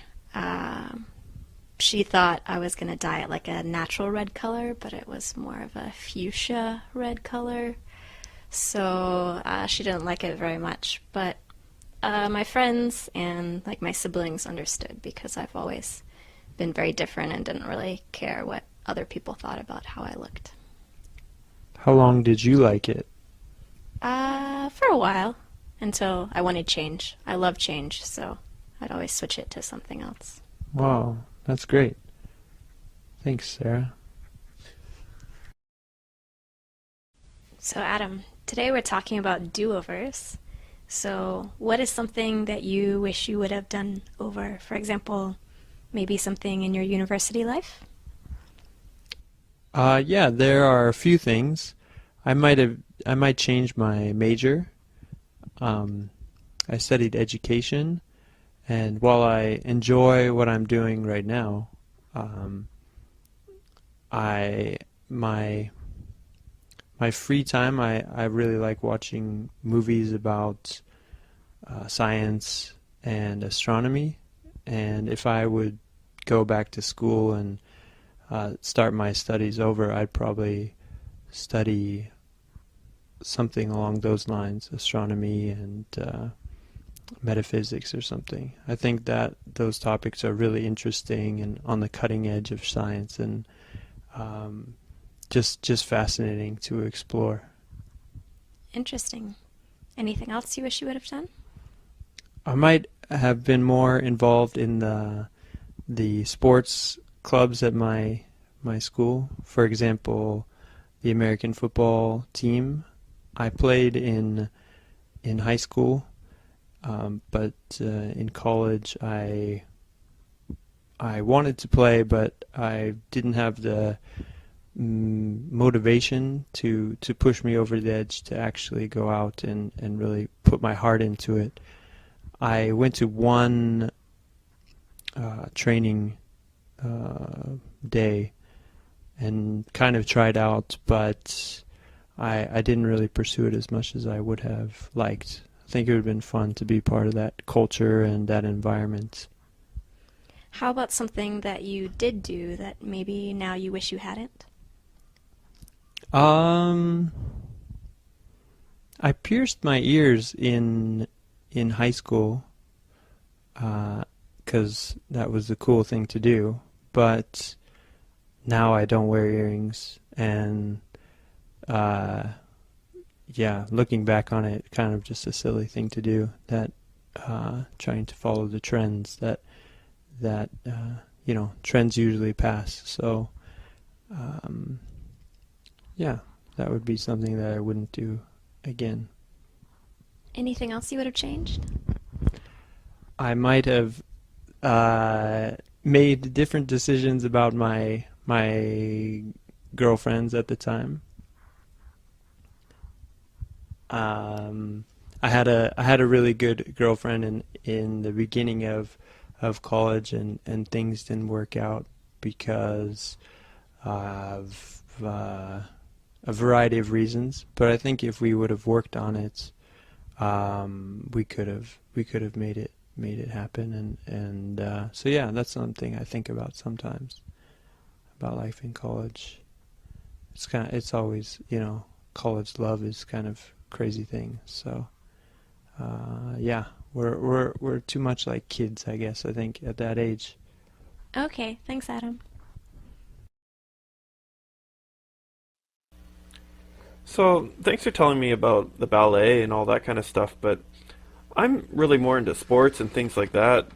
Do you know of any other things you can do in New York? Oh, absolutely. There are a lot of events for sports enthusiasts in New York. We've got basketball. The Knicks play. They're an NBA team. Mm-hmm. We've got baseball. The Yankees and the Mets play. And there's a feud. Yankees fans hate Mets fans, and Mets fans hate Yankees fans. Right, they have two baseball teams. That's right. Wow. Exciting. We even have a Subway Series. Well, it used to be a Subway Series because the teams would play at different stadiums. So they'd go to different stadiums for about a week or so, and the fans would just switch back and forth from one stadium to the other. But I think they recently built one stadium for both teams. Oh. Do you think one team is more popular than the other? I think probably the Yankees, unfortunately. Oh, the Yankees? Yeah, my family was a Mets fan, and don't tell anyone else in my family that I said that. Oh, so I guess they don't get along with each other? Oh, not at all. Oh, wow. Well, I'm from Canada. I really like hockey. I know you guys have the Rangers. Yeah, we do have the Rangers. They play at Madison Square Garden, so you could easily buy tickets to see a game there. That's the same place where the Knicks play, so. Oh, they both play at the same place? Yes, they do. Oh, maybe I could go to a basketball and a hockey game. You probably could if you stayed long enough. I think they have different seasons, right? Oh, do they? Yeah. Madison Square Garden's pretty big, though, so maybe there's more than one arena. I'm not sure. I've only been there 2 or 3 times in my life. Oh, okay. Well, we also have the U.S. Open, if you like tennis. Right. Yeah, that's held in Queens, not in on Manhattan. Oh, okay. And what about there's U.S. Tennis Open, but there's also the U.S. Golf Open. Is that in New York as well? In New York? I don't think is it? I'm not sure. I don't think the U.S. Open for golf is in New York. No, I don't think that's New York. Yeah. No. Oh, okay. Have you seen the tennis before? Yes, I have. I saw Serena Williams play. She's great. She is, yeah. Powerful woman. Yeah, I'd like to see her play. Yeah. Hey, Antoinette, why don't you tell me about growing up in New York? New York? Warren, why do you want to know about that? Well, growing up in New York was lots of fun. I loved growing up in New York. I couldn't imagine growing up anywhere else. Really? Yeah, really. The fun things I did, well, lots of movies to go see, but I guess you can see movies anywhere in the U.S., anywhere in the world for that matter. I enjoyed being able to go to Lincoln Center for concerts or Carnegie Hall and even play in Carnegie Hall. So I did play in Carnegie Hall. Wow. Wow, that's exciting. Have you ever been to New York? I have. You have? Yeah, I've been there twice. Oh, okay. What did you do when you were there? The first time I was with my mother. I was 12 years old. And we went to Central Park and we saw some museums around Central Park. You didn't go into the museums? Yes, we did go into the museums. Oh, okay. Yeah. That's my park, Central Park. How did you find my park? Did you like my park? Oh, it was great. Yeah. I was surprised how big it was. It is a big park. That's what I like about it. You can get lost in the park and almost forget that you're in a city. Yeah, that's what I found really neat about it, is sometimes I felt like I was in the countryside, but then I would see large buildings. Yes, yeah. I enjoy that too. Did you know that you could ride horses in the park? No, I didn't. Did you know about the skating rink in the park? Yes, I've seen the skating rink on TV. Oh, okay. What time of year did you go? What season was it? I've been there in summer and in fall. Okay. But not winter. It's beautiful in any season, I think. I love Central Park. Yeah, me too. It was it was a memorable experience. I'm glad to hear that. What other places did you go to?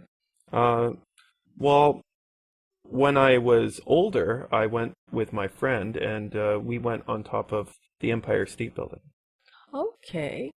I'm not sure if they allow you to go up there now.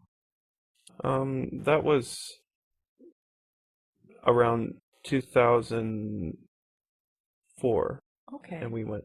Were you able to look over the edge? I don't know if I was looking over the edge. I think it's inside. Okay. But you're at the top.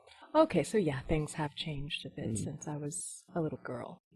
Oh, did it used to be outside that You could go outside. There were those binoculars, or I don't know what they're called, but you put a little change in. Right, yeah. And you could see. Yeah, they the had scenery. those Okay. as well, yeah.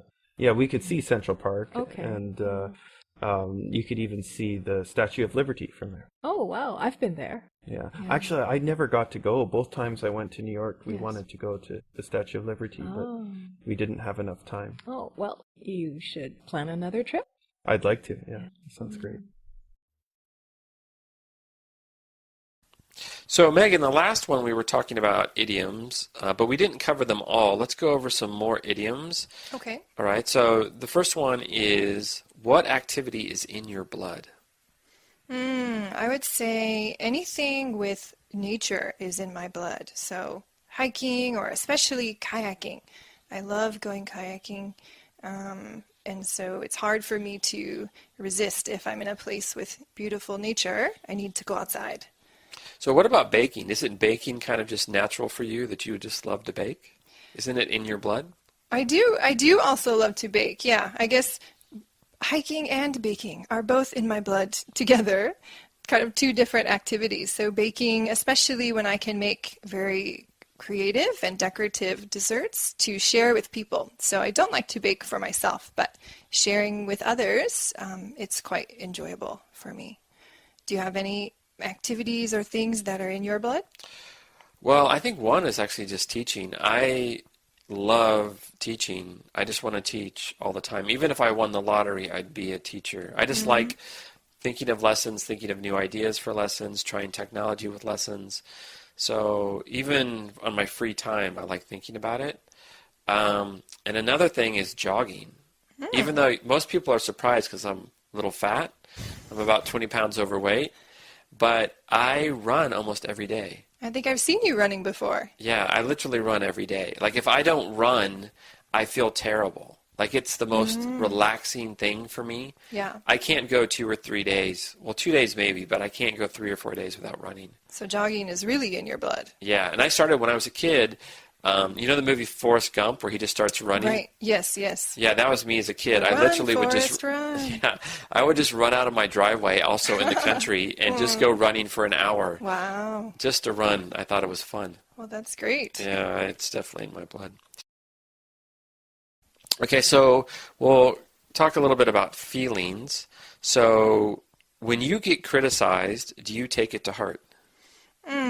I think my first reaction is to take it to heart. So sometimes I might be a little oversensitive when I first get criticized. But after some time passes and I'm able to think about it, usually I can see how that criticism can be useful, and I can try to make a change or improve something. Or I can decide that I don't care about that person's opinion. What about you? How do you respond? Yeah, I used to take things to heart a lot, but as I've gotten older, as many people do, now a lot of it just rolls off my back. As we say, like water off a duck's back. So it doesn't bother me at all. Yeah. Yeah, I just realize that everybody has different opinions and don't worry about it. Yeah, I think that's a good attitude to have. Yeah. Okay, so the next one also about feelings and opinions. So are you more likely to bite your lip or speak your mind when you disagree with somebody? I think it depends on the situation. So if I feel like someone else is being treated unfairly, or there are some rules that are there for a reason that should be followed, I am more likely to speak my mind. But if it's something personal or just related to me, I might bite my lip to try to keep the peace. What would you do? Bite your lip or speak your mind? Well, I have a big mouth, so no. So I always speak my mind. So I have a really big mouth. I just never keep it inside. Yeah, it's really hard for me to bite my lip. Yeah, so that can be a bad thing. But sometimes good. Yeah. Say it like it is, as they say. Okay, Meg, let's talk about idioms related to the body. Oh. So we have lots of idioms in English that we use for specific meanings. So to learn these idioms, we'll just talk about them by asking each other questions. Okay. Okay, the first one is about dating. So, should a man always foot the bill on a date? Well, I think I'm a little bit of a traditionalist in that maybe at the beginning or the first date, the man should foot the bill. But after that, if you're in a relationship, it doesn't really seem fair for the man to pay all the time. Do you agree? Yeah, I agree. I mean, on a date, I feel awkward if I don't pay the bill. So, yeah, the man should foot the bill on the first date. Okay, so the next one related to feet is when you dance, do you have two left feet?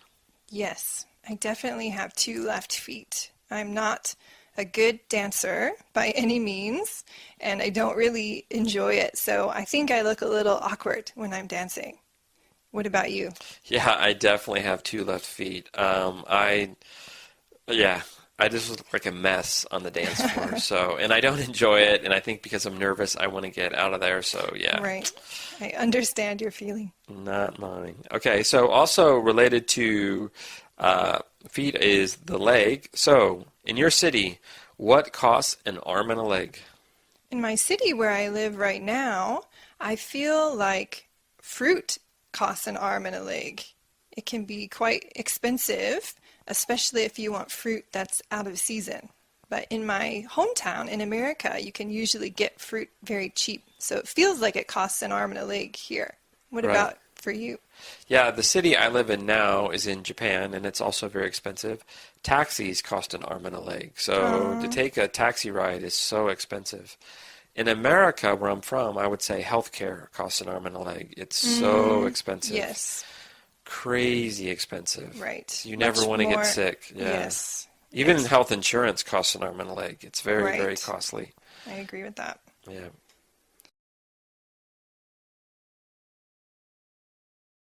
All right, so let's now talk about feelings. So, is it okay to give people the cold shoulder sometimes? Well, Nobody likes the cold shoulder. right. Nobody likes the cold shoulder. I don't think that we should give people the cold shoulder. However, I have to admit that I have sometimes given a friend or a family member the cold shoulder when I've been upset about something. Yeah, the whole thing about the cold shoulder is you're actually, you do want them to talk to you. You just want them to feel bad. Yes. Right? Yeah, it's kind of passive aggressive. Exactly. Like, I'm mad at you, but I really want you to just see that I'm mad at you, and then you Right. give me attention and I'm happy. Yes, you want to make it clear that you're mad Yeah, exactly. by giving the cold shoulder. Right. Have you ever given someone the cold shoulder? Oh, yeah, I can be very moody, so I've definitely given people the cold shoulder. And then I'm embarrassed sometimes afterwards. I'm like, why did I do that? That's so bad. Yeah, feel a little guilty later. Yeah. So we're both teachers. Do you ever give a student the cold shoulder? No, I don't think I would ever give a student the cold shoulder because if they have questions or need help, I want to be able to assist them. So that's a little different, I think. What about you? Yeah, no, totally. Like, the students give me the cold shoulder, right? Yes. So you know that something's wrong. But yeah, a teacher can't give students the cold shoulder. No, you can't. It's impossible. Or it shouldn't be done. All right, those were some interesting points. Okay, so Meg, this week we're talking about just grooming habits and stuff. So let's go now to like our teeth. Oh. Now the dentist says you should floss every day. Do you floss every day? Now I do, actually. I'm pretty consistent with it because a couple years back I had some cavity issues that I didn't want to go through again, and I wasn't so good about flossing before that, but the dentist said that if I flossed and used mouthwash regularly, probably it could be avoided. And so ever since then, really every day I do it. Oh, well, that's good. Yeah. What about you? Well, the dentist always says you should floss more. I'm pretty good about every other day, and then every now and then I'll get on a binge, and I'm like, oh, I'm gonna floss every meal like I'm supposed to. I'm pretty good. I brush my teeth twice a day. I know some people at work, I see them brushing after lunch. Are you one of those people that brushes their teeth 3 times a day? No, I do twice a day also. Do you do morning and night? Yeah, and actually my dentist told me don't do it 3 times a day because if you do it too much, it could do damage to your gums. So, plus he said I was brushing my teeth too hard. So I was pushing my gums back. I actually had the exact same experience earlier this year. I went to the dentist because I felt like I maybe had some cavities because I had sensitivity in my teeth, and I was also brushing too hard because I was working, so I really want them to be so clean, and so my gums also were receding a little bit. Oh, yeah, and it's so painful when it happens. You realize you have to reverse it, Yeah. So what about the tongue scraper? Do you do the little tongue scraper thing? I don't have like a tongue scraper. I just kind of use my toothbrush and just brush it a little bit, I guess. Yeah. Do you use tongue scraper? I have one. I use it sometimes. How does it work? What does it do? It's just like you're raking leaves. You just put it in your mouth and you just like scrape your tongue. And you do get some stuff that comes off of it. You're like, oh, wow. Oh, but it sounds kind of gross, actually. It is a little bit gross, yeah. But good for your mouth. Yeah, definitely good. Definitely good. So then the other thing I guess we can talk about is shaving. Now, so I'm a guy, so I have the facial hair. Right. So, but I'm pretty lucky. I only have to shave maybe twice a week. Oh, really? I can get away with it, yeah. Yeah. Yeah, I don't have the full-on, manly beard thing that comes out, so. Yeah. Yeah, some people have to shave like twice a day, so that seems like it would be inconvenient. Yeah. So do you I guess because you're a woman, right. Do you have to do the legs thing? Yes. Yes, I do shave my legs pretty much every time I take a shower. Really? Yeah. How annoying. Yeah, well, yeah, it is annoying. I actually really don't like it. I wish I didn't have to do it. And I mean, I guess I could choose to stop, but I'd rather do it. So, usually every time I take a shower, because then if you're wearing a skirt or shorts, it's visible. So, yeah, just try to be careful. And, honestly, from a guy's perspective, when I look and I think about women shaving their calves below their knees, it looks like it'd be very easy to cut yourself because your legs are kind of hard. Yeah. You know what I mean? Yeah. I think for the calves, it's not so bad because it's kind of a straight, it's more smooth. But the knee part, you have to be careful. Right, because it's like a shape. And ankles. And feet. Yeah. Yeah. Yeah, that's like for guys, our problem is right under the chin and then the Adam's apple. The Adam's apple is brutal because you kind of have to go around it, so it's very easy to cut yourself. Yeah. Do you use an electric razor? No, I should. I'm very environmentally unfriendly. I use those plastic razors because they're just so easy. Yeah. And actually, I kind of get away with it because at the gym I go to, they offer it. They have free razors in the men's room, so I just do it there. Yeah. Save a few bucks. Might as well. Yeah. Interesting. Well, anyway, I guess we're somewhat healthy. Yeah, we're clean at least. Exactly. So, Meg, I have an interesting question for you. Okay. So the other day I was talking with a friend, and she asked me about, showers, like how many showers do I take a day? Mm-hmm. And I think I had mentioned I take 3 showers a day. That's why that came up. And she thought that was absurd, that nobody should take 3 showers a day. Yeah, it seems a little crazy to me. That's odd. Like, I thought that was kind of the norm, actually, really? These days. Yeah, because you take a shower when you wake up. Then most people go to the gym. You take a shower when you're done at the gym, which is usually mid-afternoon or early evening. And then I usually take a shower before I go to bed. I don't think I've ever known anyone who's taken 3 showers a day. Really? Do people that you know take 3 showers a day? I think I just assumed all of my friends kind of did the same thing because they're guys and they also play sports, so they also take a shower, when they wake up, before they go to bed, and after they work out. Yeah, well, I guess sports or working out definitely makes a difference. I might totally frighten you with the showers that I take because I do not shower 3 times a day. Typically, I shower once every 2 days. Really? Yeah, because especially with my skin, it gets pretty dried out if I'm showering so often with the soap and the water and everything. So I have to be careful with that. But if I played sports or something where I got sweaty, I'm definitely taking a shower after that, an extra shower. But Yeah, I've never taken 3 showers in one day, I don't think. Well, so you, even when it's hot in summer, you just do it once every 2 days? If I get sweaty, then maybe more than that. But I don't sweat very easily, so I usually don't have to worry about it. Oh, wow. I think it must be what your skin gets conditioned to, because one of the reasons why I always take showers is not that I feel dirty, is like I feel like my skin gets itchy unless I take a shower. Yeah, yeah, and it might be because, well, and I think there's a difference too with where I lived in America and living here in Japan. Like the humidity is different, and so my skin gets more dry here. Actually, it has the opposite effect. So I had to be more careful here maybe than I did in America. Yeah, that's true. So what about washing your hair? You wash your hair every 2 days? Yes. Yeah, wash my hair every 2 days. Use conditioner maybe once a week. My hair would also get super dried out. I don't know if you can see it, but it's a little frizzy right now. Yeah. So that's how it naturally is, my hair type too. So maybe your hair type handles well getting showered, washed 3 times a day? Yeah, I mean, well, for one, I wash my hair usually twice a day, sometimes just once. But always, after I work out, I have to wash my hair. But one thing I never, ever do is use conditioner, and I don't understand why people use conditioner on their hair. Well, short hair, maybe you don't have to worry about it as much. Oh, okay. But with longer hair, and especially earlier this year, I had hair quite a bit longer than this even, and the ends get dried out very easily, and they don't replace like the hair oils because it's coming from the roots, and so you have to add some extra moisture into the hair if you want it to stay looking decent. So, yeah, probably more important to condition long hair than short hair. Okay, yeah, because I've never understood why people use conditioner, because when I use it, it just makes my hair seem waxy. Yeah, maybe you're using too much conditioner or not washing it all out. Maybe, I know. I have to learn how to wash my hair. Okay, cool. So Rachel, I thought we would talk a little bit about items and their shelf life. Like how long will you keep something? For example, like a book or like clothing. Because like yesterday, I was talking to my students, and they were surprised when I admitted that the shirt I was wearing I had had for over 10 years. Now, they're young. Right. They can't imagine that. No, that might be a function of being young. Right, Because exactly. their clothes of 10 years ago are obviously too small. Yeah. Um, Do you like to keep your clothes a long time? If I really like them, I might. Yeah. How often do you toss out your clothes?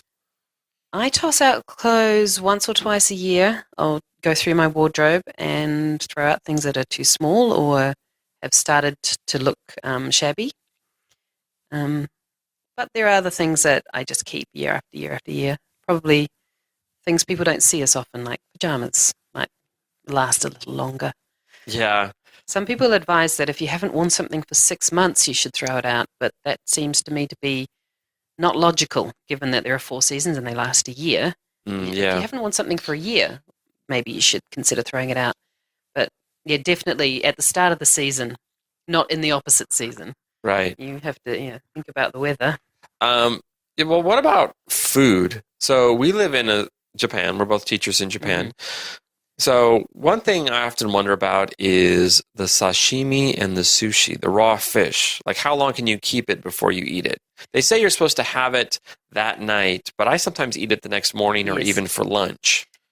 With fish, as well as other meats, I think it's very easy to tell because you can tell by the smell whether something's good or not. I actually think the rice is more dangerous. Oh, really? Yeah, because it will grow bacteria. Because it's been warm, it'll grow bacteria easily at room temperature.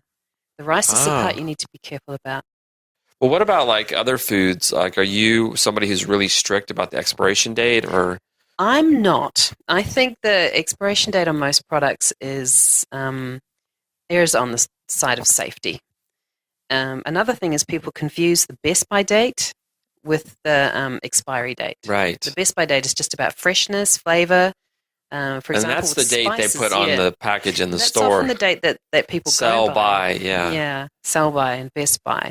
For example, spices might have a best by date. After that, they might clump a little, they might lose a little flavor, but they're not dangerous. You can still eat it. You can still use them, yeah. My rule is always tell. 3 days.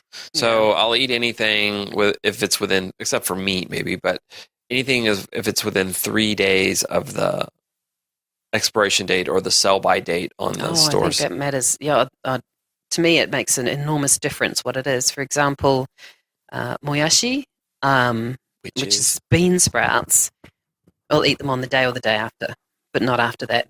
They start getting bad really quickly. But, for example, a jar of pickles, that's going to last much longer than the 3 days after. I think the big one, I guess you're right about time, is dairy. The one, milk is obvious, because milk you can smell. Yes, but on the other hand, it just turns into yogurt. Right, yeah, so that's the other one is yogurt. So yogurt, I'll see it in the fridge, and I'm like, how long can I keep this? Like, sometimes it'll be past the expiration date, but it smells fine. It looks fine. Well, milk, yogurt is soured milk. So it's difficult to say at which point it sours, because it's already sour. Yeah, and cheese, too, lasts forever, it seems like. Pretty much. You can see the mold on cheese. Yeah. So what about if you see bread and there's a little mold on the bread? No. Are you old school? You cut around it? I used to cut the mold off cheese, but having learned more about the visible mold, is only a small amount of it, and parts of mold you can't see are branching into the food. Oh, I see. Yeah, so that makes it a little dodgier. So, no, I probably wouldn't eat bread that had any kind of mold on it. And I'm dodgy about cheese too. That's got the wrong sort of mold on it. Right. It's the right sort of mold, like a blue cheese, and that's fine. Right. And I should clarify here, neither of us are medical professionals. So don't take this advice. Don't take our, but we're just talking about our own habits here. So what about juice? What about juice? Like, how long can you keep juice? Can you smell when juice is bad? I don't usually buy juice, so I don't really know. Oh. Yeah. Maybe you can smell it. Maybe you can smell it. Yeah, I'd probably toss juice because I'm not experienced enough with it. Yeah. Obviously, to have made my own mind up about it, so I'd probably go by the date for that one. What's interesting is when you see some foods that you think would last forever, but actually they won't. They just have an expiration date that's way in the future, like canned goods. Yes. Sometimes it's surprising when you're like, oh, there actually is an expiration date on there. There is. But it's way in the future. Way in the future. As long as the can's not dented, I think. Or rusty, right? The rule for that, yeah. Yeah. Huh. Interesting topic. So I'm here with Rachel, and we were talking about expiration date. So you were saying that you throw out your clothes regularly. Mm-hmm. Fairly regularly. Yeah. Do you donate them or just toss them? I put them in the recycling. Oh, there you go. And hope they're going to be remade into something else. Yeah. I guess. Yeah, I always take it out on the day that they'll say that they'll pick up clothes. The reason for that is because they usually throw clothes out when they've started to look a bit shabby, so I don't think anyone else wants to wear them by that stage. What about furniture? How often do you try to get new furniture?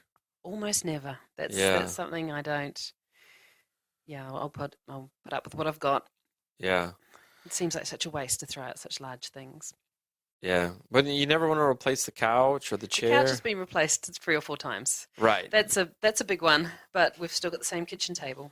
We did get some new chairs. Yeah, I've never been a big furniture guy, but when I see something that's really cheap, like I would never buy new furniture. I'm always amazed, like who buys new furniture? Because when you walk by a store and you see the furniture, it's so expensive. Mm-hmm. And I'm going to sound really cheap, but it's like, I'm like, wow, why would you pay hundreds of dollars or thousands of dollars for that when you can just buy one used or whatever for $10 or $20? Definitely a used furniture person now. When we moved into our house, we did go to a furniture store and bought all new furniture. It's easy at the start and everything looks new and it's kind of nice. But I almost exclusively buy secondhand furniture now. You can, depending on which store you go to, you can get some really good bargains on some beautiful old antique that look really nice in your house and cost a fraction of something new. Yeah, that's why you like anything that's made with metal or wood, because usually you think it's going to age well. Yes. Plastic, not so much. No, I've definitely sworn off plastic. I think plastic's a fill-in if you need something quickly. Yeah. And cheaply, but definitely don't like to buy plastic now. So what about like electronic goods, like getting a new TV, new refrigerator, stuff like that? Like how often do you buy? Well, we just wait until that breaks down. That's a pretty easy one. What about the TV though? The TVs don't break down; they go on forever. Like how often do you think, oh, I want a new TV, I want a new, nicer TV? Our last TV broke. It did? Well, we had lightning hit the house. Oh. And we lost several electronic items. We lost Wow. a keyboard and a computer. I think we lost we had 3 hard disk DVD players. So it was We an lost electrical 2. surge that like fried all the circuits It and everything. fried the house, yeah, pretty much. Wow. I did not know that could happen. Yeah. So Rachel, you said that in your home country of New Zealand, there's lots of birds that don't fly. Yes, there are a lot of birds that don't fly. Wow. See, I only knew of the kiwi and of course the penguin, but I didn't know of other ones. So first, the kiwi doesn't Yes, fly, that's right? the famous one. Right. They don't fly, but they can run very fast. I've Right. seen them. And like, are the kiwi all over? Like, are there different types of kiwi? There are several different varieties. They're very rare, though, and they're nocturnal. So Oh, nocturnal. I'd say most New Zealanders have never seen one in the wild. I've only seen them in kiwi parks. Oh, really? Yeah. You Okay. don't see them. So I thought they'd be like kangaroos in Australia or something. You No, go they're and there's very, one. very precious and very rare. Oh, wow. One that you see more often is a pukeko, which is it looks a little bit like a stork, I suppose, except it's dark blue. What's it called? Pukeko. Pukeko. Yeah, and they're a lot more common. And takahe is another one. So the first one that You can looks see them along the side of the road when you're driving through the countryside. They're much more common. So this pukeko, does it fly? No, they don't fly. Really? And it's like Yeah. a stork. It has long legs. It has quite long legs, yeah. It's a very cute little bird, but it's very dark. How tall is it? Like up to your knee, up to your hip? Maybe up to your knees. Really? Cute little bird. That's awesome. And so what was the other one you mentioned? Takahe, it's a very similar looking to that one. It's a little different, difficult to tell apart. Really? And it's also like kind of dark bluish? Yeah. Another one's a kakapo, is a very famous one. It's New Zealand's flightless green parrot. It's kind of like a large fat parrot that lives on the ground. Really? It's extremely rare. I'm not sure what the numbers are now, but around 20 years ago, I think there were only 45 left. Oh, that is Extremely rare. So Wow. there's an intensive breeding program for them. And Yeah. of course, nobody's seen those in the wild. Wow, yeah, you have to be careful to go like the way of the Tasmanian tiger. They breed and they nest on the ground. They lay their eggs on the ground, so they're very vulnerable to introduced predators, to any animals. Yeah, I know that like you don't have snakes, but I know that snakes, when they got into Guam, like decimated the bird population. Yeah, that's what would happen, and that's why New Zealand immigration or customs is very strict about what kind of animals you can bring in. We don't even have snakes in zoos. That's smart. Yeah. Michael Jackson famously came to New Zealand in the 1980s and wanted to bring his pet snake with him, and he wasn't allowed to. Oh, good on you. There were no exceptions to that rule. Are there any other birds that don't fly? Like, for example, do you have penguins? Oh, yes, there's lots of penguins in New Zealand. In the south, right? Yeah, in the south. Oh, they come up to the north sometimes. Really? Occasionally you'll see them. That far north? Yeah, occasionally. The big colonies are down south. Oh, that's amazing. How cool. Yeah. Any other birds that don't fly? Not that I can think of off the top of my head. I'll have to look it up on the internet. No, that's still though. That's still that's quite a few. That's they are quite so a few. nice. Yeah, that's the interesting. most famous was the moa, of course. The moa? Which is an ostrich-sized bird. Oh, really? Yeah, but they were killed off before Europeans arrived in New Zealand. Oh, easy hunting. They were easy hunting, yeah. Yeah. And big feast, yeah. It's funny how when you go to a place, you really want to see like a local animal. So last year I went to the Middle East. I went to UAE and Oman, and I just wanted to see a camel. Camels, I wanted yeah. to see a camel so bad. And I thought, like, I had Everyone the feeling drives that they'd be on the Mercedes these side of the days. road, there'd be a camel. And I was actually kind of going out in the countryside. I wasn't just in the city. And I never saw a camel. And I was asking people to work there. They're like, oh, yeah, you do see them. But I was just so heartbroken that I never saw a camel. Oh. Yeah. It's one of my favorite animals. I just think they look so cool. So when I go to New Zealand, I have to make sure I see a kiwi. But you'll have to go to the Kiwi House. The Kiwi House? The Kiwi House, it's called. Or just look up zoos. And they got them? Yep, they got them there. But you won't see them just driving around. So, Rachel, you are from New Zealand, correct? Yes, that's right. Now, when I lived in London many years ago, my roommate was from New Zealand, really nice guy, and he had the coolest job. He would ride around a motorbike in New Zealand in the bush, as he called it, Yes. the wild, as we say. The bush. The bush. And his job was to just kill invasive species. That was his job. Just go out and plant traps for rabbits and... Yes, that's right. Actually, I have a friend who does that now. Really? Yes. So it's that big of a problem. You have to like... It's a huge problem, yeah. Really? Like, so what animals are a problem? Rabbits, like you mentioned. Possums are a big problem in the bush because they eat a lot of the native plants. We have possums too in America, in Northern California, and they are disgusting. I love animals, but they're one animal I don't like. They're nasty. There is a big possum hunt in many areas every year, and they're starting to sell the pelts as fur because it's not a protected species, so there's no limits on how much you can catch and how much fur you can sell. Yeah, and they often have rabies, right? At least in the States, we have to be very careful of them. No, we don't have rabies in New Zealand. Oh, that's good to know. Yes, so... Yeah, no we have animals crazy have stories rabies. of possums or raccoons having rabies. And so when you see one, like, they tell you, do not touch it, don't go near it, we don't have that because if you get bit, you're not good. And I got bit by a dog when I was in Thailand and had to get the rabies shot, and it was not fun. Oh, that sounds awful. Yeah, and then luckily for me, I went in to get the shot because I didn't know really about rabies. I wasn't educated about it, and I thought, well, the dog just bit me a little bit, but I better go and check. And then the doctor was like, oh, no, it can kill you.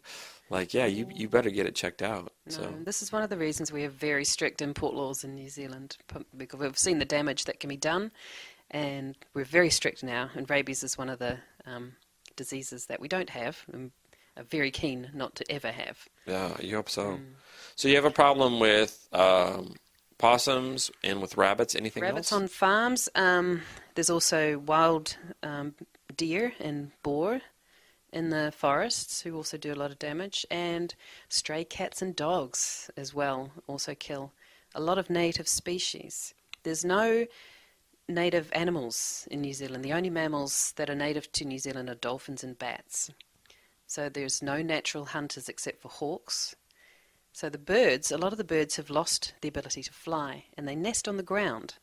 So they're enormously vulnerable to predator species like cats and dogs. They've almost completely decimated many bird species. So that's why there are hunters throughout New Zealand who are basically given free rein to shoot whatever they can find because they are so destructive to the natural environment.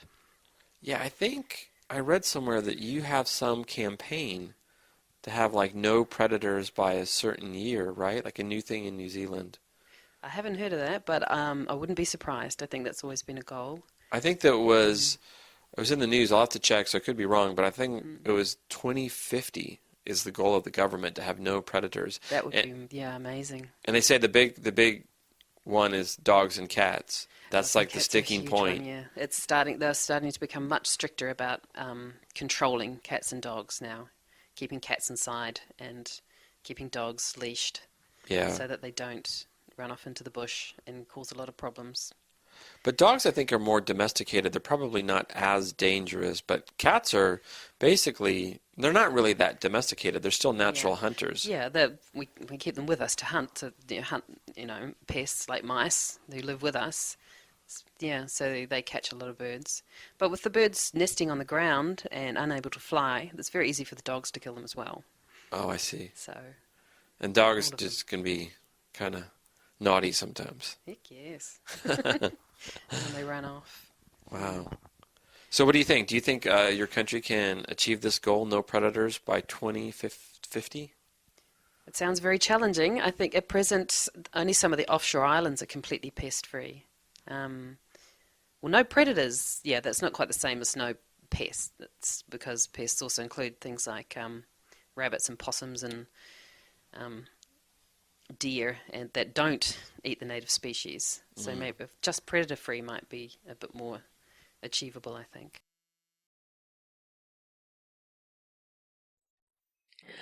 Well, Warren, we've been talking about the fact that we both live in Japan and that we're both from Western countries. Tell me, how do you feel about Western eating utensils compared to Japanese eating utensils?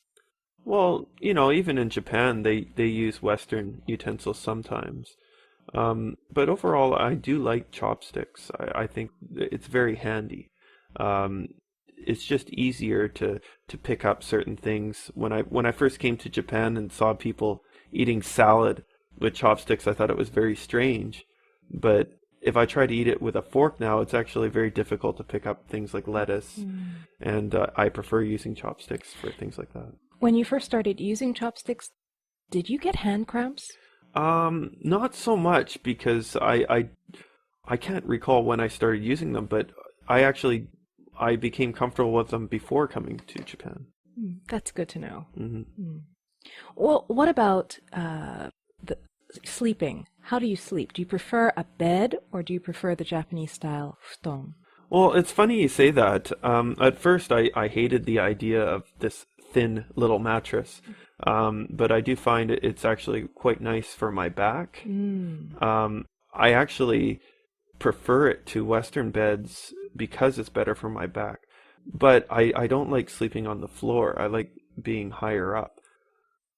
So a high futon. If I could get like a, tatami mat that's raised with a futon mattress on top, that would be best for me. I think I've seen things like that in the stores. Platform bed with tatami. Oh, that sounds nice. I should look for that. Yeah, I should find one for you and point you in that direction. Well, what about bathing?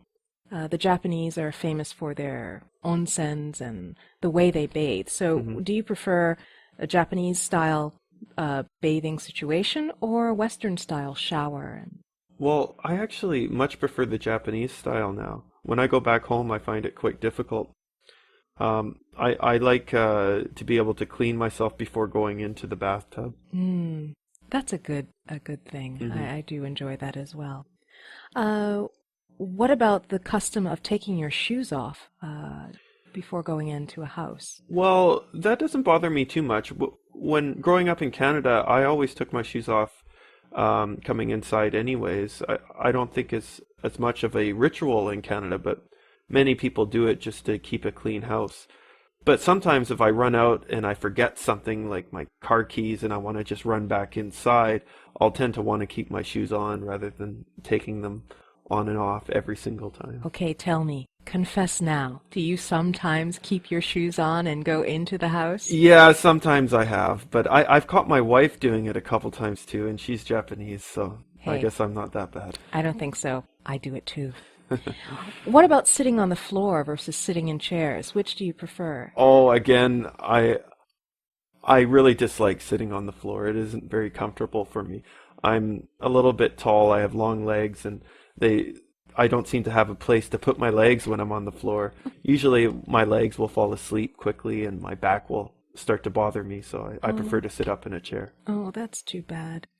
Well, I guess my last question refers to eating habits. Well, meals and how they're served. Do you prefer to eat meals that are served to you individually, or do you prefer to eat and share your food?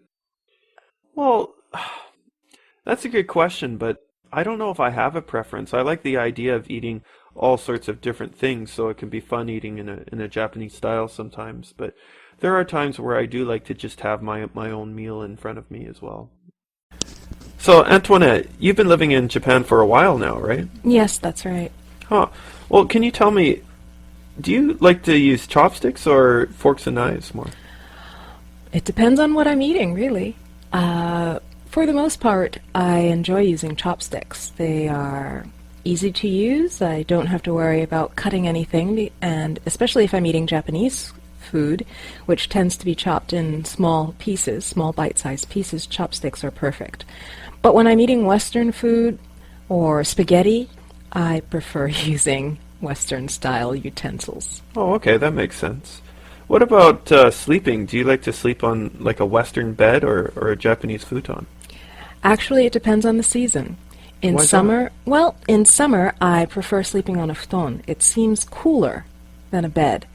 But in winter, I love a cozy, plush bed with lots of pillows and quilts or duvets, and I like to feel cozy. That sounds nice. Okay. How about having shoes on or off in the house? I like to go barefoot. Well, with socks. My feet get cold. Oh, do you use slippers? No. Oh, okay. I find slippers uncomfortable unless they are the kind that fit your foot. They're not actually the correct size for my foot. So. Oh, I see. So Japanese slippers are different size for you? They're one size fits all, and I just feel like just kicking them off anytime. Right. Yeah. Oh, okay. How about, in Japan, a lot of times people sit on the floor, but you don't really do that very much in the United States. Do you like sitting in chairs or on the floor more? I like both, actually. Again, it depends on the season. The floor is so nice and cool in summer, and I like just feeling that coolness. But in winter, I want fabric underneath me, and I want cushions. That tends to provide a barrier for cold wind. Right. Eating out is a little different too. I think in Japan you tend to share all the meals that you have, but maybe back home you usually just buy one meal. That's true. Maybe I'm a germ-phobic American. I don't know. I like eating my own food. I don't like to share. If it's one huge serving plate that's meant for several people, then fine, but I like just having my own plate of food. Oh, okay. What about having a shower or a bath?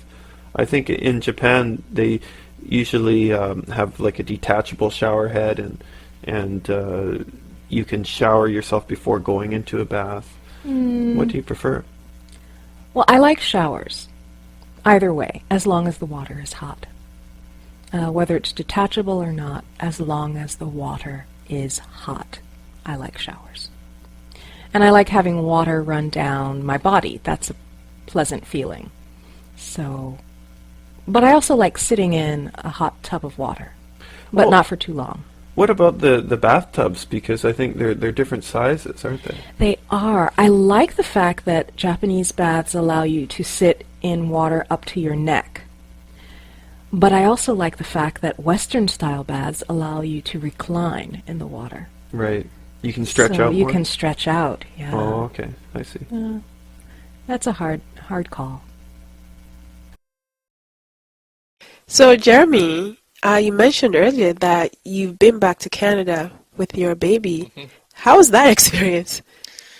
Well, I mean, until you fly with a toddler, you really never get to appreciate all of those times that you flew across the ocean, watching movies or reading magazines or just sleeping on the flight, because those days are over. Wow. I mean, it's not that bad, but when you're on the plane, you say never again.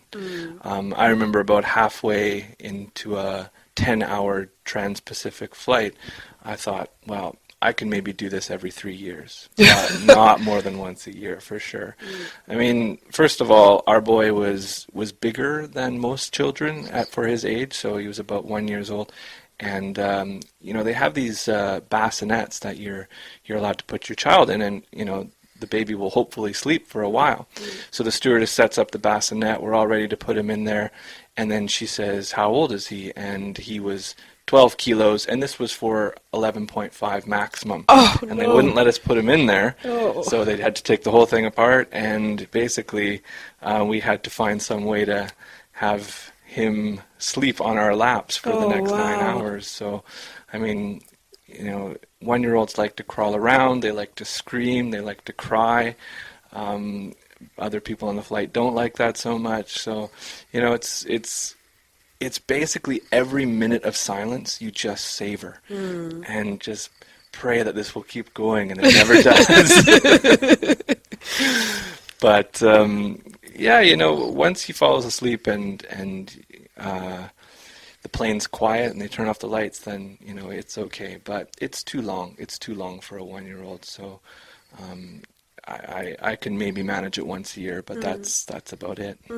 I remember my sister, she has 2 kids, and she told me a story a few years back when one of her daughters was still a toddler, and they went to Disneyland from Canada, and she said it was just horrible, and they would never do it again. And I just smiled. I didn't have that experience. I was just thinking, what could be so bad about it? Yeah. But hearing your story now, wow, I can only imagine. Well, I think that actually most people, most passengers on a flight are usually quite understanding. And I think it's just, in the parent's head that everybody's judging That's them, true. That might be everybody's true. looking at them. Because, I get so worried about what other people are thinking that I'm inconveniencing others that I just work myself up so much, and my wife's the same way. But, actually, we did have people say to us, like, don't worry about it, and they would just go out of their way to say, oh, what a cute baby and stuff like that. So I think people were kind of aware of how stressful it is for parents, and they just, some people actually make an effort to make parents feel like everybody's not silently judging them, or maybe not even silently. Not saying anything. If you had one advice to give to a parent that would travel with a child in the future, what would you tell them?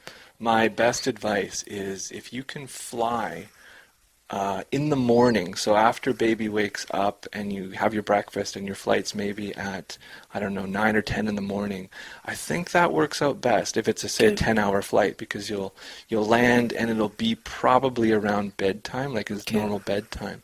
The first time we did it, the flight was in the late evening, so basically he'd been up all day, and then there was another 10 hours on top of that. So, when we landed, the readjustment to his normal schedule was really, really difficult. But when we flew in the morning, and it was a 10-hour flight, when we landed, he just basically went to sleep like a normal schedule. So that's a small thing, but it really makes a big difference. Thank you.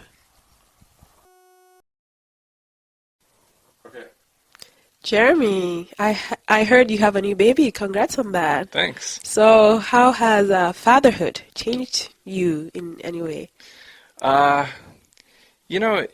It's changed me probably in every way. When you think of how your life is different, it's basically from when you wake up until, you eventually get to go to sleep. Everything is different. But everything about it is positive. Even things that you'd think would annoy you actually aren't really that annoying. Like having a toddler come and wake you up at 6 o'clock in the morning when you've got a cold and you've taken a bunch of sleeping medication the night before, like which happened to me this morning. And even that, having a toddler wake you up and just looking at you and laughing, it's awesome. It really is awesome. So, I always kind of worried before when I was thinking about having a kid about all these things. Oh, I can't go out at night, or I'm going to have to wake up so early in the morning, and I'm going to be woken up in the middle of the night by a screaming child. All of that stuff really doesn't bother me. It just, it's part of the experience, and yeah, sometimes maybe I'd like to sleep a little bit longer, but yeah, waking up and then having a little guy sit on my lap while he plays with the remote control and changes channels over and over again. I mean, that's somehow a very, very enjoyable experience. But it's you get to see a little person change every day and start figuring things out. And of course, every parent thinks that their child is the smartest child in the world. He can turn off and on the light switch, but it's those types of things that you just marvel at. So, I can say, like most people, that it's everything about it is very positive, but it's often just the really, really small things that make you appreciate this little wonder. And looking back on the experience now, what are some things that you would wished you had known? You wish you had known before your little boy came along? Yeah, that's a good question. I was so stressed out for the first couple of weeks after he was born, and from the moment he was born until he came back home, and then for the first number of weeks that he was home, we basically just hovered over him for weeks. And of course you have to be protective and careful of a newborn baby, but not everything was as serious as we thought it was. And, crying, we were worried about waking up our neighbors, or we were worrying that, something was seriously wrong. Babies cry. And if you really get stressed out about it, then you're going to make your life miserable. So, having done it once, just realizing that, kids cry, kids get sick, kids throw up, kids need their nappies changed. I would just take a deep breath if I have to do it again, and just realize, okay, this is just part of the experience, and you just got to roll with it. So. Okay, that's great. So, Amy, I was talking to somebody the other day, and they told me that you'd had quite a number of interesting little odd jobs. So, I'm interested. Could you tell me a bit about that? I don't know how odd they were. I don't know. When I was in university, part-time jobs, I used to work in restaurants and, usual stuff, restaurants, and I think my favourite was working in a nightclub. It was a really, really big nightclub, and I used to work on the floor, just kind of cleaning up, looking after all the drunk patrons. And on my first night there, it was actually one of my favourite DJs was on, so that was great. I got to listen to really good music whilst finding money on the floor and cleaning up after folk. It was really good.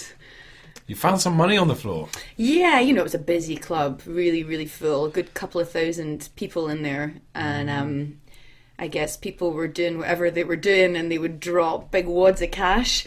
And because I was the person to clean up all the glass bottles, then I would find the wads of cash on the floor. So it was good. I'd get my wages, I'd get tips, and then I would get my own personal tips from finding money on the floor. So you must have found a whole range of different things. What else did you find? Yeah, little wraps of things and packets of things.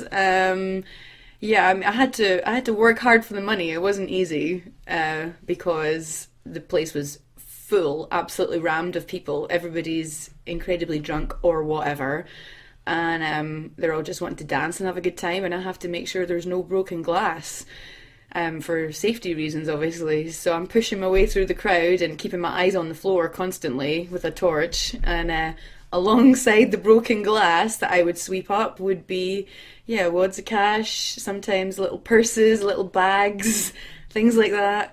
When I found, identification for things, when it was a purse, I would, do the right thing with it, hand it in. But if it was just a wad up, a rolled up set of notes, I would just put them in my pocket for me, basically. Yeah, it's difficult to know what to do with cash because, you hand it in to someone who, well, it's cash, isn't it? So, I know. Yeah. When I found, I remember finding some driving license and student ID, and it was actually the same university that I went to at the time, and I just took it to uni when I was going in during the week, and I handed it in to make sure that it got back to the owner, because that's the worst thing about when you lose your purse or your wallet. The cash you can kind of just say goodbye to. It's a given, really, that it's going to be gone, but it's your ID and your cards and everything. It's such a hassle trying to get them back again. So I wanted to make sure that whatever drunken idiot dropped them in that club, that it got back to their hands safely. Oh, that's nice. So you're a thief with heart, then? I'm not a thief. An opportunist. I'm kidding. It's on the floor. I'm pulling your leg. No, I would have done the same. So, Paul, what's the most memorable job experience that you have? Well, I think the most memorable is the volunteering time that I spent in Australia. And I was up in the northeastern corner where there's a relatively small rainforest. And I was helping with a research station that's located in the rainforest. So we do a range of different things. going from trying to control coconut trees. Control? Yeah, because like, believe it or not, you imagine these kind of tropical paradises to have coconut trees, but they're actually very invasive and they're not native to that area. Oh. And basically, if you let a population of coconut trees to go out of control, nothing else can grow. Oh. They drop their fronds and they drop obviously the coconuts, and nothing else can grow. So you basically lose a lot of the native species there. So trying to keep them under control. There was also caring for bats that had been orphaned. Sometimes they're born, with physical disabilities that mean they can't survive in the wild. So right. Like a sanctuary then? It's like a sanctuary, yeah. So they take care of... What size of bats? Like Indiana Jones style? Fruit bats. What size are they? They're pretty... Like once they spread, they're like little monkeys with big wings. Yeah. So what's their wingspan like? How? Let's say maybe, I guess up to probably 4 feet. Does that sound too much? Is that about a meter? Yeah, Half each side? like some of the big the big dudes. Yeah. They got a huge wingspan. The only bats I've seen in real life are really tiny. They're just like little mice. The micro bats. They're like little birds, You see them flying around. You think, oh, that's birds. No, they're bats. So these guys sound pretty big. But they're completely like herbivorous. They only eat fruit. Right. So like they're really Do they eat the coconuts? Well, the coconuts are kind of tough for them to get into. You need to be able to make a hole, I suppose, of course, to get there. Yeah, but they eat mostly like fleshy fruits. Apples or whatever they can get. Really, berries, and they're really important for spreading. Because obviously they eat the flesh of the fruit, but they don't eat the seeds. Okay. So they just kind of pass through them. Okay. And they're really useful for dispersing seeds. Yeah. So, rainforests, regeneration, they're very important, animals. So they're like the big bumblebees of the rainforests then? Yeah, I guess you could look at it like that. Yeah. So yeah, that was an interesting volunteering kind of odd job that I had, I suppose. Yeah, it sounds really good. Really cool. I really like to go back there someday. So we were talking about climates, Amy. Are there any sort of climates that you'd like to live in? I would like to live in Iceland or Scandinavia. Interesting. Why would you like to live in that sort of climate? The snow is just so beautiful, and my image of those countries is that their infrastructure is sufficient enough to keep you warm when you're inside, but outside is just so beautiful. The snow is amazing. It quietens everything. I think it's glorious.